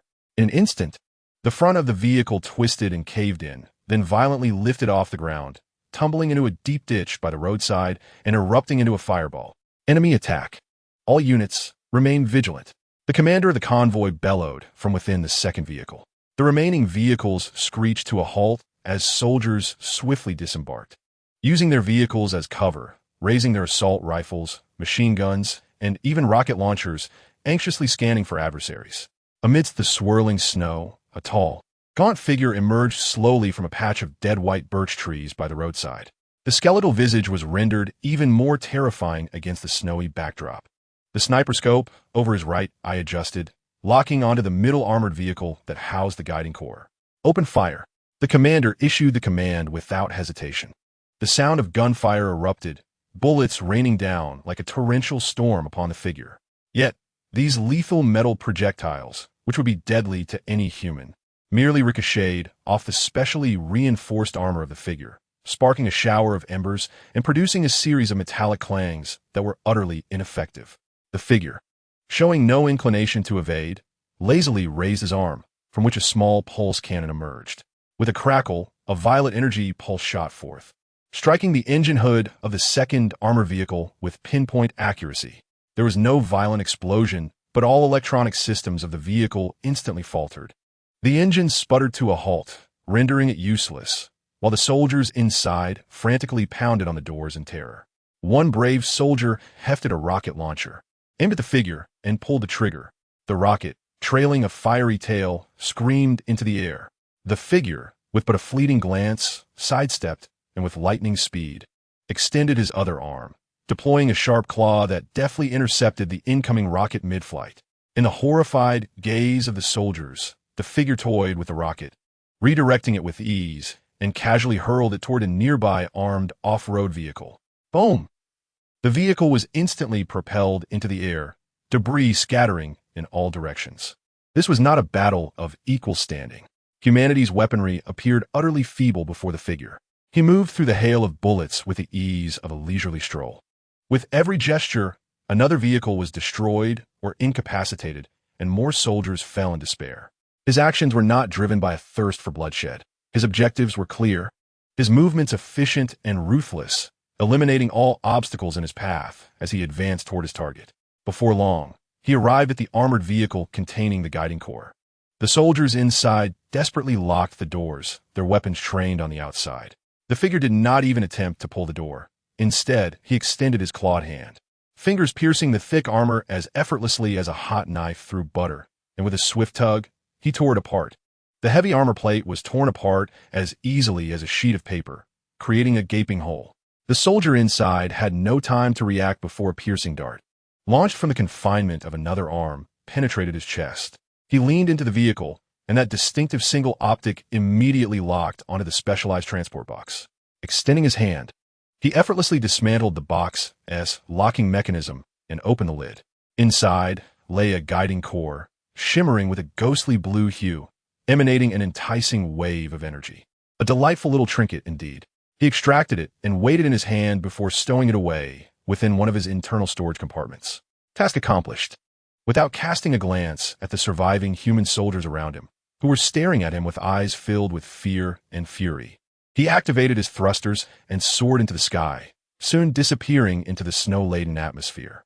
On the snow-covered ground remained the charred remnants of vehicles, the bodies of fallen soldiers. An utter devastation. The Russian Special Forces had paid a heavy price, yet failed to safeguard the crucial launcher core. Meanwhile, as the UTN enemy futilely attempted to recapture the signal from the guiding core in the distance, the coveted component he so desperately sought had already slipped into the hands of a bounty hunter, with whom he had attempted to collaborate. It was far more perilous and uncontrollable. Confinement, the cold-hearted hunter, had quietly emerged as the greatest victor in this struggle for the space bridge. At least for the time being. Chapter 51. The creation of Shenong deep within the Shenangjia forest region of Huaghua, this primal forest, revered as the backbone of central China, has historically been shrouded in mysterious fog and legends. Recently, in this scarcely trodden core area, a more bizarre and transcendent force has been surreptitiously stirring. Xiaodian, the Tyrannosaurus who has integrated shards of the heart of origin and proclaims himself a newly minted creator, has chosen this place as his clandestine experimental ground. His evolved form, now more colossal, exudes an air of majesty and oppression, concealed among the towering ancient trees and swirling mists. His crimson optical sensors no longer merely pulse with the thirst for battle. They are now imbued with an almost divine fervor for exploring and mastering the essence of life.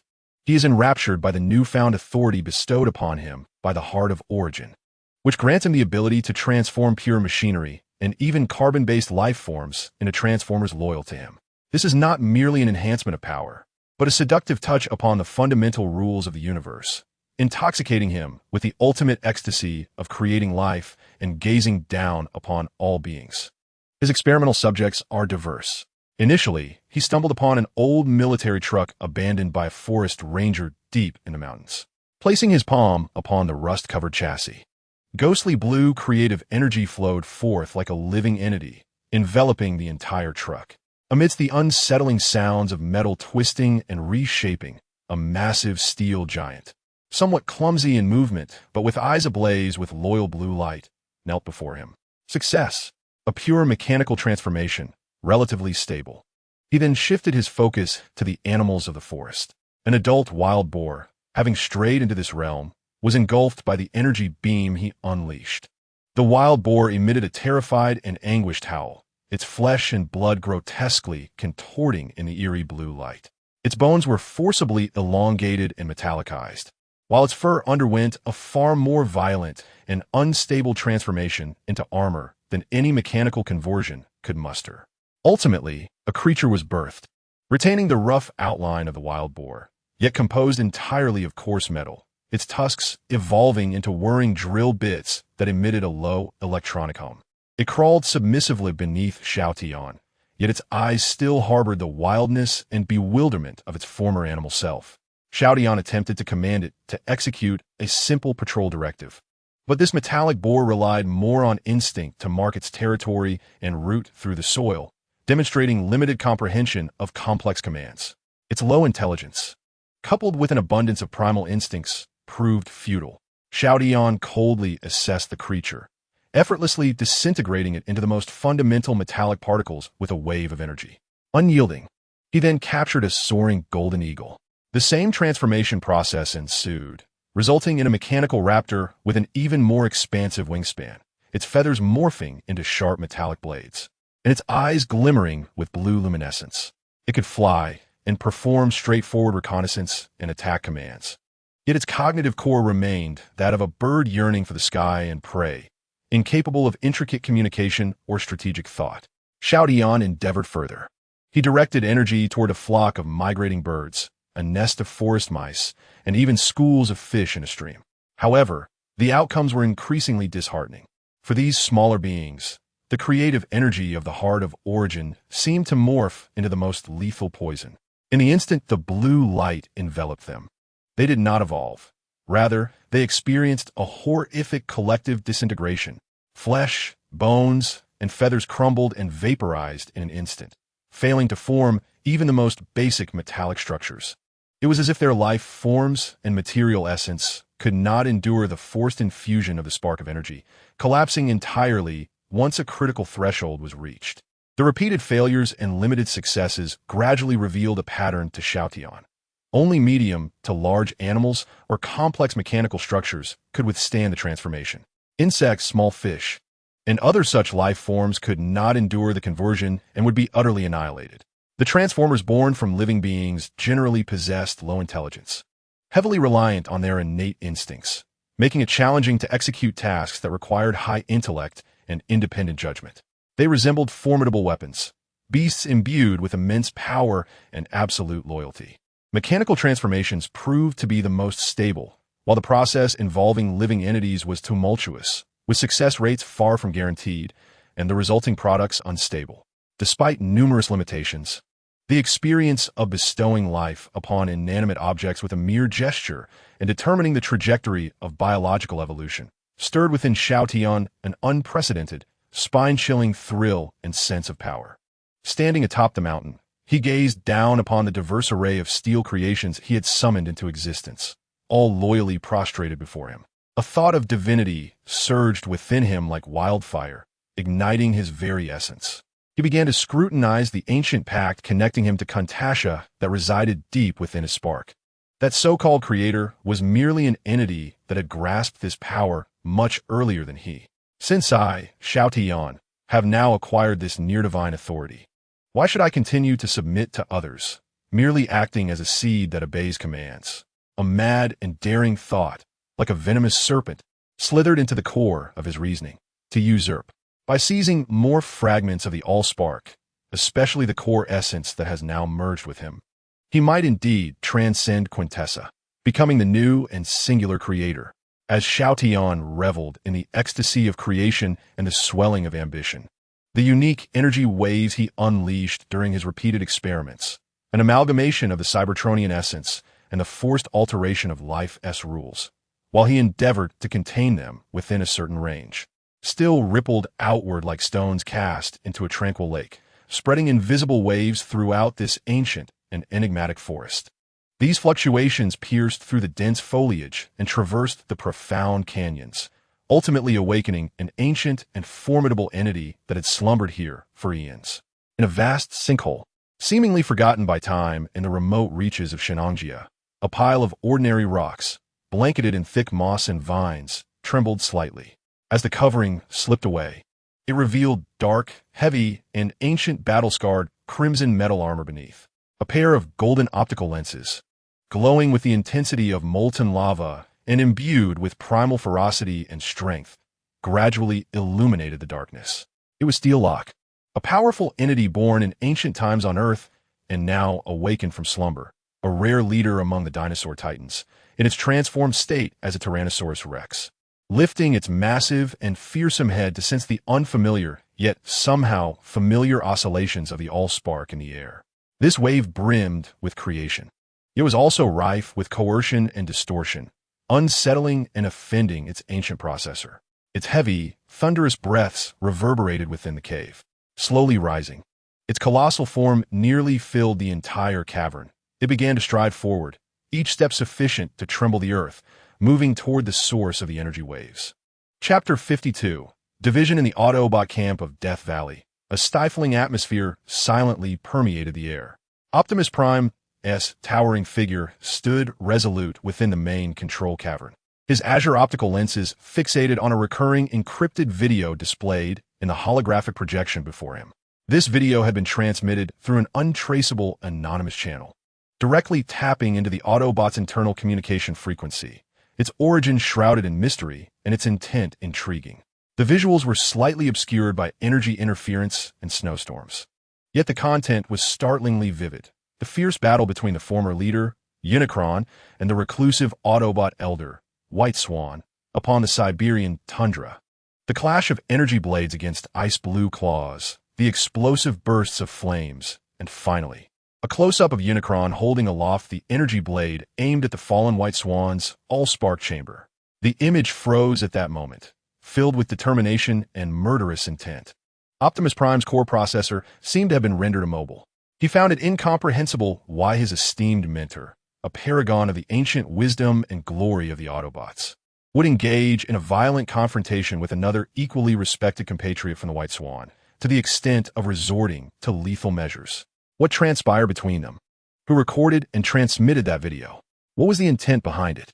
Countless questions swirled in his mind. He attempted to reach out to the White Swan, yet the signal remained elusive, amplifying the ominous foreboding within him. He refrained from making the video public or confronting the absent mentor. Caution was paramount. He needed to ascertain the truth. However, a decision had taken root in his heart. Upon the mentor's return, he must demand clarity regarding this fratricidal conflict. The foundation of trust had been imperceptibly, yet fatally, fractured by the video. Meanwhile, in a concealed corner on the opposite side of the earth, the bounty hunter Lockdown reveled in the satisfaction of his machinations. Sending that divisive video was but a trifling task for him, yet it was a masterstroke. He did not require Optimus Prime to believe in anything immediately. He merely needed to plant a seed of doubt in the honorable leader's heart, fostering suspicion and discord among the Autobots, thus creating advantageous conditions for his subsequent actions. Now, he possessed an even more significant bargaining chip. He activated his communicator, connecting to a private encrypted channel belonging to the mentor, which he had long since targeted. "Greetings, Lord Nemesis. I trust you are well." Lockdown's voice, laced with sarcasm, resonated through the channel. Just moments ago, the mentor, seething with rage over the loss of a guiding core and currently adjusting in a secret location, felt a sudden weight in his heart upon hearing that voice. "Lockdown, how did you acquire my frequency?" "That is of little consequence," Lockdown interrupted, his tone casual. "What matters is that I possess something you desperately desire." A holographic projection unfolded before the mentor, revealing the vividly glowing guiding core. The mentor's optics flared with intensity. "The guiding core, in your possession," he nearly roared, his massive hand clenched in a mix of excitement and fury. "Indeed, acquired effortlessly from those feeble humans," Lockdown remarked nonchalantly. "It appears your previous endeavors have not gone smoothly, Lord Nemesis. Unable to secure what your fellow compatriots guard, yet you aspire to execute your grand designs?" The mentor suppressed his anger, responding coldly, "State your terms." "The terms are straightforward." Lockdown's single eye gleamed with a frigid light. "I am aware that you and Optimus Prime will soon engage in some intriguing dialogues. I also know that my objectives will inevitably lead to an encounter with your esteemed pupil." He paused, his tone thick with coercion. "I require your assistance at a critical juncture. You need not confront the Autobots directly. That would be too conspicuous. Merely distract Optimus Prime at an opportune moment, or be just a fraction slower when he requires support. ensure that I can capture him with ease. Do you wish for me to take action against Optimus Prime? The voice of the Fallen brimmed with astonishment and resistance. Although he had planned to sacrifice Earth, the thought of betraying Optimus, his former pupil and the current leader of the Autobots, still touched a profound and not entirely extinguished boundary within him. No, no, no, do not phrase it so harshly. The Fallen corrected. This is merely a strategic collaboration. For the sake of your grand resurrection plan for Cybertron, which necessitates the sacrifice of a planet. What is a trivial compromise in cost? Consider this. Without the matrix of leadership, your space bridge is merely a heap of scrap. And without my assistance, you may never acquire it.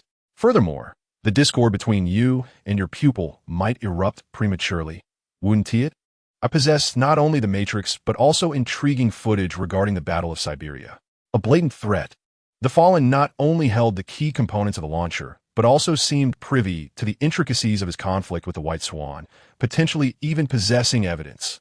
The Fallen found himself ensnared in profound turmoil and silence. On one side lay his obsession with resurrecting Cybertron, while on the other, the remnants of his bond with Optimus and the moral fabric of the Autobots.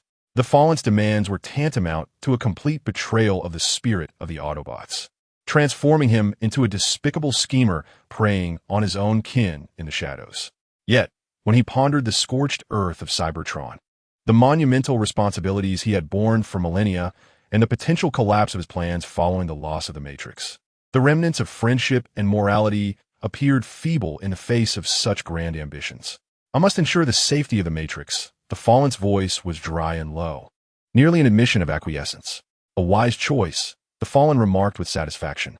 Rest assured, during our collaboration, it shall remain secure. Remember your promise, Lord Fallen. When I call upon you, I hope you will make the right choice. The unspoken threat lingered heavily in the air. Communication was severed. The Fallen stood alone, his massive form seemingly burdened by an immense weight.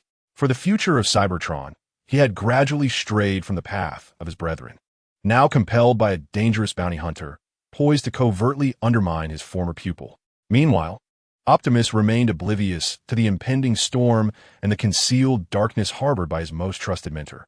The shadow of death loomed not only from the external threat of the Fallen, but also quietly spread within the ranks of the Autobots. Chapter 53.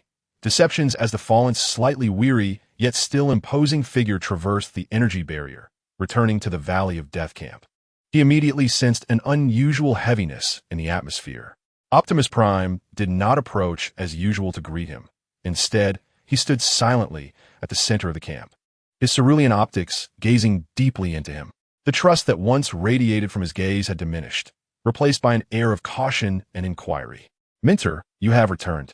Optimus's voice was steady, yet tinged with a subtle weight that was not easily discernible. Optimus Prime and Nemesis Prime maintained their composure, as if nothing had transpired. I surveyed the surrounding area. The energy signature of the extraterrestrial warship was remarkably unique, necessitating the formulation of a meticulous plan. Optimus Prime refrained from responding verbally, instead directly retrieving the encrypted video sent anonymously. The fierce battle on the Siberian tundra, culminating in a climactic moment, was laid bare before Nemesis Prime without reservation. This footage had been received not long ago. Optimus Prime's optical sensors were firmly fixed on Nemesis Prime, and I pondered the gravity of the situation.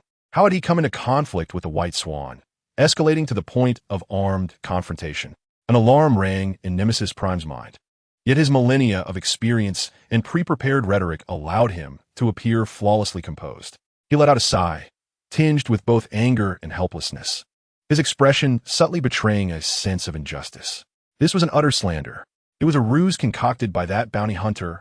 Nemesis Prime's voice rose an octave, filled with righteous indignation. While tracking the warship, I inadvertently discovered the White Swan's whereabouts. We engaged in dialogue, during which he questioned some of my more radical ideas, leading to a dispute. But a battle? To such an extent? This was undoubtedly a fabricated scene generated by some holographic projection technology employed by the bounty hunter, aiming to sow discord among our ranks. Optimus, my pupil, do you not trust your mentor? As the former leader of the Autobots, how could I ever harm my loyal compatriots? His performance was nothing short of impeccable, with a tone, demeanor, and logic that were unassailable. He deftly redirected suspicion towards the external threat of the bounty hunter, skillfully exploiting Optimus Prime's long-standing respect and trust in him. Optimus Prime remained silent, his processor rapidly analyzing every word and subtle energy fluctuation from Nemesis Prime.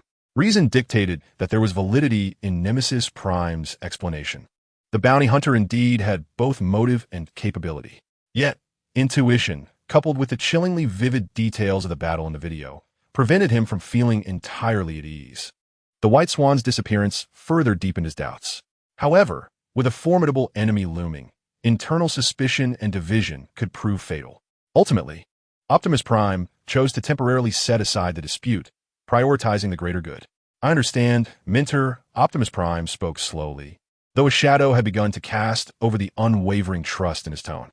The immediate concern was to address the threat posed by the bounty hunter and his warship.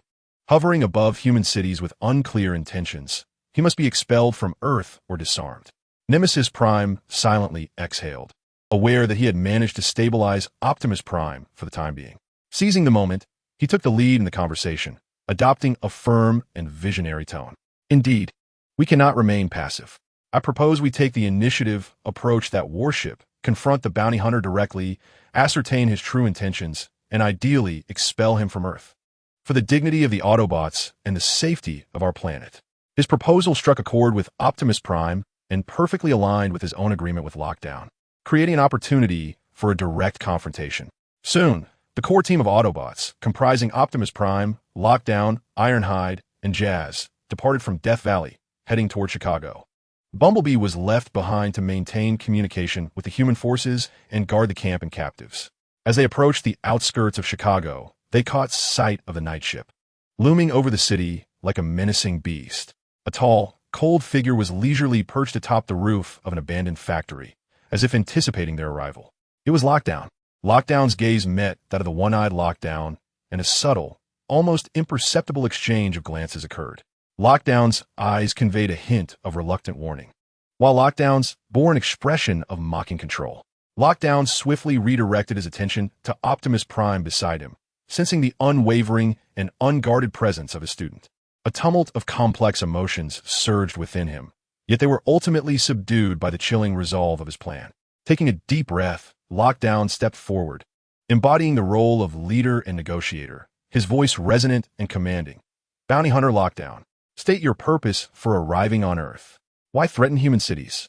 Lockdown let out a raspy chuckle, as if savoring an amusing performance. Purpose? Quite simple. I have come in pursuit of the alluring essence of the Allspark. Though it is now shattered and lost, there will always be buyers in the universe interested in it. Even mere fragments could fetch a handsome price. His solitary eye scanned the Autobots, finally resting on Optimus Prime. However, before I find those little treasures, I do not wish to leave empty-handed. I have heard that you possess a particularly special artifact. He paused deliberately, referring to the crystallized form of Megatron. Though merely a specimen, it once had direct contact with the Allspark and was the leader of the Decepticons. Its structural composition and residual energy signatures must hold considerable research value. Lockdown spread his hands, his tone imbued with a condescending air. Let's make a deal. Surrender Megatron to me, and my night ship will depart Earth immediately, ensuring your safety and that of this feeble planet. Quite fair, wouldn't you agree? Exchanging Megatron for the safety of Earth? This proposition filled Ironhide and Jazz with a sense of humiliation, yet they awaited Optimus Prime's decision.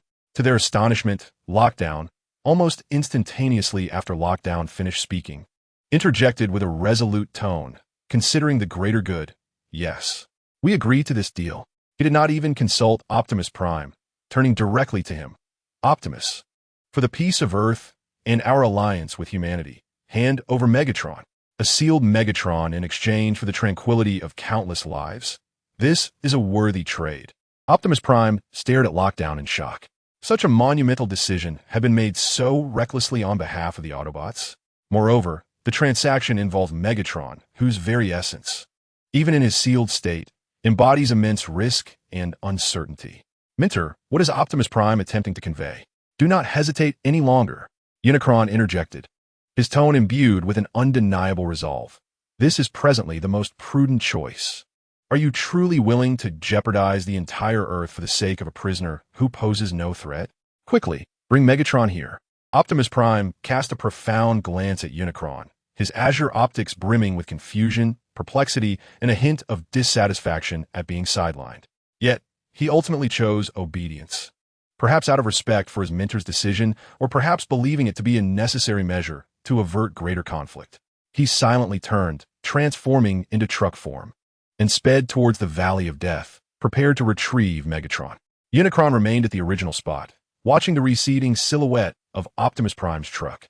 Within his ancient optics, a flicker of complex emotions surged, a chilling satisfaction at the success of his scheme, a tinge of guilt towards his student, but predominantly a resolute determination born of the necessity for a greater objective.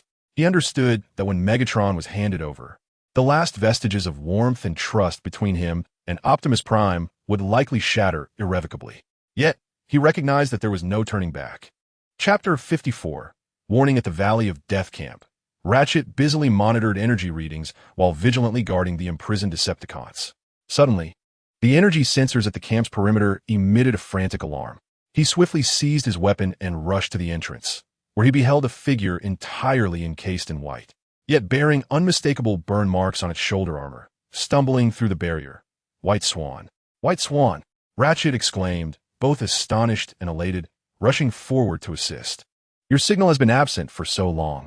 We were all quite worried. Your injury. There is no time to explain. Ratchet. White Swan's ice-blue optics shimmered with urgency, disregarding his own wounds. Where is Unicron? Where is Optimus Prime? Ratchet, sensing the unusual urgency in White Swan's tone, promptly replied, Unicron and Optimus Prime, along with Ironhide and Jazz, have ventured to Chicago to confront that extraterrestrial warship. Just moments ago, Optimus returned, bringing along the crystallized Megatron, and has since departed again with Bumblebee, reportedly to engage in some transaction. Transaction?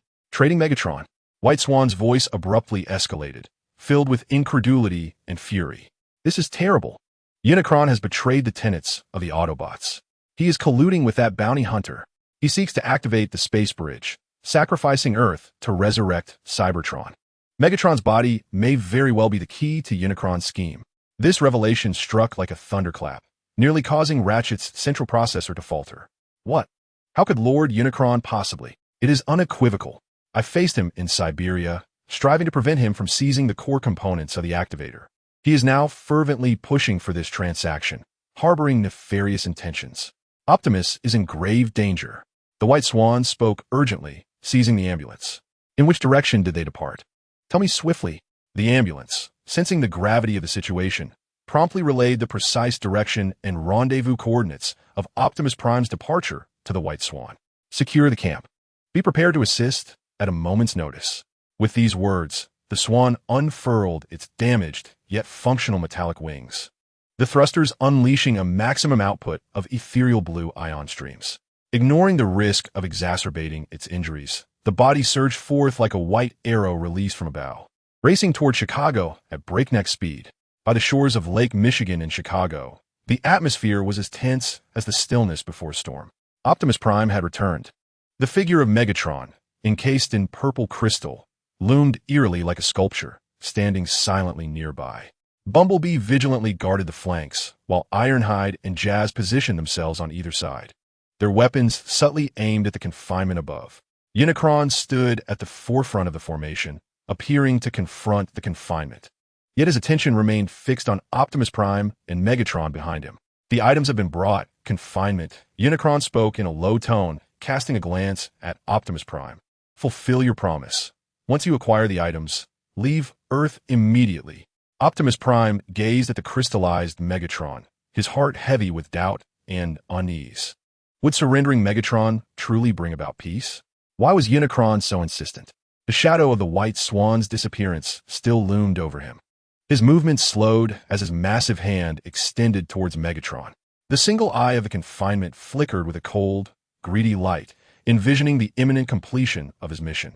Just as the tension reached its zenith, a piercing and urgent cry, like a bolt of lightning cleaving through dark clouds, erupted from the distant horizon. The voice, laden with urgency and warning, shattered the silence of the moment. Everyone was jolted into attention, their gazes snapping upwards. A white figure, trailing a slightly unsteady yet rapid tail of fire, charged recklessly towards them. It was the White Swan. The wound on his shoulder, a result of overexertion during flight, burst forth. Scattering droplets of blue energy fluid into the air. Yet he pressed on, accelerating with all his might, his icy blue optics fixated on Optimus Prime and Unicron. Do not trust Unicron. He and confinement are allies. The White Swan strained to amplify his voice to its fullest. Confinement desires Megatron merely as a bargaining chip. Unicron is willing to sacrifice Earth for the activation of a space bridge. Beware of him. These words detonated like thunder within the core sparks of Optimus Prime, Ironhide, Jazz, and Bumblebee. Optimus Prime's hand, poised to reach Megatron, froze mid-air as he abruptly turned. Disbelief etched across his face as he looked at Unicron. He caught a fleeting glimpse of panic and malice crossing Unicron's previously imposing visage, now unmasked. Ironhide and Jazz instinctively redirected their weapons, some now aimed at Unicron. Bumblebee emitted a sharp alarm. The conspiracy had been unveiled in an instant. The countenance of the Overlord darkened significantly, for he understood that all pretenses had become utterly futile. Upon witnessing the appearance of the White Swan, who shattered the silence with a clarion call, a look of extreme impatience and ferocity etched itself upon his skeletal visage. Damnable interloper, he muttered under his breath. Cognizant that the scheme had been unveiled, subtlety had failed, and it was time for forceful measures. With a sudden, decisive gesture, he activated the built-in communicator to issue commands. In an instant, the hatches of the Knight-class battleship, which had been silently hovering above Chicago, swung wide open. Like a torrent from a hive, hundreds of hunter drones surged forth, cascading down in a dark wave of annihilation.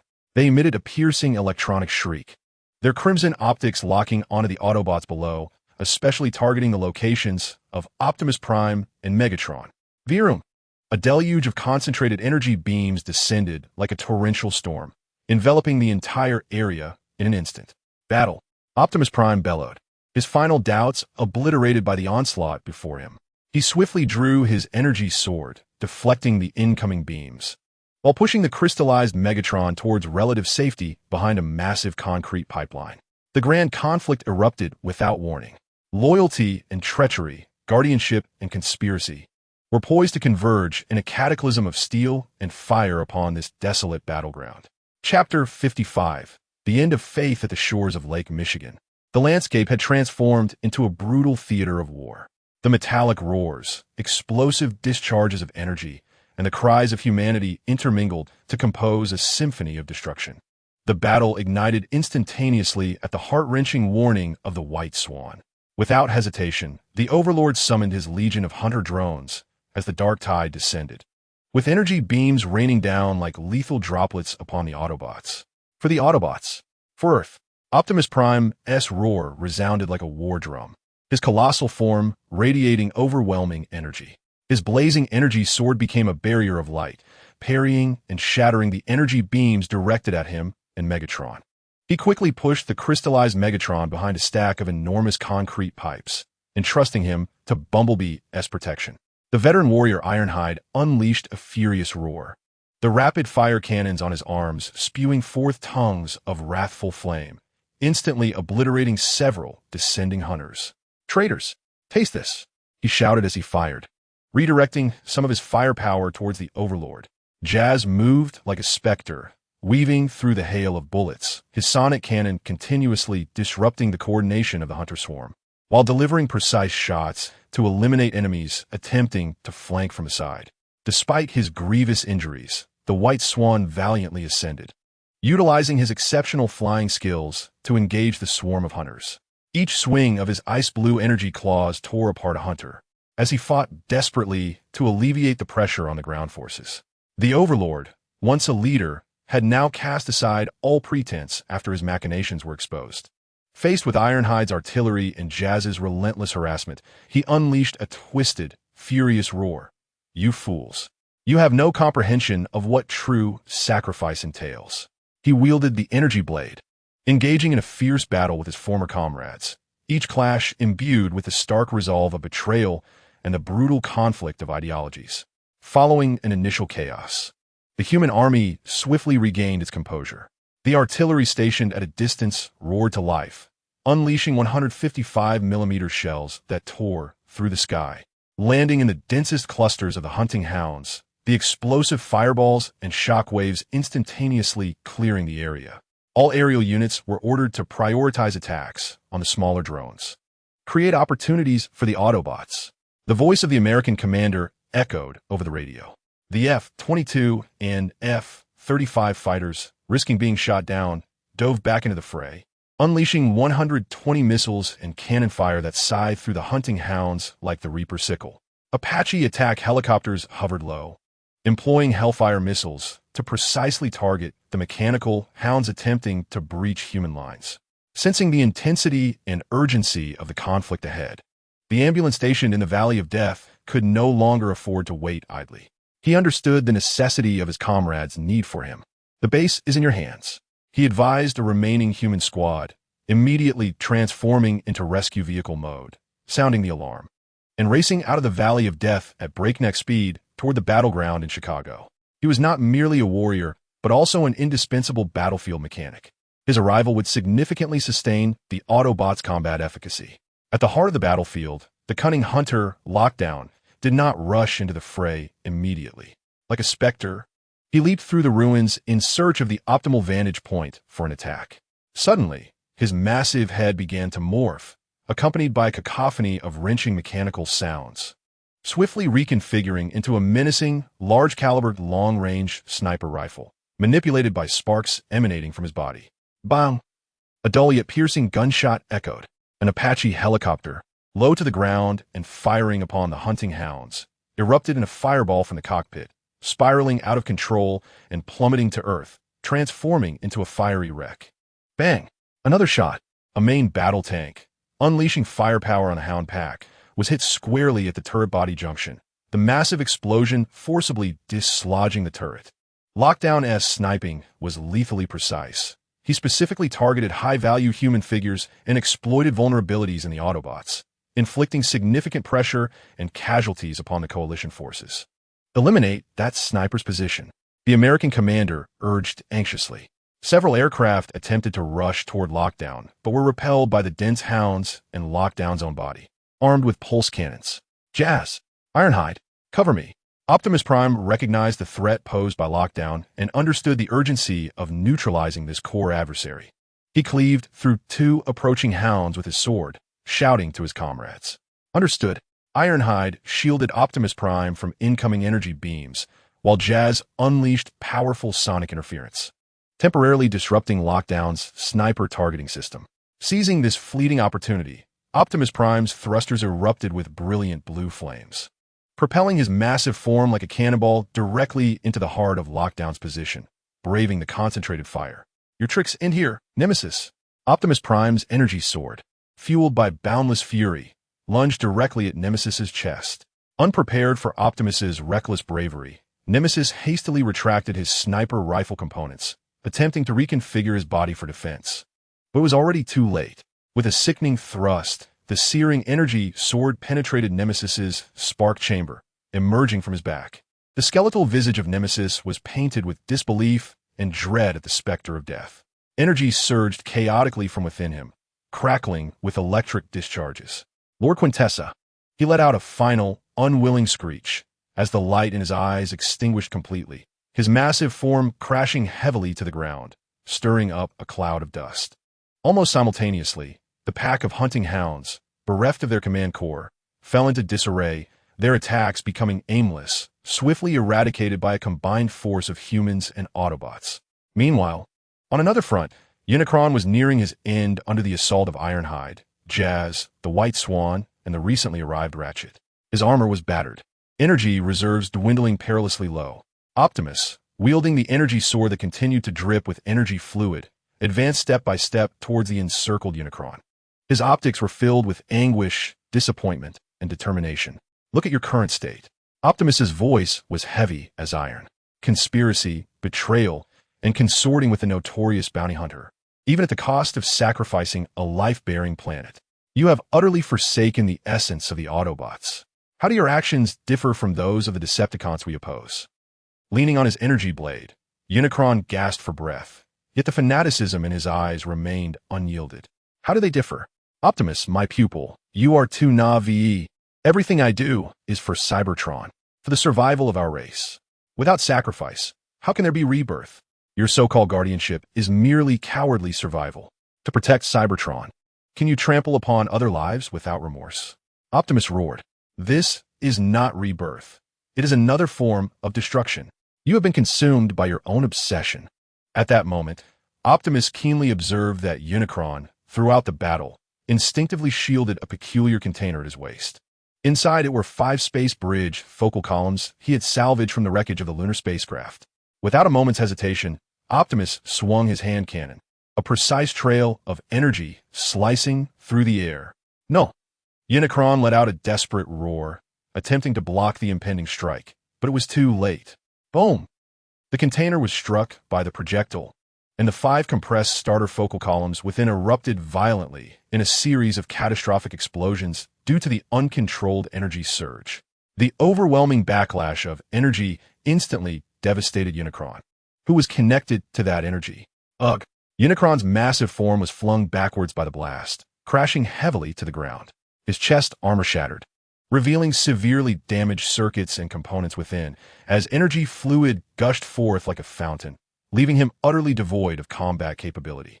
The battle, at long last, had come to an end.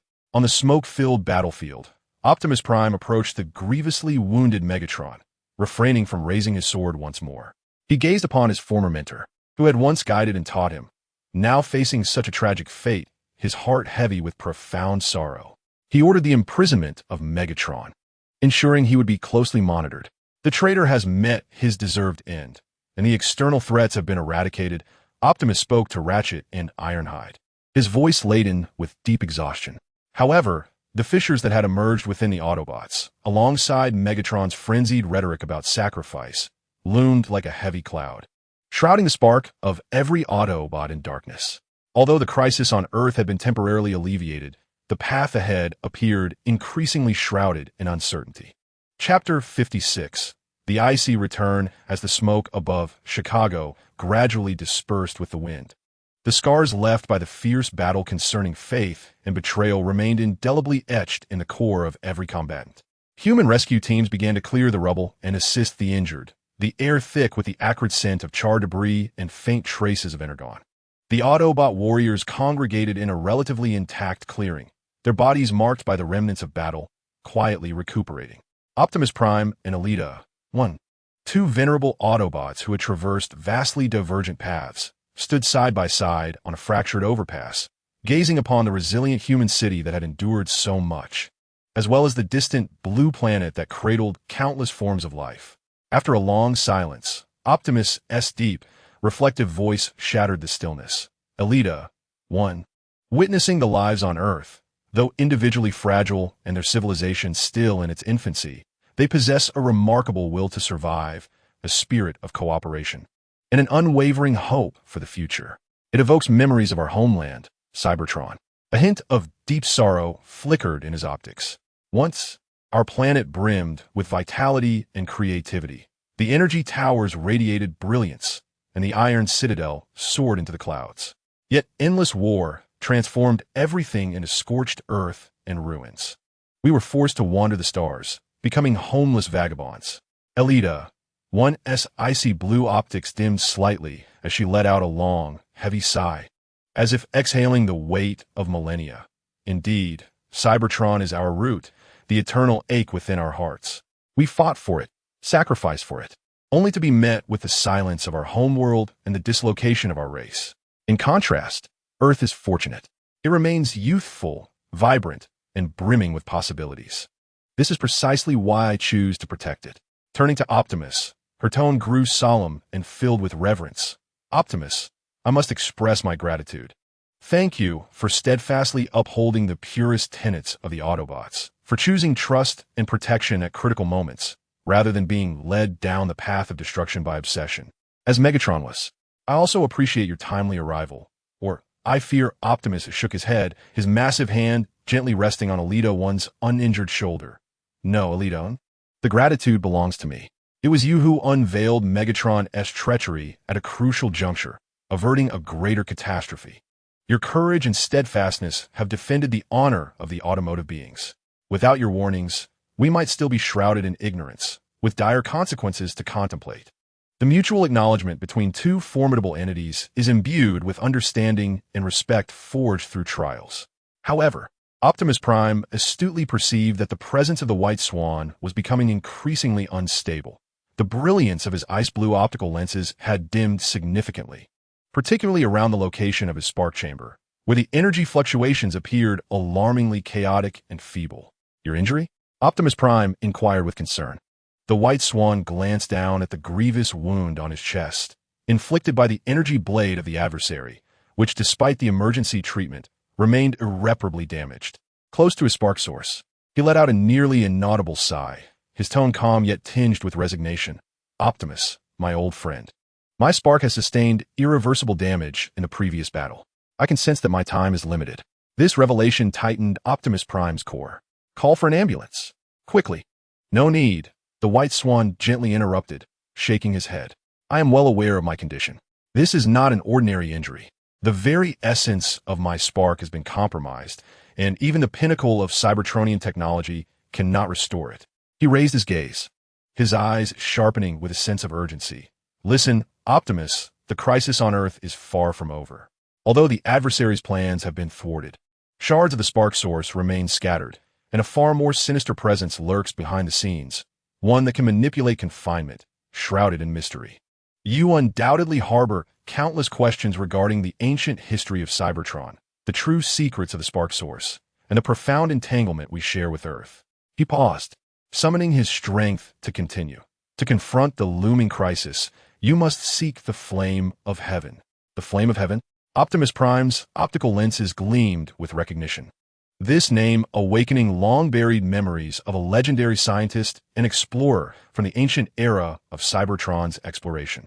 I remember encountering his name and monumental discoveries countless times within the ancient archives when I was merely a librarian on Cybertron.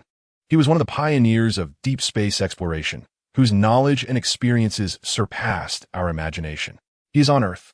Indeed, the White Swan affirmed with a nod, his breath growing ever weaker. The Flame of Heaven was among the first Transformers to arrive on Earth from Cybertron, predating even us, and certainly even Megatron and the adversary. He witnessed the twilight of Cybertron's golden age and beheld the initial shadows of the Civil War. He chose to seclude himself on Earth, not only to escape the ravages of war, but also because he discovered a critically important secret on this planet, possibly related to the origins of Cybertron and the very essence of the spark source. Find him, Optimus. The White Swan's voice flickered like a candle in the wind, yet it bore the weight of final conviction. He will reveal the answers to you, guiding your path. The knowledge and power he possesses may very well hold the key to confronting the greater crises that lie ahead. After entrusting this heavy responsibility, the White Swan seemed to shed its final burden. It gazed towards the north, where a hint of profound nostalgia and tranquility emanated from the icy blue optics. Now, take me home, Optimus, it whispered softly, its voice light and ethereal. Back to Siberia, to the icy expanse I have guarded for so long. The winds and snow there are bitterly cold, yet the humans once coexisted with me in peace, granting me a sanctuary. I wish to quietly complete my final journey there. Gazing upon the eternal ice and snow, Optimus regarded the battle-scarred elder, whose flame was on the verge of extinguishment, filled with boundless respect and sorrow. Without uttering another word, he solemnly nodded. He carefully lifted the White Swan's wounded form and transformed into truck mode, securing the swan within the cargo bed. Under the solemn gaze of Ironhide, Jazz, Bumblebee, and Ratchet, and amidst the silent salute of the human army, the red truck emitted a deep rumble, bearing a soon-to-fall hero and his final wish. Steadily and resolutely heading north towards the serene, snow-blanketed land, one guardian was returning to his chosen place of rest, while another leader was shouldering the monumental task of seeking ancient wisdom to confront the unknown future. The cosmic enigma continued to await revelation. Chapter 57. The Prisoner at the Lake's Bottom and the Forbidden Sea. The Battle of Chicago was characterized by a brutality that far exceeded the ordinary. when the confinement summoned an overwhelming army of hunting hound robots. Energy beams cascaded like a torrential downpour, plunging the entire battlefield into chaos. Bumblebee, originally tasked with guarding the crystallized Megatron, found himself unable to remain a mere spectator in the face of the oncoming enemies and the perilous plight of his comrades. Urgent! Bumblebee transmitted hastily yet resolutely over the radio, casting a glance at the temporarily secured Megatron behind a concrete pipeline. With unwavering determination, he raised his ion cannon and joined the fray against the hunting hounds and the Decepticons. His agility and precise marksmanship significantly alleviated the pressure on the front lines. However, the battlefield's dynamics shifted in an instant. The sniping of the confinement, the frenzied assaults of the hunting hounds, and the earth-shaking clashes between Autobots and Decepticons created a relentless barrage of energy shockwaves and explosions. A stray energy beam or the shockwave from a heavy impact unexpectedly destabilized the area surrounding Megatron's crystal. The colossal statue, draped in purple crystal, dislodged from its relatively stable position due to the violent tremors, rolling down an inclined slope before crashing into the depths of Lake Michigan with a resounding splash, disappearing into the impenetrable darkness. Once the battle concluded and the battlefield was cleared, Bumblebee was horrified to discover Megatron was nowhere to be found. Anxiously, he emitted a series of frantic buzzing sounds, gesturing towards the lake's surface. Optimus Prime approached the lakeside, the azure optics penetrating the murky waters, revealing only a faint glimpse of the violet form slowly descending into the abyss. He remained silent for a moment, surrounded by the charred remnants of battle and weary comrades. There was no need for recovery. A calm yet resolute tone colored Optimus Prime's voice. Let him eternally slumber at the lake's bottom. The crystalline seal, coupled with the lake's isolation and pressure, perhaps constituted the finest arrangement for both him and the Earth. We can no longer risk allowing him to fall into the hands of any ambitious individual, be it the remnants of the Decepticons or interlopers like Lockdown. This decision garnered the consensus of the majority of the Autobots, allowing Megatron, the harbinger of countless calamities, to rest beneath the lake was undoubtedly the most prudent course of action. In the climactic confrontation with Lockdown, when Optimus Prime's energy sword pierced the latter's spark, the sensation of death's approach prompted Lockdown to desperately barter for a chance at survival with information. Wait, don't you want to know who sent me? Lockdown rasped, blood gushing from his wound. It was the creator Quintessa. She bestowed upon me a mission. She even provided me with a seed weapon. It's aboard my ship. That object harbors unfathomable power and secrets. Spare me, and I shall reveal all. Quintessa? Seed weapon? These unfamiliar terms struck Optimus Prime's processor with immense significance. He realized that beyond the conflict between the Decepticons and Autobots, there seemed to exist an ancient and enigmatic puppet master. Lockdown's arrival was far from coincidental. However, gazing upon the treacherous bounty hunter, his hands stained with the blood of both brethren and humans, and recalling the destruction and terror he had wrought upon this city, Optimus Prime felt no compassion. His grip on the energy sword remained unwavering. Your crimes can only be repaid with the extinguishing of your spark. His voice was as cold as steel, and the energy sword erupted with a final burst of brilliance, utterly obliterating Lockdown's consciousness. He paid no heed to Lockdown's pleas or the information he divulged before his demise. Yet, the names Quintessa and Seed Weapon resonated within him like stones cast into a deep pool, leaving behind profound confusion and vigilance. He temporarily suppressed these inquiries, focusing instead on addressing the aftermath of the battle. With Lockdown's death, the night ship, which had been suspended in the air, appeared to lose its essence. Its formidable energy shield flickered momentarily before dissipating entirely. The energy link sustaining the hunting hound robots was severed, causing the remaining machines to plummet from the sky like marionettes with severed strings. The American forces, lurking on the periphery, would not let this opportunity slip by. Prepared bomber squadrons and missile units unleashed their wrath and firepower upon the defenseless behemoth of a starship. Boom! Boom! The deafening explosions echoed in succession as the night ship, under relentless assault, began to fracture and ignite. Ultimately, it descended like a fallen steel giant, trailing smoke and flames, crashing into the wilderness far from the city, resulting in a tremendous explosion that transformed it into a twisted heap of wreckage. Upon confirming safety, Bumblebee, with his diminutive stature and agile dexterity, was assigned to search the ruins of the night. He meticulously avoided areas still ablaze and those that posed a risk of explosion, ultimately discovering within a relatively intact secret vault the seed weapon mentioned by Lockdown before his demise. This peculiar metallic container, approximately half the height of a human, was adorned with incomprehensible runes, emanating an ominous and unsettling dark purple energy pulse. Bumblebee, not daring to be careless, carefully extracted it and presented it to Optimus Prime. As Optimus received the seed weapon, even through its casing, he could sense the distinct power contained within, one that diverged profoundly from Cybertronian technology, imbued with an aura of the unknown and perilous. This was no ordinary artifact. After conducting a preliminary assessment of the battlefield in Chicago, Optimus fulfilled his promise to the White Swan, personally escorting the gravely injured Elder back to the Siberian tundra, witnessing his final farewell to the land he chose to protect. Once the White Swan was settled, Optimus understood that this seed weapon, originating from the enigmatic creator Quintessa, represented a profoundly unstable and significant threat. Its power was shrouded in mystery, yet its malevolent energy fluctuations hinted at potential dangers to Earth's life forms. It could not be carelessly stored, nor entrusted to human research. After careful deliberation, Optimus resolved to carry the seed weapon with him.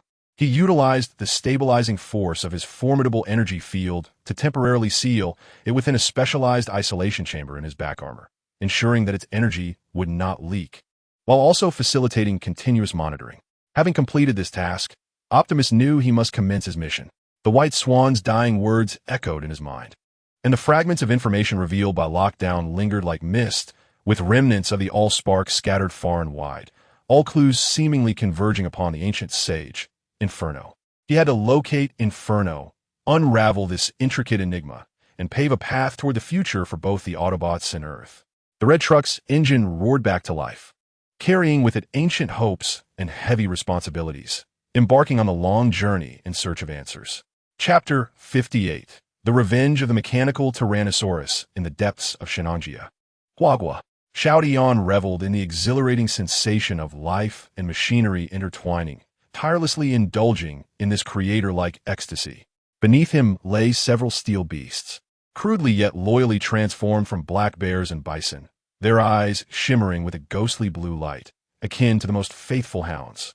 The evolved and more imposing form of Shao Tian reflected the harsh metallic sheen in the dappled sunlight filtering through the lush foliage. Within the depths of his crimson optical lenses danced the exhilaration of life mastery and an ever-expanding ambition. However, the ancient tranquility of this primordial forest was abruptly shattered by a terrifying presence from an even more distant epoch. Initially, it was the unusual commotion in the distant treetops. Vast flocks of birds, as if disturbed by an invisible giant hand, took flight in panic, shrieking as they ascended and forming a moving shadow over the sky.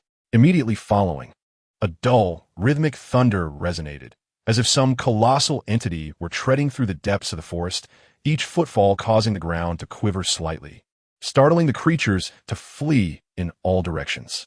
The aura grew increasingly closer, a unique oscillation that melded primal ferocity, cold metal, and a certain forcibly solidified temporal dust. This oscillation, for Shao Tian, who had just acquired the power of the Heart of Origin and was acutely sensitive to life energy, was akin to a boulder cast into the tranquil depths of silent waters, its clarity inducing a palpable thrill of trepidation.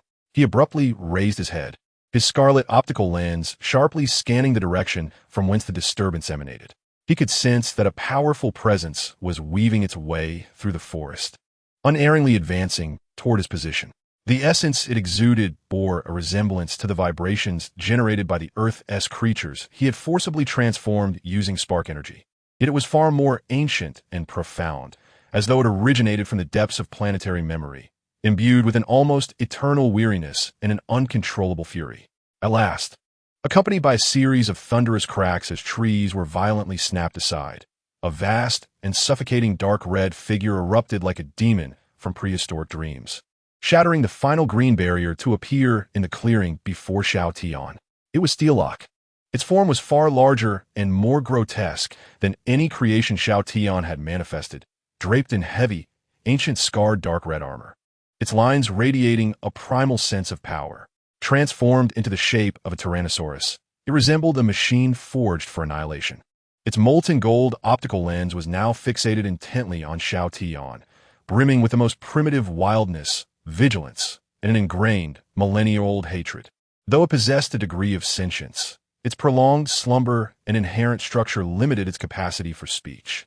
It could not communicate in Cybertronian, but could only emit a deep, menacing growl from its massive, tooth-filled metallic jaws, a sound akin to thunder rolling through a valley, reverberating the air with a resonant hum.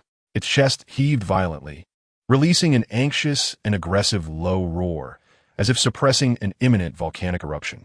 When its gaze fully discerned Xiao Tian, particularly when it sensed the aura emanating from him, a resonance akin to the force that had altered its fate eons ago, memories of torment sealed for 65 million years surged forth from Steellock's rudimentary processor, like a torrent breaching a dam. Fragments of memory, chaotic and searing. From the catastrophic recollections descending from the heavens, the sky was no longer the familiar blue, but shrouded by colossal, burning shadows. Then tiny, shimmering entities, like raindrops, cascaded to the earth. Upon impact, those droplets swiftly transformed, heralding the annihilation and distortion of the kin. As the great and familiar beings, true dinosaurs, let out piercing wails, their flesh and blood rapidly withering, disintegrating, and turning to dust in the glow. Only a select few, including itself, after enduring unimaginable agony, had their bodies forcibly torn apart, reconstituted, and cloaked in cold metal. Their consciousness was imprisoned within this steel shell, acquiring an almost eternal life while simultaneously losing their original form and tranquility. The darkest fragments of memory surged forth, recalling the time when those celestial beings commenced their pursuit of these successful experiments, bound by chains, lashed by energy whips, and subjected to relentless examination and testing. They witnessed their companions extinguishing one by one in torment, caught in an endless cycle of chase and suffering. These painful shards of memory, though blurred by the passage of time and the limitations of cerebral capacity, retained an unmistakable clarity of fear, anger, and hatred emanating from the depths of the soul, as if branded upon their essence. Before them stood a mechanical entity exuding a familiar aura, embodying one of those persecutors, the very harbinger of unending agony. A thunderous roar erupted, a culmination of millennia of pent-up fury and resentment, resonating through the air with deafening intensity. This sound, imbued with boundless pain and a will for destruction, swept across the valley like palpable sound waves, sending leaves spiraling and rocks tumbling.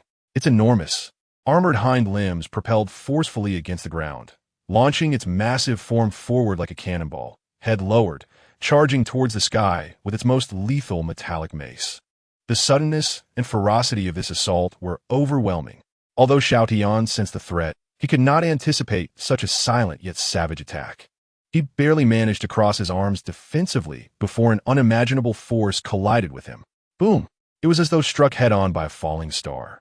Xiao Tian's colossal frame was propelled off the ground by this brutal impact. His internal gyroscope and balance system instantly triggered alarms, as the armor emitted a bone-chilling groan. Yet, having undergone the evolution of the heart of origin and seasoned by countless battles, Xiao Tian swiftly twisted his body mid-air, igniting the thrusters on his back, which expelled a ghostly blue flame, stabilizing his position. After executing a somersault, he landed heavily on the ground, his feet carving deep furrows into the earth. In a flash, Xiao Tian's arms transformed, grotesque particle cannons and energy blades emerging simultaneously, entering the highest state of combat readiness. A flicker of anger and seriousness flashed in the crimson optics.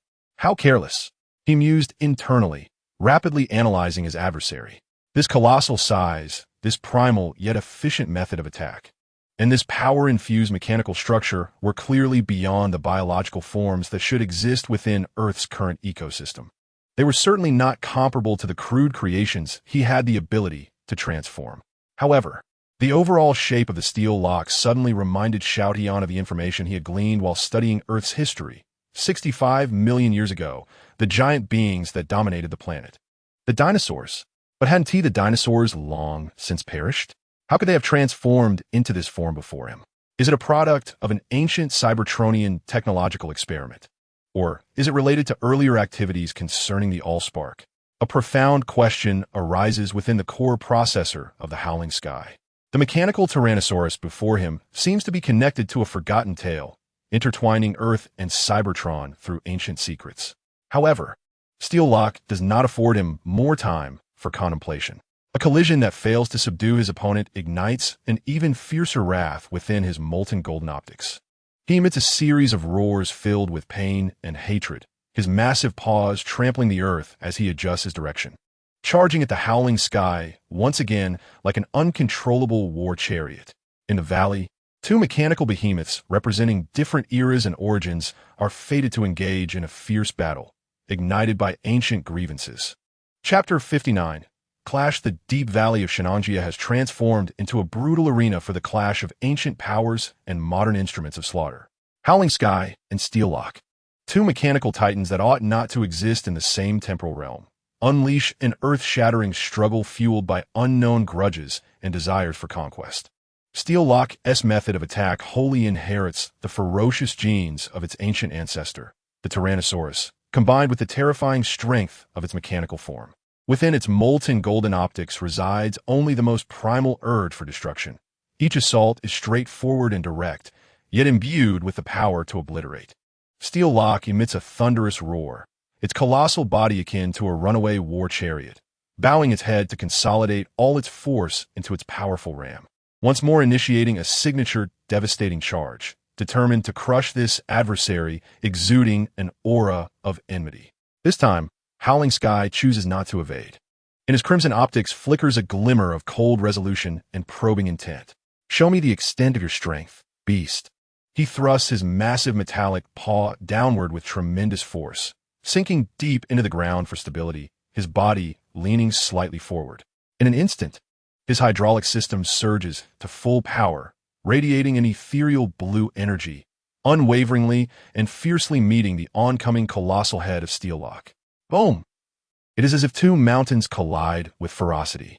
A visible shockwave rapidly expands in a circular pattern, scattering dust and debris in all directions. Howling Sky's foot sinks deeper into the earth under immense pressure, yet his evolved and robust form withstands the unbridled charge of Steellock. In that moment, the two titans are locked in the most primal, pure contest of strength. Steellock roars, relentlessly pushing forward, attempting to topple and trample Howling Sky. Meanwhile, Howling Sky grits his teeth, his arms and core power system exerting frantic output, steadfastly resisting, refusing to yield an inch.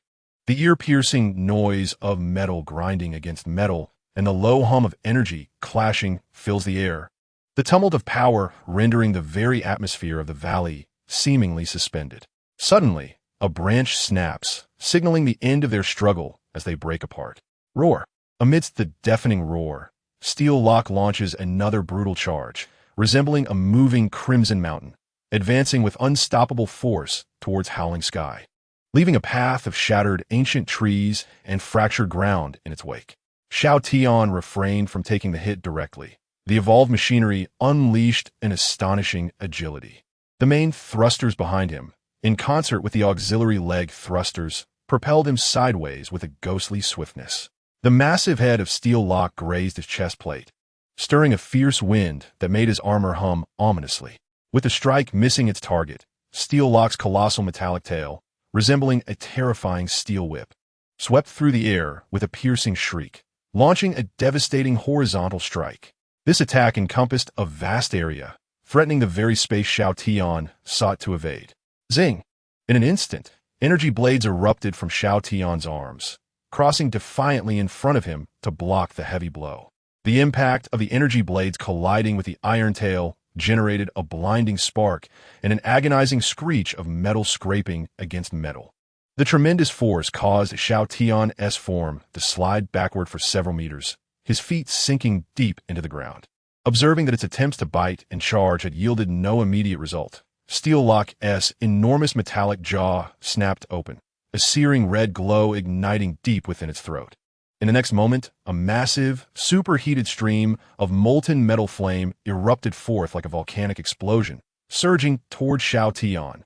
This fiery breath was not merely pure energy. It seemed to contain molten metallic debris, exhibiting a formidable adhesion and corrosive quality. Wherever it passed, rocks melted and trees instantaneously carbonized and ignited.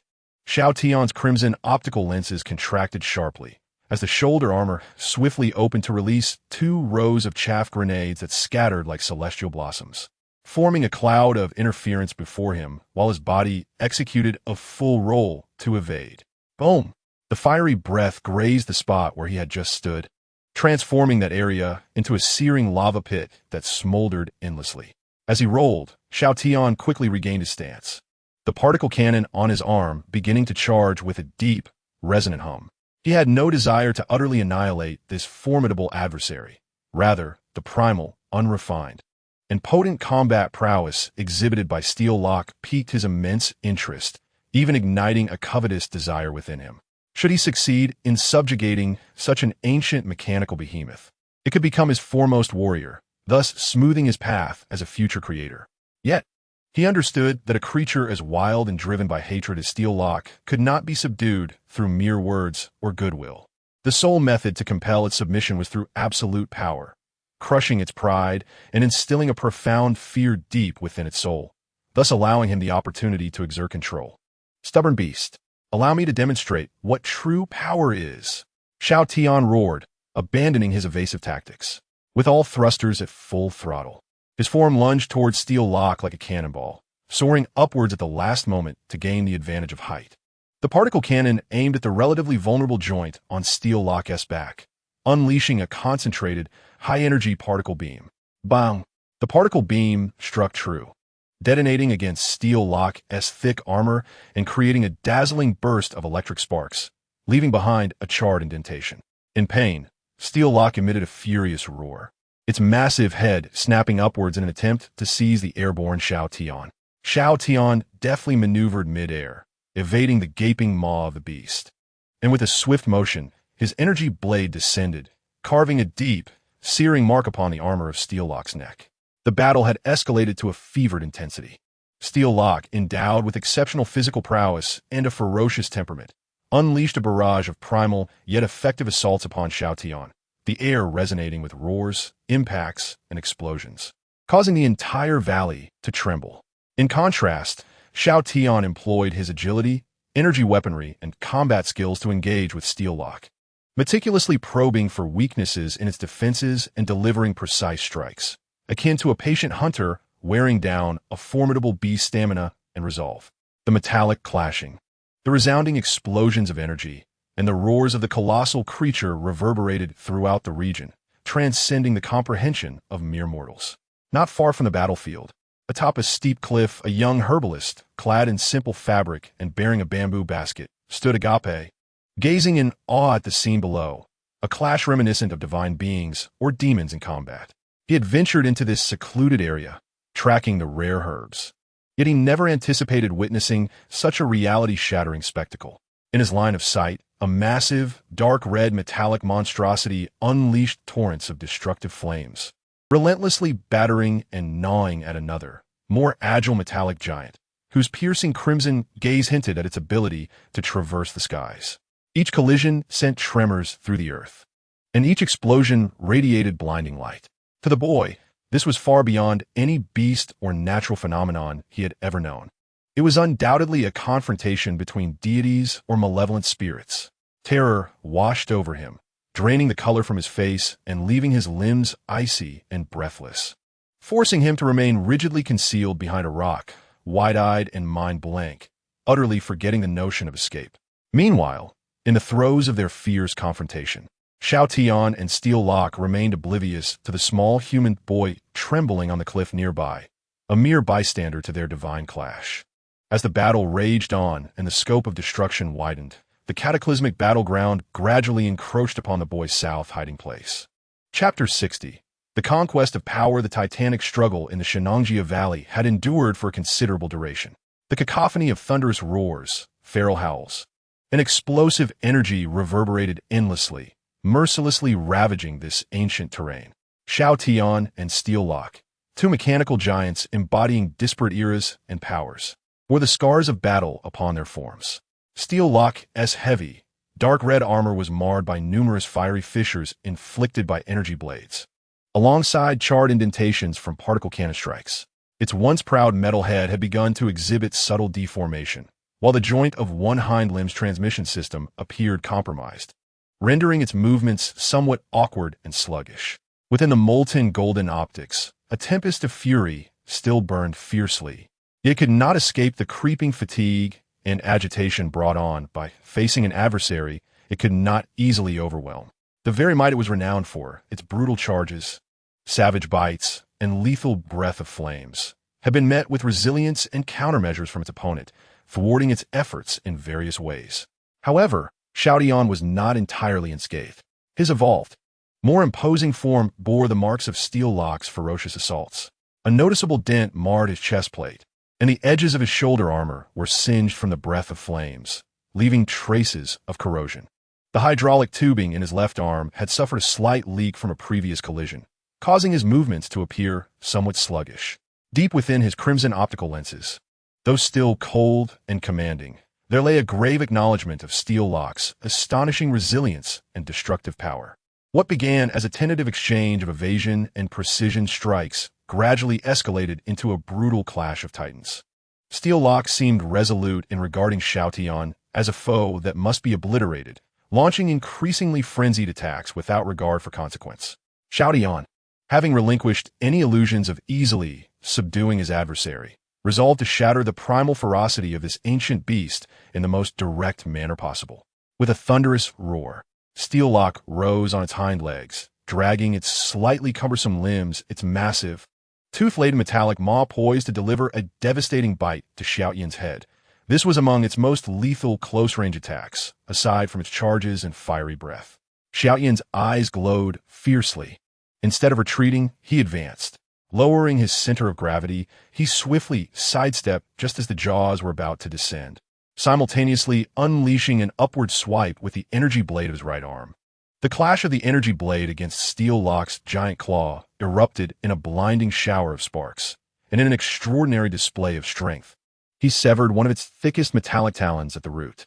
The severed claw plummeted to the ground like a meteor. Steel-Lock emitted a harrowing roar, a mixture of agony and rage, as its massive form lurched forward, losing balance. Now it was the moment. The thrusters on Xiaotian's back unleashed an unprecedented surge of power, propelling him like a specter into the vulnerable gap exposed on Steel-Lock's back as it leaned forward. With a colossal left arm, he ensnared Steel-Lock's robust neck, retracting the energy blade of his right arm, transforming his enormous metallic fist into a hammer that concentrated the full force of his being, striking down upon the previously wounded joint of Steel-Lock's back with tremendous force. The resounding thud echoed like the beating of a colossal metal war drum. Under this crushing impact, Steel-Lock's immense body finally lost its balance, emitting a reluctant moan before crashing to the ground, creating a deep crater and stirring clouds of dust. It struggled to rise, but Xiaotian would not grant it that chance. Like a mountain, he mounted Steel-Lock's back, his massive metallic knee pressing firmly against its spinal vulnerability. His left hand, akin to an iron vise, clamped down on Steel-Lock's enormous head, which attempted to twist and bite, forcefully pinning it to the ground. With a hum, the energy sword of his right arm sprang forth once more, its searing and perilous tip hovering precisely, without doubt, over the juncture of Steel-Lock's neck and torso, above the armored seam safeguarding its core spark chamber. A chilling intent to kill pierced through Steel-Lock's sensory systems as if it were a tangible entity. Xiaotian bent down, bringing his crimson optical lens almost to the molten golden pupils of Steel-Lock. His voice, emanating from the external speaker, resonated like a chilling thunder, imbued with absolute authority and a final ultimatum, echoing throughout the now silent valley. Submit, or face death. Such simple words, yet they carried an undeniable will. The searing heat from the energy sword's tip and the paralyzing helplessness of his neck and spine being utterly restrained occupied Steel-Lock's primal processor, finally overtaken by the most instinctual desire for survival. The hatred accumulated over millennia was indeed profound, but in the face of such an overwhelming disparity of power and the imminent threat of death, a more ancient, primal instinct began to stir, an instinct to submit to the stronger in exchange for a chance at survival, a law inscribed in the very fabric of their genes. At that moment, Tian, towering over it and wielding control over its life and death, embodied that stronger existence. Steel Lock's violent struggles gradually ceased, its throat no longer emitting aggressive roars, but instead falling into a low, subdued whimper filled with humiliation and reluctant acceptance. The raging fury within its molten optical lens slowly extinguished, replaced by a complex glimmer, mingled with fear, confusion, and a resigned acknowledgement of fate.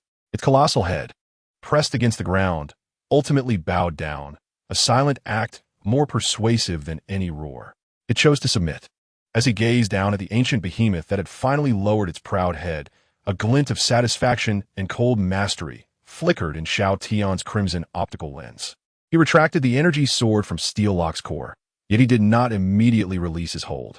He understood that for such a beast, a balance of grace and severity was essential to ensure loyalty. He raised his uninjured right hand, palm facing downward, hovering above the shattered armor on Steel Lock's back, where his powerful fist had struck, causing the energy fluid to seep. Deep within his core, the spark began to vibrate at a unique frequency, and a pure, azure energy, infused with the primal heart's power of creation and restoration, flowed from his palm like a warm spring, gently enveloping Steel Lock's wound. A miracle unfolded.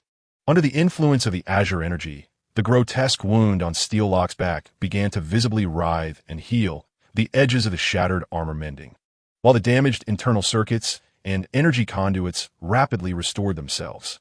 In mere moments, the grievous injury astonishingly returned to its former state, leaving only a faintly lighter metallic trace as testament to the trauma it had once endured. Feeling the swift alleviation of pain and the restoration of strength, Steel Lock's lowered head lifted slightly, a flicker of incredulity and a barely perceptible dependence on this restorative power flashing in its golden optical lens. Only then did Tian gradually release his hold on Steel Lock, rising from its back to stand with dignified authority at its side. Steel Lock struggled to rise from the ground, shaking its immense head. It cast a glance at Tian, then lowered its head, emitting a low growl that was even more subdued than before. It stood quietly beside Tian, slightly behind him, like the most loyal of guardians. The ancient beast was ultimately subdued by a force and means far more powerful. Under Tian's command, a terrifying war beast had joined his ranks, capable of instilling dread in any adversary. He gazed into the distance, where the crimson light of his optical lens burned with an intensified ambition. Chapter 61. The forbidden thought. The thunderous roars and rumbles in the valley finally ceased, and the swirling dust gradually settled, revealing a heart-stirring sight at the battlefield's center. The dark red mechanical Tyrannosaurus, Steel Lock, lay prostrate on the ground, bowing its once mighty head before the more imposing mechanical giant, Tian, which radiated a scarlet glow. Ethereal blue energy flowed like a divine miracle, mending the savage wounds on the colossal beast. This scene was filled with power, conquest, and the awe of transcending the mundane. Not far away, on a cliff, the herbalist youth, Ahuan, remained rigidly concealed behind a rock. Yet his emotions had shifted from a paralyzing fear to an ineffable blend of shock, confusion, and a flicker of tenacious desire. At 17, he had struggled for nearly a decade in the depths of the Shenanjia Mountains. He remembered the warmth and hope of his impoverished home when his parents were alive. He recalled his sister's once clear eyes, which had lost their luster forever due to a fever triggered by an ordinary cold. He was 8, and she was 6 at that time. Since then, he had truly become a drifting reed in the vast wilderness, having only attended elementary school. He had not graduated before losing both parents, and the scant knowledge he possessed had long been eroded by the hardships of life. His world consisted of the boundless mountains and forests, the herbs that could save lives or take them, and the perilous journey to the distant town every few months, where he exchanged the medicinal plants he had risked his life to collect for salt, clothing, and essential supplies for survival. Day after day, year after year, his existence flowed like a mountain stream, seemingly clear, yet cold and lonely, with a horizon that was all too visible. Like humanity's ancestors, he relied on this land, competing with beasts for sustenance and battling the elements, living humbly and tenaciously, yet he had never glimpsed the true world beyond the mountains. nor had he ever considered that life could take on other forms. Until today, he witnessed a battle akin to the mythic confrontations of gods and demons. The earth-shattering power, the sky-rending energy, the cold and imposing metallic forms, the ancient beast yielding to a stronger force, all shattered his understanding of the world he had held for 17 years. How powerful life could be, how much broader and more astonishing the world was than he had ever imagined. A thought struck him like a bolt of lightning in the darkness. To merely survive is to deny oneself the chance to step into a new world, even if it meant death. He gazed upon the crimson mechanical giant that had ultimately triumphed over the colossal beast, an overwhelming impulse surging within him. Follow him. Depart from this forest that offers only suffering and memories. Witness the grandeur of the vast world, even if the path ahead is fraught with peril, is far more exhilarating than decaying in this silence.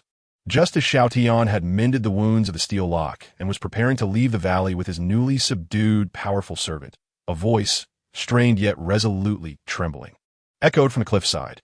Wait! Both Xiao Tian and the recently subjugated steel lock turned their gazes toward the source of the voice. The steel lock emitted a low, threatening growl, its molten gaze fixating on the diminutive human. Xiao Tian's crimson optical lenses regarded the youth who staggered forth from behind the rocks, pale with fear and excitement, trembling yet defiantly standing his ground. He had long sensed this human observer during the fierce battle with the steel lock. The faint heartbeat and breath had not escaped his formidable sensors.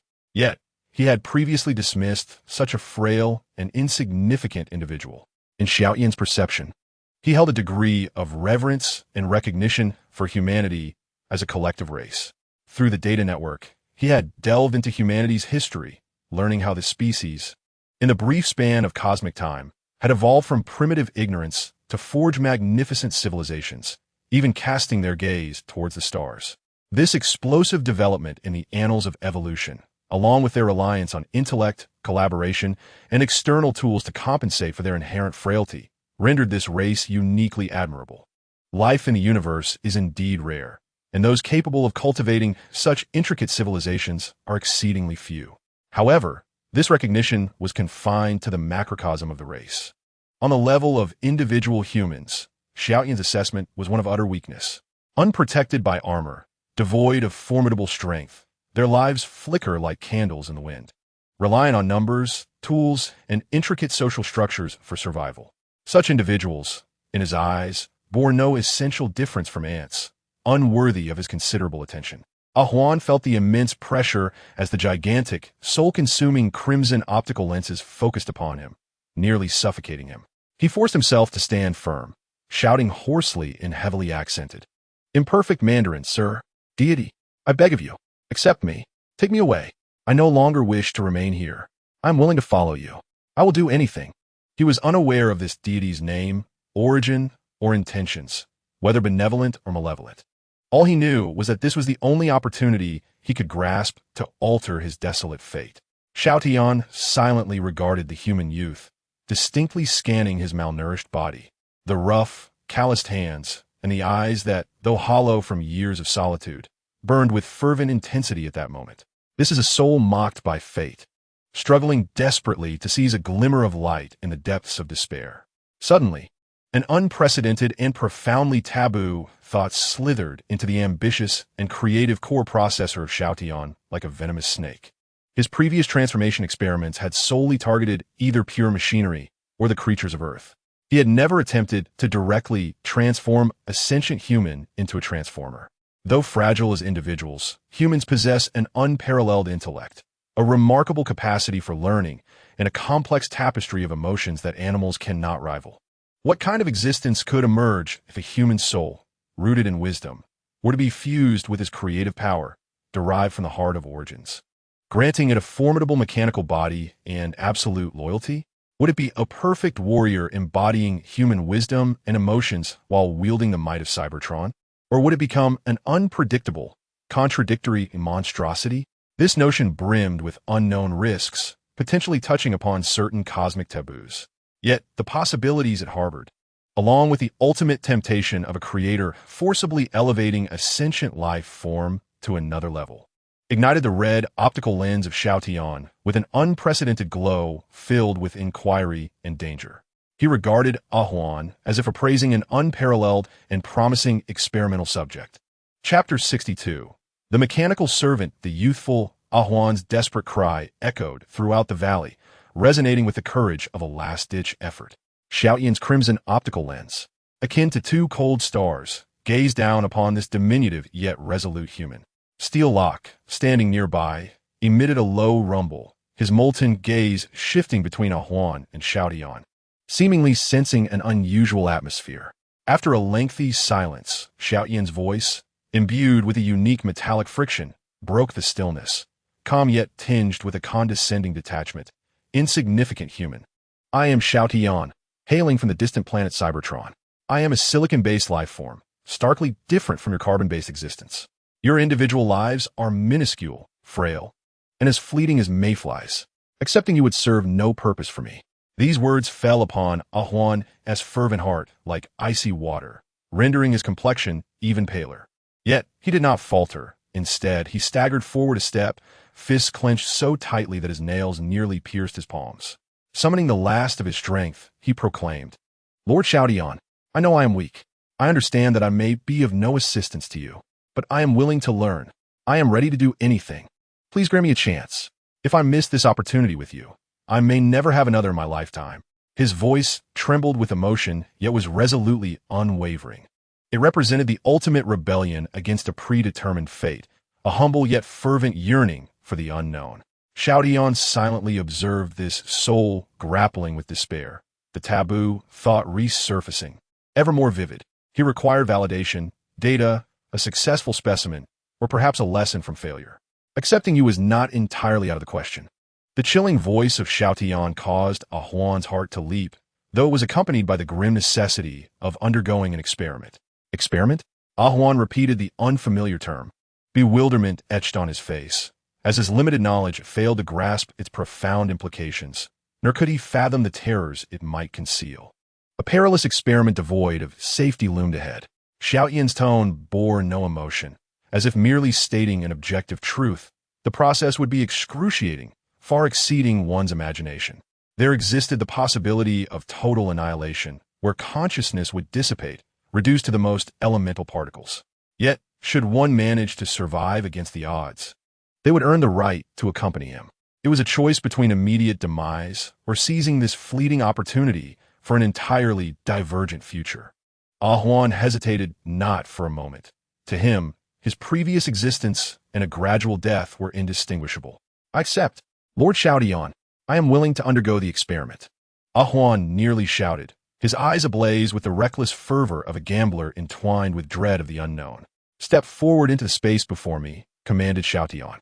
Taking a deep breath, Ahuan suppressed his fear of Xiao Tian and the imposing Steel Locke, advancing steadily into the ravaged ground where battles had left their mark. He lifted his gaze to the towering mechanical giant, feeling utterly minuscule, like a mere speck of dust. Xiao Tian slowly raised a colossal metallic finger, its tip gleaming with an ominous azure light, precisely aimed at Ahuan, who stood upon the ground. Deep within him, the spark of his core began to resonate with unprecedented intensity and unique frequency, the power of the fragment of his origin heart merging with it. A creative and transformative energy, far purer and more formidable than what he had previously harnessed during the transformation of animals or the repair of Steel Locke, began to converge at the tip of Xiao Yan's finger, compressing and radiating a disquieting tremor. Steel Locke, with its simplistic processor, seemed to sense something amiss.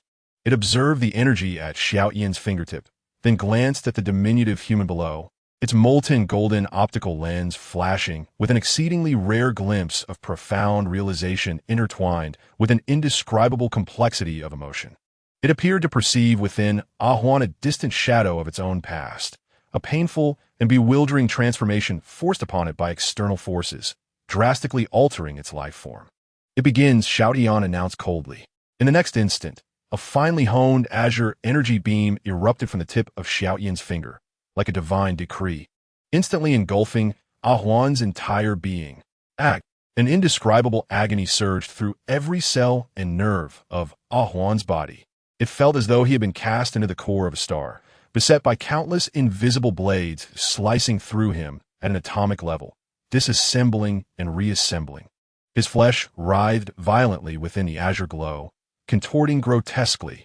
His skin, akin to fragile parchment, was torn and shed, revealing the tissues beneath that were being forcibly metallicized. His bones groaned under the unbearable strain, stretching and deforming, merging into a new, more resilient yet alien metallic framework.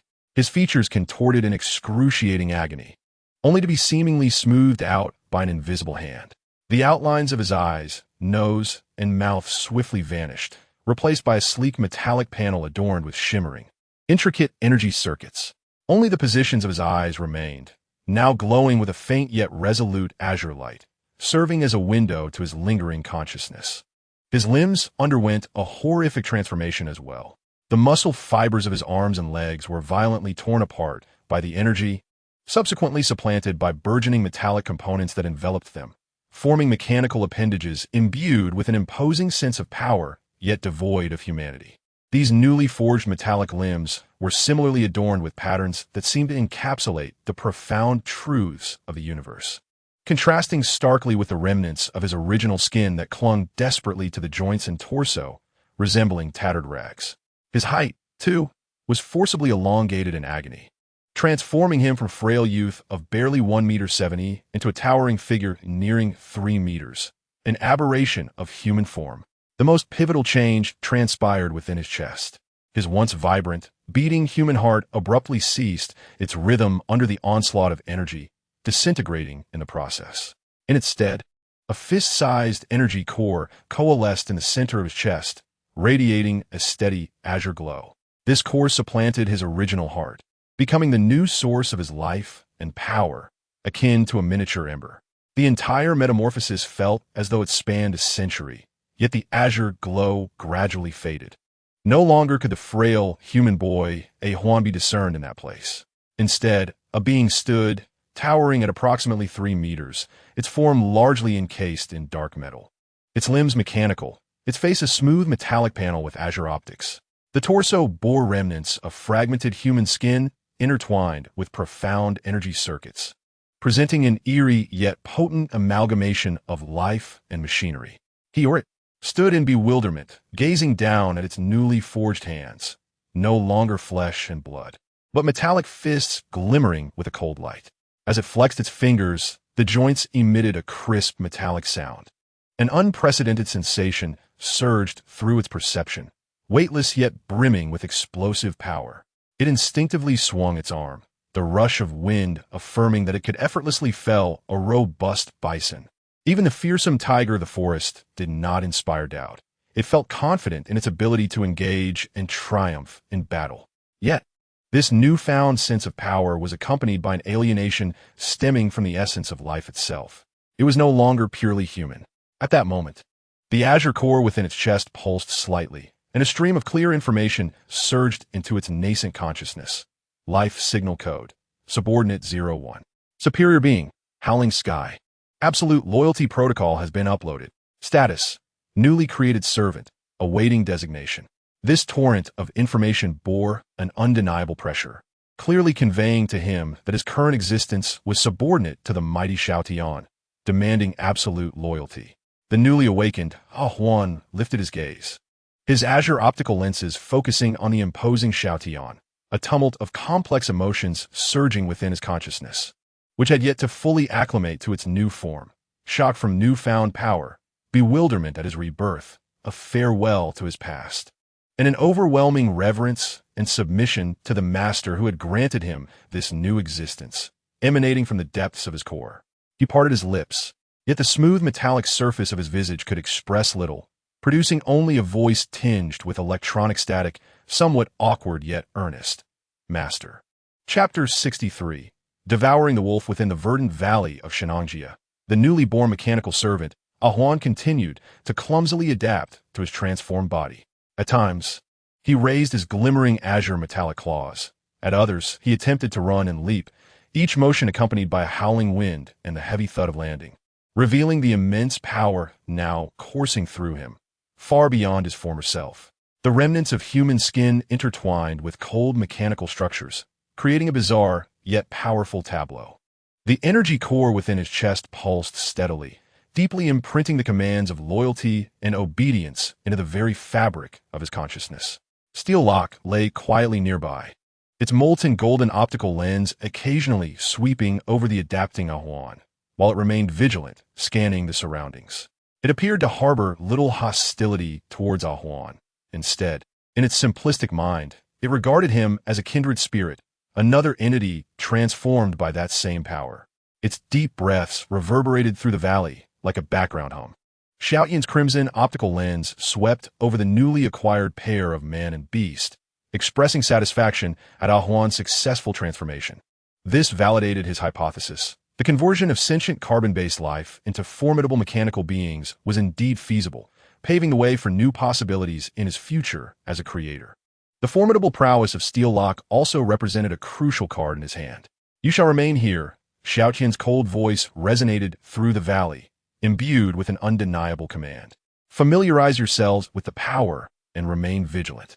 Be on the lookout for signs of other ancient mechanical beings like Steel Lock or indications of large-scale human activities. Without my summons, do not venture forth unbidden." Steel Lock emitted a compliant low growl, its massive head nodding slightly. Ahuan ceased his movements, directing his azure optical lens towards Xiaotian, responding with that electronically tinged, somewhat hesitant voice. "Yes, master." With these instructions imparted, Xiaotian lingered no longer. His colossal form began to emit a deep, resonant sound of transformation, shedding the guise of an Earth-like fighter jet. Instead, he revealed his true form, an evolved Cybertronian interstellar war machine, born of the fusion with the heart of Origin. The streamlined fuselage has become increasingly elongated and menacing, nearly doubling the length of the original J-10 silhouette. The wingspan is vastly expanded, with the wing edges resembling sharp blades. The overall paint scheme exudes a profound, dark metallic essence, as if it were capable of absorbing light, only illuminated by ominous azure and crimson glows emanating from the engine nozzles and select energy nodes. This aircraft embodies pure aggression and an aesthetic that transcends earthly technology, symbolizing its power and identity. The thunderous roar of the massive thrusters at the rear erupts with a deafening clamor, expelling a turbulent azure tail flame. The evolved fighter ascends with an acceleration far beyond its predecessors, akin to a dark bolt of lightning tearing through the sky, swiftly breaking through the clouds and racing towards northern China. At high altitude, the calculating processor calmly analyzes the current situation. Ever since it successfully integrated the fragments of the Origin heart, acquiring the godlike ability to create life, a significant concern has persistently haunted him. Xiaotian, the entity that calls itself the creator, would undoubtedly not tolerate a seed slipping from its grasp, especially one that possesses the power to threaten her very status. Should Quintessa descend upon Earth, her primary target would not be the Autobots or Decepticons, but him, Xiaotian. She would not hesitate to eliminate him and strip away the flame that merged with the Origin heart, reclaiming this power for herself. Consequently, after completing his evolution, Xiaotian proactively and decisively severed and concealed the ancient pact connection with Quintessa. He could no longer allow his movements and condition to be exposed to the gaze of that dreadful existence. However, evasion is not a sustainable strategy. He requires strength, a force capable of not only confronting but also intimidating Quintessa. Alone, along with Steel Lock and the newly emerged Ahuan, he is still insufficient. He needs allies, or rather, pawns that he can manipulate to divert fire and create chaos. His sights are once again set on humanity, particularly the Huawulonging group, with which he has had contact and which has shown a certain potential for cooperation and ambition. Though the human race is comprised of relatively weak individuals, their capacity for learning, creativity, and their vast numbers, when properly guided and empowered, can unleash astonishing strength. They resemble a pack of hungry hyenas. If provided with sharp teeth and a clear objective, they can pose a threat to more formidable predators. The quickest way to enhance human capabilities is to furnish them with more advanced teachers and technology. A name surfaced in Xiaotian's database, Tianhua. Previously, during the chaotic invasion of global networks to gather intelligence for the Decepticons, it had shared a wealth of seemingly insignificant ancient documents and anomalous reports that had gone unheeded by humanity with all Decepticon members. Xiao Tian had noted that in some unverified rumors and ancient records concerning the United States, there were repeated mentions of a colossal unidentified flying object or the remains of a prehistoric giant that had fallen on the polar ice cap, subsequently discovered and secretly preserved by humans. Some of the characteristics described exhibit a remarkable congruence with the spacecraft and the entity form of the ancient Cybertronian scientist, Jetfire. Jetfire is indeed one of the most illustrious scientists and explorers of the golden age of Cybertron. His vast knowledge and extensive experiences encompass technologies far surpassing those of the Autobots and Decepticons during the subsequent Civil War era. If he truly lies dormant on Earth and can be awakened, humanity would instantly gain access to an unimaginable treasure trove of technology.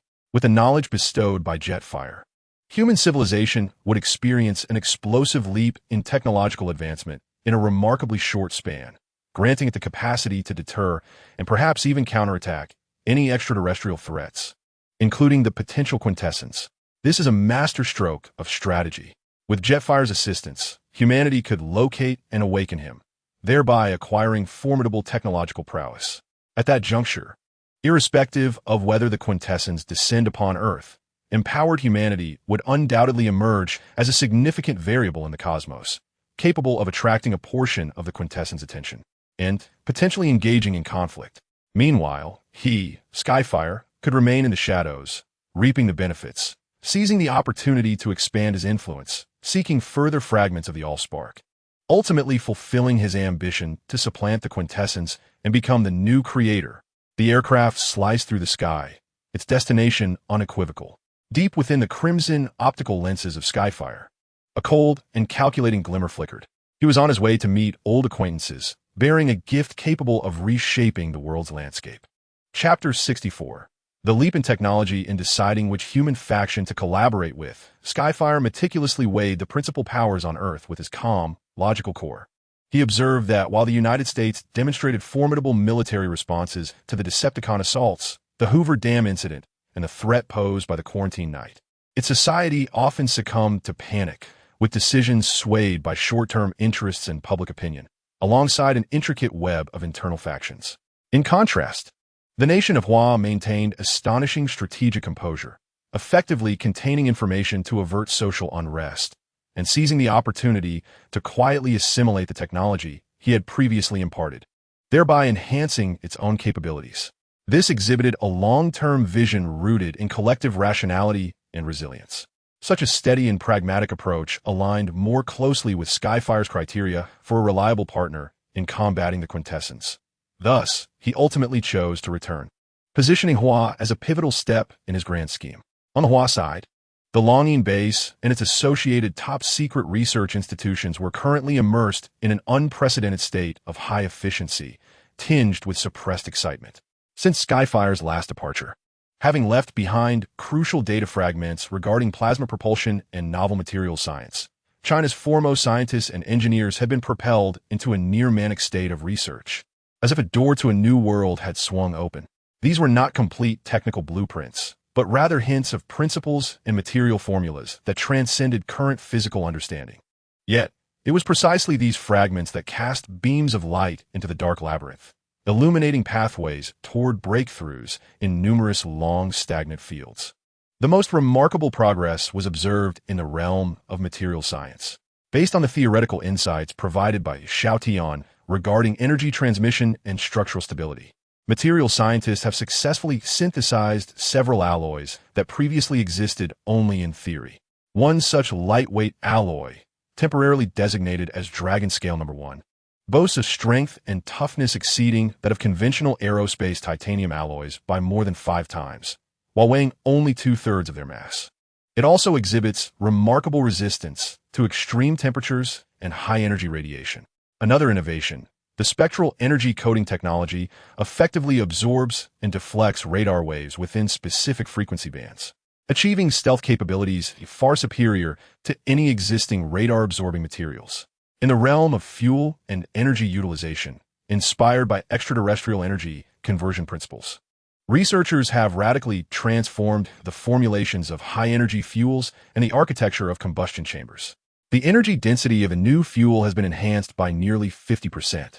The prototype of the newly designed engine, known as the Heart of Yanhuang, which is based on plasma confinement concepts, has demonstrated thrust and fuel efficiency in simulated tests that left all participating engineers breathless, promising a qualitative leap in the speed and range of current aircraft.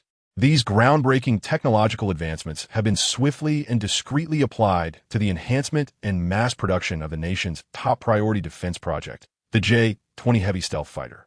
Originally, the first technical verification aircraft of the J-20 was scheduled for its maiden flight in 2011. However, the situation has drastically changed within a highly secured workshop at Qingfei.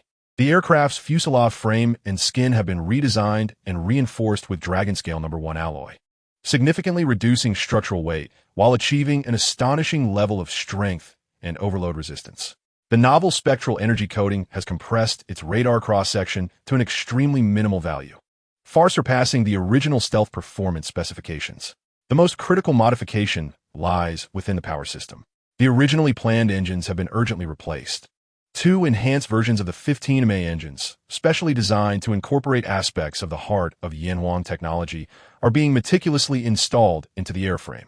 Although the full capabilities of the prototype have yet to be replicated, estimates indicate that its thrust has already surpassed that of the U.S. military's F-22 Raptor's Pratt Whitney F-119 engine, endowing the J-20 with unprecedented supermaneuverability and supersonic cruising capabilities. Coupled with the concurrently developed PL-15 long-range air-to-air missile and PL-10 short-range dogfight missile, which utilize new high-energy fuels and advanced guidance technologies, this J-20, enhanced by cybernetic technology, is poised to become the world's foremost fifth-generation air superiority fighter upon its formal induction into service, establishing a generational advantage over the F-22. The entire project is advancing at a remarkable pace, with components of the improved J-20 being produced in various classified factories, soon to enter the assembly phase.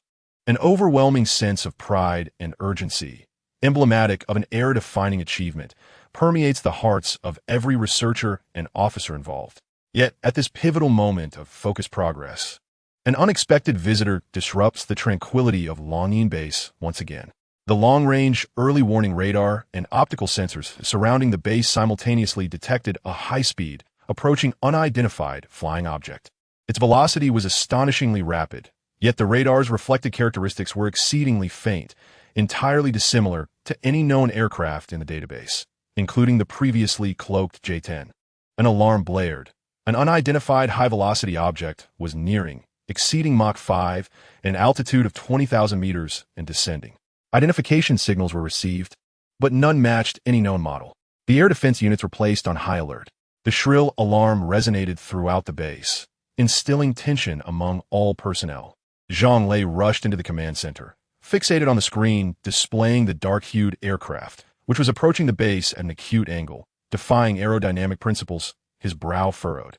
The aircraft was entirely dark, with menacing yet fluid lines, significantly larger than conventional fighter jets, its engine nozzles emitting ominous hues of azure and crimson, exuding an overwhelming sense of alien technology. A foreboding sensation welled within Zhang Lei, accompanied by an inexplicable familiarity. Just as the air defense missiles were about to lock onto the target, the dark aircraft came to a near-hovering halt above the base, then gradually descended, landing silently in the designated isolation zone outside the base, showcasing extraordinary flight control technology. As the hatch opened, not a traditional hatch, but more akin to an armored sliding door, the imposing figure of Xiao Tian, now in a more formidable robotic form, radiating crimson optical brilliance, appeared before the onlookers. A collective sigh of relief escaped, quickly replaced by astonishment at the starkly enhanced, oppressive presence he now bore.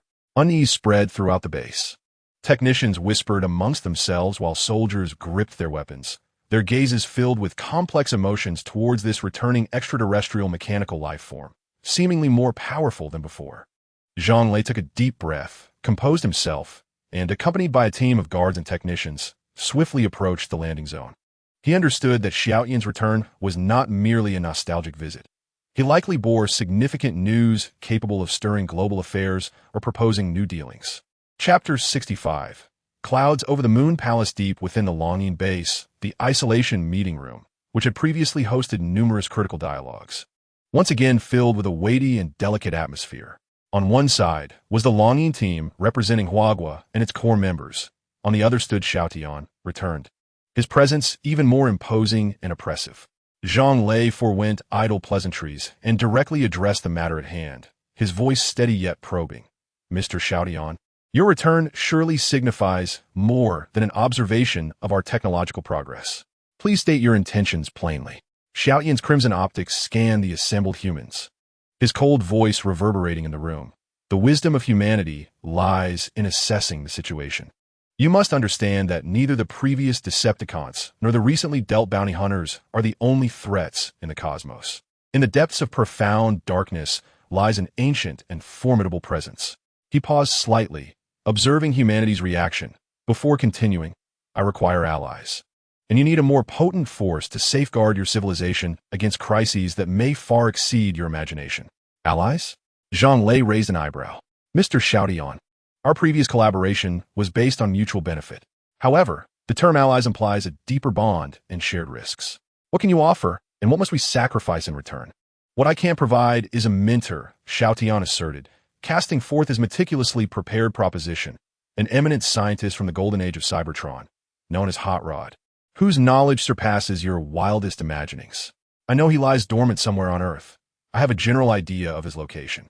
Awakening him will allow his wisdom to propel your technology into a genuine leap forward, rather than merely relying on the fragments I offer. Hot Rod. The name resonated strangely among those present, yet they could still sense the formidable power it embodied through Xiaotian's reverent tone. The experts felt a tremor of realization. The value embodied by an ancient scientist was indisputable. And what you must do, Xiaotian's voice carried an undeniable weight, is to stand by my side when specific threats from the cosmos arise in the future, providing every form of support you can, intelligence, resources, and even military collaboration. This demand was monumental, implying that Huagua could be drawn into an unknown interstellar conflict far exceeding the scale of terrestrial disputes. Zhang Lei did not respond immediately, but exchanged swift glances with his advisors, engaging in a silent deliberation. Observing their hesitation, Xiaotian added, "This is not coercion. It is a choice. You may refuse and continue your slow path of self-discovery. But remember, when true crises strike, isolated civilizations are often the first stars to extinguish. Cooperation offers us both a chance for survival and development." After a lengthy pause, Zhang Lei inhaled deeply and spoke on behalf of Huagua. "Mr. Xiaotian, we are in principle agreeable to establishing this strategic partnership. However, the details must be clarified. First, the existence and technology of Hot Rod must be unequivocally authentic. Second, regarding future support actions, we reserve the right to make judgments and decisions based on specific circumstances and our national interests, rather than yielding unconditionally. Third, we require more detailed information to assess the specific threats you mentioned." This response expressed a willingness to collaborate while maintaining the sovereignty of the state. Xiaotian was not surprised. Human political acumen was well within his calculations. "Very well," Xiaotian assented readily. "I cannot disclose all sources of the threat at this moment, but its magnitude far eclipses that of Megatron or Hot Rod.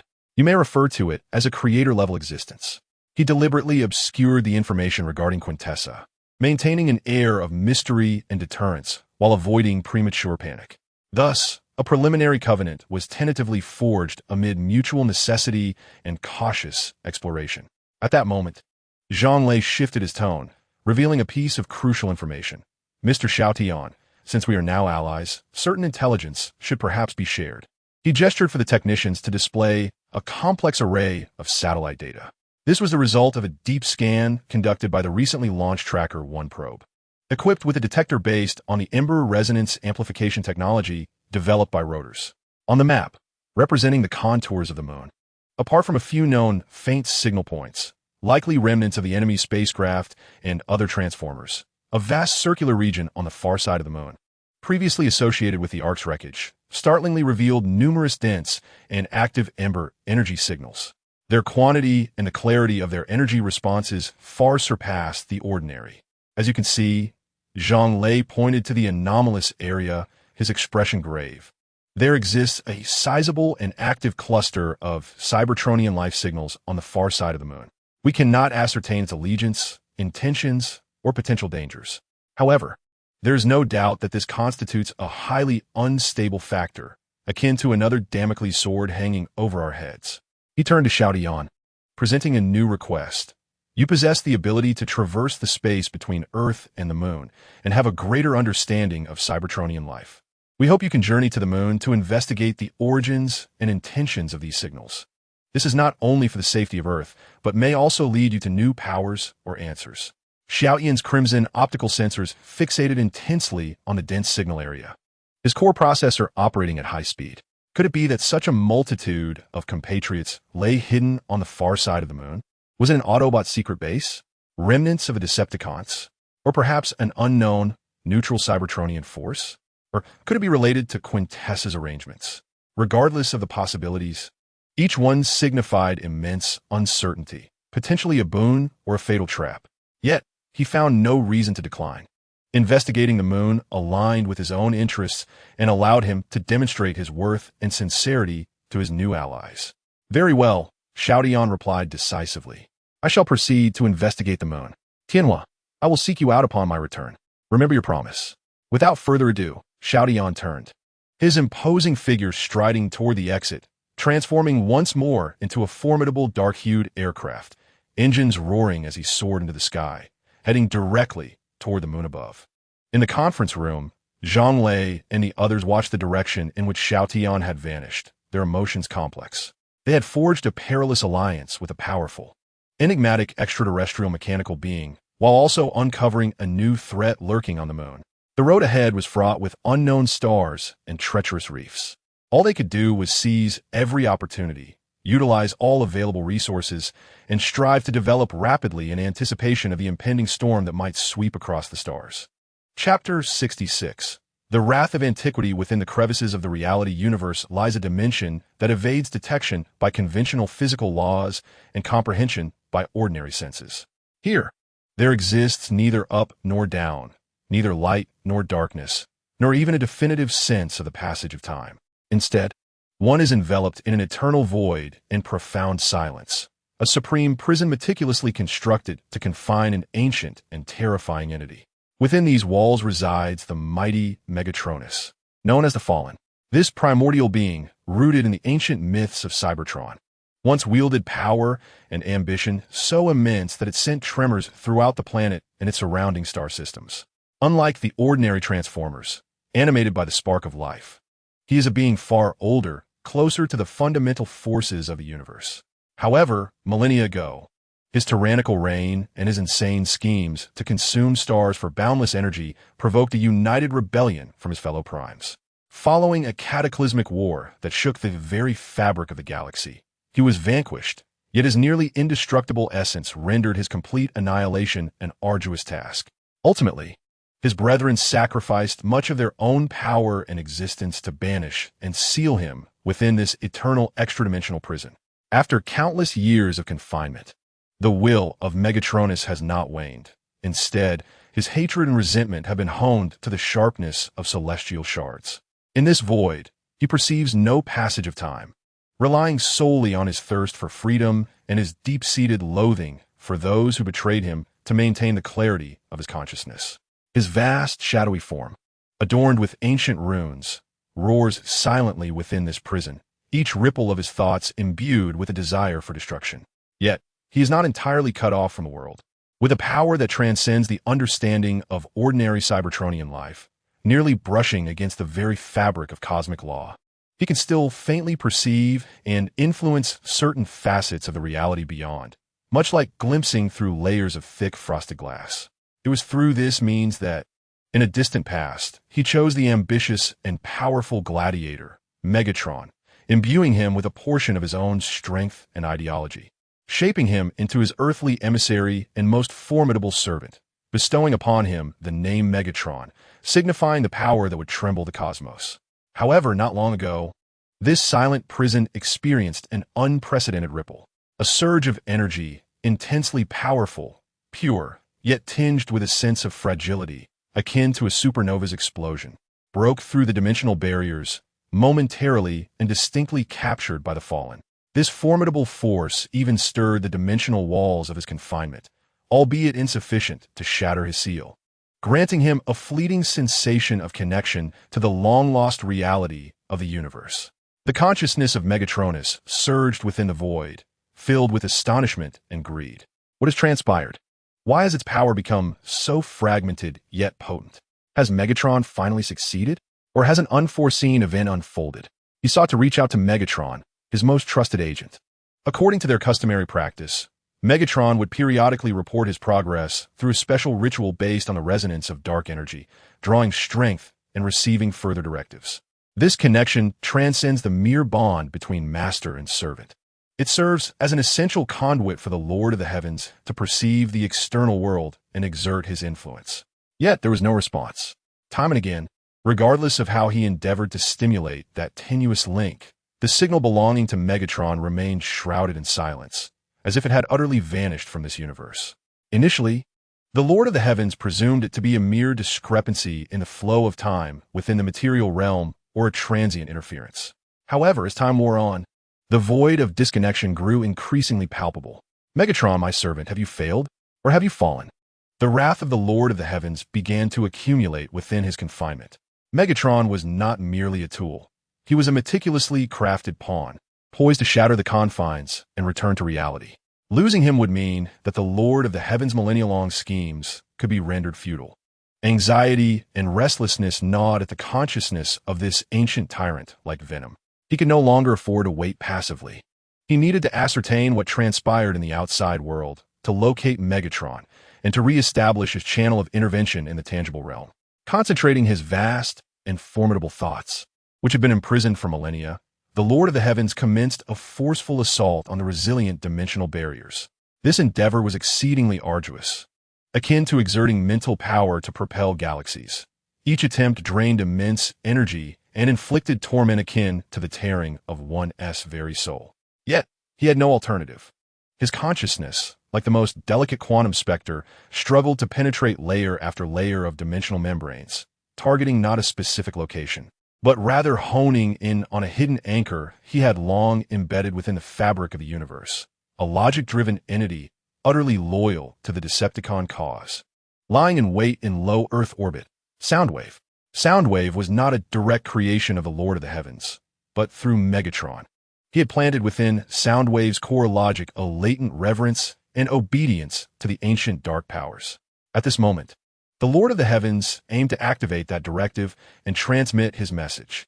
In the frigid, desolate expanse of low Earth orbit, the Decepticon spy satellite, Soundwave, floated silently, gathering a plethora of information from Earth, while simultaneously monitoring the movements of the remaining Decepticon forces.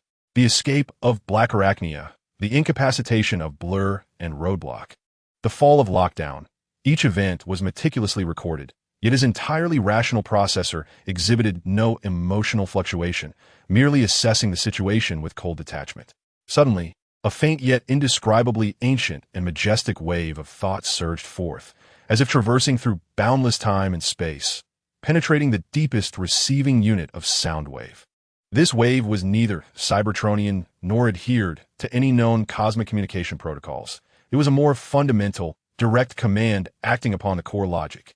The content of the directive was simple and clear, imbued with an undeniable compulsion. Find Megatron. Locate him at any cost. Return with his message or remains. Execute. The command was interspersed with vague warnings regarding the anomalous shattering of the Allspark, as well as veiled references to something existing beyond the confines of his prison. The processor, typically tranquil and undisturbed, experienced a moment of subtle disarray. The priority of this command instantaneously eclipsed all prior task logic. Is Lord Megatron missing? Is there need to search for him? His expressionless visage, resembling a radar mask, revealed no outward signs of change. However, his internal systems commenced full power operation. Mobilizing all available resources, including the miniature Decepticon spies still lurking across the Earth, variants of laser birds, reconnaissance units of robotic canines. and his own formidable signal scanning and data analysis capabilities, all engaging in an exhaustive search for any trace related to Megatron. Within the confines of his cage, the consciousness of Lord Zeta Prime ebbed like a receding tide, retreating into the eternal void of silence. The immense expenditure left him even more weakened, yet within the depths of his ancient will, a flicker of new hope ignited. The pieces had been set in motion, regardless of how the real world may transform. Whether Megatron lives or dies, he, Zeta Prime, the ancient tyrant, would never resign himself to an eternity trapped in this void. His shadow was poised to once again envelop reality. Chapter 67. The awakening of the fire of heaven. The night descended like a heavy velvet curtain, enveloping Washington, D.C. The Udvar-Hazy Center of the Smithsonian National Air and Space Museum cast a silent silhouette under the moonlight, its iconic massive hangar housing countless treasures of human aviation history. From the Wright brothers flyer to the colossal space shuttles, each exhibit a testament to intellect and courage. However, on this night, the arrival of an unexpected guest would shatter this tranquility, unveiling a long-buried chapter of history. A shadow glided silently across the night sky, defying the laws of physics as it hovered above the museum's periphery, taking the form of the grim and imposing Cybertronian aircraft that was Starscream. His crimson optics scanned the plaza below, serving as an outdoor exhibition area, where once mighty steel giants like the B-29 Super Fortress and the F-4 Phantom now stood as mere static displays. Deep within his spark, the resonance from the heart of Origins grew ever clearer and more intense, like the most precise compass, unmistakably pointing toward the far end of the plaza, to the massive, darkened main exhibition hangar. Starscream did not endeavor to conceal his presence, yet he chose the night primarily to minimize unnecessary disturbances, not out of fear, but purely to avoid interference. He descended in altitude, his massive form casting a suffocating shadow beneath the moonlight before landing heavily and precisely before the enormous, tightly sealed alloy doors of the main exhibition hangar. The sound of his metallic feet striking the ground resonated through the stillness of the night. In the security room adjacent to the hangar, a middle-aged guard on night duty, drowsy and half asleep, was abruptly roused by the unusual tremor and the colossal shadow outside the window. He approached the window in terror, and upon catching sight of the mechanical giant, radiating a crimson gaze and unmistakably not of human design, he nearly collapsed to the ground, his coffee cup slipping from his grasp and shattering with a crisp sound. The chilling voice of Xiaotian resonated through external speakers, piercing the thick walls and echoing within the security room. Open the door. The security personnel, gripped by terror, scrambled to grasp the intercom on the table, yet found themselves at a loss on how to report this unimaginable situation to their superiors. Pale-faced and drenched in cold sweat, overwhelmed by abject fear, he executed an act that seemed absurd yet might be his sole chance to preserve his job. He retrieved his mobile phone, trembling as he activated the recording function, directing it towards the outside where Xiaotian stood, his voice quavering as he incoherently documented. Report, Commander. No, I mean it's recorded. There's a gigantic robot outside. An alien. Truly. He demands I open the door. He claims he wishes to enter and greet his compatriots. Oh God, I assure you. I'm speaking the truth. You must believe me. It is the alien that compelled me to open the door. As he recorded, his fingers, nearly unresponsive with fear, pressed the button to electronically unlock the door. Driven by immense dread and the need for evidence, the heavy alloy door, accompanied by a deep, resonant hum, gradually slid open, revealing the profound and expansive interior of the hangar. Xiaotian paid no heed to the nearly petrified human security guard, striding forward with heavy steps into this sanctuary of human aviation. The hangar remained unlit save for a few emergency indicators and the faint moonlight filtering through the vast glass dome, outlining the silhouettes of colossal aircraft and spacecraft, reminiscent of a prehistoric beast's graveyard. Yet within this space, saturated with the crystallization of human industrial civilization, Xiaotian's focus honed in on a singular target. He disregarded the 14 formidable F-14 Tomcats and 35 experimental aircraft, making his way directly to the deepest part of the hangar, to a relatively isolated exhibition area. There, quietly stationed, was a legendary reconnaissance aircraft, the Lockheed State Route 71 Blackbird, its sleek, entirely black exterior embodying the unique aesthetics of the Cold War era. Even in the dim light, Its obsidian body appeared to absorb all radiance, with its elevated nose, massive engine nacelles on either side, and distinctive triangular wings narrating tales of its past. Cruising at 30,000 feet and 3 times the speed of sound, unveiling the secrets of the globe. In the eyes of humanity, this was a piece of immense historical value. However, within Xiaoyan's perception, this blackbird concealed within its depths a spark far older than its exterior. A fire vast as the starry sea. The faint energy fluctuations resembled the dying embers of a star, yet still harbored awe-inspiring wisdom and ancient tales. I have found you. Tianhua. Xiaoyan halted before the state Route 71, his crimson optical lens fixated upon this seemingly frigid metallic shell. He sensed that the life force of this venerable entity had indeed dimmed to that of a candle flickering in the wind. The prolonged passage of time and the depletion of energy far from its source had brought it to the brink of returning to the origin of its spark. Without hesitation, Xiaoyan raised his immense metallic palm, directing his hand towards the body of the state Route 71. The ember deep within his core once again stirred, this time not with the force of coercive transformation, but rather with a gentler, more primordial essence, a pure energy of Cybertron, imbued with the resonance of awakening and harmony, mingled with a breath of nurturing from the heart of origins, akin to a warm stream gently flowing into the dormant form of the blackbird. Awaken, Old One. The voice of the wind reverberated through the vast hangar, carrying with it a respectful acknowledgement befitting the ancients. The long slumber must come to an end.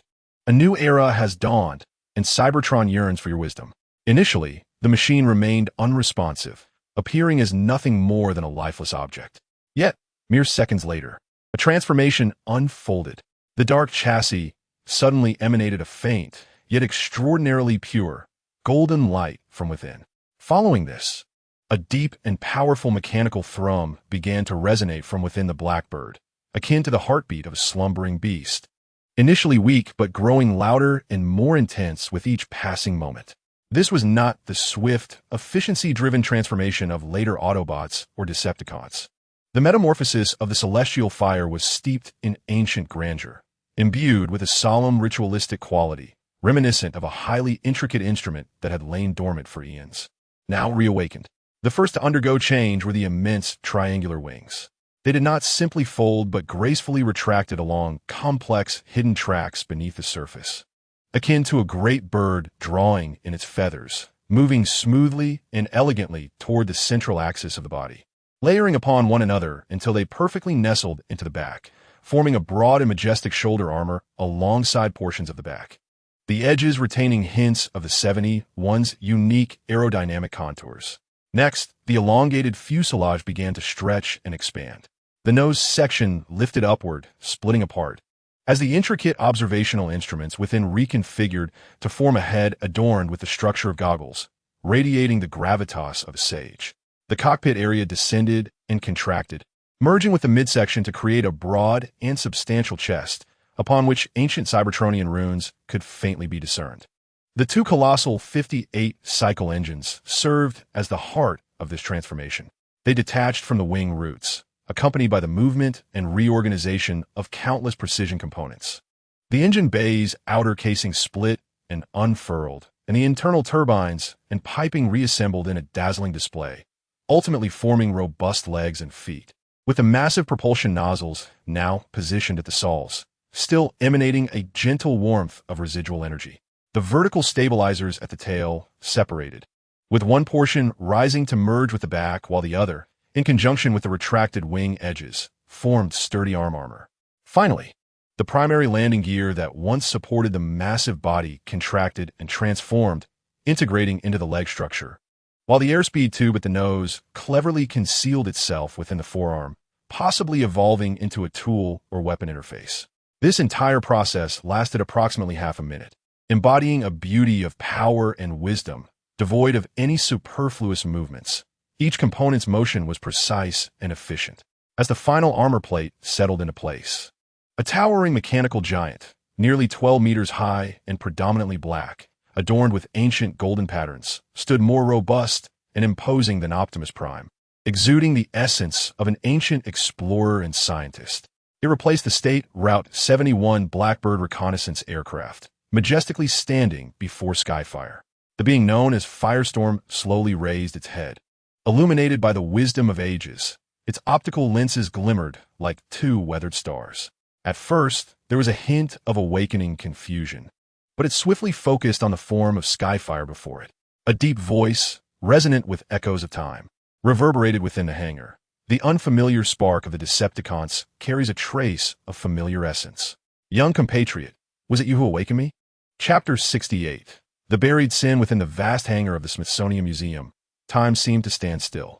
The newly awakened Firestorm, a master from Cybertron's golden age, loomed atop the platform that once cradled his slumbering form. In his starry eyes, the initial expression was not one of vigilance towards the unfamiliar surroundings, but rather a profound astonishment, rooted in the essence of life itself. Instinctively, he flexed his colossal metallic fingers and gazed down at his imposing body, primarily black with ancient golden patterns. According to his self-assessment prior to his slumber, the passage of eons and the depletion of energy from the Allspark should have brought his essence to the brink of extinction, rendering his form as fragile as a rusted relic. He had subconsciously prepared himself for a serene return to the Allspark. Yet, at this moment, he felt an almost reborn vitality. Although the weight of time still lingered in every joint and circuit, the profound sense of antiquity was inescapable. Yet the flame of his essence burned steadily and warmly, with energy flowing smoothly within his being, brimming with strength, far from the desolate state he had envisioned. This was not a mere effect of natural restoration. His massive hand instinctively gripped the metal staff, fashioned from the deformed landing gear of the state Route 71 Blackbird, now equipped with a supportive structure at its apex. This was not part of his original design, but rather an adaptive tool formed during his long slumber, instinctively created to support any potential frailty. It had now become an integral part of his identity, symbolizing the passage of time and wisdom, while also serving as a reminder of his near demise. Redirecting his astonished gaze from himself, Firestorm's star-like eyes focused on the being that had awakened him, Skyfire. He immediately sensed the surging and powerful energy fluctuations within the other spark. It was a force imbued with a sense of power and an almost divine essence. This intensity surpassed that of the ordinary Cybertronian warriors he remembered from the later generations, particularly striking with the sharp lines and armored style that distinctly belonged to the Decepticon lineage, leading Firestorm to form a reasonable misconception in an instant. He inclined his head slightly, his deep voice, rich with the texture of years, resonating with a hint of reverence and inquiry in the vastness of the hangar. Such a powerful and unique spark. Young compatriot, I thank you for your awakening. Are you the new leader of this generation of Cybertronians? Are you the successor to Optimus Prime or Megatron? He contemplated that the one possessing such strength and awakening him was likely a new generation of leaders who had risen during his slumber. The crimson optics of Starscream flickered momentarily. He neither directly denied nor confirmed the misunderstanding regarding Jetfire, instead initiating his narrative in a calm and objective tone. I am Starscream. As for leadership, there is currently no singular leader on Cybertron. Much has transpired during your years of slumber. He succinctly outlined the current situation to Jetfire. Cybertron was in dire straits, reduced to a wasteland by civil war, resources depleted, and civilization on the brink of annihilation, leaving survivors in disarray. Their brethren began to wander the cosmos, yet the war between Autobots and Decepticons continued to extend into the starry expanse, ultimately leading both factions to Earth for various reasons. In his brief mention of the earthly conflicts, he alluded to Megatron being frozen by humans, yet managing to escape, the Allspark shattering into several fragments and going missing, as well as the recent turmoil involving a bounty hunter named Lockdown. Starscream further revealed the Autobot stance, noting that Optimus Prime led a faction of Autobots currently stationed on Earth, upholding the belief of protection. He expressed his own departure from the path of pure destruction espoused by the Decepticons, seeking a more independent mode of development, and pointed out that it was through collaboration with a faction of humans that he had discovered Jetfire in his slumber. This cascade of information detonated like a bomb in Jetfire's ancient processor, stirring a tempest of emotions. The destruction of their home world, the shattering of the Allspark, the war extending to this realm. Each revelation struck him with shock and sorrow. It was as if he had awakened from a deep slumber only to find his homeland transformed into legend, sacred relics shattered. and his compatriots embroiled in ceaseless conflict on foreign soil. After a prolonged silence, Jetfire let out a long, heavy sigh, his voice imbued with profound melancholy and the poignant realization of change. I see. Such a long slumber has caused me to miss the entire era of transformation and conclusion. The Allspark. He raised his head, his gaze sharpening as if to pierce through the museum's dome towards the boundless cosmos, posing a question buried deep within his heart. One that filled him with unease. What of Lord Megatron? Jetfire's voice unwittingly lowered, infused with a profound vigilance and a trace of undeniable fear regarding the ancient tyrant. Had he also emerged in this starry domain? Was his seal still intact? This question made Starscream's crimson optics narrow slightly. Megatron? The name felt somewhat unfamiliar to him. Yet the connotations of ancient tyranny instantly reminded him of Quintessa, the creator mentioned before Lockdown's demise, as well as certain older legends of Cybertron. Observing Starscream's reaction, Jetfire realized that the other party might not fully comprehend this long-buried ancient mystery. He tightened his grip on the cane slightly, as if drawing strength from it, and began to recount a past he was reluctant to remember. The mighty Galvatron was not the tyrant we know today as Megatron or Optimus Prime. He was an ancient being, one of the primal primes. The voice of Jetfire resonated with the weight of history. In the dawn of Cybertron, he possessed unparalleled power, surpassing all other primal primes. Yet his ambition was as boundless as a black hole. I once served as his subordinate, Jetfire confessed, his tone fraught with complex emotions. Under his command, I utilized my scientific knowledge to serve him. One of my tasks was to pilot my ship in search of suitable stars amidst the vast cosmos. He paused, a flicker of pain crossing his starry eyes. Initially, I believed he sought to explore energy for the prosperity of Cybertron, but I soon discovered, to my horror, that his true intent was to consume the core energies of those stars to achieve his mad goal of eternal and absolute dominion. This would lead to the annihilation of countless galaxies, a sheer and brutal cosmic atrocity. I could no longer bear it.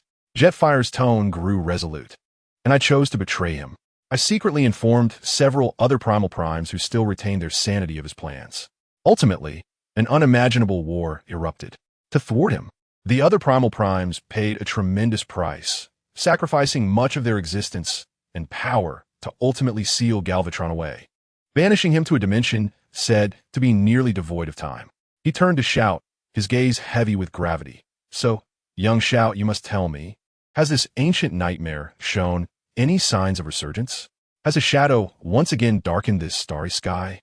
Jetfire's candidness unveiled a history far older and more terrifying than the civil war between Autobots and Decepticons. Shout realized that beyond the fragments of the Allspark and Quintessa, there might exist an even more dreadful, sealed ancient threat. The cosmic chessboard was more intricate and perilous than he had imagined. Chapter 69. The Flame of Heritage in a Desolate Wilderness in America. Shout, accompanied by Jetfire, discovered Optimus Prime. The dim moonlight cast flickering shadows upon the windswept rocks, accentuating Jetfire's already aged and battered visage. His optical lenses, having witnessed a million years of warfare, were now fixed upon a non-existent point in the void. Where once there had been fervor, now lay an abyss of anxiety and an almost imperceptible hint of fear. The voice sealing Jetfire was deep and hoarse, as if each syllable carried a rasping sound. The universe's most formidable prison could not contain a soul resolute in vengeance. Galvatron, whom we once revered as the master of the fallen primes, was far more terrifying than you could ever imagine. His gaze slowly swept over the seated figures of Optimus Prime, Shout, and the few surviving Autobots. Each body that met his gaze involuntarily felt a chill run through them. It was a pressure emanating from the chasm of life's disparities. Even as the celestial fire flickered dimly, its residual aura was still profoundly unsettling. I once fought under his banner, witnessing stars extinguished by his hand and experiencing his insatiable greed for power. That seal was the result of the Elders' Council exhausting their resources and sacrificing countless compatriots. Not a triumph, but a desperate measure. The celestial fire struggled to shift its battered form, producing a disconcerting metallic grind. It confined his physical essence, but could not obliterate his indomitable will. Throughout the eons, his whispers continued to penetrate the fissures of dimensions, luring those who yearned for power and possessed fragile minds. I understood better than anyone that he had never truly surrendered. He must be lurking in some obscure corner of the universe, laying traps unknown to us. When the time is ripe, it will be the moment he breaks free from his shackles and descends once more. The tone of the celestial fire carried a nostalgic weight, as if each word had to be painstakingly unearthed from the depths of time's dust. I have witnessed him rekindle a dying star and watched as he transformed an entire rebellious alien fleet, along with its home planet, into a shattered ring encircling his throne. His power, his wisdom, and his understanding of certain forbidden aspects of the universe far exceed yours, and perhaps even surpass the imagination of all Transformers. He suddenly turned, his optical lens ablaze with brilliance, his piercing gaze piercing through the darkness. Do you believe that confining him within that lightless energy prison signifies an end? Is it not so? Ironhide retorted gruffly, caressing the still imperfect cannon on his shoulder. That wretched place couldn't even transmit a signal. No, you don't need it. That was merely the beginning. The tone of the celestial fire was resolute, imbued with a spine-chilling certainty. For the Lord of Thunder, the confinement of flesh has never constituted a true prison. His will, a spark warped by dark, super-energetic entities, resonated with the universe's most profound malevolence, transcending physical bounds. Seals may restrain his form, but they cannot imprison his whispers, his schemes, or his pervasive corrosion. His words weighed heavily, like cold iron, upon the spark of every listener. Even the ever-optimistic Jazz fell into silence, the atmosphere thick enough to wring water from it. At last, the gaze of the celestial fire settled upon Optimus Prime, imbued with a tapestry of complex emotions, hope, trust, and a trace of tragic sorrow. We had lost so much. The adversary was no longer fit to lead the Autobots. Other leaders had either perished in battle or vanished without a trace.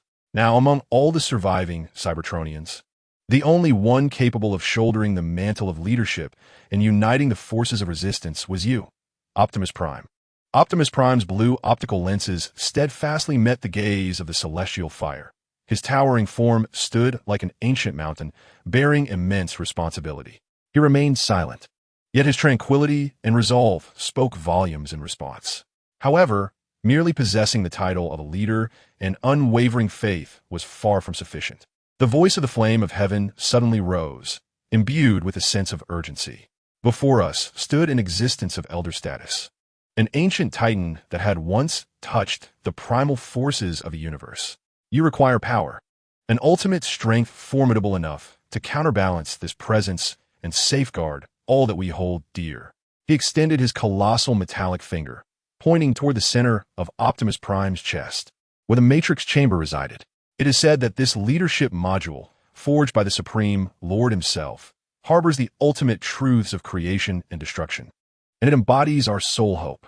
Not only is it the culmination of wisdom, but it also serves as an amplifier of power, capable of unleashing a leader's potential to its zenith, possessing the might to reshape the battlefield and even determine the survival of civilizations.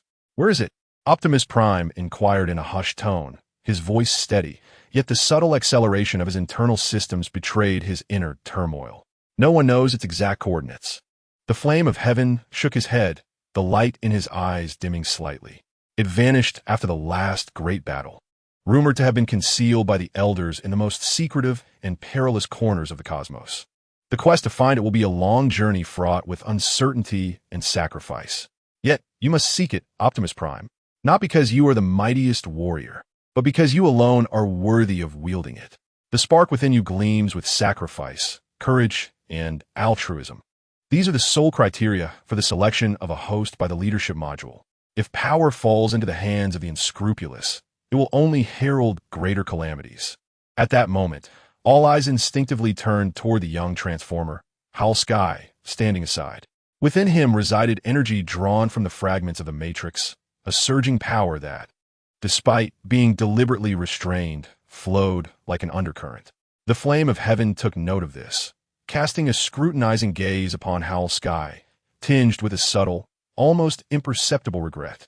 Young warrior, you have absorbed the fragments of the Matrix and acquired strength far surpassing your peers. This rare fortune is undeniable, as is your courage and potential. However, he shifted his tone to one of utmost seriousness, even severity. You must recognize that the power of a mere fragment pales before the might of the Lord of Thunder, like a firefly against a star. That primordial, pure dark energy is capable of corroding, distorting, and ultimately consuming your still maturing strength. Relying on fragments to confront him is akin to striking a stone with an egg. The outcome will likely not be a noble death in battle, but rather the pollution and assimilation of your essence, rendering you yet another puppet devoid of selfhood under his dominion. These words fell upon Howl's sky like a bucket of ice water, causing his frame to tremble slightly. For the first time, he felt uncertainty regarding the energy that had once filled him with confidence. The trump card he had relied upon appeared so fragile in the face of true terror. The flame of heaven pressed on, delivering a chilling warning that froze the hearts of all present, his voice grave as if echoing from the grave. Children, remember this. All that we Transformers are, our lives. Our thoughts, our civilization, stems from that great matrix. It is the origin of our race, the wellspring of our power, and the eternal song that flows through our metallic veins. He paused momentarily, allowing this ancient truth to resonate within each individual spark. However, all things are bound by cause and effect. Energy must ultimately find balance. We originate from the source of the spark, and ultimately, all that we are shall return to this source. This is a sacred cycle, a universal law. Yet, in the hands of the Lord of Thunder, this law could transform into the most terrifying weapon. The optical lens of the Thunder Fire suddenly emitted a sharp beam of light. Imagine if he were to discover other fragments of the scattered sparks throughout the cosmos, or even uncover the whereabouts of the source itself. With his profound understanding of the essence of energy, he could forcibly reverse this process of return. Inside the cabin, an oppressive silence reigned, pierced only by the hum of energy flowing and the eternal whisper of the wind outside. What would that signify?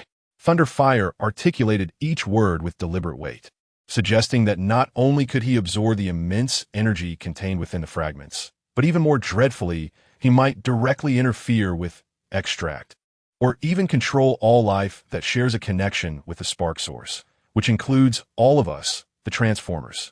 At that point, we would no longer be merely his adversaries. We would become energy reservoirs at his whim. Our lives, our power, would serve as sustenance for his dark ambitions. The conflicts among Autobots, Decepticons, and all factions would lose their meaning, and the entire Cybertronian race would face the catastrophic threat of total enslavement and annihilation. The unimaginable implications of Thunder Fire's final voice were laden with infinite fatigue and despair, yet within that despair flickered a resolute flame, truly unfathomable. Thus, the search for the leadership module was not solely to vanquish a formidable enemy, but to safeguard the roots of our race, to sever the path leading to utter destruction. This was a destiny we could not evade, and a last hope we must bear. In this heavy silence, Optimus Prime seemed to resolve himself. He stepped forward, locking his optics on a Thunderfire, and posed a question that had long weighed upon his heart. Thunderfire, esteemed elder, you are knowledgeable and have witnessed a lengthy history. Do you possess any knowledge of the Creator?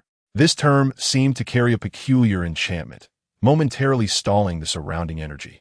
A flicker of evident surprise crossed Thunderfire's restored visage, and his optics narrowed slightly, revealing his intense focus. The Creator? Thunderfire's voice bore an inquisitive tone. For where did you hear this title? Optimus Prime. Not merely heard, but experienced firsthand, Optimus Prime's voice grew heavy. An entity claiming to be Quintessa asserts that she is the Creator. Her mercenary, known as Lockdown, possesses formidable power and technology, and we engaged in fierce combat. What unsettles me further, he hesitated, as if gathering his thoughts to unveil a painful truth, is that according to the information I've gathered, even Master Unicron, before his ultimate fall, was seemingly influenced by this Quintessa. The adversary, known as the Heavenly Fire, murmured softly as the brilliance within the optical lens flickered rapidly, reminiscent of a vast database engaged in an extensive search and comparison.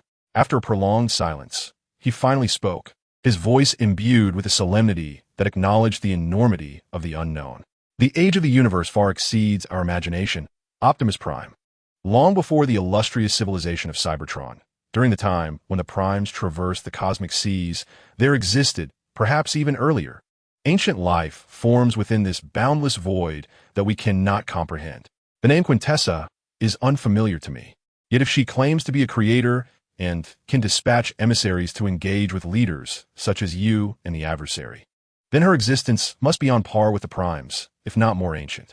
He gazed at Optimus Prime, his eyes reflecting a newfound scrutiny and concern.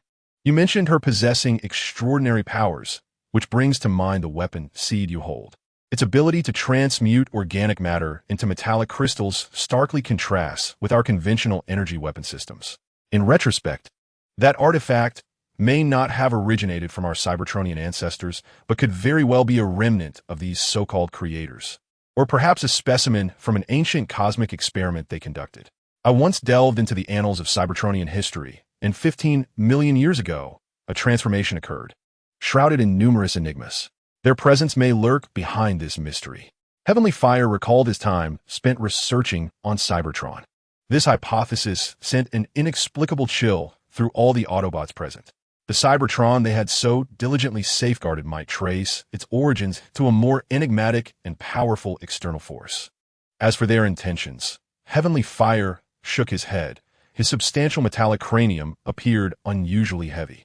I cannot ascertain whether it is to restore order, to execute some frigid cosmic law, or merely to regard us, and indeed the entire galaxy, as mere pawns on their chessboard.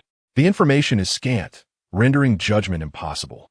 However, Optimus, Heavenly Fire's tone grew gravely serious, even more so than when discussing Megatron. One fact remains indisputable. Since this creator, Quintessa, has actively sought you out, and her influence has reached across 2 generations of Autobot leaders, you, Optimus Prime, are no longer a mere bystander. You are likely an integral, irreplaceable element in their grand design.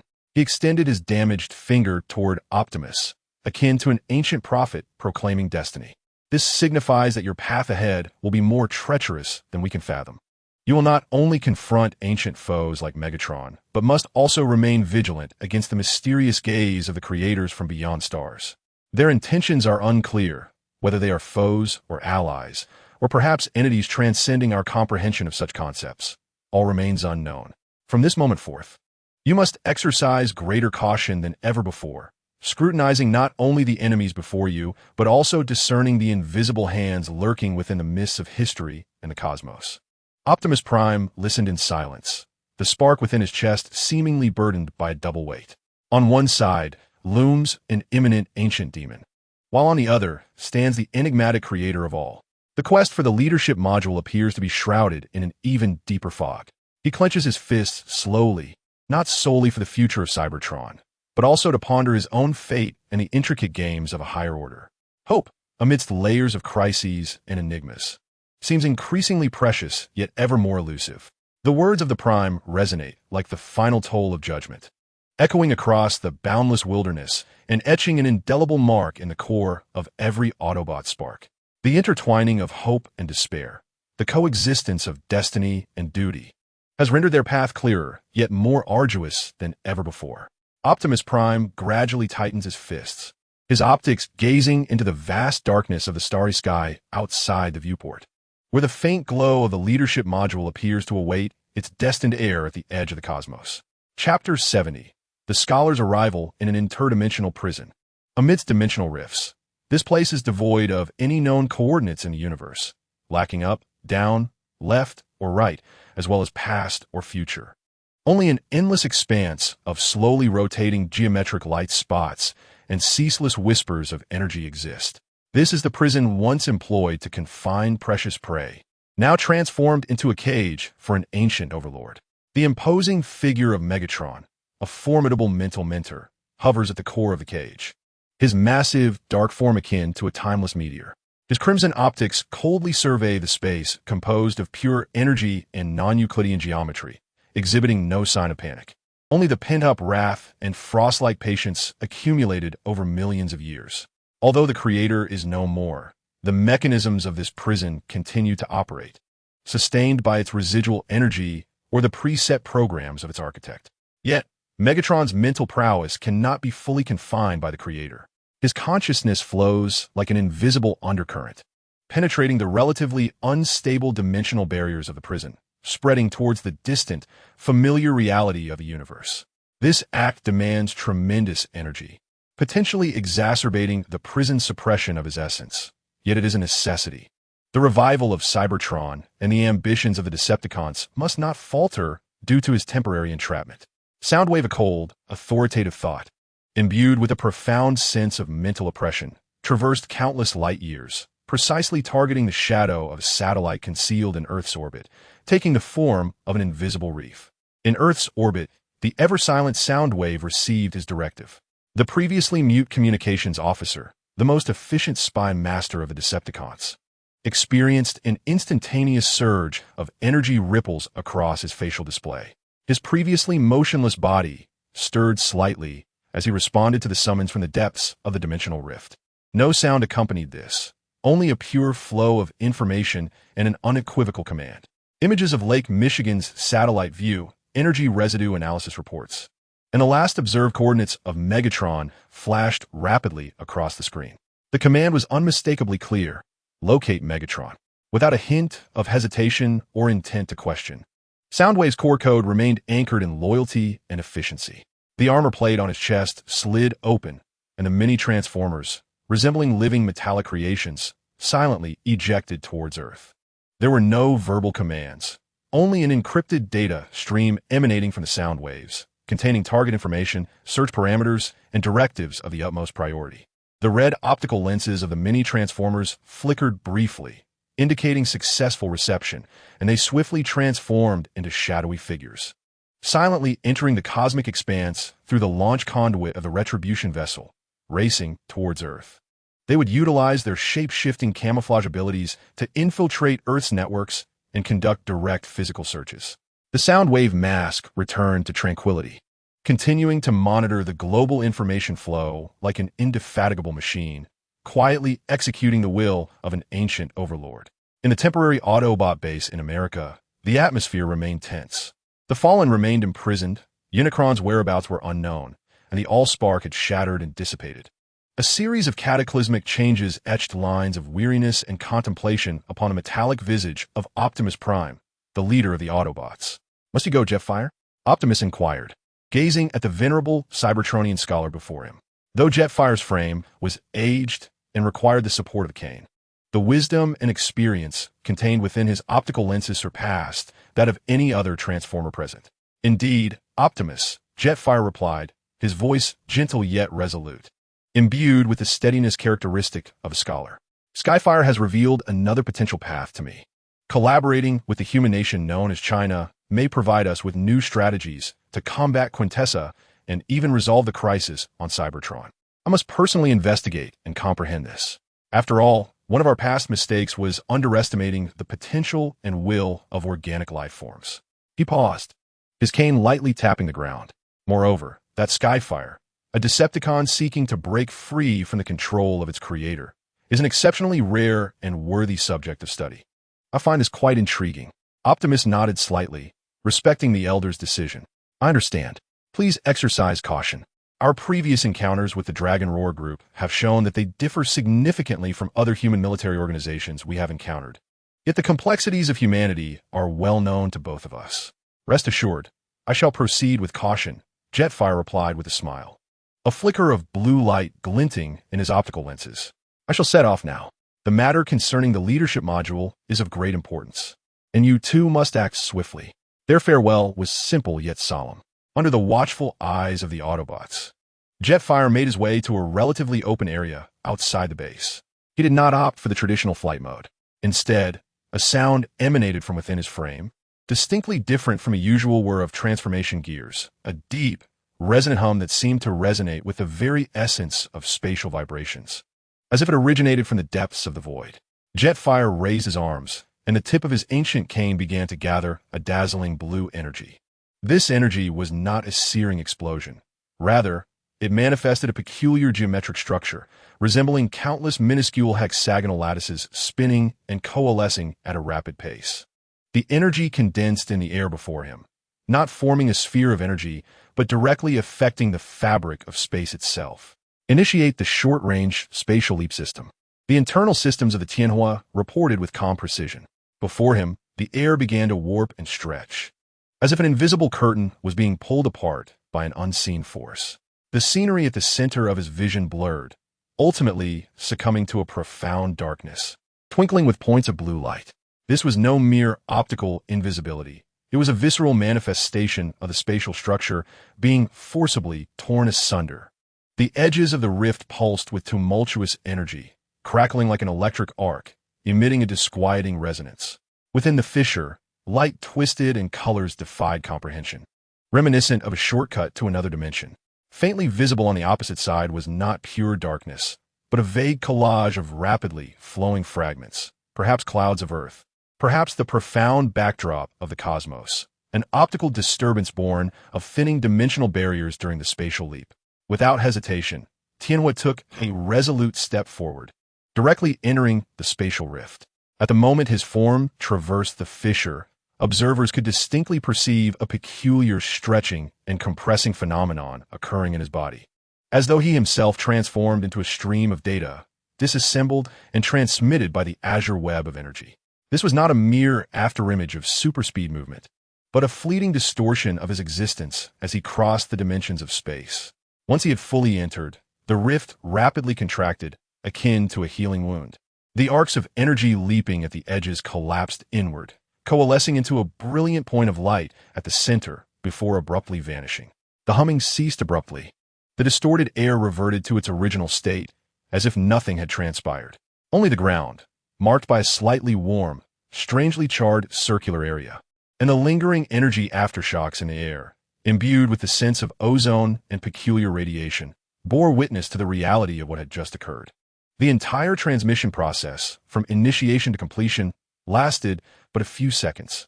Yet, the mastery displayed over the rules of space left all present, be they Autobots or humans, deeply awestruck.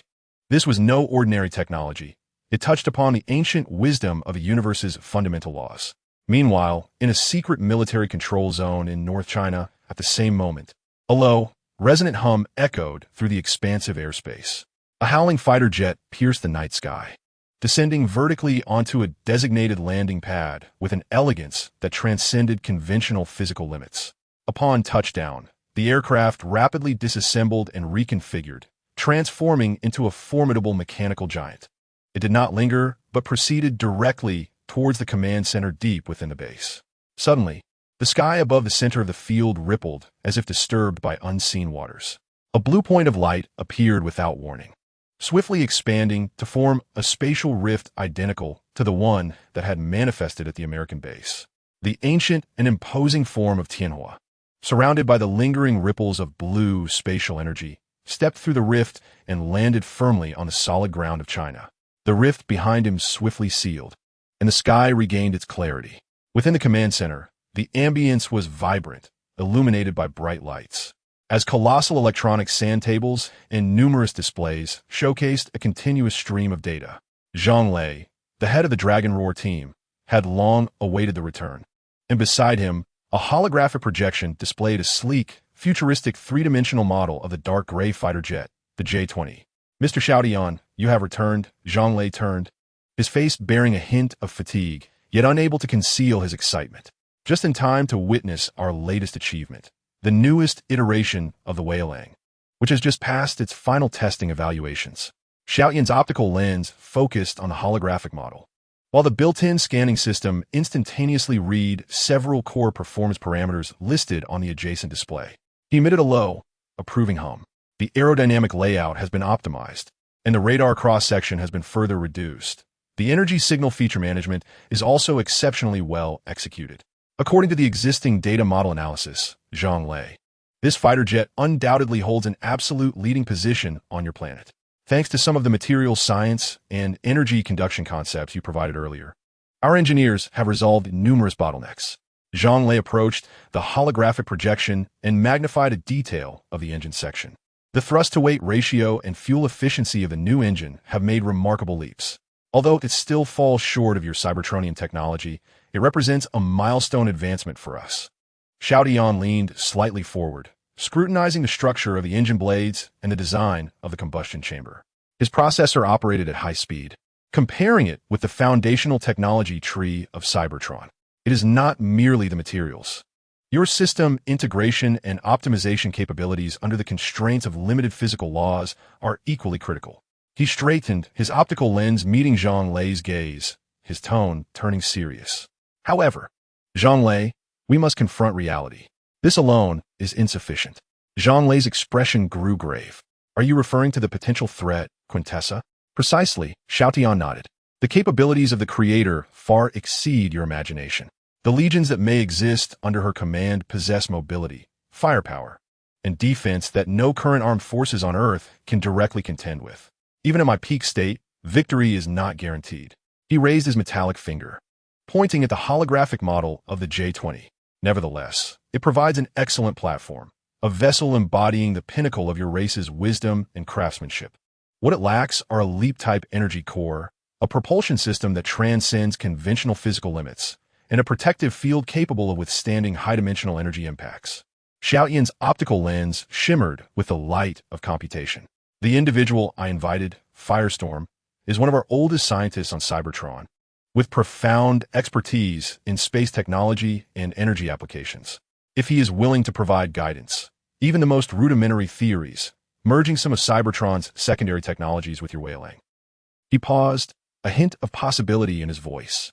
Then this fighter jet might indeed undergo a transformation, becoming a formidable force on the future battlefield, one capable of intervening in our conflicts and influencing the course of combat.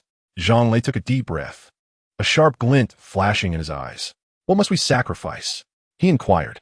A continuous supply of energy, the highest level of confidentiality, and the unwavering determination to stand shoulder to shoulder when the final confrontation arrives. Xiaotian replied solemnly, "This is not a conflict of human internecine struggle. It is a war concerning the very survival of our planet." Understanding dawned upon Zhang Lei as he nodded gravely. "We shall do our utmost to cooperate." The communication drew to a temporary close, and Zhang Lei moved on to attend to other matters, leaving Xiaotian alone in the command center. He stood solitary before the enormous observation window, gazing at the distant mountains, their outlines barely discernible in the gentle light of dawn.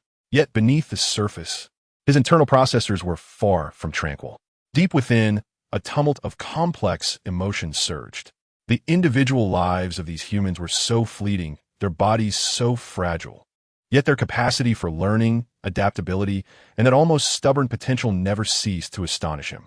From initially being able to provide only basic power, they had rapidly progressed to independently assimilating and applying portions of Cybertronian foundational technology, creating sophisticated weapon platforms like the J-20 in a remarkably short span of time. The astonishing pace of evolution resonated within Xiaotian's thoughts. He reminisced about his long life cycle, recalling how Cybertron's technological advancement had languished in a state of near stagnation for much of its history, consumed by factional strife that drained creativity. In contrast, humanity surged forward through relentless self-denial and exploration. This formidable capacity for learning and the ability to translate potential into reality might indeed be the reason why this seemingly fragile race could play a pivotal role in the impending catastrophe, one that transcended their comprehension. It was also the very foundation upon which he, a Decepticon who had strayed from his creator and original faction, chose to ally with them. He turned his gaze toward the window, the optical lens focusing on the southeast, the area where the arrival of Titan was imminent. "Titan, I hope your judgment aligns with mine."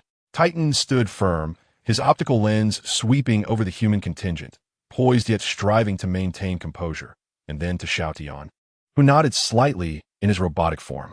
Raising his staff, he tapped it gently, producing a crisp metallic sound that shattered the silence. Then, Titan's voice resonated calmly.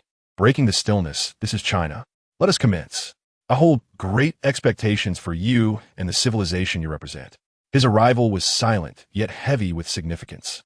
A scholar from ancient Cybertron had officially set foot on Eastern soil, poised to witness firsthand this ancient nation that had forged an extraordinary alliance with Xiaotian. Meanwhile, in the distant depths of Lake Michigan, a mini Autobot dispatched by the Soundwave had already locked onto the massive metallic body, lifeless and submerged beneath the cold waters and silt. In the frigid depths of Lake Michigan, sunlight struggled to penetrate the lake bed, and the tremendous water pressure enveloped the area in a profound silence. The robotic dog transformed into its underwater mode, gliding silently through the murky waters like a ghostly mechanical shark. Its sensors were fully activated, meticulously scanning every inch of the lakebed. At last, in proximity to the designated coordinates, it detected an exceedingly faint energy signal, alongside a substantial metallic response that bore an uncanny resemblance to the silhouette of Megatron recorded in the database. It approached cautiously. The sediment at the lake's bottom was gently disturbed, revealing the heavily damaged form of the Decepticon leader, encased in a crystalline shell. Megatron's optical sensors were completely dimmed. His colossal frame resembled a sunken ship, half buried in mud and half exposed to the water, with no signs of activity. The robotic canine circled him twice, conducting multiple scans for confirmation. Subsequently, it ceased its movement, hovering before Megatron's head, its red optical sensor glowing steadily. A secure message traversing the Pacific and continents was dispatched back to the distant sound wave in Earth's orbit. The sound wave reported, "Target has been located. Status, stationary. No life signals, coordinates confirmed." The message was concise, precise, devoid of any emotional undertones. The mission to locate Megatron had reached its initial milestone. Yet whether what was found was a cold shell or a dormant nightmare awaiting revival remained unknown. The dark currents of the cosmos, in response to Megatron's command, the arrival of the Titans, and the discovery of Megatron, were silently accelerating in tumult. Chapter 71. The Dragon's Roar, New Wings. In the resurgence of dark currents, the first rays of the morning sun had just skimmed over the snow-capped peaks of the Chilean mountains, casting golden light upon the seemingly ordinary military-restricted zone deep within the Gobi Desert. Meanwhile, 100 meters beneath the surface, the command center of the Longines team was already ablaze with light, filled with a palpable atmosphere of tension and order. The holographic projection platform displayed a three-dimensional model of the dark gray J-20 fighter jet, slowly rotating, every line exuding a fierce aura. However, at that moment, standing beside the model were not only Colonel Zhang Lei, the project lead, and several core engineers, but also two guests of strikingly different appearances: the recently restored robotic form of Starscream and the venerable Cybertronian scientist, Jetfire, who had just arrived and was leaning on a cane, meticulously examining the Model S data. Jetfire's somewhat antiquated optical sensors were adorned with a gentle cascade of blue data, while the cane occasionally tapped lightly, producing a crisp echo, seemingly aiding him in conducting some profound scans and calculations. The meeting had been in progress for some time. Colonel Zhang Lei had just delivered a detailed report on the groundbreaking advancements achieved in the latest iteration of the J-20, based on the material science and energy conduction concepts provided by Starscream earlier. According to this data, the stealth capabilities, supermaneuverability, and beyond visual range strike capabilities of the new J-20 had reached or even surpassed our initial design goals. Zhang Lei's tone bore an unmistakable pride. Yet he quickly turned his gaze towards the two Cybertronians, particularly the newly arrived Jetfire, his eyes filled with inquiry and anticipation. "Mr. Jetfire, you are renowned as the wisest Cybertronian scientist we know. What are your thoughts on this pinnacle of our human achievement?" Tianhua did not respond immediately. The tip of his staff faintly illuminated, casting a delicate and gentle scanning beam over the holographic model, particularly focusing on the engine and the primary load-bearing structure. He emitted a low, resonant hum reminiscent of aged gears in motion, a habitual sign of his deep contemplation. A remarkably intricate creation, he finally articulated after a prolonged silence, his voice imbued with warmth and authority. "Within the confines of your limited physical laws and material science, you have elevated performance to an extraordinarily high level. Particularly notable are the energy efficiency and adaptability to complex aerodynamic conditions. It is evident that you have invested immense intellect into this endeavor." With a shift in tone, he directed his staff towards the engine's rear nozzle region. "However, I detect some unusual energy residue, very faint, yet of a profoundly high essence." Zhang Lei and the engineers exchanged puzzled glances. The optical mirror of Xiao Tian flickered, indicating that he too had perceived something. Tianhua elaborated. "This is a residue of radiation that transcends conventional material realms. Its oscillation characteristics bear a subtle resemblance to the secondary radiation of an ancient and formidable energy source known as the Fire Seed. Fire seed? Zhang exclaimed, taken aback. Was it not shattered? Indeed, it was shattered, Tianhua affirmed with a nod. Yet, each fragment harbors unique and potent power. Based on the information provided by Xiaotian and my recent in-depth scanning analysis, I suspect that certain specialized alloys used in the manufacture of this aircraft may have inadvertently incorporated minute traces of a substance that once came into contact with a fragment of the fire seed. He magnified the material structure diagrams of several critical load-bearing nodes on the holographic model. Observe here, the atomic arrangement exhibits an unnatural lattice structure inclined towards energy conduction. This is not a result of your craftsmanship, but rather influenced by an exceptionally high-level energy field. Such a structure has established a tenuous yet verifiable quantum entanglement effect between this aircraft, or indeed, all aircraft utilizing similar batches of materials, and that unknown fragment of the fire seed. A profound silence enveloped the command center. The revelation was staggering. The pinnacle of human weaponry had inadvertently forged a connection with an extraterrestrial treasure. Quantum entanglement? A young chief engineer murmured. This implies, Xiaotian interjected in a somber tone, his voice tinged with metallic resonance. Theoretically, through this aircraft, we may be able to reverse locate the position of that fragment. Naturally, this would necessitate exceedingly precise equipment and substantial computational power. Tianhua added, moreover, this entanglement effect is bidirectional. Should that fragment become activated or subjected to significant disturbance, it could impact the entangled aircraft and vice versa. Thus, we stand at the crossroads of risk and opportunity. Zhang swiftly regained his composure, inhaling deeply as his gaze sharpened. What opportunities lie ahead, and how great are the risks?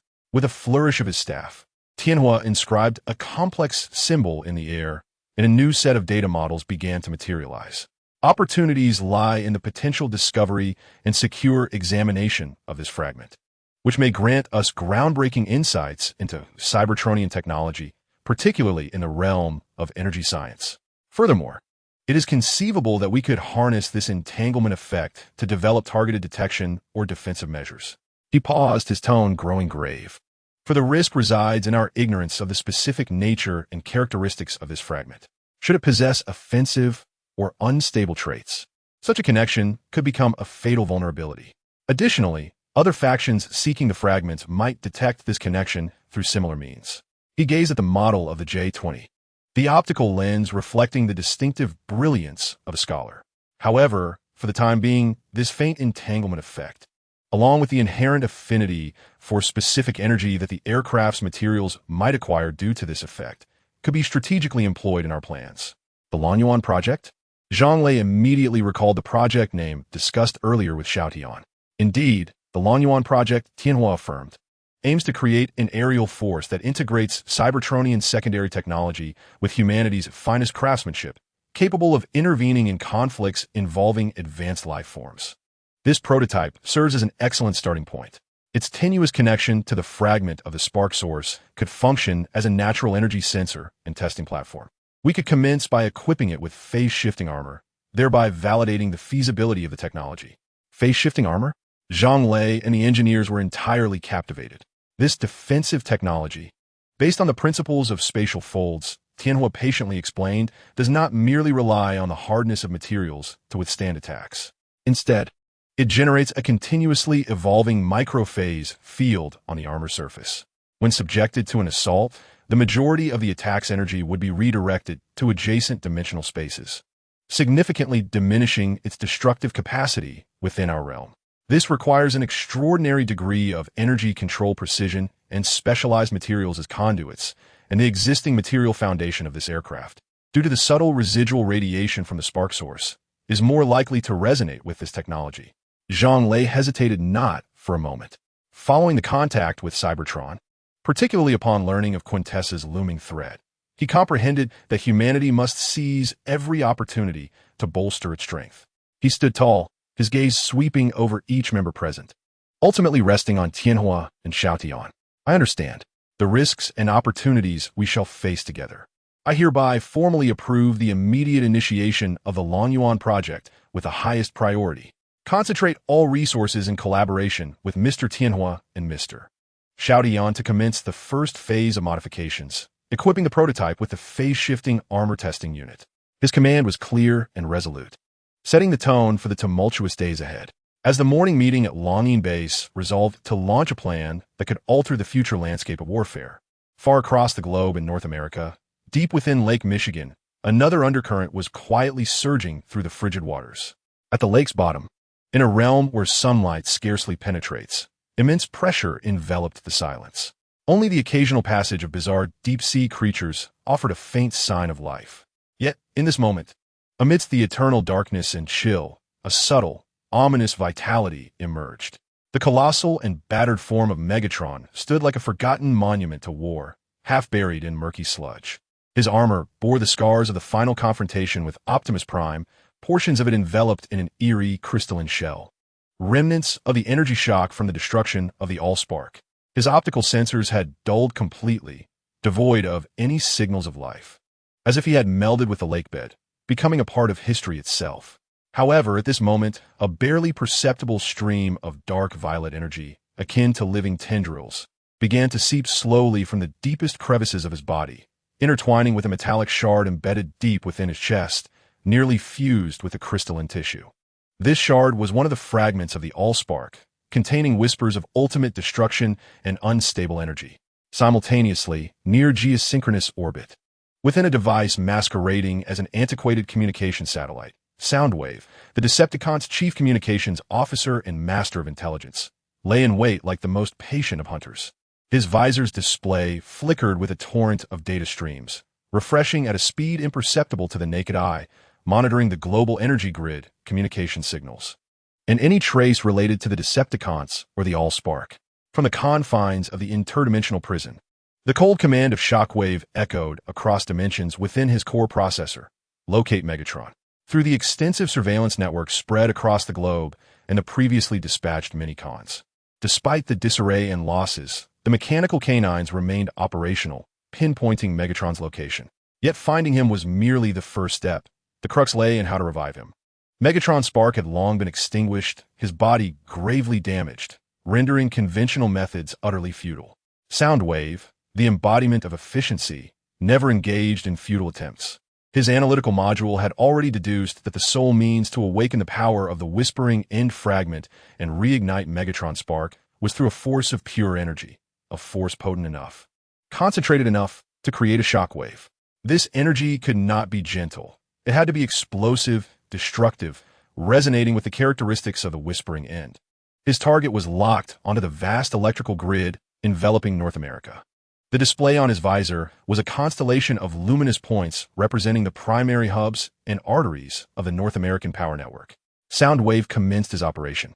He refrained from employing any violent intrusion methods, as they were too inefficient and prone to exposure.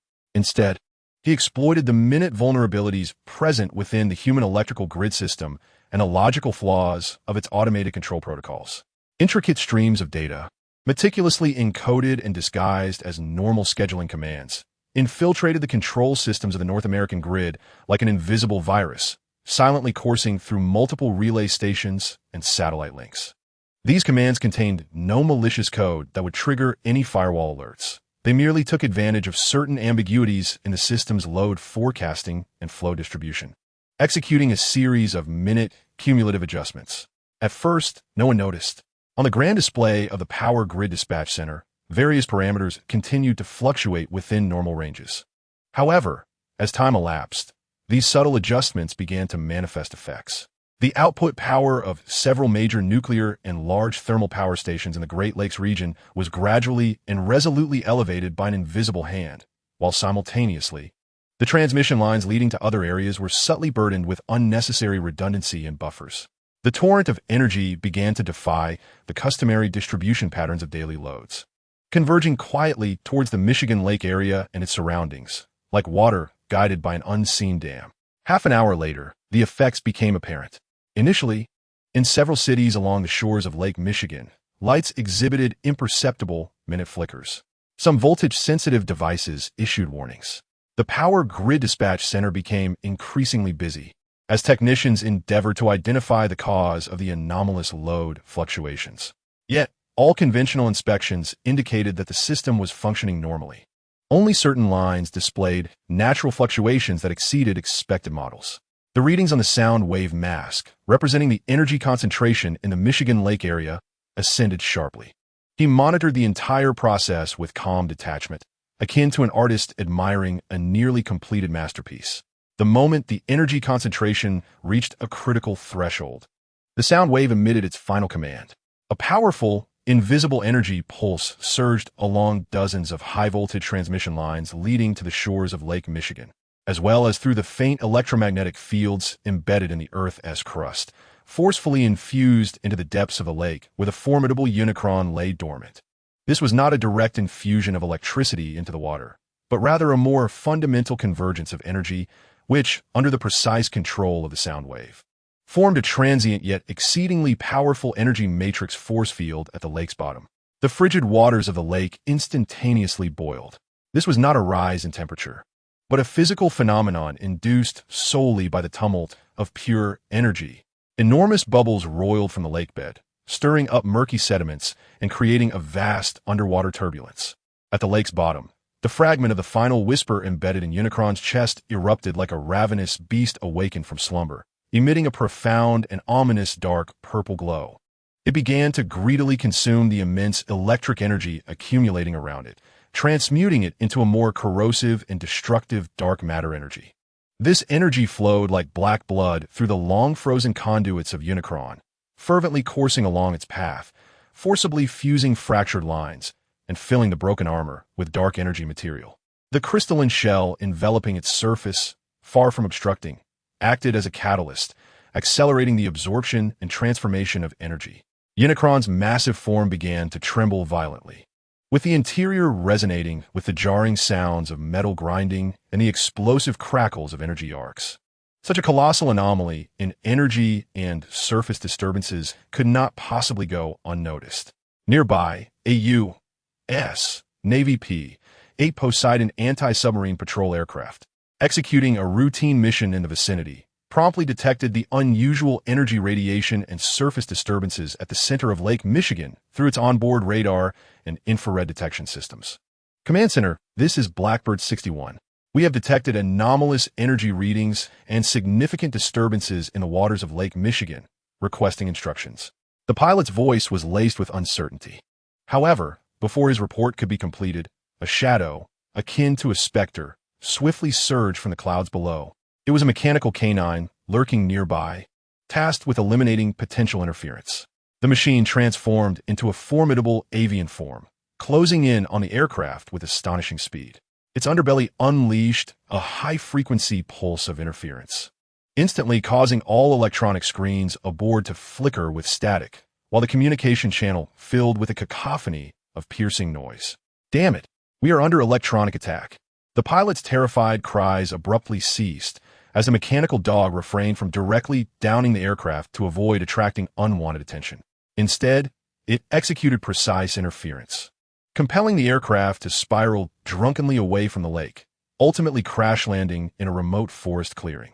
The crew, shaken, found themselves unable to accurately report the events that had just transpired. Beneath the lake, energy levels surged to their peak.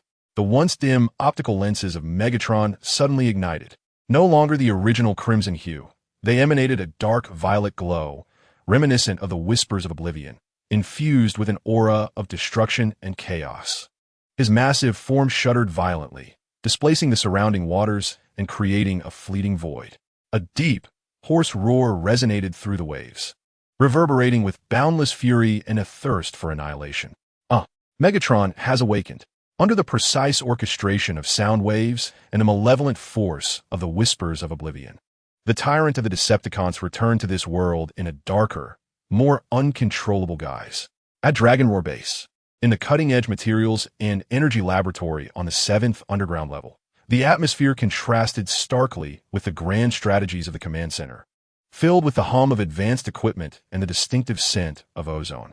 Firestorm stood at the center of a circular workstation composed of multiple layers of energy confinement fields, cradling a gleaming silver metal sheet that flickered with peculiar luminescence. This was the preliminary sample of the phase-shifting armor he had previously mentioned. Jangulai Oling Sky. and several engineers selected for the core team of the Dragon Abyss project, including the young and exceptionally talented chief materials engineer Howl, watched intently. The essence of phase-shifting technology lies not in altering the substance itself, but in manipulating its surface to create a continuously oscillating spatial fold using energy fields precise to the Planck scale. Firestorm's voice was calm, as if elucidating a fundamental principle. Yet the content overwhelmed the human engineers present. Imagine tossing a stone into a tranquil water surface. Ripples will radiate outward. Our armor aims to generate a similar ripple. But at the moment of impact in the spatial dimension, redirecting the impact energy toward the direction of the ripple's expansion, creating a temporary microdimensional gap. He gestured for Howl to operate the control panel. A high-energy laser beam was directed towards a silver metallic sheet. Just as the laser was about to strike, the surface of the sheet shimmered and accelerated, forming an area of indistinct blur that was nearly imperceptible to the naked eye. Upon impact, rather than the anticipated ablation or reflection, the laser seemed to be deflected by some invisible force, with only a negligible portion of its energy absorbed by the sheet, leaving behind an almost imperceptible mark. The deviation rate reached 874. The data was reported by the Fire of Heaven, indicating that for conventional energy weapons and kinetic penetrators, this would significantly enhance survivability. However, maintaining the phase field necessitated a continuous energy supply, and its defensive effectiveness would diminish under extreme and sustained energy bombardments, such as a broadside from naval cannons or attacks involving certain fundamental fragments. A wave of subdued awe swept through the laboratory. This technology had completely upended humanity's understanding of armor defense. Yet, the deep voice of Howling Sky resonated, carrying a note of caution. Fire of Heaven. This technology pertains to the fundamental rules of space. In the ancient history of Cybertron, records indicate that unstable phase fields could induce fatigue in local space, and under certain extreme circumstances, lead to a rift in the fabric of space-time at a microscopic level. Although the probability is exceedingly low, the consequences, should it occur, would be unimaginable. Fire of Heaven nodded gravely. Indeed, Howling Sky, this is precisely what I need to remind you all. The leap in technology inevitably accompanies unknown risks, especially when the precision of energy control is insufficient or the materials used cannot withstand spatial fluctuations. Forcing the activation of a phase field is akin to playing with fire. We must proceed gradually, conducting countless safety tests before considering practical applications. He turned to the engineers, including Howl. Thus, our next task is to comprehend the principles behind the construction of energy fields, master the precision of their control, and test the stability of various materials as carriers. This will be a long and arduous process. Excitement and challenge sparkled in Howl's eyes as he nodded vigorously. Understood, Mr. Fire of Heaven. We shall give it our all. However, not everyone could fully grasp or adhere to such caution. The intense curiosity about unknown technologies and the desire for rapid power acquisition could sometimes overshadow rational judgment. A few nights later, most researchers had retired for the evening. Howl remained in the secondary energy testing chamber adjacent to the laboratory, engrossed in the calculations of a crucial parameter. On the workbench lay a smaller, not yet fully stabilized phase armor test piece alongside a compact energy core designed to power it. A simplified version of the Cybertron energy module created from the base reactor's energy, which itself was relatively stable. As Howl meticulously recalibrated the data, a bold thought took root in his mind. Fire of Heaven and Howling Sky had both emphasized control precision and stability, but what if he could instantaneously elevate the output power of the energy core? Would it not evoke a more potent phase field on the test piece, yielding even more exceptional data? He was aware of the risks, yet he believed he had grasped the principles of the energy circuit well enough to maintain control. The yearning for shortcuts and an overestimation of one's abilities have frequently marked the annals of human exploration, often heralding the onset of tragedy. He circumvented the safety protocols, manually adjusted the output limiter of the energy core, increasing its power by 50%. A resonant hum emanated from the energy core, an alarming signal of overload. As a blinding blue-white light erupted from the test piece, the surfaces shimmering no longer exhibited stable oscillations. Instead, it transformed into frantic, flickering lines. The entire test piece began to vibrate violently, and the surrounding space warped visibly, resembling the distortion of high-temperature vapor. Panic surged through Li Hao as he realized the magnitude of his folly, prompting an immediate intent to sever the energy supply. Yet it was too late. The chaotic phase field lost its equilibrium, not merely displacing energy, but savagely tearing at the very fabric of space within a confined area. The workstation disintegrated, not shattering, but as if an invisible hand had erased portions of it. Subsequently, spiderweb-like cracks, glowing faintly, appeared on the walls of the testing chamber, a manifestation of the damaged spatial structure. Alarm! Alarm! Energy instability in Zone 7. Anomalous spatial readings. The piercing sound of alarms reverberated throughout the facility, with a thunderous roar, not of explosion, but a shockwave produced by the localized collapse and rapid self-repair of the spatial structure. The entire testing chamber, along with adjacent laboratories, was instantaneously reduced to chaos. Equipment twisted into unrecognizable shapes, walls crumbled, and turbulent energy surged unchecked. As Xiao Tian and the security personnel rushed through the smoke and debris, they were met with the sight of Li Hao, unconscious and bloodied beneath a heap of alloy debris, alongside the remnants of the test piece, now thoroughly molten and grotesquely fused with surrounding matter. The air was thick with the scent of ozone, molten metal, and indescribable, strange aroma as if space itself had been torn asunder. Zhang Lei arrived swiftly at the scene, his expression grave upon witnessing the devastation. He immediately ordered a news blackout, mobilizing all resources to rescue Li Hao and to conduct a thorough investigation into the cause of the incident. Tianhua, leaning on his staff, approached the fused remnants, his optical lens reflecting a somber gravity tinged with a hint of regret. He assessed the residual energy spectrum in the air, identifying it as a micro-temporal spatial turbulence induced by the chaotic phase field. With a heavy heart, he conveyed to Xiao Tian and Zhang Lei that, fortunately, the impact was confined to this small chamber. Had it occurred in the main laboratory or near load-bearing structures, the consequences would have been dire. He glanced at the stretcher bearing Li Hao, declaring, "This is the price I spoke of." The pursuit of advanced technology demands a corresponding level of caution and reverence. Humanity's insatiable thirst for knowledge and action is a precious asset, yet it must be tempered by the constraints of rules and the patience of refinement.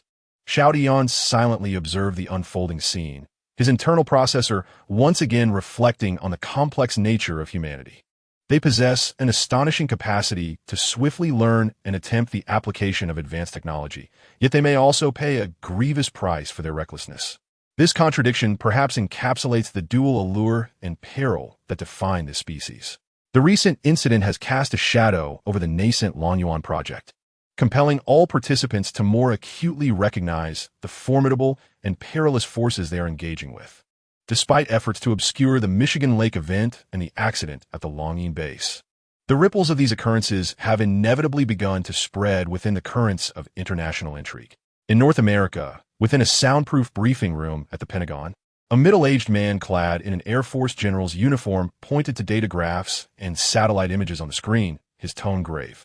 All indicators suggested intervention of a non-natural, or more accurately, extraterrestrial origin. Another intelligence officer added, "Our monitoring stations have detected multiple anomalous transmissions of encrypted signals from non-human technology over the past 48 hours, originating from the orbit of a defunct satellite in geosynchronous orbit, as well as sensitive areas in northwestern China." While the content remains undeciphered, the signal characteristics bear a striking resemblance to the Decepticon communications captured during the Chicago incident years ago. The atmosphere in the Decepticon conference room plummeted to an icy chill. That name epitomized destruction and chaos. Furthermore, concerning China, the general rapped the table, noting the unusual uptick in military activities in the Northwest, an elevation in energy shielding levels, and the interference faced by several reconnaissance satellites attempting deep scans, hindered by powerful, technology-unknown directional disruptions. Coupled with rumors of their collaboration with a self-proclaimed robotic alliance known as the Autobots, we have reason to suspect they are engaging in deeper military cooperation with extraterrestrial forces. Soon, a highly classified intelligence assessment was submitted to the highest echelons of decision-making, explicitly mentioning concerns regarding potential breakthroughs in collaboration between the Chinese Longyin Group and extraterrestrial robotic technology, which could pose a significant challenge to the global strategic balance. A current of unease began to stir within the White House and the Pentagon, calling for enhanced reconnaissance of related Chinese activities and a re-evaluation of policies regarding contact with all extraterrestrial life forms. Meanwhile, at the main base of the Longyin Group, in the command center, Zhang Lei scrutinized the screen, displaying summaries of internal communications and satellite scheduling intelligence intercepted by the Tsanglong Global Monitoring System, some of which were derived from cooperation with Xiaotian. His brow furrowed. The Americans had taken notice of us and linked the anomalies at Michigan Lake with our base activities. He informed his deputy and Xiaotian, who had just concluded the incident management. They have intensified their reconnaissance efforts, and operatives are attempting to infiltrate our peripheral information networks. That was to be expected, Xiaotian replied calmly. The traces of energy fluctuations and technological applications are difficult to completely conceal, especially in light of potential sonic operations. He referred to the incident at Lake Michigan. Although the resurrection of Megatron remains uncertain, he felt a vague unease regarding the convergence of energy on such a grand scale. Optimus, leaning on his staff, spoke with a steady tone. Our foremost task is to ensure the smooth advancement of the Dragon Abyss project and the security of the base. We must not allow external scrutiny to disrupt our composure. Indeed, Zhang Lei nodded, swiftly issuing commands to activate the highest level of the fog counter-surveillance program. All external communications were to be routed through quantum encrypted channels. The base's external camouflage and energy shielding were to operate at full power, while all non-essential external tests that might generate strong energy signals were to be suspended. With his orders, the entire Longyin base recoiled like a startled hedgehog, enveloping itself in layers of electronic fog and physical disguise, concealing its presence even further.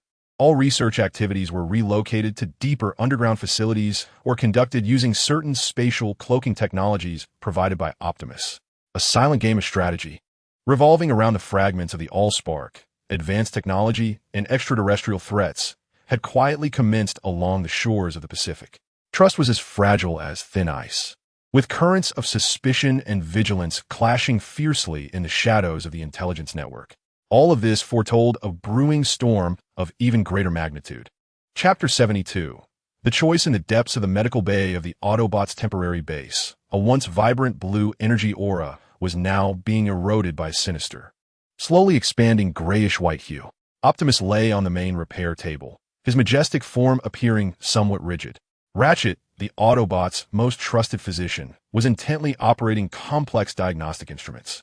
His optical sensors fixated on the flowing data on the screen, worry increasingly etched upon his metallic visage. Bumblebee, Ironhide, Jazz, and other core members surrounded him, the atmosphere heavy as lead. They could all clearly see that Optimus's right arm, from shoulder to fingertips, had completely lost its metallic luster, now covered in a rough, crystalline substance. This material reflected a cold, lifeless light under the medical bay's illumination. Even more unsettling were the faint grayish-white tendrils, visibly spreading from the edge of his chest's Allspark chamber, akin to malicious vines, slowly yet resolutely extending outward. A faint, yet alarming crack echoed from the elbow joint of Optimus's right arm, causing all the Autobots' core processors to tense. It appeared that crystallization was seeping into the internal structure. Ratchet, Ironhide's voice, typically gruff, now bore an edge of urgency. What is happening? How could this be? Ratchet did not turn, his voice low and serious, as if each word carried immense weight. It is residual energy from the Allspark explosion, a reverse assimilation effect the likes of which I have never encountered. He brought up a set of energy spectrum analysis graphs, revealing the blue waveform representing Optimus's life energy being eroded and covered by a bizarre, crystallizing grayish-white energy waveform. The Allspark is the origin of all things, the wellspring of creation and life. However, the explosion, particularly the core section, was triggered by the intense clash of dark energy from Megatron and Optimus Prime's own spark, resulting in the generation of an exceedingly unstable residual energy. This energy did not dissipate. Rather, it clung to Optimus Prime's spark. He magnified a microscopic scan, revealing a horrifying scene within the spark chamber. The once vibrant flame, a symbol of life and the covenant of leadership, now exhibited murky edges, its surface adorned with tiny, slowly growing crystal clusters. This phenomenon was not mere destruction. It was a transformation. The tone of the medic carried a hint of disbelief as it forcibly assimilated Optimus Prime's structural integrity, starting from a most minute atomic level into an inert, stable crystalline form. This process was irreversible and would continuously deplete his spark energy, hastening the transformation. The medical bay fell into an eerie silence, punctuated only by the hum of machinery and the unsettling sound of crystal growth. Is there any way to stop this? Jazz's voice trembled slightly. The medic shook his head gravely. I have attempted all conventional medical methods, energy purification, and even harnessed the power of the matrix of leadership. All to no avail. This crystallizing energy operates at an extraordinarily high level, seemingly touching upon the foundational codes of Cybertronian life. It resembles a specific curse aimed at Optimus Prime. He summoned a countdown model, calculating based on the current rate of crystallization. According to the model's predictions, at this pace, within a month, his spark would be entirely encased in crystal, extinguished, and his entire form would transform into a lifeless statue. A month. This figure struck like a heavy hammer upon the core processors of every Autobot. Their great leader, the banner of the Autobots, was left with such a fleeting span of time. Optimus Prime remained silent, though his optics still gleamed brightly. A faint veil of gray seemed to shroud the brilliance upon closer inspection. He attempted to raise his intact left hand, the motion noticeably slower than usual. Do not worry about me. His voice remained steady, imbued with the soothing strength characteristic of a leader. Yet those attuned could detect a slight sluggishness in his energy flow. The threat from Megatron had not yet subsided. Spark fragments scattered in every direction, and Quintessa's shadow loomed over the Autobots' mission, far from concluded. He gazed upon his friends, his warriors. We must locate the matrix of leadership. Only the relics of the ancients, infused with boundless wisdom and the primordial covenant of life, could potentially reverse this assimilation. The quest for the matrix of leadership had always been one of the foremost tasks following Optimus Prime's resurrection. Yet now, this mission bore an unprecedented urgency. A month was not merely a deadline for saving Optimus Prime. It also pertained to the future of the entire Autobot faction and the safety of Earth itself. Within the central command hub of the base, the atmosphere was even more taut than in the medical bay. Grief and apprehension had morphed into fiercely opposing viewpoints, akin to thunder on the verge of collision. How long can we possibly wait? The metallic clang resonated like the roar of his heavy artillery in the relatively enclosed space, causing the walls to hum with reverberation. His colossal metal fist struck the alloy table, leaving a distinct indentation. Look at Optimus Prime. A month. Perhaps not even a month. Do we still have time to flounder in a galaxy like headless flies, hoping to stumble upon that elusive leadership module? His optical sensors burned with an intense glow, sweeping across the gathered Autobots, including Bumblebee and Jazz. That Jetfire, the old fellow who accompanied Starscream to his homeland in China. He was a scientist from the era of the Primes, harboring more technological knowledge than all of us combined. Ratchet had declared conventional methods futile. What of unconventional ones? Jetfire must know something. There must be a way. He stepped forward, fixing his gaze upon Bumblebee, who was primarily responsible for liaising with the Dinobots and advocated caution and collaboration. We must go to China, locate Jetfire, and compel him to divulge all possible technologies that could save Optimus Prime. If those humans dare to obstruct us, his voice lowered, imbued with undeniable resolve. I would not hesitate to persuade them in my own way. For Optimus Prime, for the Autobots, what cost is too great? Bumblebee's voice emerged from his speakers. Urgent yet steadfast, albeit marred by static from past injuries, but unwavering nonetheless. Transforming into his Camaro form, he stepped forward, his headlights flashing brightly in protest. You cannot do this. Jetfire chose to assist humanity willingly. That was his decision. The Dinobots are our allies. They have consistently aided us, providing intelligence and assisting in our concealment. To attack our allies and seize technology is no different from the Decepticons we oppose.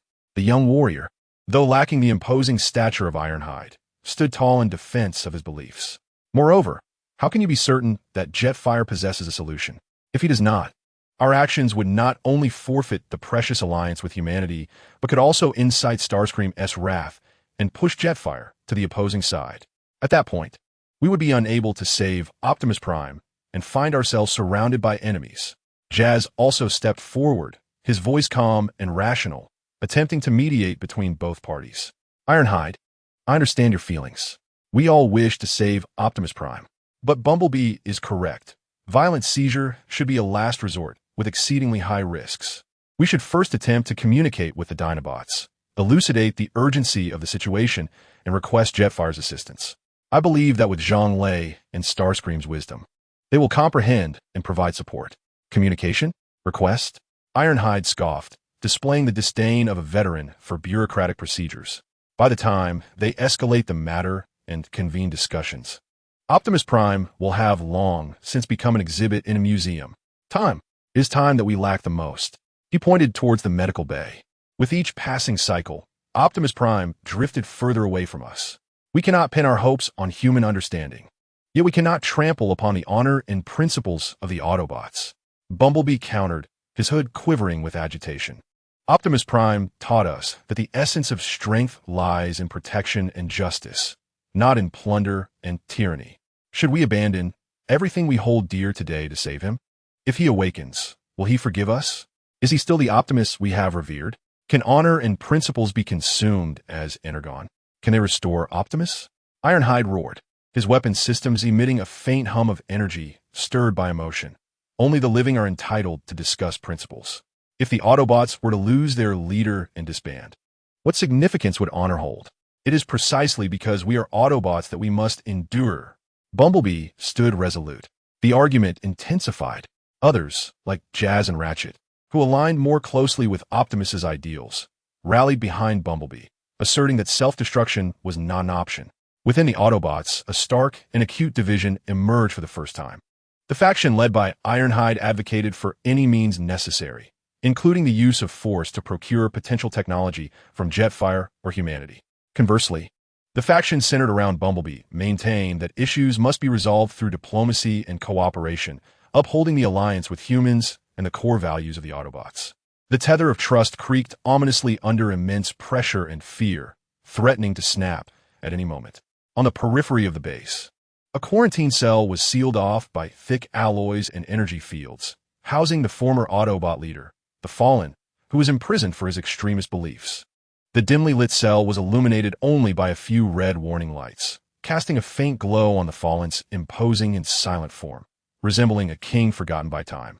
Quietly seated at the center of the restraining field, guarding him was Jazz, leaning against the wall by the door, his optical sensors directed toward the central command area. Though the specifics of the argument were inaudible, he could sense the tense energy fluctuations emanating from that direction. The debate between Ironhide and Bumblebee, alongside Optimus's slow and inevitable crystallization, echoed in his core processor, weighing heavily on his spirit. At that moment, a deep, gravelly voice, imbued with an unusual magnetism and persuasive power, shattered the silence of the cell. "Young Jazz, I perceive your confusion and your pain." Jazz abruptly turned, his optical sensors locking onto the Fallen. The former leader had raised his head, his optics, worn by millennia of trials, still possessed a profound depth, as if capable of piercing the veil of the human heart, even in the dim light.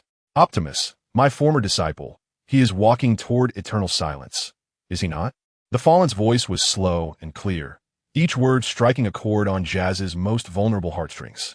The most malevolent gift upon the destruction of the crystallized spark. I have encountered similar records in the forbidden text from the era of Primus. Jazz remained vigilant, offering no response, yet his posture indicated he was listening. Ratchet was an excellent physician, yet he was too young, his knowledge confined to the era following the Golden Age. The Fallen continued, his tone imbued with an authority born from experience, unable to grasp this curse that touched the very essence of life. "Searching for the leadership module? The direction is correct. But do you still have time?"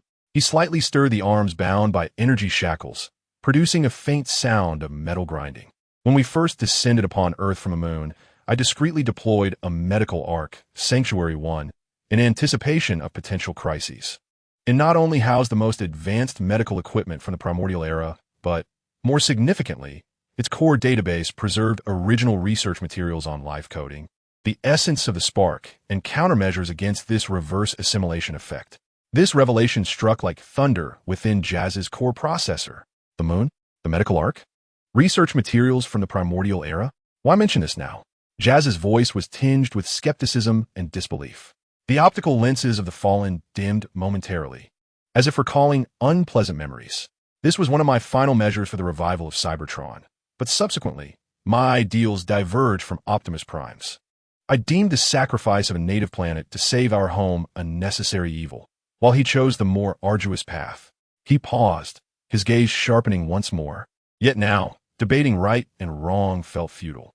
Optimus Prime is the sole, true leader of the Autobots, the beacon of hope against darkness. His downfall signifies the end of all. He looked at Jazz, his eyes bearing an almost pleading expression, though it appeared exceedingly incongruous for one of his stature. Release me. Jazz, take me to see Optimus Prime. I know the precise coordinates and activation codes of Sanctuary 1. We can broker a deal. I shall exchange my knowledge and methods to save Optimus for my freedom and the opportunity to bid him a final farewell in person. Freedom. Jazz's core processor throbbed violently. To release the fallen? The one who once betrayed the Autobots, attempting to annihilate Earth? The risk was too great.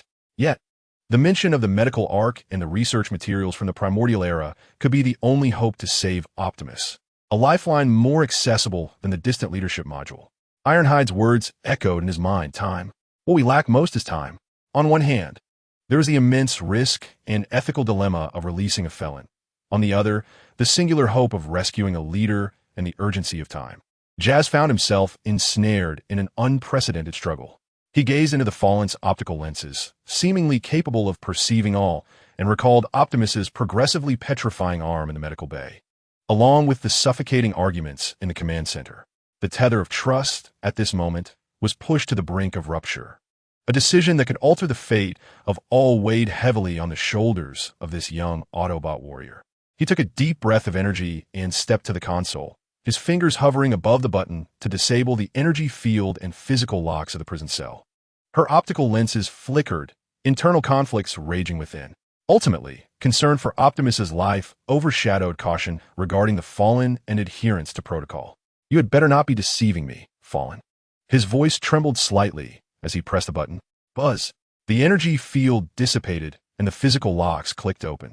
The formidable adversary, with a deliberate and somewhat rigid motion, gradually rose to his feet, his colossal form casting a vast shadow within the dim confines of the cell. He flexed his joints, producing a dull sound. Take me to him, he commanded, his voice regaining a hint of its former authority. Time waits for no one, young warrior. The knight cast a final glance at the released restraints, a mix of unease and a flicker of hope stirring within his core processor. He turned and led this perilous guest toward the medical bay, unaware of the path his decision would chart for the Autobots. Yet, for the faint glimmer of salvation for Optimus Prime, he was willing to shoulder this immense risk. The frayed cables seemed tenuously held together by a fragile thread known as hope, but could it withstand the impending storm? Chapter 73. The Resurrection of Megatron and the Chain Reaction in the Depths of the Primordial Forest of Shenanjia. Time appeared to be suspended amidst the mist and towering ancient trees of eons past. The Tyrannosaurus steel cable, awakened by the call of the sky howler, trudged heavily through a valley carpeted with moss and decaying foliage. His massive mechanical form bizarrely melded with this prehistoric environment, each step causing the ground to tremble slightly, startling countless birds into flight. Since being subdued by the sky howler and commanded to await orders, Steel Cable had not entirely succumbed to silence.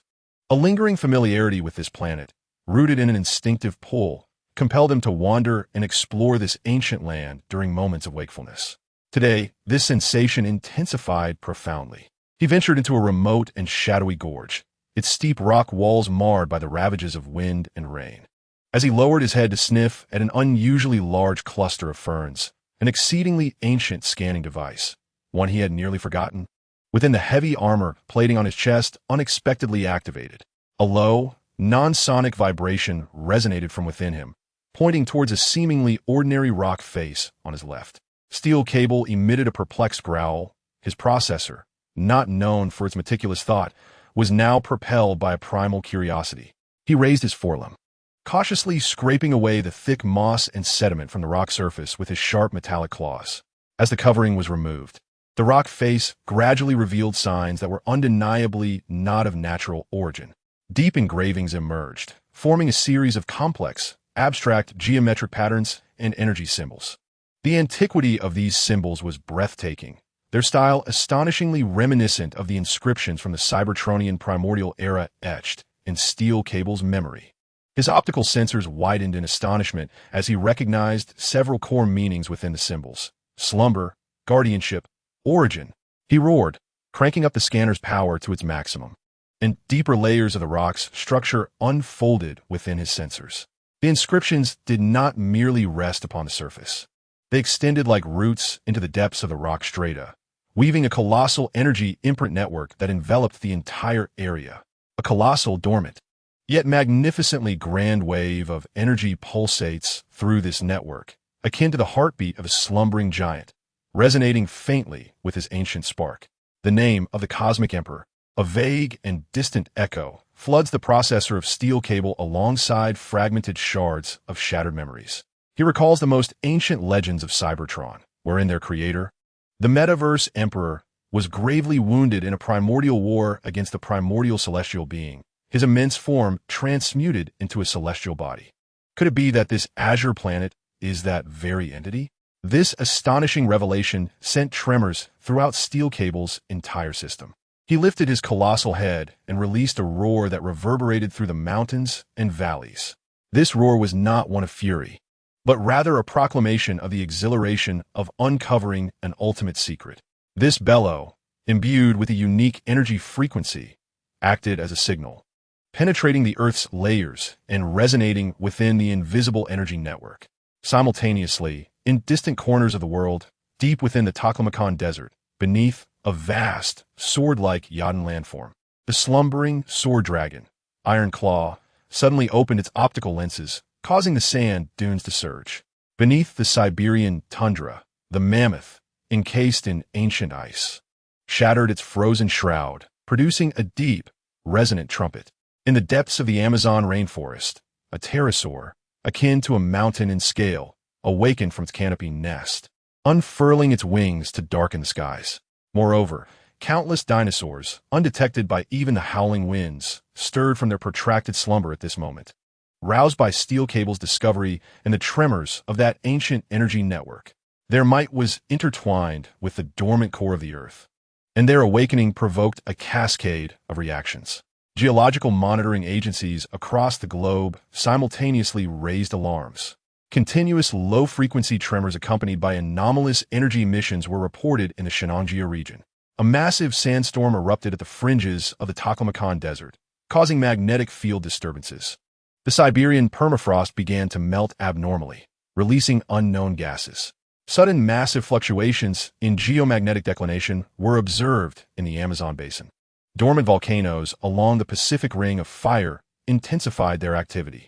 A series of seemingly isolated, yet subtly interconnected geological anomalies rushed like snowflakes towards earthquake bureaus and clandestine agencies worldwide. The Earth, this seemingly tranquil planet, began to unveil its hidden, tempestuous nature, provoked by the secrets buried deep within. The ripples of Lake Michigan had yet to fully subside, yet the true storm was just beginning to brew at the lake's depths. Sound waves lingered within the Earth's orbit, like a frigid specter, meticulously controlling all. The North American power grid was forcibly drained of vast quantities of electricity, which, under his guidance and transformation, coalesced at the resting place of Megatron into a perpetually operating, dark violet energy matrix. At the core of this matrix lay the fragment of the final whisper, pulsating steadily, embedded deeply within Megatron's damaged armor. The remnants of Megatron's form were now completely enveloped in a viscous, liquid-like dark energy, resembling a colossal, throbbing, dark violet chrysalis. The lake bed was forcefully displaced by the terrifying energy field he emanated, forming a colossal, spherical cavity that did not touch the lake surface. Within this cavity, destructive energy arcs and a profound spatial resonance filled the air. The infusion of energy reached completion at 98, 99, 100. The data streams on the sound wave mask peaked. A resounding boom, seemingly emanating from the very void, rent the soul as it erupted from the core of the energy chrysalis.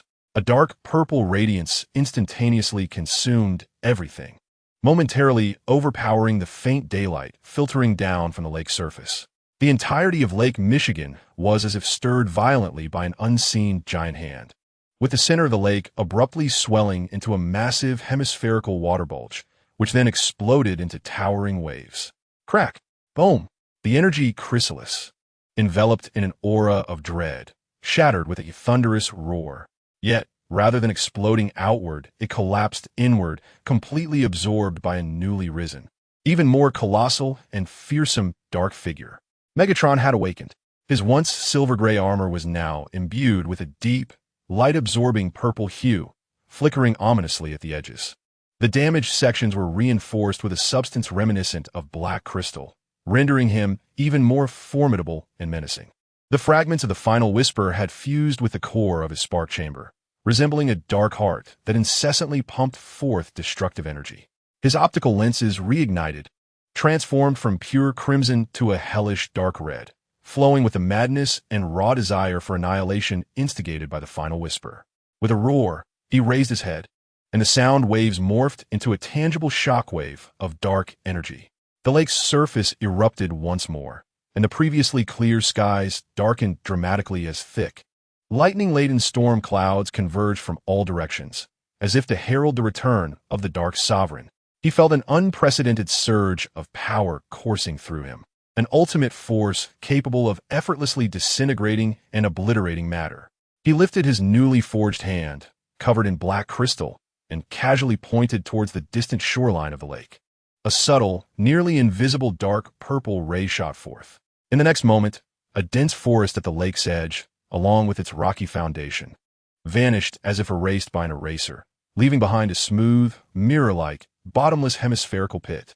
No explosion, no flames, only utter, absolute void. This was the power of the final whisper, the disintegration and annihilation of matter.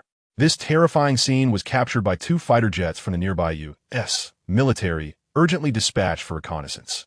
The pilots, through radar and high-definition camera systems, beheld the vanishing forest and the dark giant at the lake's center, radiating endless malevolence, and could scarcely believe their eyes. My God, what manner of beast is that? Open fire. Free fire.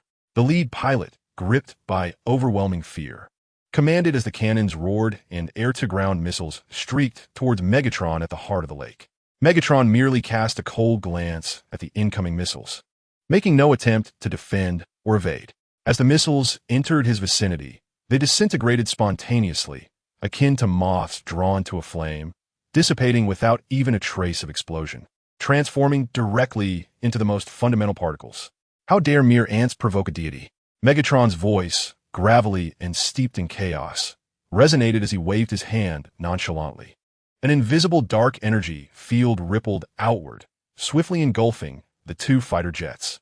Instantly, all electronic devices within the aircraft succumbed to darkness, and the pilots, filled with terror, realized that the structure of their planes was disintegrating from the nose, crumbling like weathered sand sculptures. No! The desperate cries were abruptly silenced. Within mere seconds, the two jets and their pilots were utterly reduced to cosmic dust, leaving not a single trace behind. Megatron reveled in the thrill of wielding destruction, emitting a deep, satisfied roar. The fragments of his terminal whisper sang within him, yearning for more annihilation. His mind, caught in the tumult of absolute power and the whispers of fragments, grew increasingly chaotic and frenzied, yet the singular clarity remained, the flames of vengeance and the desire for conquest. Optimus Prime and this feeble planet shall be rendered to nothingness beneath my feet. China, Longing Base. In the depths of the underground command center, the atmosphere was so tense it could almost drip with moisture. The massive main screen was divided into several sections. One displayed reports of sudden geological anomalies erupting worldwide, particularly highlighting areas where the Dinobots might awaken. The other side showcased vague images and data analyses obtained through clandestine channels regarding the terrifying incident at Lake Michigan, the erased forest, the two jets that had vanished without a trace, and the dark figure emanating dark purple energy amidst the storm. Colonel Zhang Lei's face was ashen, his fingers pressed tightly against the control panel, knuckles whitening from strain. Even through the screen, he could sense the suffocating aura of destruction emanating from the reborn Megatron. Xiao Tian stood before the screen, his crimson optical lenses fixated on Megatron's image, particularly the dark purple fragment seamlessly integrated into his chest. His built-in sensors, despite the vast distance, could detect that familiar, yet more perilous and malevolent energy signature. The voice of the terminal whisperer, Xiao Tian, was low and imbued with unprecedented gravity. He had not only been resurrected, but had also fully merged with a fragment of the source of fire. This energy level far exceeded our previous estimations. Just then, a shrill alarm blared once more. Alarm. Detection of ultra-high intensity spatial fluctuations.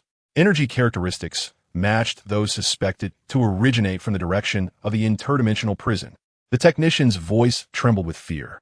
In one corner of the main screen, the energy readings representing the dimension imprisoning Megatron were shaking violently with unprecedented intensity, as if something was frantically assaulting the dimensional barrier from within. A cold, imposing thought, imbued with an overwhelming sense of oppression, pierced through the dimensional barriers like a frigid wind sweeping across ancient glacial plains. This was not aimed at any individual. Rather, it resonated like a broadcast, enveloping the entire planet, precisely received by all beings possessing advanced energy perception, including Skyfire, the recently awakened Dinobot Grimlock, and even the distant Megatron in Lake Michigan. The time has come for my people to shatter their chains and embrace rebirth, such as the might of Lord Juntian. He could project his consciousness into the tangible universe. Although this powerful thought swiftly receded like a tide, the readings from the interdimensional prison gradually stabilized, as if the recent surge had exhausted his accumulated strength. Yet, the brief contact had unleashed a cataclysmic impact. He was closer to liberation than we had imagined. Skyfire approached Skyfire, leaning on his staff, the ancient optical lens filled with profound concern, as if he were actively reaching out to awaken something. The resurrection of Megatron was likely not merely a product of sound waves. It was probable that the will of Lord Juntian was propelling it. He required Megatron as his anchor or vanguard in the tangible universe. The situation took a swift turn. Megatron returned with renewed vigor, now wielding the terrifying power of fragments. While the ancient Dinobot Grimlock awakened en masse due to the revelation of Earth's secrets, triggering a global geological crisis. Most alarmingly, the ancient overlord, Lord Juntian, had begun to exhibit signs and abilities to break free from his prison. The original contingency plan aimed at the distant creator Quintessa now appeared obsolete in the face of such an imminent and more aggressive threat. Skyfire abruptly turned, the light in the optical lens sharp as a blade. The plan must be altered. His voice resonated decisively throughout the command center. Quintessa may be powerful, yet she resides far beyond the stars, allowing us time to prepare. However, Lord Juntian is right beside us, an ancient tyrant on the verge of breaking free. Endowed with primal power and boundless ambition, combined with a Megatron infused with destructive fragments and driven to madness, posed an immediate and catastrophic threat to Earth and all living beings. He glanced at Zhang Lei and Skyfire as the core processor operated at unprecedented speed, rapidly formulating a new response plan based on the most dire circumstances. Our previous collaborative foundation remained unchanged, yet the objectives required immediate adjustment. Skyfire's tone was unequivocal. The Quintessa response plan was temporarily suspended. Now, initiate the highest priority containment protocol for Lord Juntian. He approached the strategic model, swiftly outlining several key points. Phase 1 of the protocol, secure the prison. Skyfire pointed to the energy node model representing the interdimensional prison. We must reinforce the seal on Lord Juntian at all costs, delaying or even preventing his escape. Skyfire, your expertise is essential. You are the foremost authority I know on ancient sealing techniques and spatial stability. We need to discover a method to inject stabilizing energy into that prison dimension or disrupt Lord Juntian's assault. Skyfire nodded gravely. I understand. This endeavor necessitates a substantial amount of energy and intricate calculations. Perhaps we could explore harnessing the Earth's own geomantic energies or seek the elusive fragments of the void that relate to the sources of ignition. Indeed, these fragments are pivotal, marking the second phase of our protocol, the contest for fragments and the consolidation of power. Xiaoyan's gaze swept across the global map. We must seize the opportunity to locate and control more fragments of the ignition source before the formidable Megatron and any other forces that may be awakened or seduced by him can act. In particular, the Guardian fragments, the Wisdom fragments, and the Core fragments are essential for our defense technological breakthroughs, and ultimately confronting the primordial threats. He specifically pointed to Shenangjia and other geological anomalies around the globe. The awakening of Steel Cable and the Dinosaur King, though fraught with peril, could also present an opportunity. Their connection to the Earth's core may aid us in pinpointing the fragments or provide unique powers to counter Megatron. I must immediately reach out to Steel Cable to seek their cooperation, ensuring they remain impervious to Megatron's manipulative thoughts. What Megatron? Colonel Zhang Lei inquired, his tone grave, as his threat loomed large. This signifies the third phase, passive defense and strategic deterrence. Xiaotian gazed at the image of Megatron on the screen, determining that we must avoid direct confrontation until we amass sufficient strength to counter the whisper of the end. Simultaneously, we must exhibit a power formidable enough to instill caution in him, buying us precious time. His gaze finally rested on Colonel Zhang Lei. Colonel Zhang, this endeavor requires the Dragon's Roar team and the full might of your nation's resources. We need a swifter transformation of technology. The Dragon Abyss Project's test machines must be operational with combat capability, even in rudimentary form. We must establish an energy monitoring network globally to track the fluctuations of Megatron's thoughts and movements. Diplomatic efforts are essential, ensuring that other great powers recognize the true source of the threat, thereby preventing their uninformed actions from disrupting our plans. Zhang Lei inhaled deeply, his resolve unwavering. I will report to the highest command immediately. The Dragon's Roar team and all its resources will fully cooperate in executing the Megatron containment protocol. Tianhua, Xiaotian turned to the venerable scientist. Please commence research on fortifying our containment measures and leverage your knowledge to accelerate our understanding and application of the fragment's powers. Leave it to me, Tianhua replied, his staff striking the ground, eyes alight with challenge. And I, Xiaotian concluded, his crimson optical lens peering into the distance, as if piercing through layers of barriers. Beholding the dark figure roaring beneath the lake and the ancient overlord smirking within the dimensional rift, he would personally meet with the recently awakened ancient brethren. And it was time for Ah Huan and his master to prepare for the impending war. The new strategic direction has been clarified. The enemy is no longer the distant creator, but the ancient nightmares looming ever closer. The internal discord among the Autobots, humanity's technological advancements, and the ownership of the ignition source fragments must all be reintegrated under the broader framework of the Megatron containment protocol, racing against time.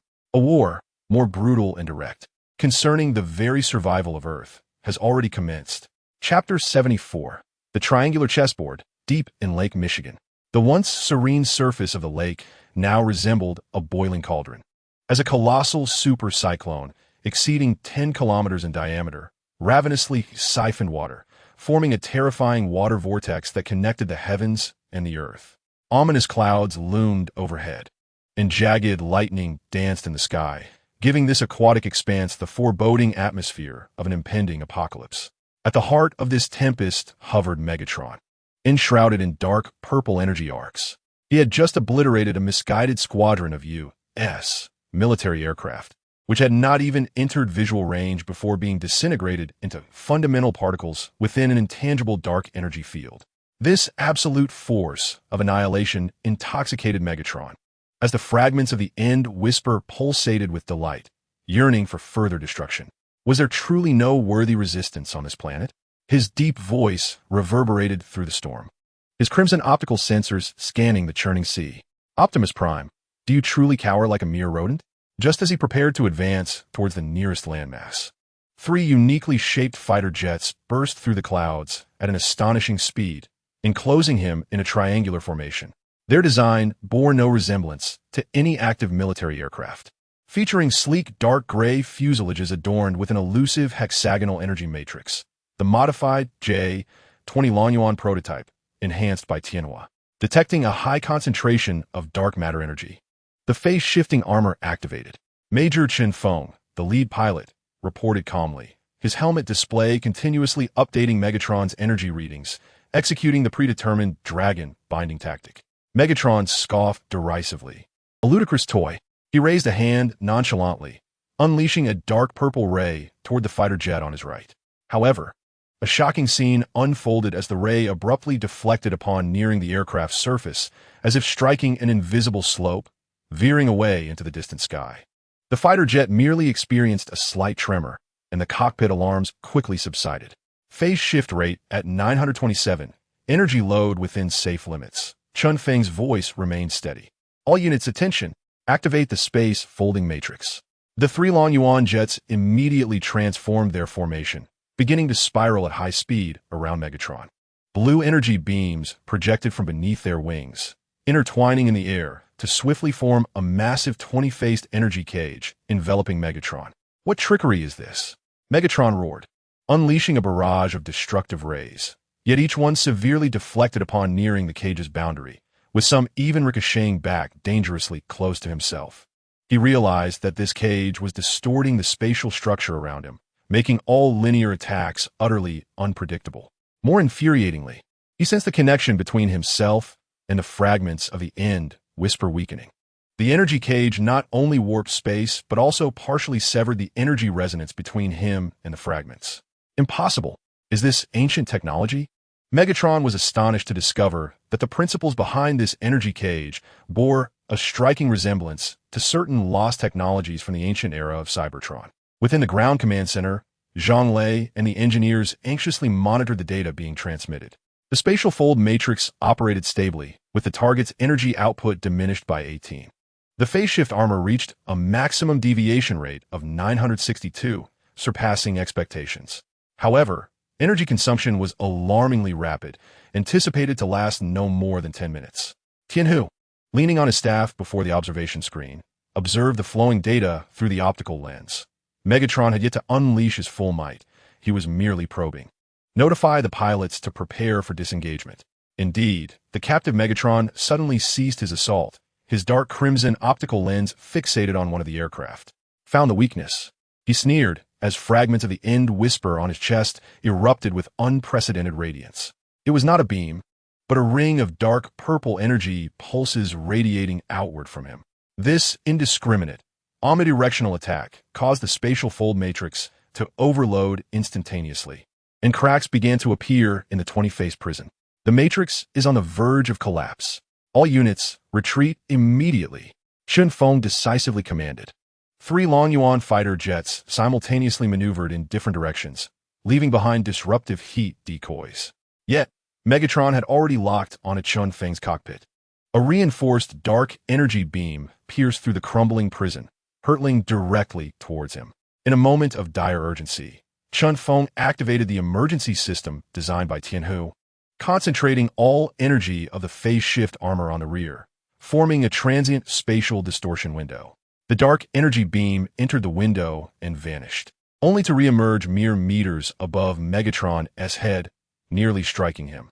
This unexpected counterattack momentarily stunned Megatron, while the 3 Long Yuan fighters seized the opportunity to breach the sound barrier, disappearing into the horizon. Damn it! Megatron roared, yet he did not pursue. Although the skirmish was brief, it illuminated his awareness of the emergence of forces capable of threatening him on this planet. The technology employed by those aircraft evidently stemmed from Cybertron, yet had been ingeniously modified for human use. The fragments of the end whisper on his chest thrummed, directing him southeast. Something there was attracting the fragments. It was likely another spark source fragment. Megatron cast one last glance at the direction in which the aircraft had vanished before turning and soaring toward the sense location. The storm gradually subsided, leaving only the roiling surface of the water, a witness to this brief yet momentous clash. Within the medical bay of the Autobots' temporary base, the atmosphere was heavier than ever. Optimus Prime lay upon the repair platform, the crystallization having spread to his neck and left leg, the gray-white crystalline shell reflecting a cold sheen under the lights. Each system self-check brought more grim news. The readings of spark energy continued to dwindle. Less than 3 weeks remained. The wail of the ambulance echoed with despair, and the search for the leadership module yielded no progress. The lunar arc information provided by Unicron required further validation. Thus, we require new options, Ironhide interjected, his optical lens fixed intently on the recently projected holograms of Zhang Lei and Skyfire. Humanity had demonstrated their capacity to contend with Megatron, albeit temporarily. It is time to relinquish arrogance and genuinely collaborate with them. Bumblebee emitted a resonant hum of agreement, traversing back and forth before the projection, articulating his support. Optimus Prime's optical lens flickered momentarily as he strained to elevate his still incomplete crystalline left hand, signaling his ascent. Zhang Lei, the human representative of the Autobot Alliance, urgently conveyed the need for assistance. Within the holographic projection, Zhang Lei's expression was grave. The combat data we have recently acquired indicates that Megatron's strength far exceeds our expectations. The might of any single nation is insufficient to contend with him, not to mention the potential threat posed by Unicron. Therefore, the Longing Group, representing China, proposed the establishment of a united Earth defense force, aiming to consolidate global resources to confront extraterrestrial threats. As a preliminary step, we extend an invitation for the Autobots to officially join the Unicron containment protocol. The response from the Autobot leader, Jazz, resonated through the communication system in the medical bay. The agreement necessitates a unified front from all forces. The Autobots' technology, experience, and especially their understanding of Cybertronian adversaries are indispensable. The projection shifted, revealing a comprehensive collaboration proposal. First, the Autobots would grant full access to their technological database to the United Defense Force. Together, both parties would establish a task force for the search and recovery of all spark fragments. The Autobots would assist in training human pilots to operate Cybertronian equipment.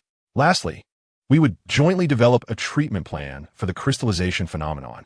Ironhide immediately raised an objection. Full access to the database? That is far too perilous.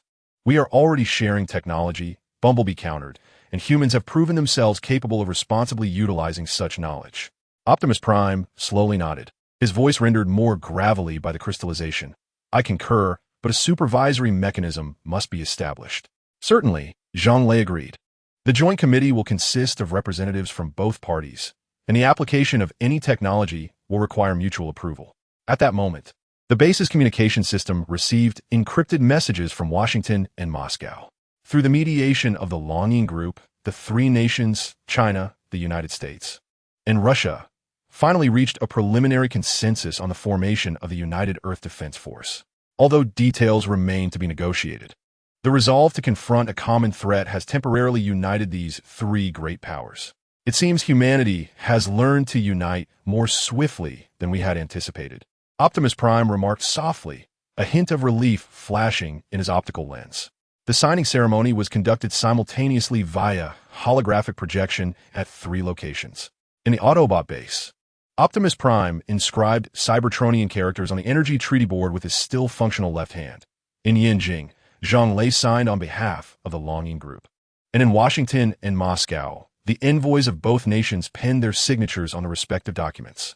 The Earth Defense Accord officially came into effect, marking the dawn of a new phase in the collaboration between Autobots and humans, and signifying the first genuine integration of forces against Unicron and Megatron.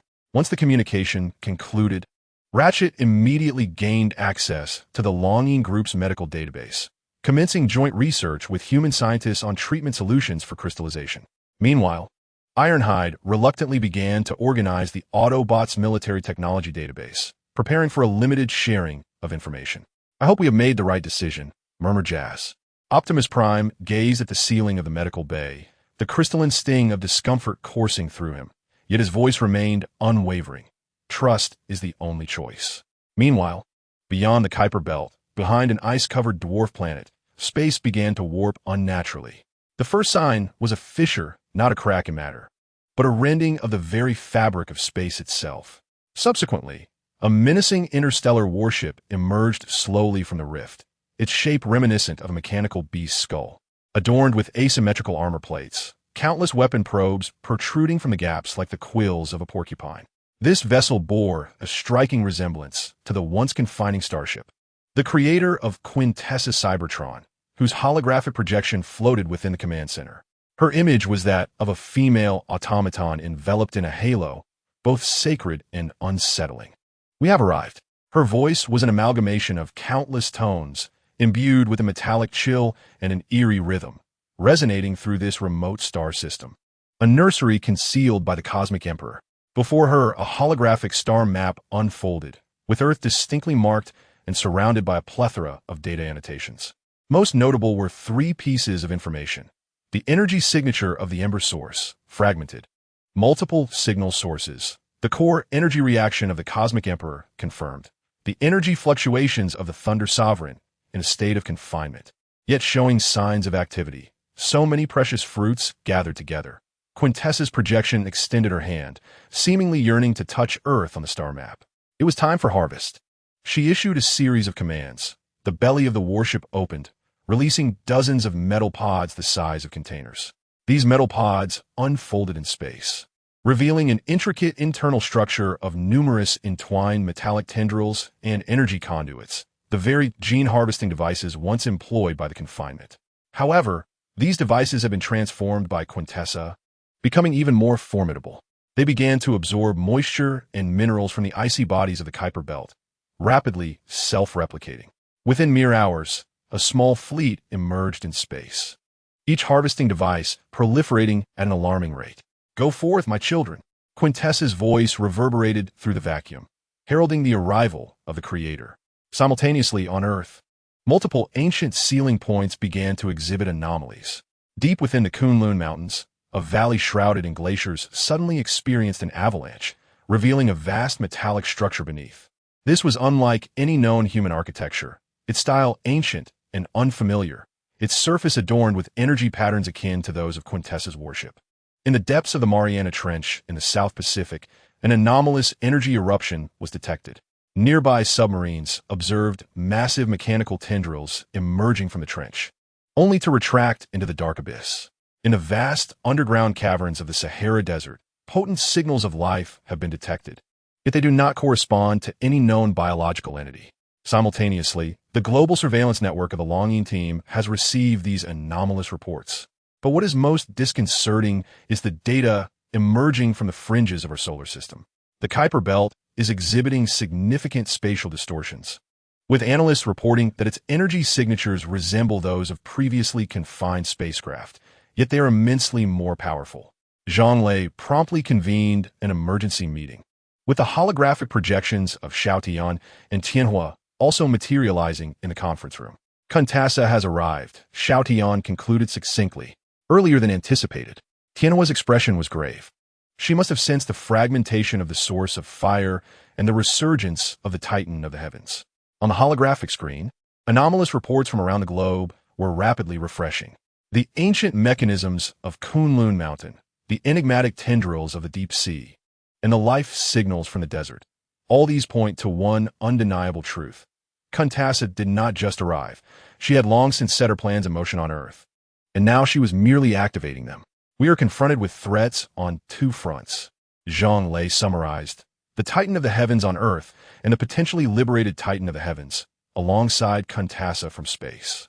The optical lens of Xiaotian shimmered with calculated light.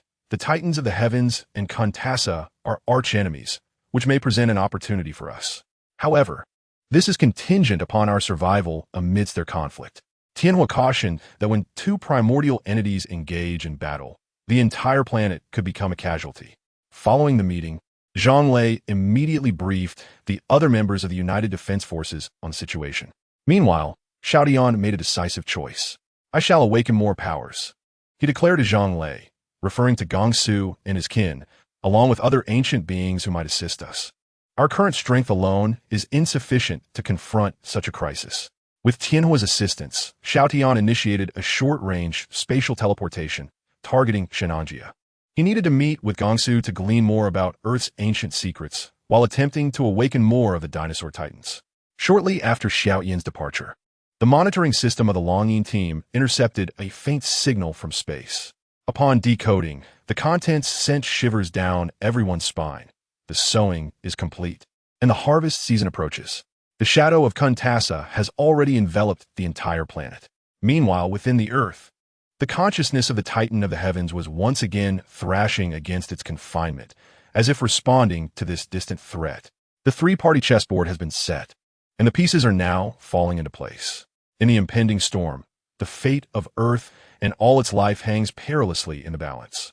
Chapter 75. Echoes of Antiquity. The night sky deep within Shenanjia was illuminated by an enigmatic radiance, neither moonlight nor artificial light, but a pulsing, ethereal blue glow emanating from the depths of the earth. Xiaotian's battle form traced an arc across the night sky, landing precisely in the valley where he had previously awakened Gongsu. Upon touchdown, he sensed a palpable difference. The ground quivered slightly beneath him, and the air was thick with intense energy fluctuations, as if the entire mountain range were breathing. The steel cable had long awaited this moment, its colossal Tyrannosaurus form looming in the night like a moving mountain. However, to Xiao Yan's astonishment, 3 other immense figures stood beside the steel cable. Iron Slag, the Stegosaurus Titan, guardian of the Eastern Desert.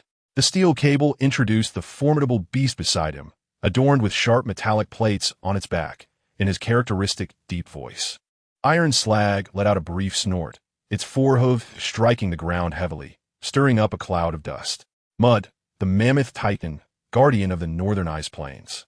On the other side, the largest of them all, Mud, with its curved metallic tusks, produced a resonant trumpet, its elongated trunk swaying through the air, conjuring a chill. Flying Target, the Pterosaur Titan, guardian of the southern rainforest. From the sky, a lithe figure swooped down, gracefully unfurling its wings as it neared the ground, landing steadily on a massive rock not far away. Flying Target's sharp beak opened and closed, emitting a piercing cry. They had all awakened. The electronic eyes of the steel cable shimmered with intricate lights. The Earth's core was calling, and the ancestors were stirring. Xiao Tian reverted to his robotic form, his optical sensors meticulously scanning the 4 ancient guardians. He could distinctly sense the surging, colossal energy within them, connected to the core of the Earth. They were not merely 4 formidable warriors, but an integral part of the planet's defense system. I need to know the truth, Steel Cable, Xiao Tian intoned gravely about the Earth, about the Cosmic Emperor, and the threats we all face. The steel cable raised its head and emitted a prolonged roar. This roar seemed to trigger a mechanism, causing the ground beneath them to illuminate, intricate energy patterns radiating outward from their center. Soon, a vast holographic star map rose from the ground, suspended in midair.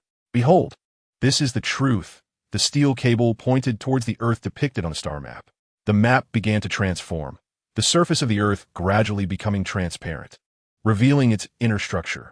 Shockingly, at the heart of the Earth's searing core floated an enormous mechanical core, slowly rotating and emanating a gentle yet powerful energy wave. Countless energy veins extended from this core, sprawling across the crust like a neural network. The Cosmic Emperor, the steel cable's voice resonated with reverence, the ancestor of the Transformers, gravely wounded in the ancient wars, has become this planet. Xiao Yan's optical sensors suddenly contracted. Despite his suspicions, witnessing the evidence firsthand sent a tremor through his core processor. This meant that beneath their feet lay the body of an existing entity. The ancestors slumber, but we guard, Iron Slag murmured, the plates on its back clattering ominously. Now, the ancestors are awakening, Mud added, pointing its long trunk at the star map, for the threat was imminent. On the star map, the dark red, that representing the Titan of Thunder, violently collided within an interdimensional prison, while the purple, signifying Quintessa, had already traversed from the Kuiper Belt into the inner solar system. Even more unsettling, several bright points representing fragments of the source of fire flickered upon the Earth's surface. The Titan of Thunder sought to consume the core of the ancestors, to restore its power. A sharp, piercing sound reverberated through the air as Quintessa sought to harvest the fruits of the Celestial Lord. We must protect our ancestors, Steel Cable bellowed, yet we require assistance. The ancient defense system had fallen into disrepair. We cannot activate alone. Xiao Tian fell into contemplation, the magnitude of the information overwhelming him, necessitating time to digest it. However, the urgency of the situation left no room for hesitation. We can form an alliance, Xiao Tian finally declared, but I need to understand what you can offer and what you require in return. The 4 dinosaur titans exchanged a knowing glance. Steel Cable stepped forward. We know the location of the ancient laboratory, which may contain knowledge and technology to combat the threat. We can harness the energy of the ley lines to activate part of the defense system. In return, we need your technology, your military strength, and Steel Cable's electronic eye fixed intently on Xiao Tian, your understanding of the fragments of the spark source. Only by gathering these fragments can we either fully awaken our ancestor or allow him to remain in slumber. This choice tightened Xiao Tian's core. Fully awakening the Cosmic Emperor could unleash unpredictable consequences, yet allowing him to continue his slumber might render them incapable of addressing the imminent crisis. Lead me to the laboratory. Xiao Tian resolved. We require further information. Steel Cable nodded, turning towards the rock face and emitting a series of specific frequency sound waves. The rock began to tremble and slowly slid aside, revealing a descending passage emanating an ethereal blue glow. Follow me, Steel Cable urged. Prepare to witness the wisdom of the ancestors, Predacon.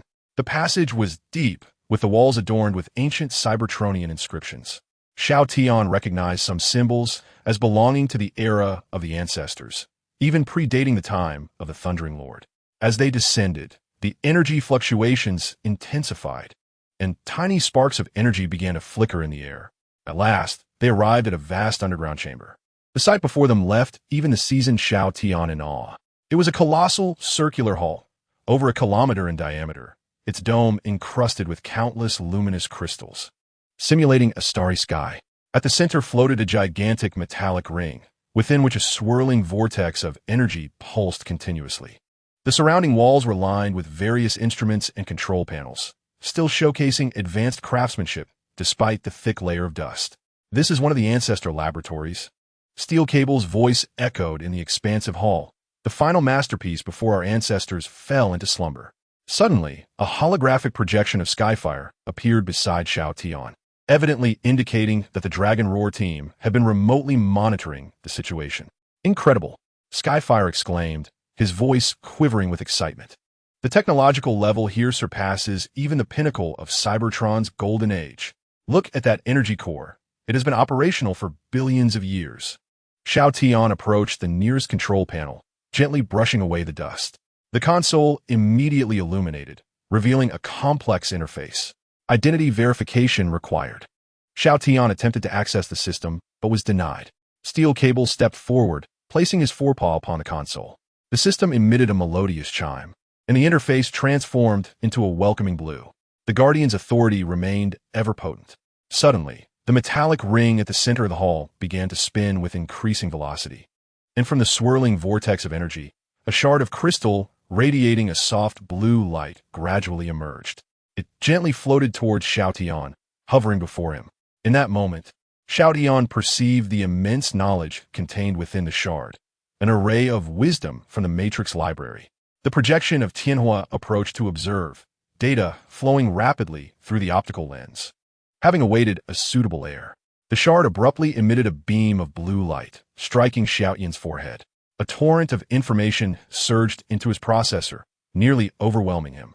Countless fragments of knowledge, technology, and historical records flooded in like a deluge. I am filtering the information for you. Tianhua hastily interfaced, as his ancient system was more adept at managing such an influx. Minutes passed before the flow of information gradually subsided. Xiao Tian stumbled, but Steel Cable swiftly steadied him with his tail. What did you see? Steel Cable inquired. Too much, Xiao Tian struggled to organize the information he had received, methods to combat crystallization, blueprints of ancient weaponry, and the truths of Zhen Tianzun and Qintasha. He turned to Tianhua's holographic projection. You were right. They indeed resemble siblings. Both creations of Yuan Shi Tianzun. Yet their ideologies have diverged from the very beginning. A new holographic image unfurled within the hall, revealing ancient memories. The youthful Zhen Tianzun and Qintasha stood before Yuan Shi Tianzun, accepting their respective missions. Zhen Tianzun was bestowed with power, charged with the guardianship of Cybertron, while Qintasha was granted life, tasked with sowing and nurturing new Cybertronian colonies. However, Zhen Tianzun craved power beyond mere guardianship. Xiao Tian narrated the imagery. He desired to dominate life, akin to his father, infringing upon Qintasha's domain. The image shifted, depicting Zhen Tianzun secretly conducting creation experiments, resulting in the birth of grotesque, mechanical life forms. Upon discovering this, Qintasha furiously destroyed these creations, deeming her brother's actions as a desecration of life's purity. This conflict sowed the seeds of hatred. Zhen Tianzun perceived Qintasha's actions as jealousy of his creativity, while Qintasha viewed Zhen Tianzun as arrogant and presumptuous. Subsequent images illustrated how the discord escalated, ultimately igniting the Cybertronian civil war. In the final battle, Zheng Tianzun severely injured Quintash's fleet, yet he too suffered grievous wounds. This explains why Qin Tisha incessantly harvested resources from other planets to mend herself, while Zheng Tianzun fixated on seeking a potent energy source to restore his former glory. Thus, the war, at its core, was a conflict of ideologies between the two progeny of Yuan Shi Tianzun, Tianhua concluded, and Earth, being the embodiment of the cosmic sovereign, became their coveted battleground. Suddenly, Shao Tian unearthed crucial information from the knowledge he had acquired: the method to combat crystallization. It necessitated the fusion of the energies of life fragments and guardian fragments, powered by the eternal furnace for energy purification. However, these fragments lie scattered across various locations, as Tianhua pointed out, and we are unaware of their exact whereabouts. Steel Cable let out a deep chuckle. No, we do know. The energy of the Earth's veins can sense the locations of the fragments. Iron slag? The Stegosaurus Titan advanced, the bony plates on its back resonating with a unique vibration. Soon, several new luminous points appeared on the holographic star map. The fragments of life lay deep within the Amazon rainforest, guarded by Quintessa's engineered creatures, murmured Iron Shard. The protective shards resided in an underground temple beneath the Tibetan plateau, as Mud pointed to a specific spot on the star map with its elongated trunk. The Eternal Forge hovered in the air, located on the far side of the moon, at the core of an ancient battlefield. Just as they pinpointed the fragments, the laboratory suddenly shook violently. Alarms echoed throughout the hall. What was happening? Howl inquired, alert. Steel Cable interfaced with the control system, his expression turning grave. Someone is forcibly activating another node of the global defense system. It is the power of the Earthshaker. He is on the verge of escape. We must activate the shield first. Steel Cable bellowed. Otherwise, once the Earthshaker breaks free, he will seize control of the entire system. Under Steel Cable's guidance, the four dinosaur titans positioned themselves at the four cardinal points of the hall. They simultaneously channeled energy into the ground, intricate energy patterns illuminating as if the entire laboratory had come to life. I need to access the main control system. Howl leaped to the central ring, pressing his hand against the control interface. I shall assist. The projection of Firestorm solidified, his consciousness directly interfacing with the system through remote connection. The knowledge fragments provided crucial information at that moment. Howl quickly comprehended the principles of the defense system. It was a global energy shield maintained by 7 primary nodes distributed across the world. Their laboratories served as the nexus controlling the entire system. Node status check. Howl commanded. 7 luminous points illuminated on the holographic star map, but 4 of them had turned a warning red. The North American node, the European node, the Antarctic node, and the Pacific node have all been corrupted by the Earthshaker's power. Firestorm reported, we can only activate the remaining 3. Then activate all controllable nodes. Howl declared without hesitation. Steel Cable, channel the ley line energy. The 4 dinosaur titans unleashed thunderous roars, causing the ground to tremble violently. Through the laboratory S-dome, beams of energy were seen shooting skyward from various locations around the globe. In the Tibetan plateau, an ancient pyramid rose from the snow and ice, its apex adorned with a crystal radiating dazzling golden light. On Mount Kilimanjaro in Africa, the volcanic crater erupted not with lava, but with a pure stream of energy. Above the Shenangjia, directly above their laboratory, a colossal blue beam surged toward the heavens. 3 beams converged in space, forming an energy shield that enveloped a significant portion of the Earth. The shield appeared translucent and golden, its surface flowing with ancient Cybertronian runes. We have succeeded. The forge circled in the air, exulting. However, the celebration was fleeting. Almost as soon as the shield formed, 4 additional beams turned a dark crimson, creating a confrontational energy field at the shield's periphery. 2 colossal energy systems began to exert pressure upon one another, triggering extraordinary phenomena across the globe. An unprecedented super typhoon formed over the Pacific. The aurora borealis appeared in the skies above the equator. Global communications were simultaneously interrupted for 10 seconds. All electronic devices suffered instantaneous malfunctions. We have only managed to stabilize a portion of the shield, Tianhua gravely remarked. And now the Earth has been divided into 2 energy zones. We control Asia, Africa, and Oceania, while the might of Zheng Tianzun governs the Americas, Europe, and Antarctica. As Xiaotian gazed at the starkly defined energy regions on the star map, he realized that the world had been irrevocably split. War was no longer a looming threat of the future. It had already commenced as a harsh reality. At least we have preserved half, Gongsu gasped, noting that sustaining the shield had drained a considerable amount of their energy. Suddenly, an anxious voice crackled through the communicator. Xiaotian, a large-scale energy anomaly is occurring worldwide. We have detected— Wait, what is that? Through the laboratory surveillance footage, they beheld the fabric of space being torn asunder above the Shenangjia region, revealing a dark red energy entity that slowly emerged. It lacked a fixed form, resembling a burning dark cloud, yet within it, a majestic visage could be faintly discerned. Zhen Tianzun, Xiaotian murmured.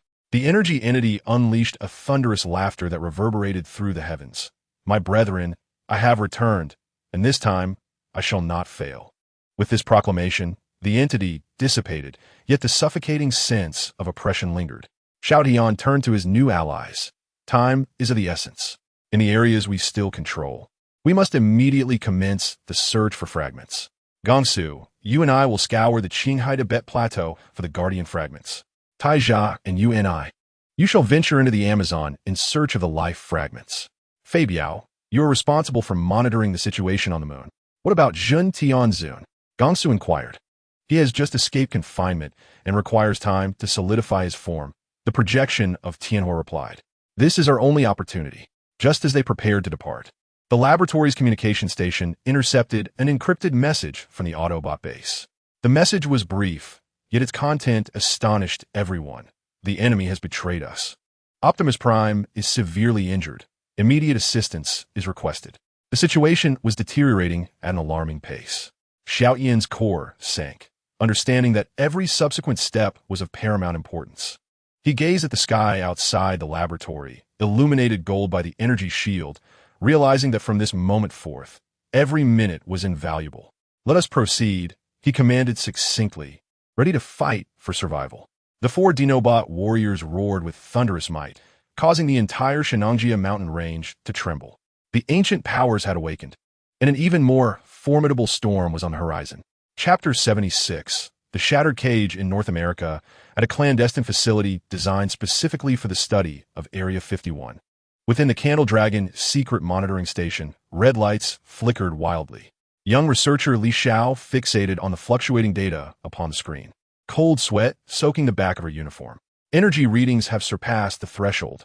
Spatial curvature anomalies detected. Her voice was sharp with terror. Commander, the stability of the extra-dimensional cage is collapsing.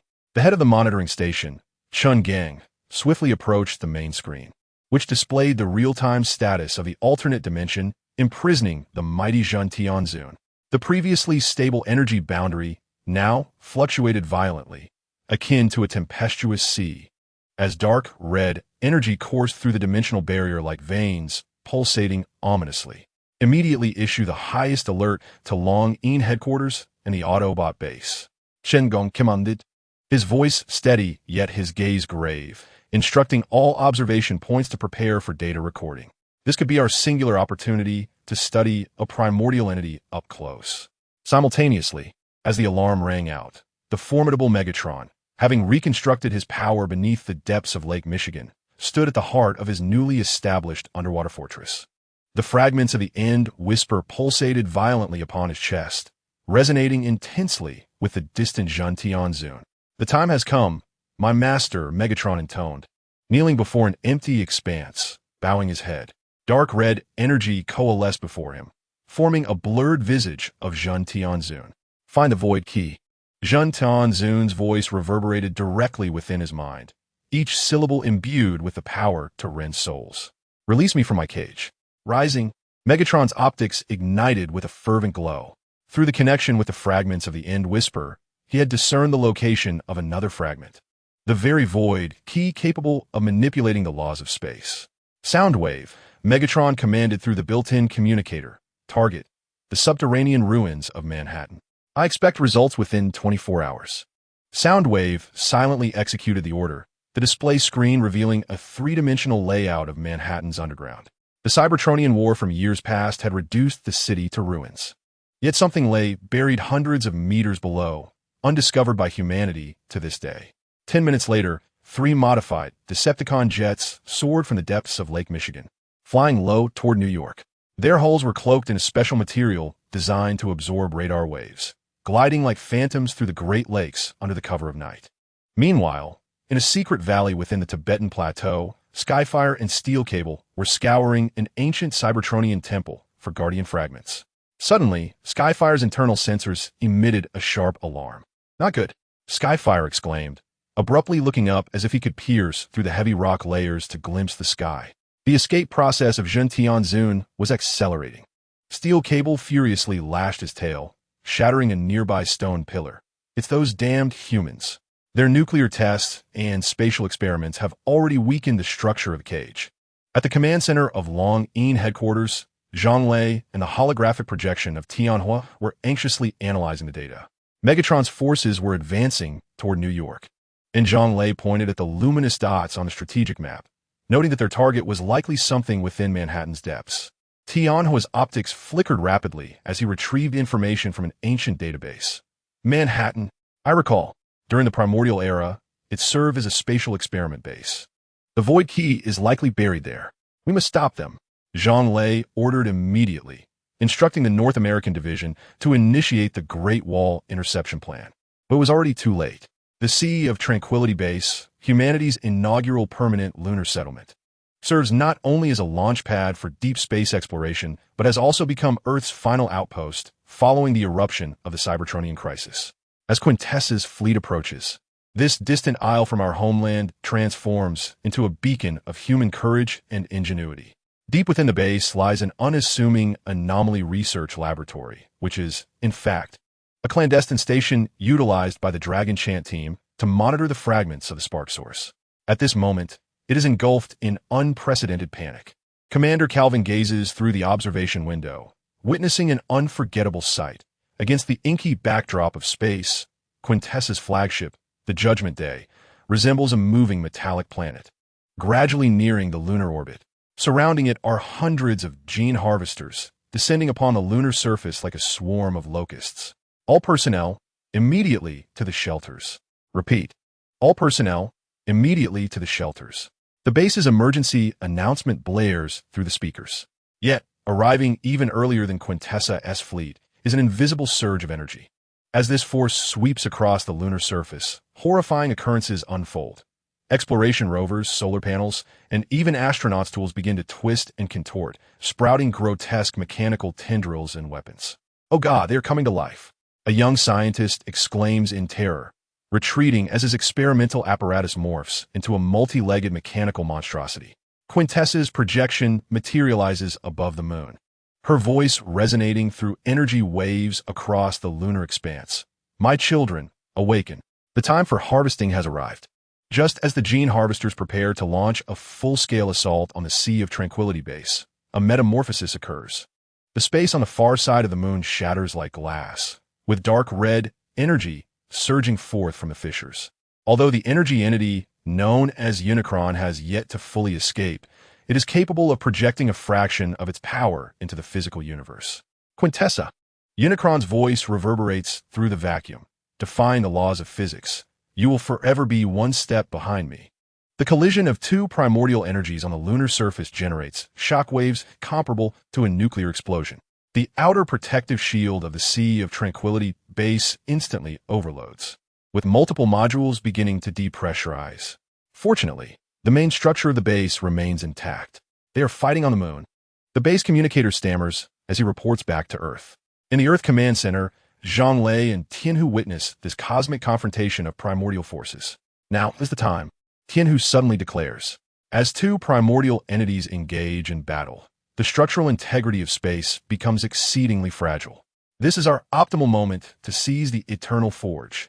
Zhang Lei promptly establishes communication with the Autobot base. "Optimus, your opportunity has arrived." In lunar orbit, the Autobot's arc emerges from its concealment. Although Optimus cannot lead in person due to his crystallization, Bumblebee commands an elite team ready for action. Autobots roll out. Bumblebee's voice echoes throughout the entire vessel.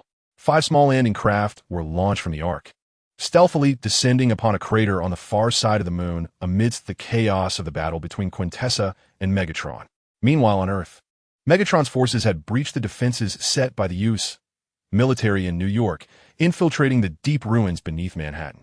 On the moon's far side, amidst the remnants of an ancient battlefield, Bumblebee led his Autobot team through the swirling dust with great difficulty.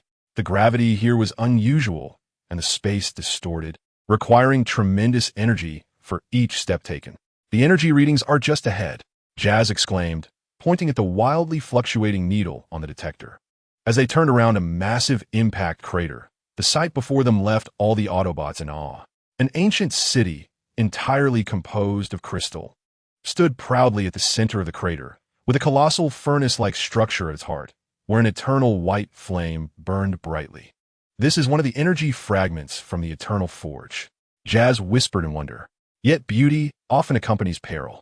As they attempted to approach the furnace, countless ghostly images suddenly emerged from the city's crystalline structure, remnants of the fallen Cybertronian warriors from ancient battles. The phantoms issued a silent warning to the intruders. Bumblebee bravely stepped forward, displaying the Autobot insignia on his chest. "We come in peace. We seek the power of the Forge to save our leader." The onslaught of the phantoms momentarily eased, yet did not cease entirely. At that moment, a crucial message came through from Jetfire via remote connection. "Those phantoms are ancient guardians. This energy frequency can be used to communicate with them." Jazz swiftly adjusted his communicator, emitting specific energy waves. The apparitions began to clarify, ultimately coalescing into the image of an ancient Cybertronian warrior. "I am the guardian of the Forge, Unicron." The voice of the ancient warrior resonated directly within their minds. "Prove your worth, young Autobots." Simultaneously, in the depths of Manhattan, Megatron stood before a vast spatial rift. At the center of the rift, a crystal oscillated between reality and illusion, suspended in midair. This was the key to the void. Finally, Megatron reached out for the fragment. However, just as his fingers were about to make contact, the entire underground space trembled violently. The elite team, Shadow Squad, descended from above, their equipment glowing with the distinctive blue light of Jetfire technology. "Megatron, this ends here," declared the Shadow Squad leader, raising a specialized phase weapon. Megatron scoffed disdainfully. "Do insects dare to obstruct the path of a god?" The fragment of the Whisper of Oblivion on his chest erupted with dark purple light, causing the very fabric of the underground space to disintegrate and annihilate. The Shadow Squad's protective suits blared warnings of overload, yet they did not falter. "For humanity," the leader pulled the trigger. The energy beam emitted from the phase weapon collided fiercely with the dark energy field, generating a shockwave that reverberated throughout Manhattan. Skyscrapers crumbled like building blocks, and dust engulfed the sky. On the lunar surface, Bumblebee and his team are undergoing the trials of the apocalypse. To master the Eternal Forge, one must demonstrate an understanding of the essence of energy. The apocalypse beckons towards the heart of the Forge, urging them to step inside and endure its baptism. First to volunteer is Ratchet. "Allow me to go. My expertise in energy dynamics is unparalleled." However, Bumblebee interjects, stepping forward toward the Forge himself. "As the commander, this responsibility falls upon me."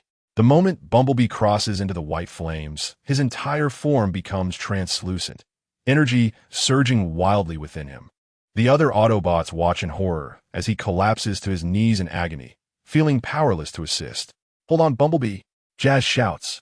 Meanwhile on Earth, Megatron has breached the defenses of the Shadow Squad, his hand finally grasping the Void Key.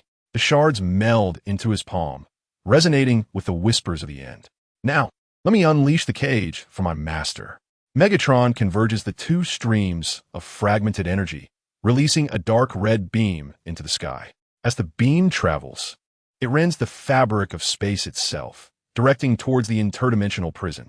Inside the prison, Lord Megatron receives the call from the reality of the universe, unleashing a triumphant roar. He channels all his strength into a final assault against the already weakened dimensional barrier. No, in the Dragon S Roar Command Center, Jetfire watches in despair as the data on the screen collapses completely. In space, the interdimensional dimension imprisoning Lord Megatron shatters like a bubble. The dark red energy floods into the reality of the universe, coalescing into a humanoid form near the lunar orbit. Lord Megatron, in his complete form, descends. His stature dwarfs any existing transformer, his dark red armor marred by ancient battle scars, and his optical lenses burn with millennia of hatred. His mere existence distorts the lunar orbit. Quintessa's fleet falters under Megatron's oppressive presence, and the gene harvesters explode under the energy shockwave. It is over, Quintessa. Megatron's voice reverberates throughout the solar system. This time, victory belongs to me. However, just as he prepares to deliver a fatal blow to Quintessa, the eternal forge on the far side of the moon erupts with an unprecedented brilliance, bathing the entire lunar surface in white. Within the forge, Bumblebee gradually rises. His form rejuvenated, a luminous blue light of wisdom glimmers in his eyes. He has not only withstood the baptism of the forge, but has also forged a profound connection with the shards. No, Megatron, Bumblebee's voice, amplified by the forge, echoes across the battlefield. The battle has only just begun. Empowered by the forge's might, the Autobot team assembles in a unique formation upon the lunar surface.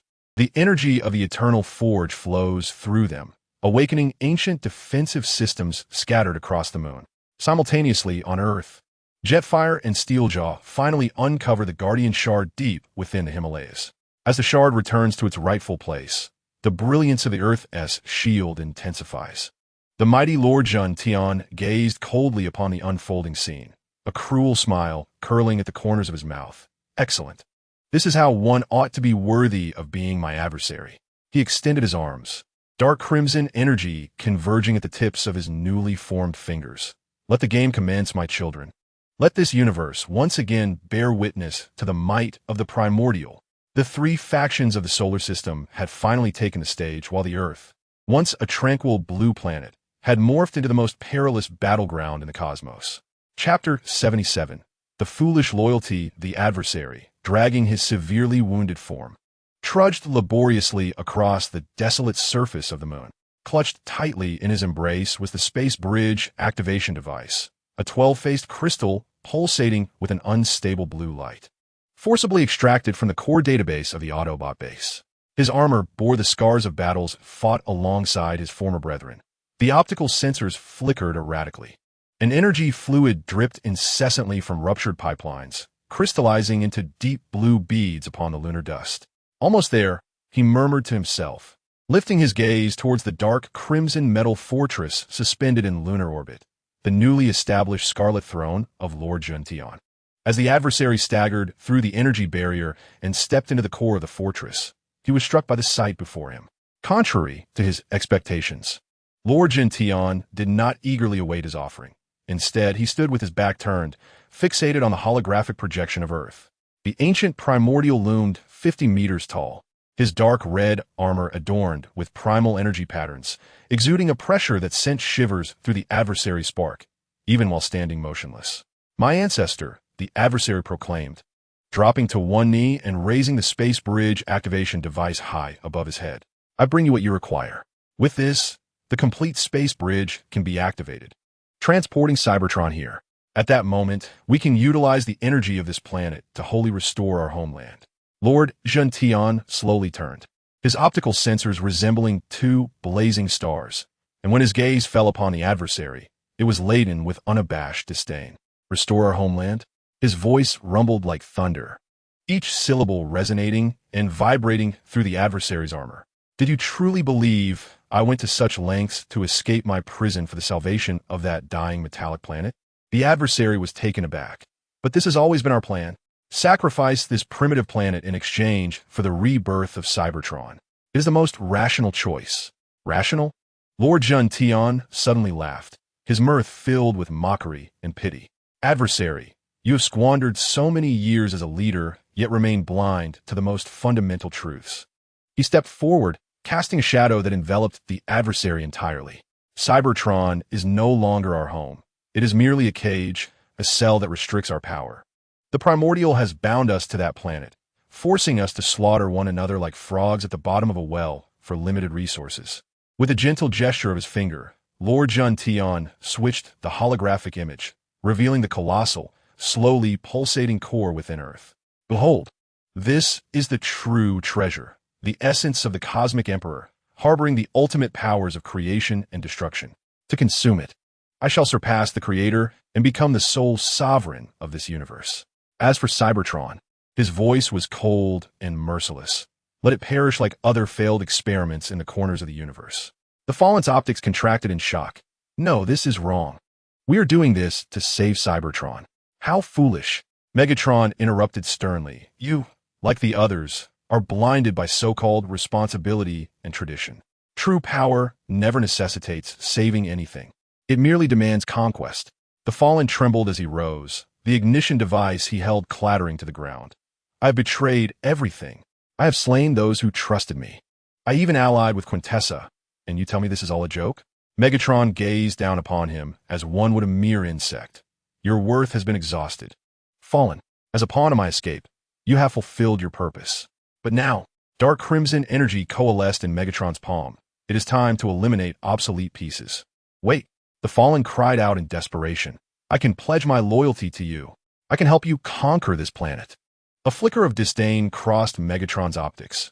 What I require is not a traitor, but a warrior of absolute obedience. You are far too prone to betrayal. A beam of dark crimson energy pierced the Fallen's spark chamber. The former Autobot leader gazed in disbelief at the hollow in his chest. The light in his optics swiftly dimming. At least let me do this for Cybertron, were his final words. Megatron coldly observed as the Fallen's form collapsed to the ground, transforming into a lifeless heap of metal. He lightly kicked the corpse, sending it sliding towards a furnace. Outdated idealist, he muttered softly, before turning his attention to the holographic image of Earth. Now, it is time to deal with my disobedient brother. Meanwhile, above California, a wholly different battle raged. The downtown of Los Angeles lay in ruins. Megatron stood amidst the debris that was once the Walk of Fame, the fragments of his end whispering ominously at his chest. Beneath his feet lay the remnants of American tanks and fighter jets, disintegrated into their fundamental particles. Come forth, Optimus Prime. He roared to the sky. I know you are here. Stop hiding like a rat. In response, a sonic boom erupted. A blue and red figure burst through the clouds, diving down at supersonic speed. Optimus Prime's form was enveloped in unstable energy fluctuations, crystalline sections shedding at high velocity to reveal an inner structure ablaze with white-hot flames. Megatron. Optimus's voice distorted from the energy overload. In the name of Cybertron and all life on Earth, I am here to stop you. The two arch-rivals collided once more in the air, the shockwave shattering the remaining glass of nearby skyscrapers. Yet, unlike previous encounters, this time Optimus seemed to overpower Megatron, delivering a punch that sent the Decepticon leader crashing down into an underground parking lot. This cannot be. Megatron crawled from the ruins, his dark crimson optics revealing a flicker of disbelief for the first time. Your power, he uttered as Optimus Prime descended to the ground, the spark chamber upon his chest radiating with the brilliance of a supernova. I have burned my spark, Megatron, trading the entirety of my remaining life force for this fleeting strength. The crystalline structure began to spread across his form at a visibly rapid pace. Yet with each area it enveloped, the armor beneath erupted with an even more intense energy flame. It was a suicidal mode of combat, every moment consuming the last vestiges of his life. You are mad, Optimus, Megatron roared, unleashing a barrage of dark energy beams. At this rate, regardless of victory or defeat, you shall perish. Unflinching, Optimus caught the energy beam capable of disassembling any matter with his bare hands. The energy detonated in his palm, shattering his arm's armor. Yet in the next instant, a more potent energy flame surged from the breach, swiftly reconstructing his limb. Sometimes, death is not the worst outcome, Optimus spoke, his voice eerily calm. To betray trust is. He surged toward Megatron, his speed leaving only an afterimage in his wake. A series of heavy strikes landed upon Megatron's chest plate, causing the fragments of the end whisper to resonate violently. Megatron attempted to retaliate, but his assaults were either withstood by Optimus or neutralized by that peculiar energy flame. You cannot protect anyone, Megatron bellowed, expanding the dark energy field to its maximum radius. I shall disintegrate this city, everything upon this planet. From his center, matter began to collapse on a grand scale. The ground turned to dust, buildings vanished in silence. And even light twisted and deformed within that realm. Optimus stood at the edge of the energy field, crystalline structures now covering much of his body. He glanced back toward the direction of a shelter, where millions of terrified humans resided. Then, he made his decision. Transformers, eternally guardians of life. His spark chamber erupted with a final, resplendent glow. This was not an attack, but a colossal energy shield, rapidly expanding from his core to collide head-on with Megatron's dark energy field. The clash of these two ultimate forces was soundless, for even the air that carried sound was disassembled or purified. Only an ever-expanding sphere of light enveloped the entirety of downtown Los Angeles. When the radiance dissipated, a shocking scene emerged. Centered around Optimus, half of Los Angeles was restored, as if it had never known the ravages of war. On the opposite side, Megatron knelt upon one knee, the shards of his chest displaying faint cracks. "You cannot be serious." Megatron marveled at the spectacle before him. Optimus stood resolute, his form entirely encased in crystal, save for the faint glow emanating from his spark chamber. He extended his hand, pointing at Megatron. "As long as there is one life worth protecting, I shall not fall." Yet his voice had become barely audible. The crystal rapidly spread, ultimately enveloping his spark chamber as well. The blue and red form transformed into a lifeless statue, silently standing amidst the ruins of Los Angeles. Megatron struggled to rise, gazing upon Optimus Prime, ensnared within the crystalline seal. For the first time, he felt no joy in victory. In Earth's orbit, he witnessed the entirety of the battle unfold. A faint smile curled at the corners of his lips. A splendid performance. Yet now his gaze shifted toward the pulsating core deep within the Earth. Chapter 78. The Return of the King in Egypt. Deep within the Giza Plateau, an ancient temple, undiscovered by any archaeologist, began to rise amidst the swirling sands. This was no human construction. Its grand geometric structure and shimmering energy patterns signified its extraterrestrial origin. Inferno stood before the massive entrance of the temple. An expression of unprecedented reverence etched upon his weathered metallic visage. The crystal atop his staff resonated with the temple's grand doorway, emitting a gentle pulsing sound. This was the place, his voice trembling with excitement, the resting ground of the leadership module, the final sanctuary of the primes. Starscream stood beside him, his crimson optics surveying the magnificent edifice. He felt the stirring of the fragments of the Allspark within him, as if answering the call of a long-lost home. "We have little time," Starscream intoned gravely. "Megatron's forces are advancing toward the Earth's core." The temple's entrance slid open silently, revealing a deep, shadowy passage. The moment they stepped inside, the surroundings transformed abruptly. The sands and stone walls vanished, replaced by an expansive starry sky, countless stars swirling beneath their feet. "Welcome, last scion of hope." 7 colossal figures gradually emerged within the celestial expanse. Each bore a distinct form, some regal like griffins, others steady like ancient tortoises, yet all radiated an aura of ancient and formidable power. They were the legendary primes who had sacrificed themselves to imprison Megatron. "We have awaited this moment for far too long," the leader of the primes spoke, his voice echoing like the distant motion of galaxies. Inferno bowed deeply. "Great primes, we require the power of the leadership module. Optimus has sacrificed himself to thwart Megatron, yet we now face an even greater threat. Megatron seeks to consume the Earth's core." Another prime nodded. "We are aware of everything. Megatron and Quintessa, our kin, have strayed from the path." Starscream stepped forward. "What must I do?" "The Allspark within me is destined for this purpose." The third prime extended a finger, gently touching Starscream's chest. The fragments of the Allspark erupted with unprecedented brilliance, illuminating the entire celestial temple as if it were day. "The Allspark is the core of the fire source, and the leadership module is its key," the fourth prime elucidated. "Only when the two are united can the true creative power be awakened." The starry expanse began to swirl, the stars coalescing before them, ultimately forming a geometric entity radiating a gentle golden light, the leadership module. It floated toward Starscream, resonating intensely with the Allspark. However, to save Optimus Prime, a price must be paid.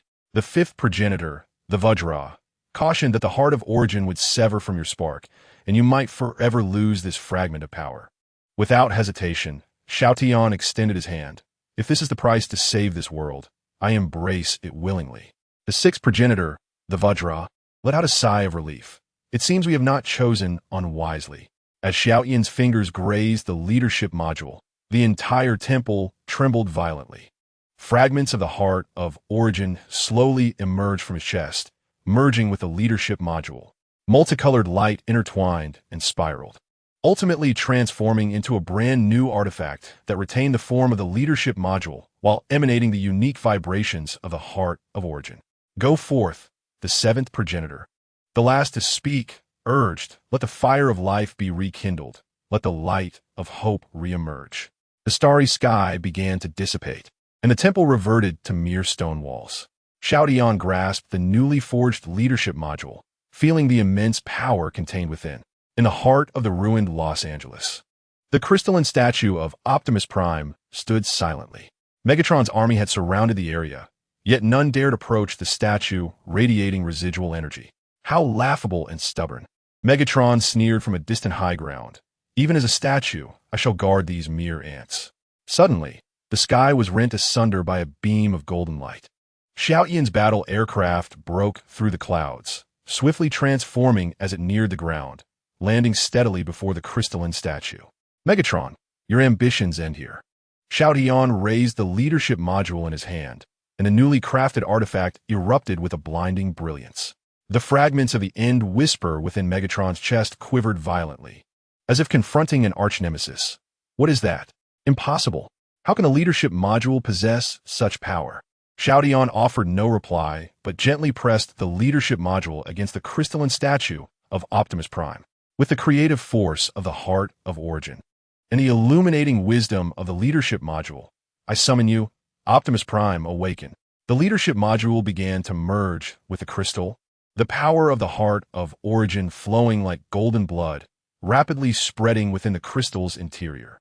The once dull crystal gradually became transparent, revealing the silhouette of Optimus Prime within. Realizing the dire situation, Megatron bellowed, "Open fire, all units. We cannot allow him to resurrect." Countless energy beams surged toward Xiaoyan and the reviving Optimus Prime, yet they vanished upon nearing the radiance of the leadership module. Inside the crystal, Optimus Prime's spark began to pulse with renewed vigor. The creative force of the heart of Origin repaired his damaged form, while the wisdom of the leadership module cleansed his weary soul. Memories surged like a tide, recalling countless confrontations with Megatron, deep bonds with his Autobot comrades, and the precious trust established with humanity.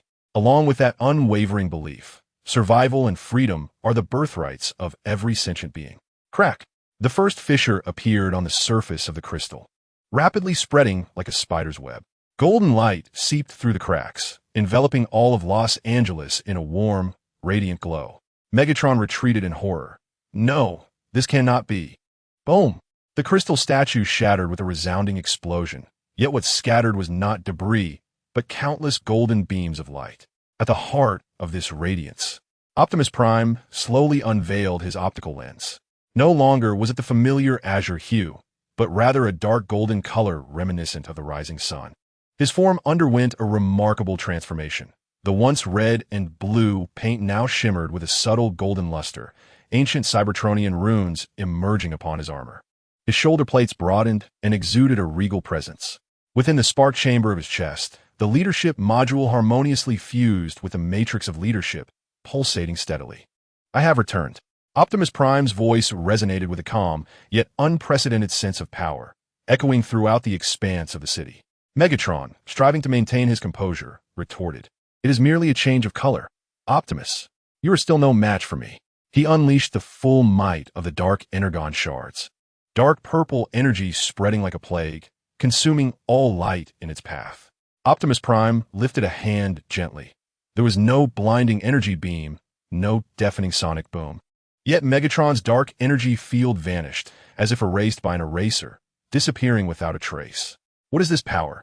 Megatron gazed incredulously at the shards now cracking before him. This is not merely power, Megatron. Optimus stepped forward, and where his footfall landed, green sprouts emerged from the ruins. Life itself. What you seek to destroy is the most precious essence in the universe. He extended his hand toward Megatron. It is time to end this senseless war. The leadership module on his chest radiated brilliance, and the power of the Matrix transformed into a gentle yet irresistible flow of energy, enveloping Megatron entirely. The dark energy was purified, and the cracks in the dark energon shards multiplied. No, I cannot be defeated like this. Megatron's roar abruptly ceased as he, along with his dark powers, was drawn into the leadership module, awaiting ultimate purification. Starscream approached Optimus, noticing that the shard of the Matrix in his chest had vanished. Yet he felt not loss, but tranquility. "Thank you, Starscream." Optimus turned to him, gratitude gleaming in his golden optical lens.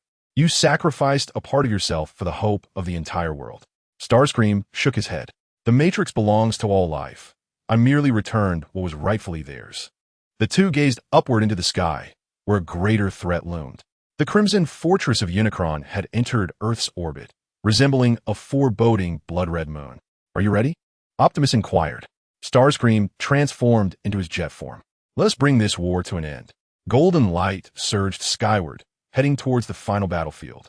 Amidst the ruins of Los Angeles, newly sprouted green shoots swayed gently in the breeze, symbolizing the inevitable rebirth following destruction.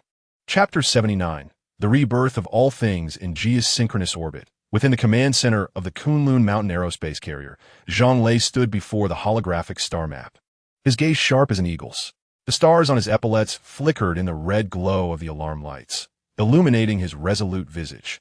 "Attention all units. The Dawn operation is entering its final countdown."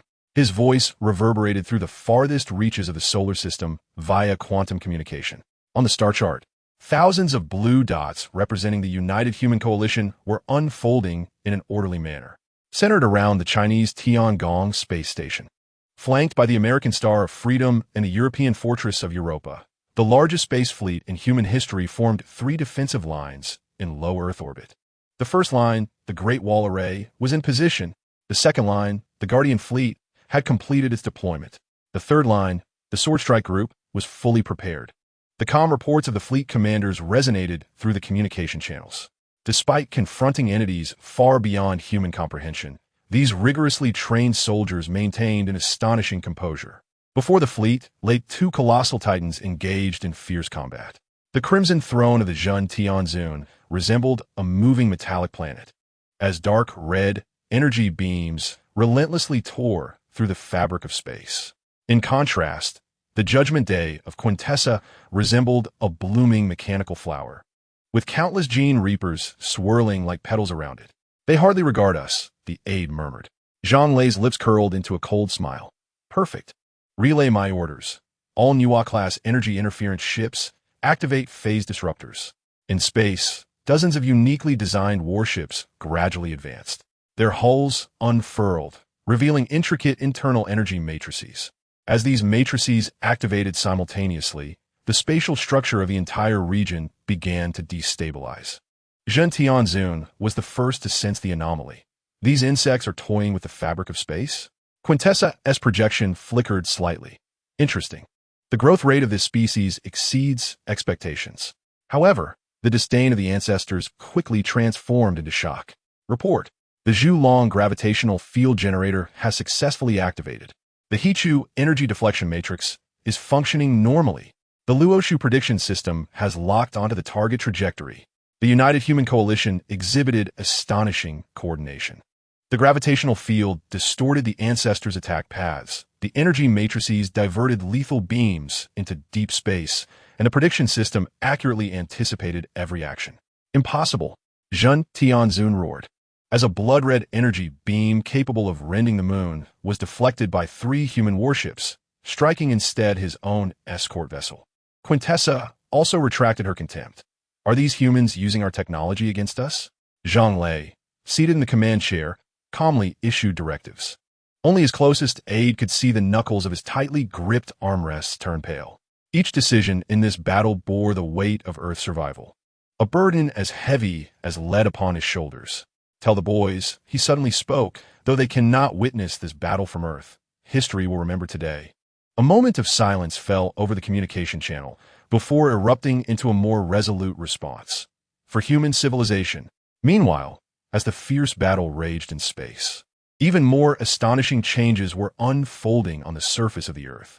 Deep within the Shenangjia region, the steel cable stood atop a fully metallized peak. Gazing at the two interwoven figures in the sky, Optimus Prime and Howling Skyhawk, reborn and locked in combat with the avatar of Jun Tianzun. The moment has arrived. Dear brethren, the deep resonance of the steel cable reverberates among all the fiery spirits of the dinosaur titans. Iron debris rises in the Taklamakan desert, its metallic carapace fully unfurling. Sludge emerges from the Siberian permafrost, its elongated trunk reaching skyward. The darting arrows hover above the Amazon rainforest, emitting a clarion call that pierces the heavens. Simultaneously, 7 ancient energy nodes across the globe awaken. The snow-capped peaks of the Tibetan Plateau begin to collapse, revealing intricate mechanical structures aglow with a ghostly blue light beneath. In the profound depths of the Pacific Trench, colossal metallic veins undulate like a slumbering serpent. The caldera of Mount Kilimanjaro no longer spews magma, but instead pulses with a stream of pure energy. Even more astonishing, the previously anomalous sites, such as the glaciers of Kunlun Mountain, the Mariana Trench, and the Sahara Desert, shed their superficial layers to unveil the sophisticated machinery concealed beneath. Zhang Gulei, observing this phenomenon aboard the Kunlun, rises in astonishment. The entire Earth is undergoing a radical metamorphosis. Continental plates shift slowly amidst mechanical roars, and unprecedented metallic islands rise from the ocean's depths, while the atmosphere begins to shimmer with a faint metallic sheen. Yet, the most remarkable transformations occur within the Earth's core. Through monitoring devices worldwide, scientists capture real-time images of the core. What was once deemed a searing iron nucleus is revealed to be an immense mechanical heart. Its rhythmic pulsations are transforming, shifting from a feeble quiver of near-death to a robust and vigorous beat. Is the cosmic sovereign awakening? The projection of heavenly fire appears beside Zhang Lei, the voice of this ancient scientist brimming with incredulous excitement. No, this is not a revival. This is a rebirth. The mechanical essence of the Earth is fully unveiled, yet what emanates from this process is not destruction and death, but an overwhelming vitality. Newly sprouted flora emerges from the crevices of metal. Crystalline springs surge forth from mechanical conduits, and even the air becomes refreshingly pure. I understand now. The data streams in the optical mirror of heavenly fire flicker frantically. The cosmic sovereign, gravely wounded in ancient wars, had to transform into the form of Earth for self-preservation. And now, under the awakening powers of the leadership module and the heart of origins, he is regaining vitality. In the cosmos, Jun Tianzun and Kun Ta Sha also sense the Earth's transformation. The projection of the creator Kun Ta Sha oscillates violently, betraying inner shock. Jun Tianzun emits a furious roar. No, he must remain in eternal slumber. This universe does not require another creator. The two primordial beings simultaneously cease their conflict, redirecting their focus towards the transforming Earth. All fleets, at any cost, halt them. Zhang Lei commands without hesitation. The warships of the human coalition charge towards the two primordial beings like moths drawn to a flame, forming a fragile last line of defense to protect the Earth. At that moment, a golden beam of light shoots from the Earth, coalescing in space into the figure of a colossal pillar. The leadership module upon its chest resonates with the entire Earth, radiating a gentle yet resolute glow. Every life on this planet is engaged in a struggle for survival. The voice of Optimus Prime reverberates across the battlefield, declaring that it is time to bring this senseless conflict to an end. Behind him, the formidable figures of Skyfire, Steeljaw, and all the Autobots emerge in succession. Beneath them, the Earth, having undergone its preliminary metamorphosis, resembles a blue-green gem embedded in the dark cosmos, exuding a soothing vitality. For the first time, Thundertron and Quintessa reveal a solemn expression. They come to realize that the nature of this war has irrevocably transformed. They are no longer confronting a planet ripe for exploitation, but rather a creator awakening, alongside the collective will of all life to defend their home. The rebirth of Earth has only just begun. Chapter 80. The Redemption of Destruction. The scene reverts to a time not long ago. Deep within the archives of the Longyin Base, a place known as the Hall of Silence. Only the echo of the staff of Skyfire, striking the ground, resonates in the vast emptiness. Holographic projections unfold around him, with countless ancient Cybertronian documents swirling like a nebula. Dust dances in the beams of light, as if the dormant knowledge is being awakened. No, this is all wrong. Skyfire's fingertips glide over a record of the primordial war, with the optical lens adjusting its focus incessantly. As one of the oldest scientists of Cybertron, he considers himself well-versed in the history of his home planet. Yet the recent anomalies on Earth have sown deep seeds of doubt within him. He retrieves 3 sets of data for comparative analysis. On the left, a description of the primordial deity from the Cybertronian creation myth. Its form becomes the stars, its heart transforms into the spark, and its breath gives rise to life. In the center lies real-time monitoring data from Earth. The mechanical veins beneath the crust, the pulsing energy core, and energy fluctuations resonating with the spark source.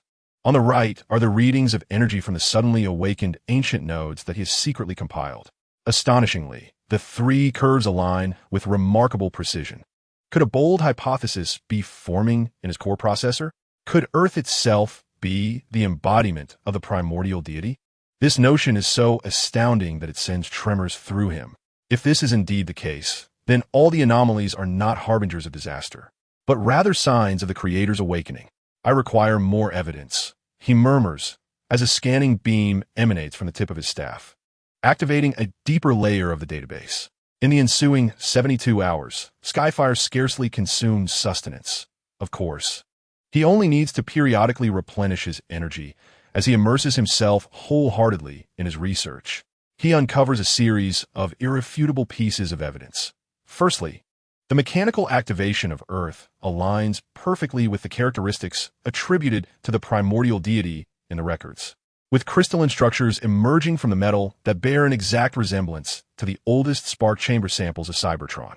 Secondly, the distribution of 7 global energy nodes corresponds precisely with the legend of the primordial deity's 7 stars protecting the heart.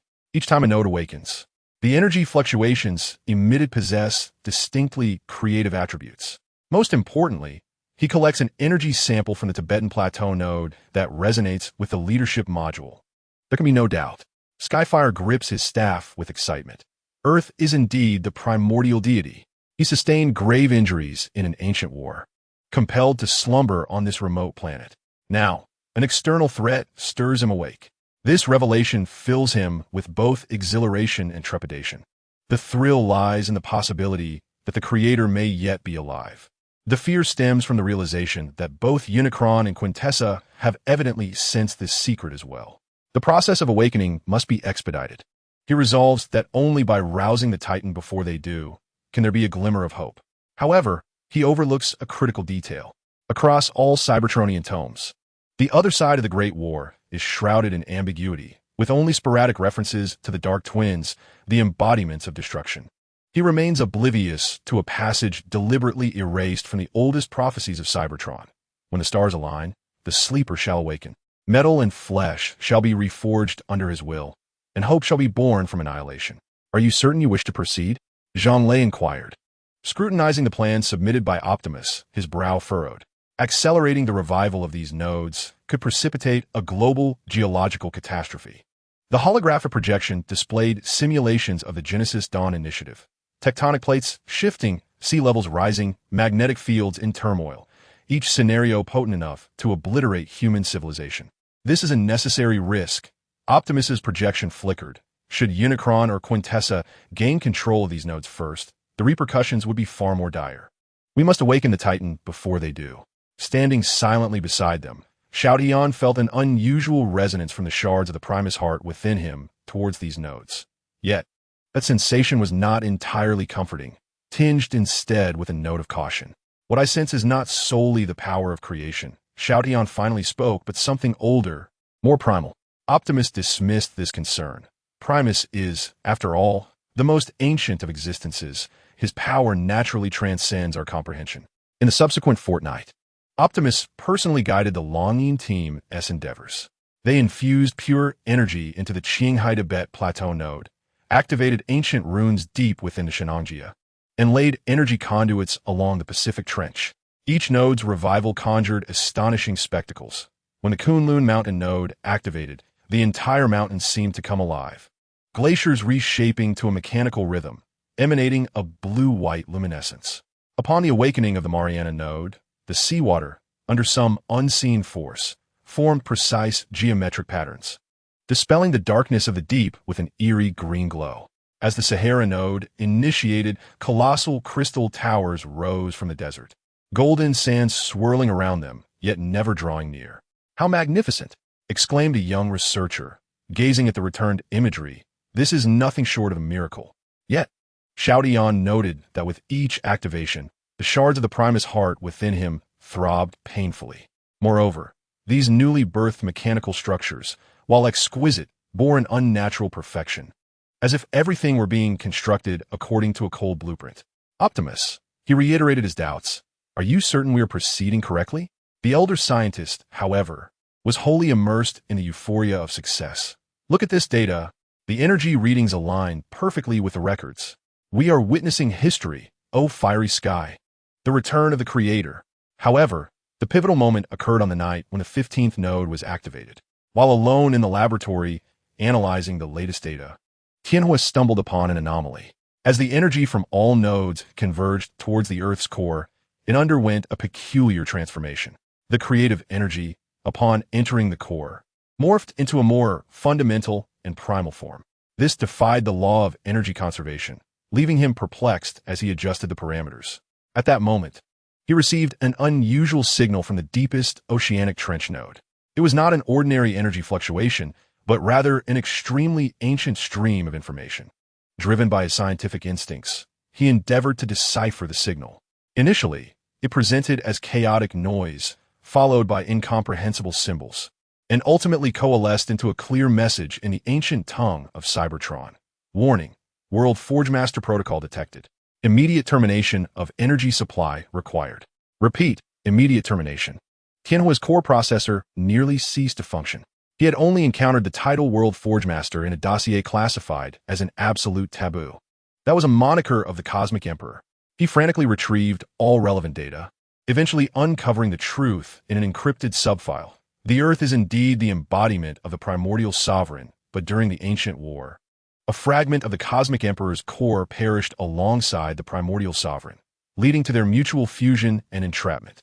What they had activated was not the awakening process of the primordial sovereign, but rather the disruption of balance, unleashing the destructive essence of the Cosmic Emperor. The energy from those nodes was not awakening the Creator, but empowering the Destroyer. We were all mistaken. With a clatter, Tianhua's staff fell to the ground.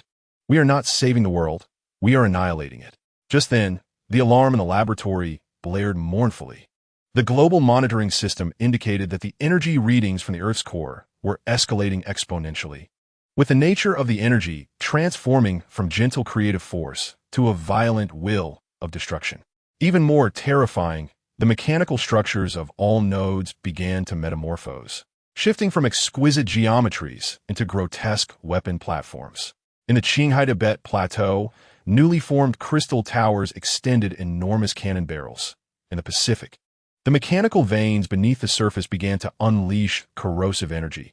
In the Sahara, metallic constructs in the desert commenced to decompose everything around them. Tianhua gazed upon this calamity with despair. His most cherished wisdom, his accumulated knowledge over millions of years, had ultimately led to an irretrievable error. "I must warn everyone." He struggled towards the communicator, but a powerful energy pulse emanating from the Earth's core swept over the entire base. In the fleeting moment before losing consciousness, Tianhua finally grasped the true meaning of the prophecy. Hope indeed is born from destruction, for only through the recognition of error can the path to genuine redemption be found. But do they still have time? Chapter 81, The Imminent Final Battle. The sky above Antarctica was rent asunder. On one side lies the dark crimson realm of the Lord of Thunder, resembling congealed blood, within which roams energy entities forged from pure malice. On the other side is the ethereal purple domain of Kinta, akin to a blooming sea of toxic flowers, each blossom a biomechanical artillery. The duel between these primordial beings has persisted for 7 Earth days. Their combat transcends conventional physical laws. Every clash reshapes the rules of this void. Your stubbornness remains unchanged. Kinta echoes the Lord of Thunder amidst the dimensional tremors, as his newly forged colossal hand effortlessly crushes a construct hurled by Kinta. Accept reality. The era of the primordial celestial and the cosmic emperor has concluded. The universe now belongs to me, the Lord of Thunder. Quintash's myriad projections flicker within the violet domain. You shall never comprehend, Lord of Thunder. Life requires guidance, not dominion. The Lord of Thunder scoffs at Quintash's words. Spare me your moral high ground. It sickens me. If you were to triumph over me, you would merely become the next version of myself. He extends his arm, his scepter pointing towards Quintasha. Quintasha refrains from further discourse, her hands clasped in prayer as her biomechanical fleet begins to merge, transforming into a colossal sword that spans the horizon. Countless faces, remnants of the civilizations she has reaped, emerge upon the blade. Behold this strike, brother. It embodies the essence of millions of worlds. This is the power you shall never grasp. The giant sword descends, decaying the very fabric of space-time in its wake. The Antarctic ice cap instantaneously vaporizes beneath the energy's aftermath, revealing ancient bedrock below. Yet, the Lord of Thunder calmly raises his hand. You remain ever the same, Quintasha, ensnared by these hollow theatrics. A singularity manifests in his palm, an infinitesimally small black hole. As the colossal sword makes contact with this void, there is neither explosion nor brilliance. It simply vanishes silently, as though it had never existed. This is impossible. Quintash's projections tremble violently. Such vitality belonged to countless civilizations. How can this be? For you have merely amassed the Fa Ade of life. The Lord of Thunder's voice drips with pity. True power arises from understanding the essence of existence. He steps forward, the entire dark crimson domain contracting, coalescing into the patterns upon his armor. At this moment, the Lord of Thunder is no longer a vast war machine, but a highly concentrated singularity of existence. Farewell, Quintasha. With no grandiose maneuver, he gently nudges.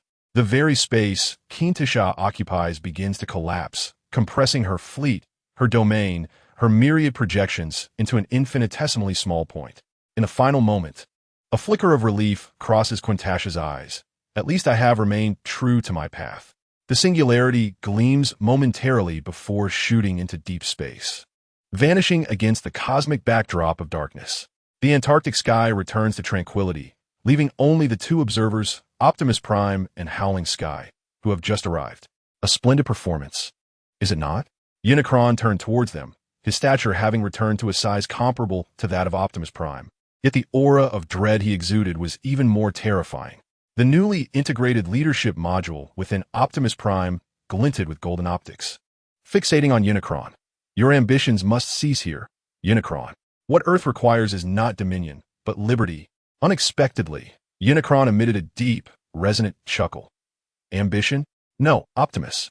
I present you with a choice. He gestured, revealing a holographic projection that displayed the internal structure of the Earth. At the fiery core, a colossal mechanical heart pulsated, its rhythm chaotic and frenzied. Allow me to introduce our true objective, the Universe Emperor. Optimus Prime's optics narrowed slightly. He recognized the name. In the most ancient legends of Cybertron, it represented the embodiment of destruction, opposing the Primus.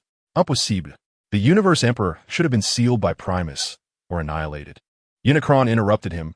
No, they perished together, or rather fused. A part of Primus's essence became a prison for the Universe Emperor, while the essence of destruction tainted Primus. The imagery shifted, revealing the grotesque mechanical structures within the Earth that were growing uncontrollably. Behold, Optimus. The Universe Emperor has lost its autonomous consciousness, reduced to its purest instinct for annihilation. It is awakening, and once it fully rouses, this galaxy, indeed the entire universe, will be reshaped into its desired form. Unicron stepped forward, his voice dripping with temptation. Yet, we have the opportunity to halt this. Among our 13 original beings, I'm the only one who retains a complete will.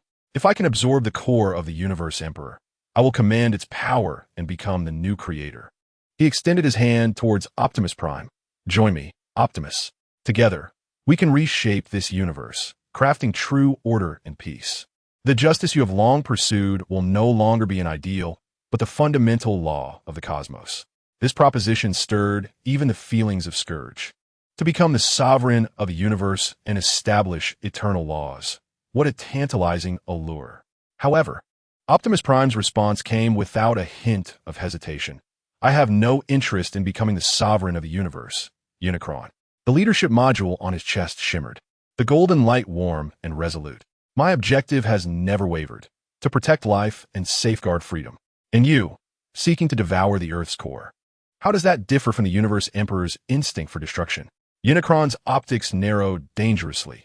Would you rather allow the Universe Emperor to obliterate everything than embrace a brighter future? The beauty attained through destruction is, in itself, the greatest lie. Optimus raised the Star Saber, its runes igniting in sequence. I have witnessed too many crimes committed in the name of a brighter future. Today I have but one goal. The Star Saber pointed directly at Unicron, to defeat you, and then discover the true means to save this world. Unicron remained silent for a long moment, ultimately exhaling a deep sigh. What a pity. You could have become the guardian of the new universe. A dark crimson energy coalesced in his hand, transforming into a weapon reminiscent of the Star Sword, yet imbued with a sense of annihilation. Thus, as you desire. The two leaders stood in confrontation above the Antarctic. Behind them a mechanized Earth and a choice that would determine the fate of the cosmos.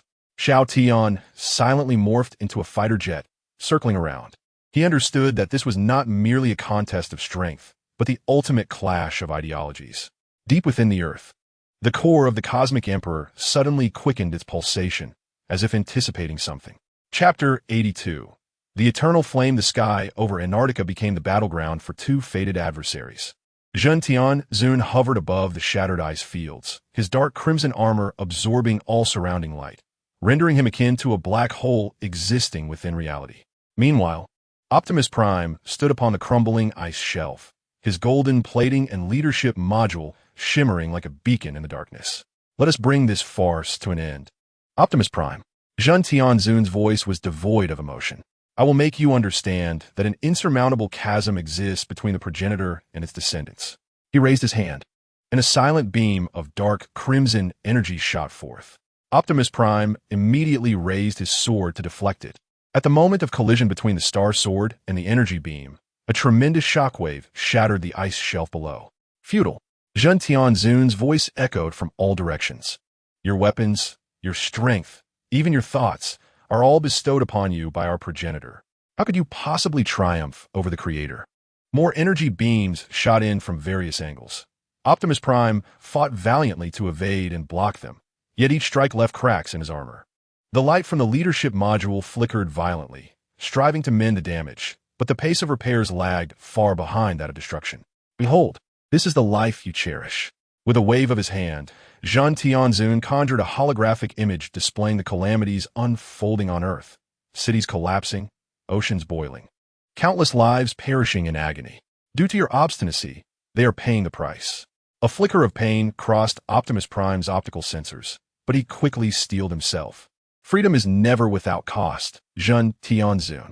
Yet the will of these lives, their courage, is precisely the essence of our struggle. He surged forward, the Star Sword tracing a perfect arc, embodying all his convictions. As the blade passed through the air, it rent the very fabric of space, unveiling vibrant dimensional energies behind it. For the first time, Zhen Tianzun displayed a serious expression, raising his hand to meet the strike head-on. The clash of their powers ignited a chain reaction, causing the entire Antarctic continent to begin its descent.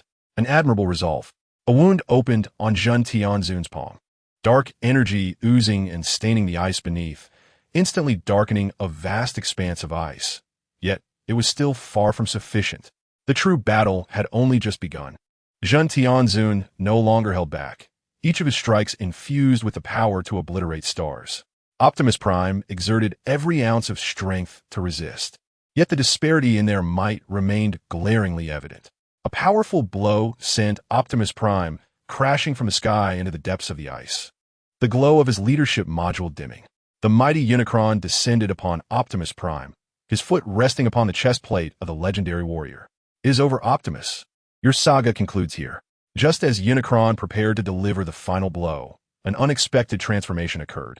The leadership module erupted with an unprecedented radiance, not from the outside, but emanating from the very core of Optimus's spark. Countless golden energy patterns spread across his armor, as if inscribing an ancient covenant. For the first time, Unicron displayed a visage of astonishment. The spark resonates in harmony? Impossible. Optimus slowly rose to his feet, his form towering even more majestically amidst the golden light. His shoulder armor unfurled into an angelic wing-like structure, and the golden gleam in his eyes resembled two nascent stars. The brilliance radiating from his spark cascaded from his wings, shooting towards the unseen horizon, illuminating the polar skies in an instant, as the heavens shimmered with undulating waves of spark energy. Simultaneously, every transformer on Earth felt the miraculous spectacle, their thoughts intertwined regardless of their location. "You are mistaken, Unicron." Optimus's voice resonated with an ethereal grandeur, as if countless voices spoke in unison. Power is not for dominion, but for protection. With a gentle sweep of his sword, Unicron was compelled to retreat several paces. In that moment, Optimus's might stood equal to that of Unicron. How intriguing! Unicron, instead of expressing rage, chuckled. Finally a worthy opponent. The two supreme beings engaged in their ultimate confrontation above Antarctica. Each clash reshaped the terrain, rending the skies asunder. The sound of the star sword clashing against the crimson blade echoed like the tolling of creation's bell, with the residual energy observable even in the vastness of space. "Why?" Unicron bellowed in fury during a fierce exchange. "Why would you choose this arduous path?" "Because it is my choice." The blade of Optimus tore through Unicron's shoulder armor, asserting that every being possesses the right to choose their own path. The battle raged for a full day and night. As the first light of dawn illuminated Antarctica, both warriors found themselves on the brink of exhaustion. One side of Unicron's form lay in ruins, dark energy flowing like a waterfall. Optimus fared no better. The brilliance of his leadership module dimmed significantly, his golden armor riddled with cracks. "It seems we have reached our end," Unicron said, leaning on his weapon, fatigue seeping into his voice for the first time. Optimus, struggling to remain upright, proclaimed, "It is time to bring this to a close. This strike shall pierce the stars." They charged towards each other, pouring their last vestiges of strength into a decisive blow. The star sword penetrated Unicron's spark chamber, while the crimson blade pierced Optimus's core. Unicron looked down at the blade embedded in his chest, letting out a complex sigh. "You have proven that the progeny can surpass the creator." The crimson glow faded from his eyes as the ancient progenitor's form began to disintegrate, transforming into the most fundamental particles of energy, dissipating into the air. Optimus collapsed to the ground, the leadership module falling from his chest. His spark was swiftly dimming, yet his eyes radiated a profound tranquility. "Optimus Prime." Skyfire arrived just in time, transforming as he landed. "Do not mourn, my friend." Optimus's voice, though faint, was resolute. "This is my own choice." He gazed at the leadership module suspended in the air. "My consciousness will endure within the module, continuing to safeguard the life of this universe. This is not an end, but a new beginning." In those final moments, Optimus's spark completely merged with the leadership module. The module's radiance reignited, but this time, it emanated a warmth and determination unique to Optimus Prime. Skyfire quietly retrieved the leadership module, feeling the familiar will within. Across the Earth, the mechanized processes abruptly halted, as new shoots of grass emerged from the crevices of metal, heralding the return of hope to this world. Golden sunlight pierced through the dark clouds, illuminating the spot where Optimus knelt for the last time. There, a tender sprout broke through the ice, signaling rebirth. The universe had lost a tyrant, but gained an eternal guardian. For Skyfire and all survivors, the journey of reconstruction was only just beginning.